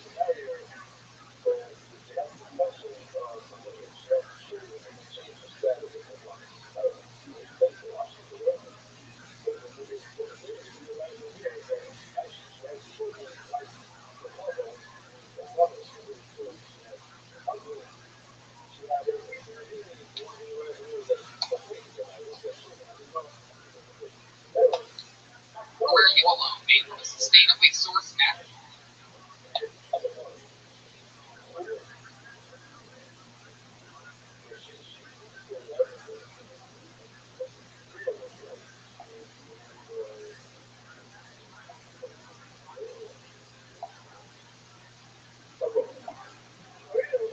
Really soft fabric that is 3 times softer than cotton. Ultimate feel good undies for when you want to feel naked, not be naked. With pillows, dive into a down cradle to jewels, into this stuff. This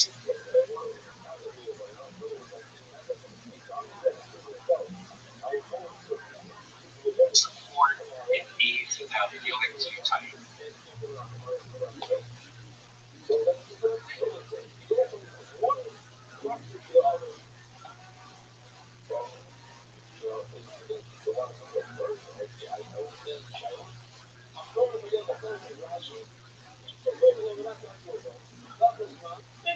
Ladies will love the soft, eco-friendly patterns.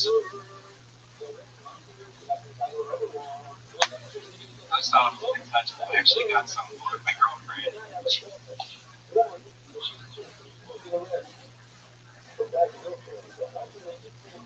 Before you were wearing another pair, and she loves them.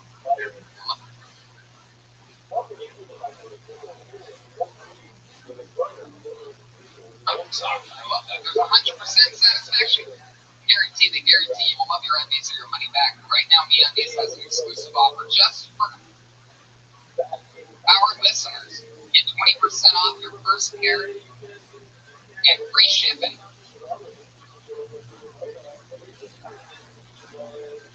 MeUndies is so sure you'll love your underwear. They even offer 100% satisfaction guarantee. If you don't love your first pair for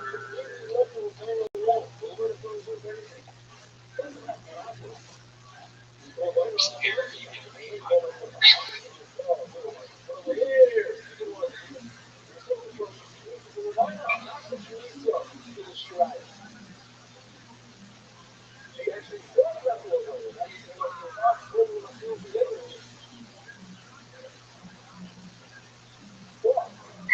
First pair, you get a refund. This is a no-brainer try 20% off.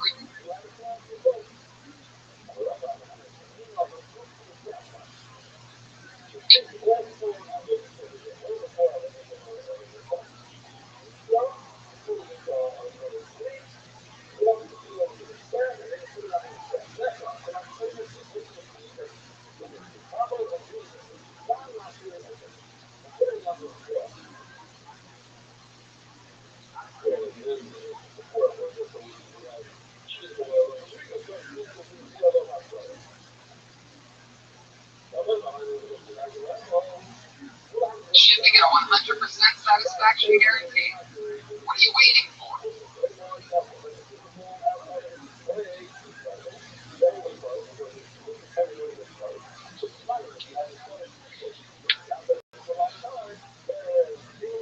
Get your 20.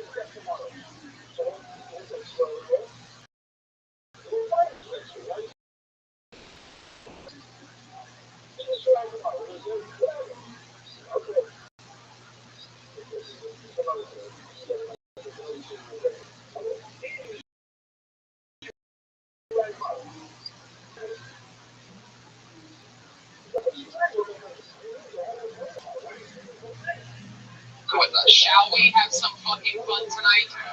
We are live, the #1 live podcast in the world, streaming live at VR360 from the Kill Tony Facebook account right now, globally. VR360, somebody's watching El Tocho drop off fucking empanadas to this table of Efrain Diaz brothers, or whatever the fuck's going on here in the front. You guys, I like your style, which look like they haven't eaten in weeks. Digging into comedy store chicken strips, huh? Speaking of goddamn animals and human beings, I'm going to Austin, Texas on Wednesday. Going to be there all week and all weekend in Cap City, Sunnyvale, California, La Jolla. I chase the summer through November all the way to Australia, where it actually will be summer for my 3rd November in a row. I love Australia. November 22nd, I'm in Melbourne. The 23rd through the 25th in Sydney. The 26th of November in Brisbane. The 28th in Adelaide. And I come back to Melbourne. A lot of fun stuff's happening in the world. I have a question for you all. Do you want to look good in your underwear and be comfortable? But that perfect balance is hard to find. Don't sacrifice style or comfort. Check out MeUndies.com and find the better in the world. MeUndies will be a pair of underwear you will own, made from a sustainably sourced, naturally soft fabric that is 3 times softer than cotton. Ultimate feel-good undies for when you want to feel naked, not be naked. For the fellas, MeUndies guidance to a couch cradles your jewels to get to the stuff that support and needs without feeling too tight. Ladies will love the soft, eco-friendly fabric, so soft and touchable. I actually got some for my girlfriend. She already ordered another pair, and she loves them. Let me soft. I love that. There's a 100% satisfaction guarantee. They guarantee you will love your undies or your money back. And right now, MeUndies has an exclusive offer just for our listeners. Get 20% off your first pair free shipping.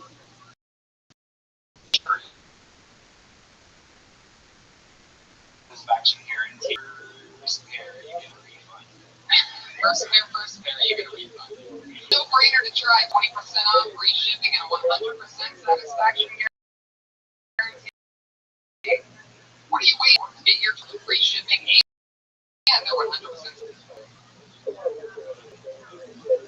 guarantee. The best and softest underwear you will ever own. Go to MeUndies.com/kill. That's MeUndies.com/kill. This is a limited time offer, so what are you waiting for? Start wearing the best underwear of your life. It changed my life. It's time to let MeUndies change yours. Go to MeUndies.com/kill right now. So soft. So stupid. Also, LA Speedweed. Who out there loves weed, huh? In Los Angeles, weed is legal. You can get it delivered. Speedweed makes it hard to read your advertisements. There you go. All right. Shall we start the show? Are you guys ready for this shit or what? Let's bring out tonight's guests. Every single week, I have 2 of the funniest comedians in the world. The most recent HBO special in the universe, and a return of one of our favorite guests of all time. Put your hands together for the great Felipe Esparza and Ian Edward. Yeah! Felipe! Yeah, this shit is about motherfucking go down. We have waited exactly 4 years and 4 months of this show to get Felipe Esparza on this motherfucker, and there he is, live in the flesh, throwing out joints. 3 out of the 5 that he threw went to this table of the 4 Mexicans, the animals with the chicken. What's up? Long arm that shit. Look at these thugs out there. Weed Santa Claus. Yeah.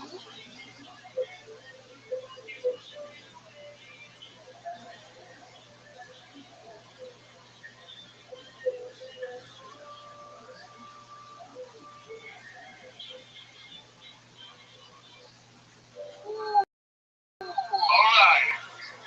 That's right. I am fucking hungry. Energy is good. You guys.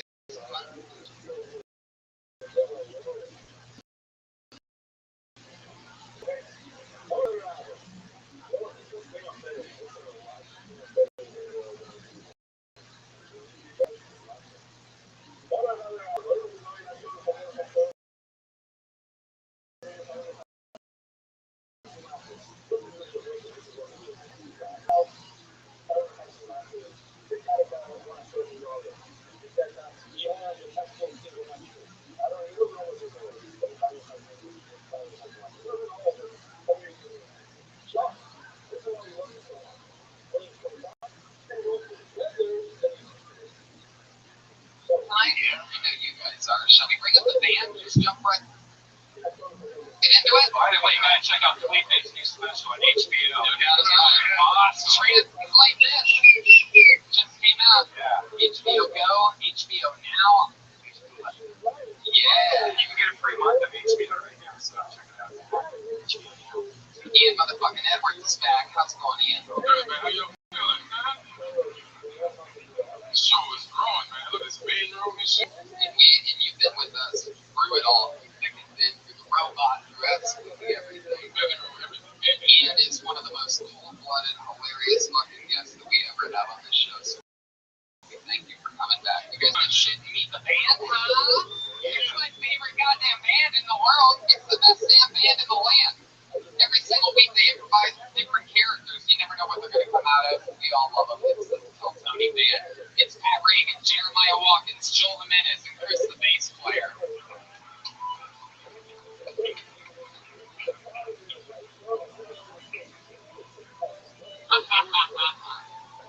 What is this? Chicken the finest for love. Whoa. Wow. Oh. What they are this week. Yeah, it's, they're very fancy. They came out with string quartet music. They each have a glass of red wine. Having the wait celery. Jeremiah has a scarf around his neck and his hair pulled back in a very fucking free way. You look like you wrote the WikiLeaks guy. Yeah. What the fuck that getup is. Very American style. Yeah, I think you can take a massive boulders. What Ribs all around. what are you? What are you guys?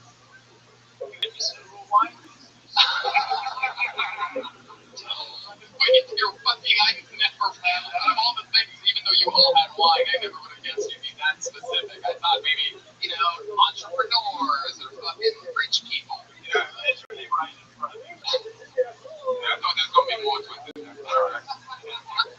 Just some good old wine tasters. You can sip wine in a t-shirt, right? You don't have to cross your legs like that with a green tablecloth around your neck. I'm so pumped about this. I can't imagine what 7 jokes you guys must have pre-written as wine tasters tonight. So Yeah, I know. perhaps the most niche out of all. Let's be here just football players, but These jokes are leading back to this.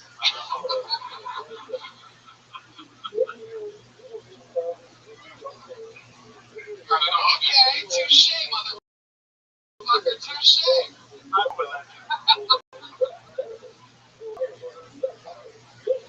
Jeremiah motherfucking Watkins, somehow. Jeremiah, switch the jokes around and taste better. Yeah, do another one. Alright, so let's jump into it. In this bucket right here, I have a shit ton of names that signed up with a chance to have 60 seconds on this show. If I pull your name, you perform 60 seconds of anything. Sometimes it's a top young rising comedian who we see for the first time here. Sometimes it's a fucking crazy person. Sometimes it's just a cool black chick, big butt, you know what I mean? It's Aphrodite. You know how it works to get 60 seconds, humans. 60 seconds. So when you hear the sound of a kitty, that means wrap it up there. I'm sure gonna bring out the angry West Hollywood bear. Okay. Alright, yeah, that's how that works. Perfect. Are you guys ready to start this fucking show or what? Yeah. I don't think you understand. You're the #1 live podcast in the world. Are you guys ready to start this motherfucking show or what? Felipe Esparza, Ian Edwards, Phil Tony, fucking motherfucking 240 something. And your first person with 60 seconds uninterrupted stage time tonight goes to Derek Craigie. Yeah, come on, Derek.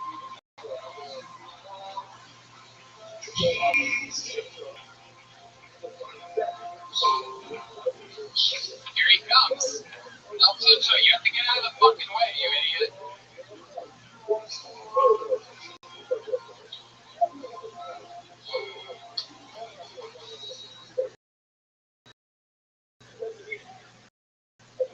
guys, what's up? I'm from Small Bank. I was trying to have a store when I was back there.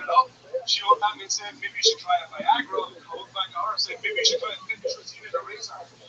Tough and fair. That's why we Scottish guys drunk, man. We see these girls, we think, fuck me, I can't do this, give me the booze. And after we do, we can't believe we did it. We're like, fuck it, give me the bottle, I'm going to finish this off. You guys win when it comes to girls.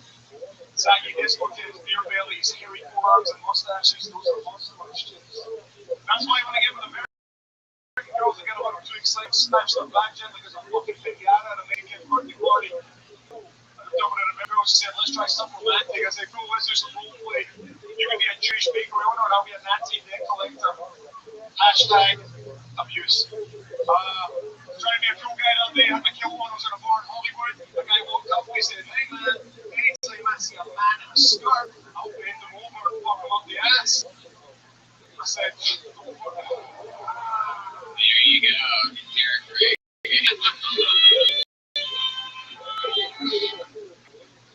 Derek Ray, you're from Scotland. Yes, sir. How do Scottish guys have the ability to get their forearms as big as their biceps? What is that Popeye shit working that you guys do? This is 12,000 years of self-defense. So,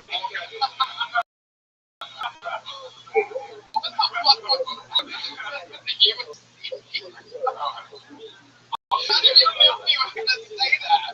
because you can just see them. Fucking 12,000 years of self-defense, buddy. That always kicks in. I gotta be honest with you, you look pretty American. Anytime I take the stage, almost like I'm going to be Nebraska or Ohio, so you just don't talk. Yeah, I'm racist, bro.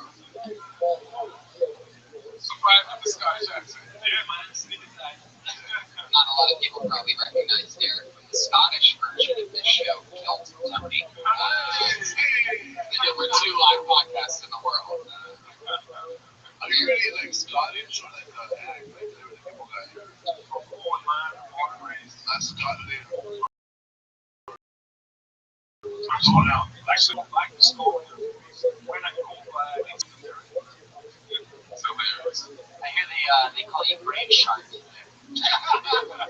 Joel Burton. Mexican. Dutch. Oh, we're going there next. Yeah, man.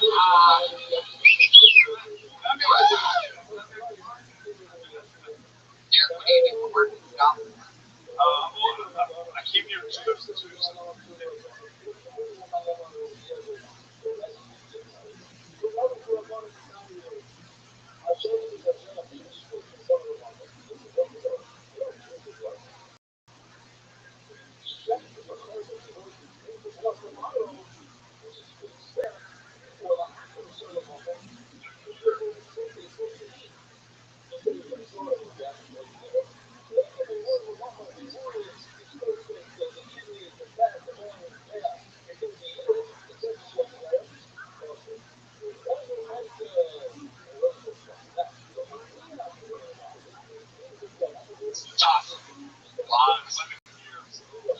Toss logs, toss capers, 2002.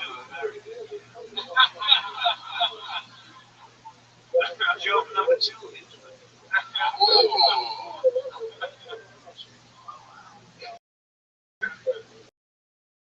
So what have you been doing here since 2002? Long story short, I came here.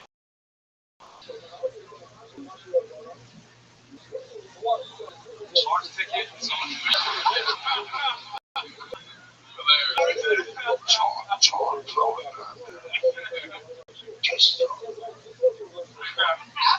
How do you do that?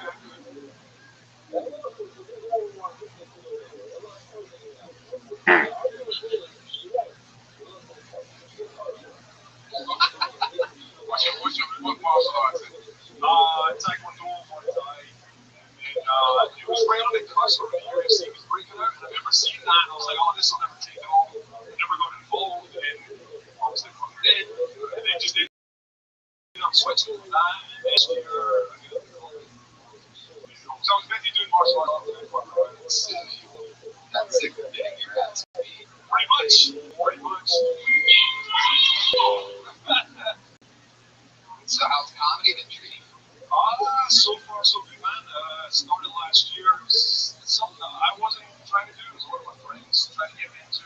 Why do you think they tried to get you into You know, you have a lot of drunk friends and they give you bad advice. Pretty much, but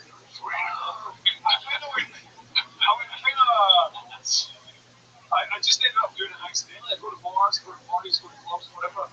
Before doing it, like my kind of thing was storytelling. I didn't know what people were running me. I was like telling stories. People go, Steve, you're a stand-up. You should do stand-up. And then last year, man, I was like, fuck it, all those things. like the longest explanation I got? I said, okay. Your friends are like, you got this comedy thing in the back, like, Look out. Shit. You're the rumbling. It's guilty. Derek, you've been allowed to stay in America since 2002 because you're beating up other Americans? Yeah, exactly. We go from DACA. Hawaii. No, I was good. Don't worry about that. He's white. He's good. I'm whiter than white. Yeah, I know. Now you kept talking about how the American guys like have a date with the ladies. Is that right? Cover that at some point. Said something. I just.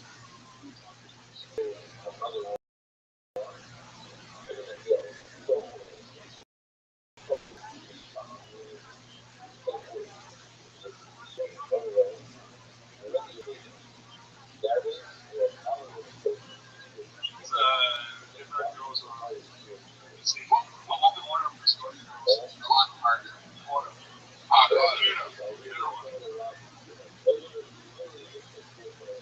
has a girl ever said you're the best she's ever flashed?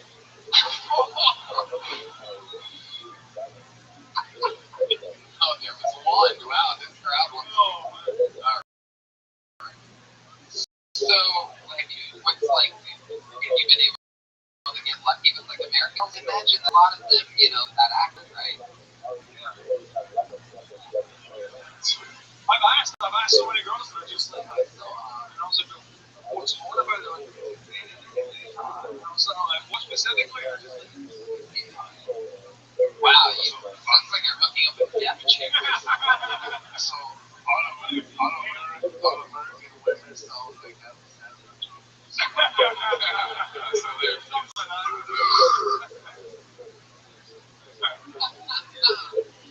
All right, well,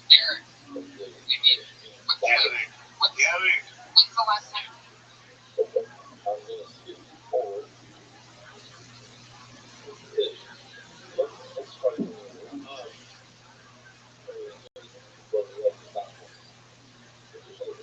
He got into a fight. okay.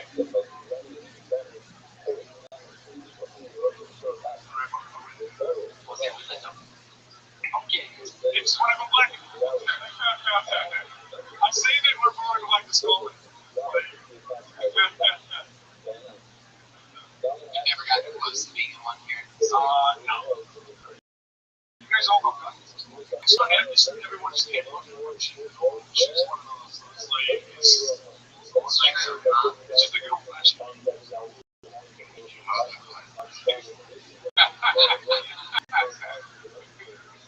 All right, Derek, well, it was nice to meet you. Best of luck with everything.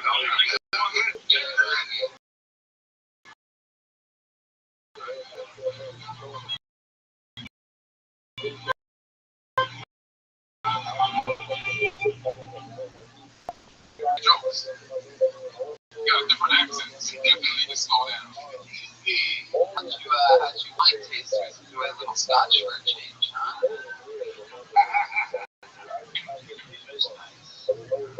I just realized that Felipe is not one of my best kids.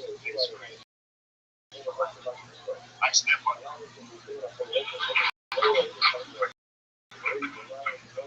The microphone is on my life, but it makes me the way that it went all the way down like that.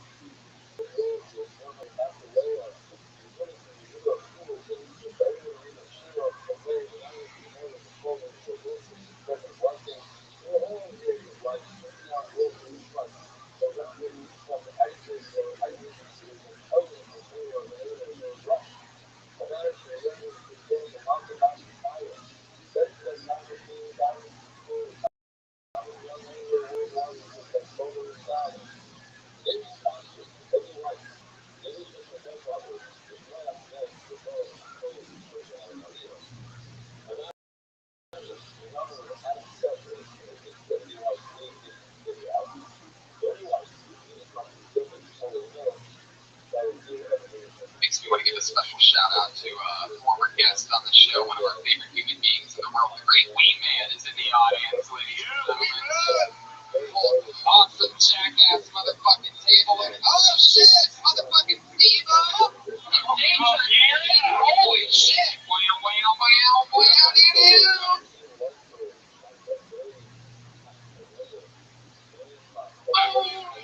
It's a good for a jackass. Yeah, that's the kind of, this is the show you're at right now. Fucking jackass. Watching us. It is weird, man. So awesome. Put your hands together for your next comedian doing an uninterrupted 60 seconds. His name is King Hassan.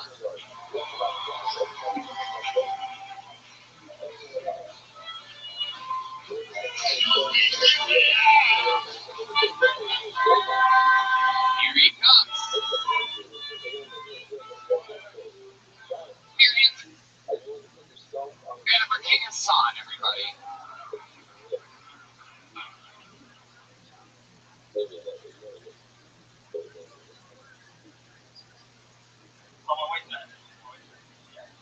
I got a question for you. Does that speed stage deodorant really go on there for you guys? Is that like I tried it the other day, and I have a white compliment and a gray. It looks like I don't know how to do it.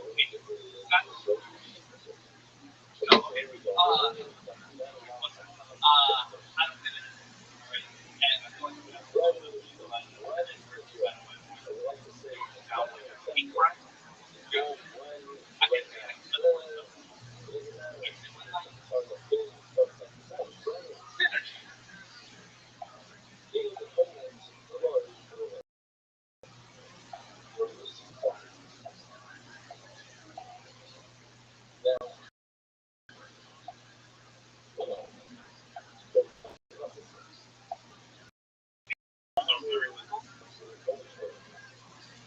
All lives matter. I don't mean it, but I can say it.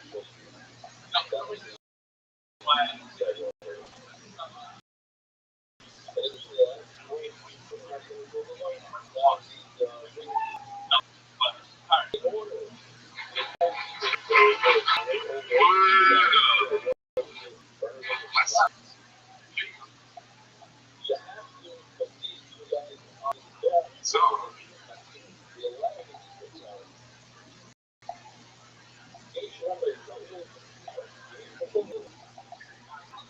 what happened? Just, I don't want to say the close like I'm looking for it. Even when he says synergy in some places, he just says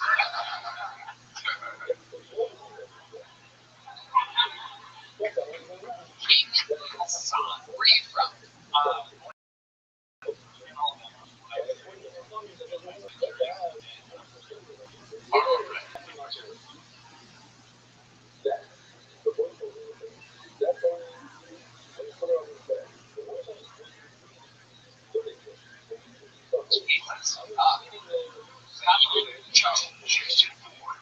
Sound like you lie to bitches a lot. I'm not.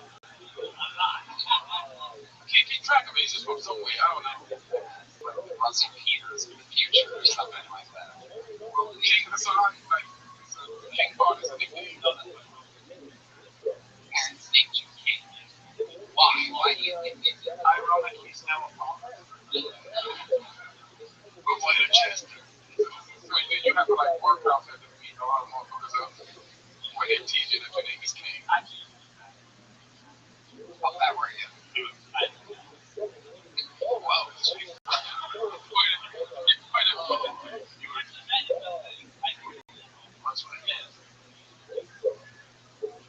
Well, what made you lose the weight? Your grandma died?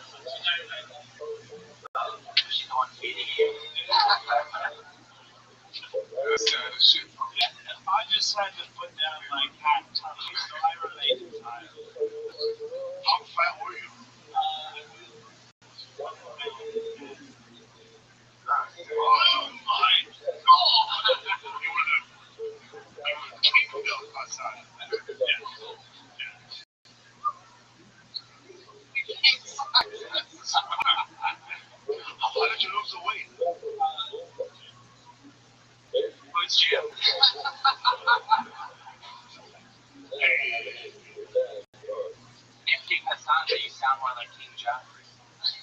King, what do you do for work?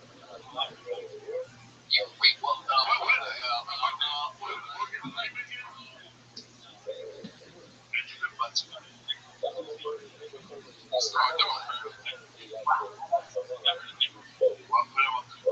that was you? That was you. How much did you sell it? So can you ballpark it?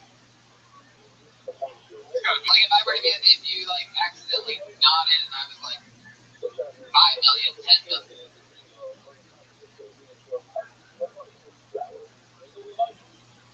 50 million, 100 million, 5 million. Wow, you should have talked to me.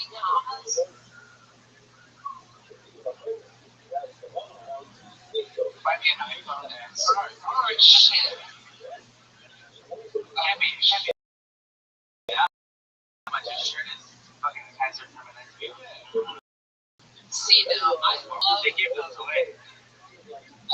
that you answered that, honestly, because it makes you an interesting creature on this show, because very rarely do we have somebody who's retired. Call the king a creature.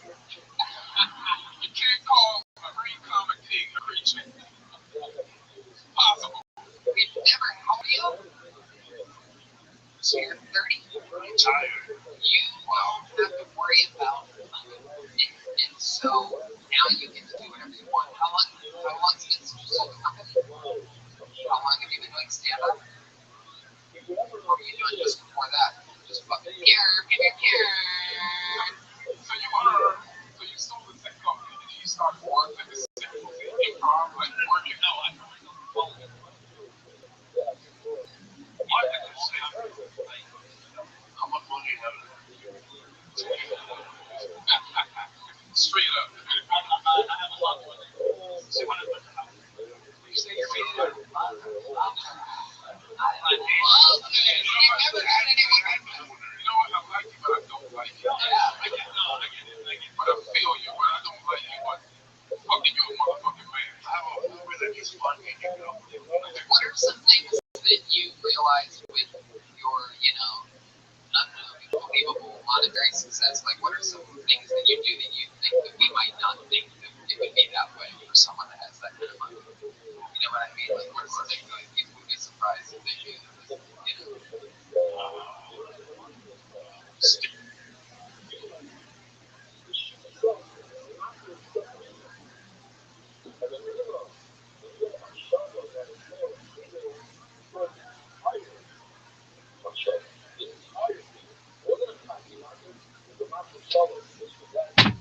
You're not tipping.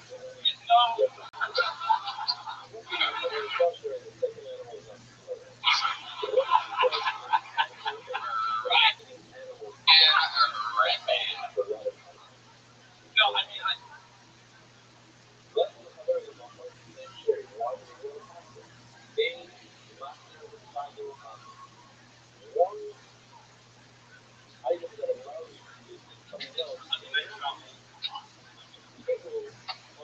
Where some of the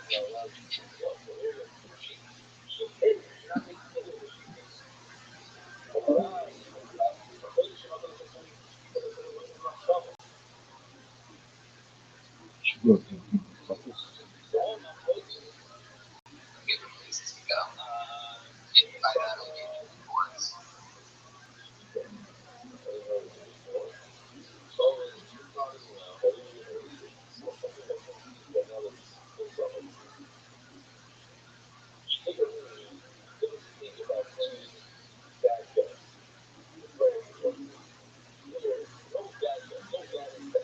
Which place is the best of all of them?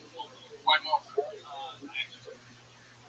Jesus Christ, the lie continues. It's amazing. This is the amazing Mr. King. I saw Ripley up on stage. Pretty sure I've seen this movie, Coming to America, right? Comes to Malta. I paid for it at San Jose University by working at a McDonald's. So I can blend it. So King, like, I mean, what's your deal? Like, you in love? Like, yeah.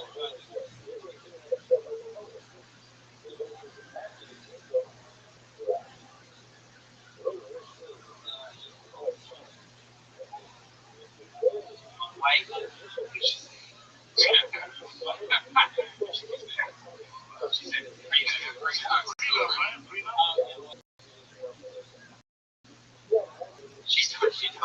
Listen, man, you pull it out. Dude, you make the baby sign green. Fuck that shit, son. You teach that baby to read as soon as possible and sign its name. Right there, man. So funny. She white? I know. So let me ask you. She white? So let me ask you, how many times a week do you get up? I want to see how serious you are about sex.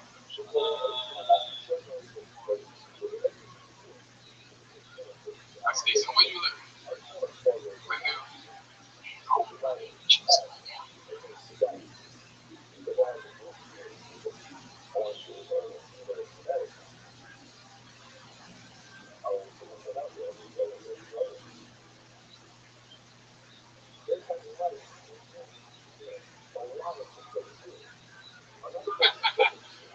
This is how you say it. You must have a really big house. It's cheaper time to be out in Kansas. Yeah, I don't think you could Hospital. really hit that one right on the head over there. Probably true. King, let me ask you something. Were you surprised when your lady told you she was pregnant? Because what, we were pulling out? Yeah. Because you're protecting your I've done 33 years. That would never happen. Okay, I'm 33 as well. I think about that shit all the time. I'm 16.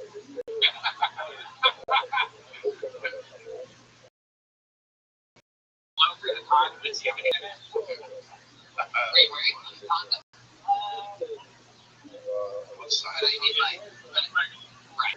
You weren't conditioning inside of her? Because you're like, I'm not, I don't want to. Still got pregnant. You're 100% sure it's yours? It's Asian baby, right? And you make it happen to make sure the check is coming. She can have that Kaiser.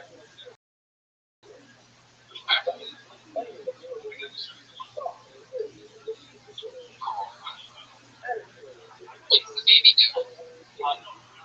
Oh, what's the baby's name? King what? Her name is Mark? Bird? Birdie. Wow. What are you tweet about it? It sounds like weird names running the family.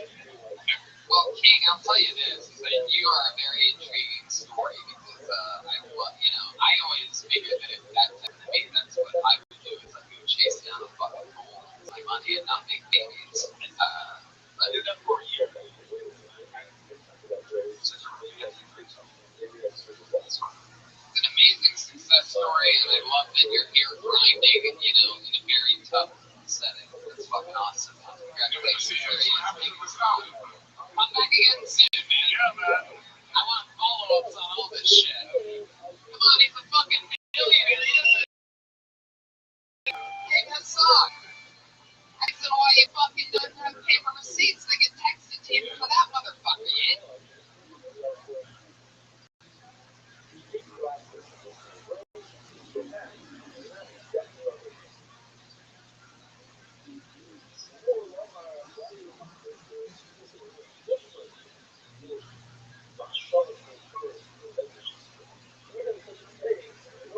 Lance, that fucking guy right there. A millionaire put his name in it. I hoped it would get drawn. And then it did. This guy has so much luck. He paid $100,000. How much did he pay you to draw his name? Hey, I could make that. But that's never funny. Put your hands together for your next comedian, Michael Pena.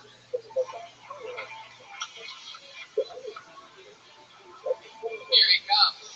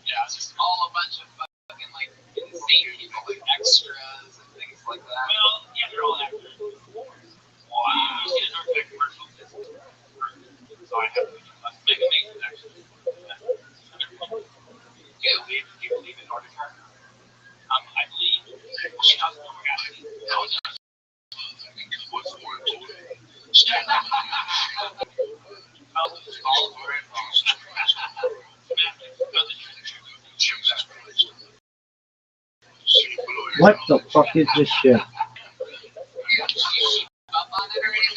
Okay. I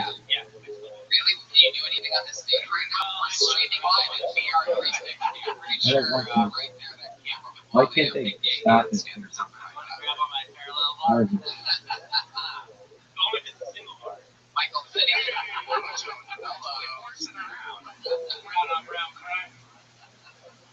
Sure. Michael, has anything interesting happened to you in real life in the past couple weeks? Real life, doing around here. Yeah. My birthday last year. Did you do anything special? I came to blow out your boyfriend. I came to the California show. My birthday. Now, do you have like a regular boyfriend? Or... No. I haven't had dates. I haven't had dates. Why not go to meetings for that? Yes, it's kind of like Triple A. I need to get you on the right track. Why are you on dating if I don't have dudes? Well, I have the last 3 guys I dated. They've gone to That's how bad of a gay guy you are. How bad are you? The worst gay guy ever. It's so bad. In fact, I started a new website. Your man's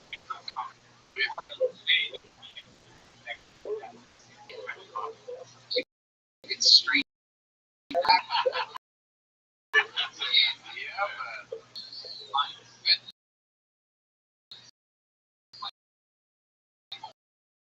What do you think it is? Honestly, you must think about it. I call it game and fight. What? They're just game and fight. For some reason, I have the personality. Whatever it is. You say you're corny, man. Corny. That's it. Corny. The corniest out of that. I make really good tacos. I see what you're saying. So game with Mike, your Mike. So were they straight before they hooked up with you? Some 2 were. Wow. You have a preference of turning straight people gay? I don't turn straight people gay. You don't take any pride in being the one that brings them across house cover? I might be able to get a refrigerator or something already. How about the Nordic tracks? But I got Nordic tracks. No. Wow. Do you ever use any of your Nordic track exercises on the guides? You know what I mean? Any like crazy shit? Are you a topper about it? Oh, no, yeah. Yeah. So you put it in your own ass. I wasn't there. Yeah, but we're talking to you. Okay. Whoa. I think with that hand out, we know it's the bottom. Like it's not. I know it is. I don't believe in top or bottom. You don't believe in tops or bottom? What do you mean? It's not like it's a ghost or something. It's a sexual preference. He's a flat earth. I don't believe in that shit. That sideways sex or nothing at all.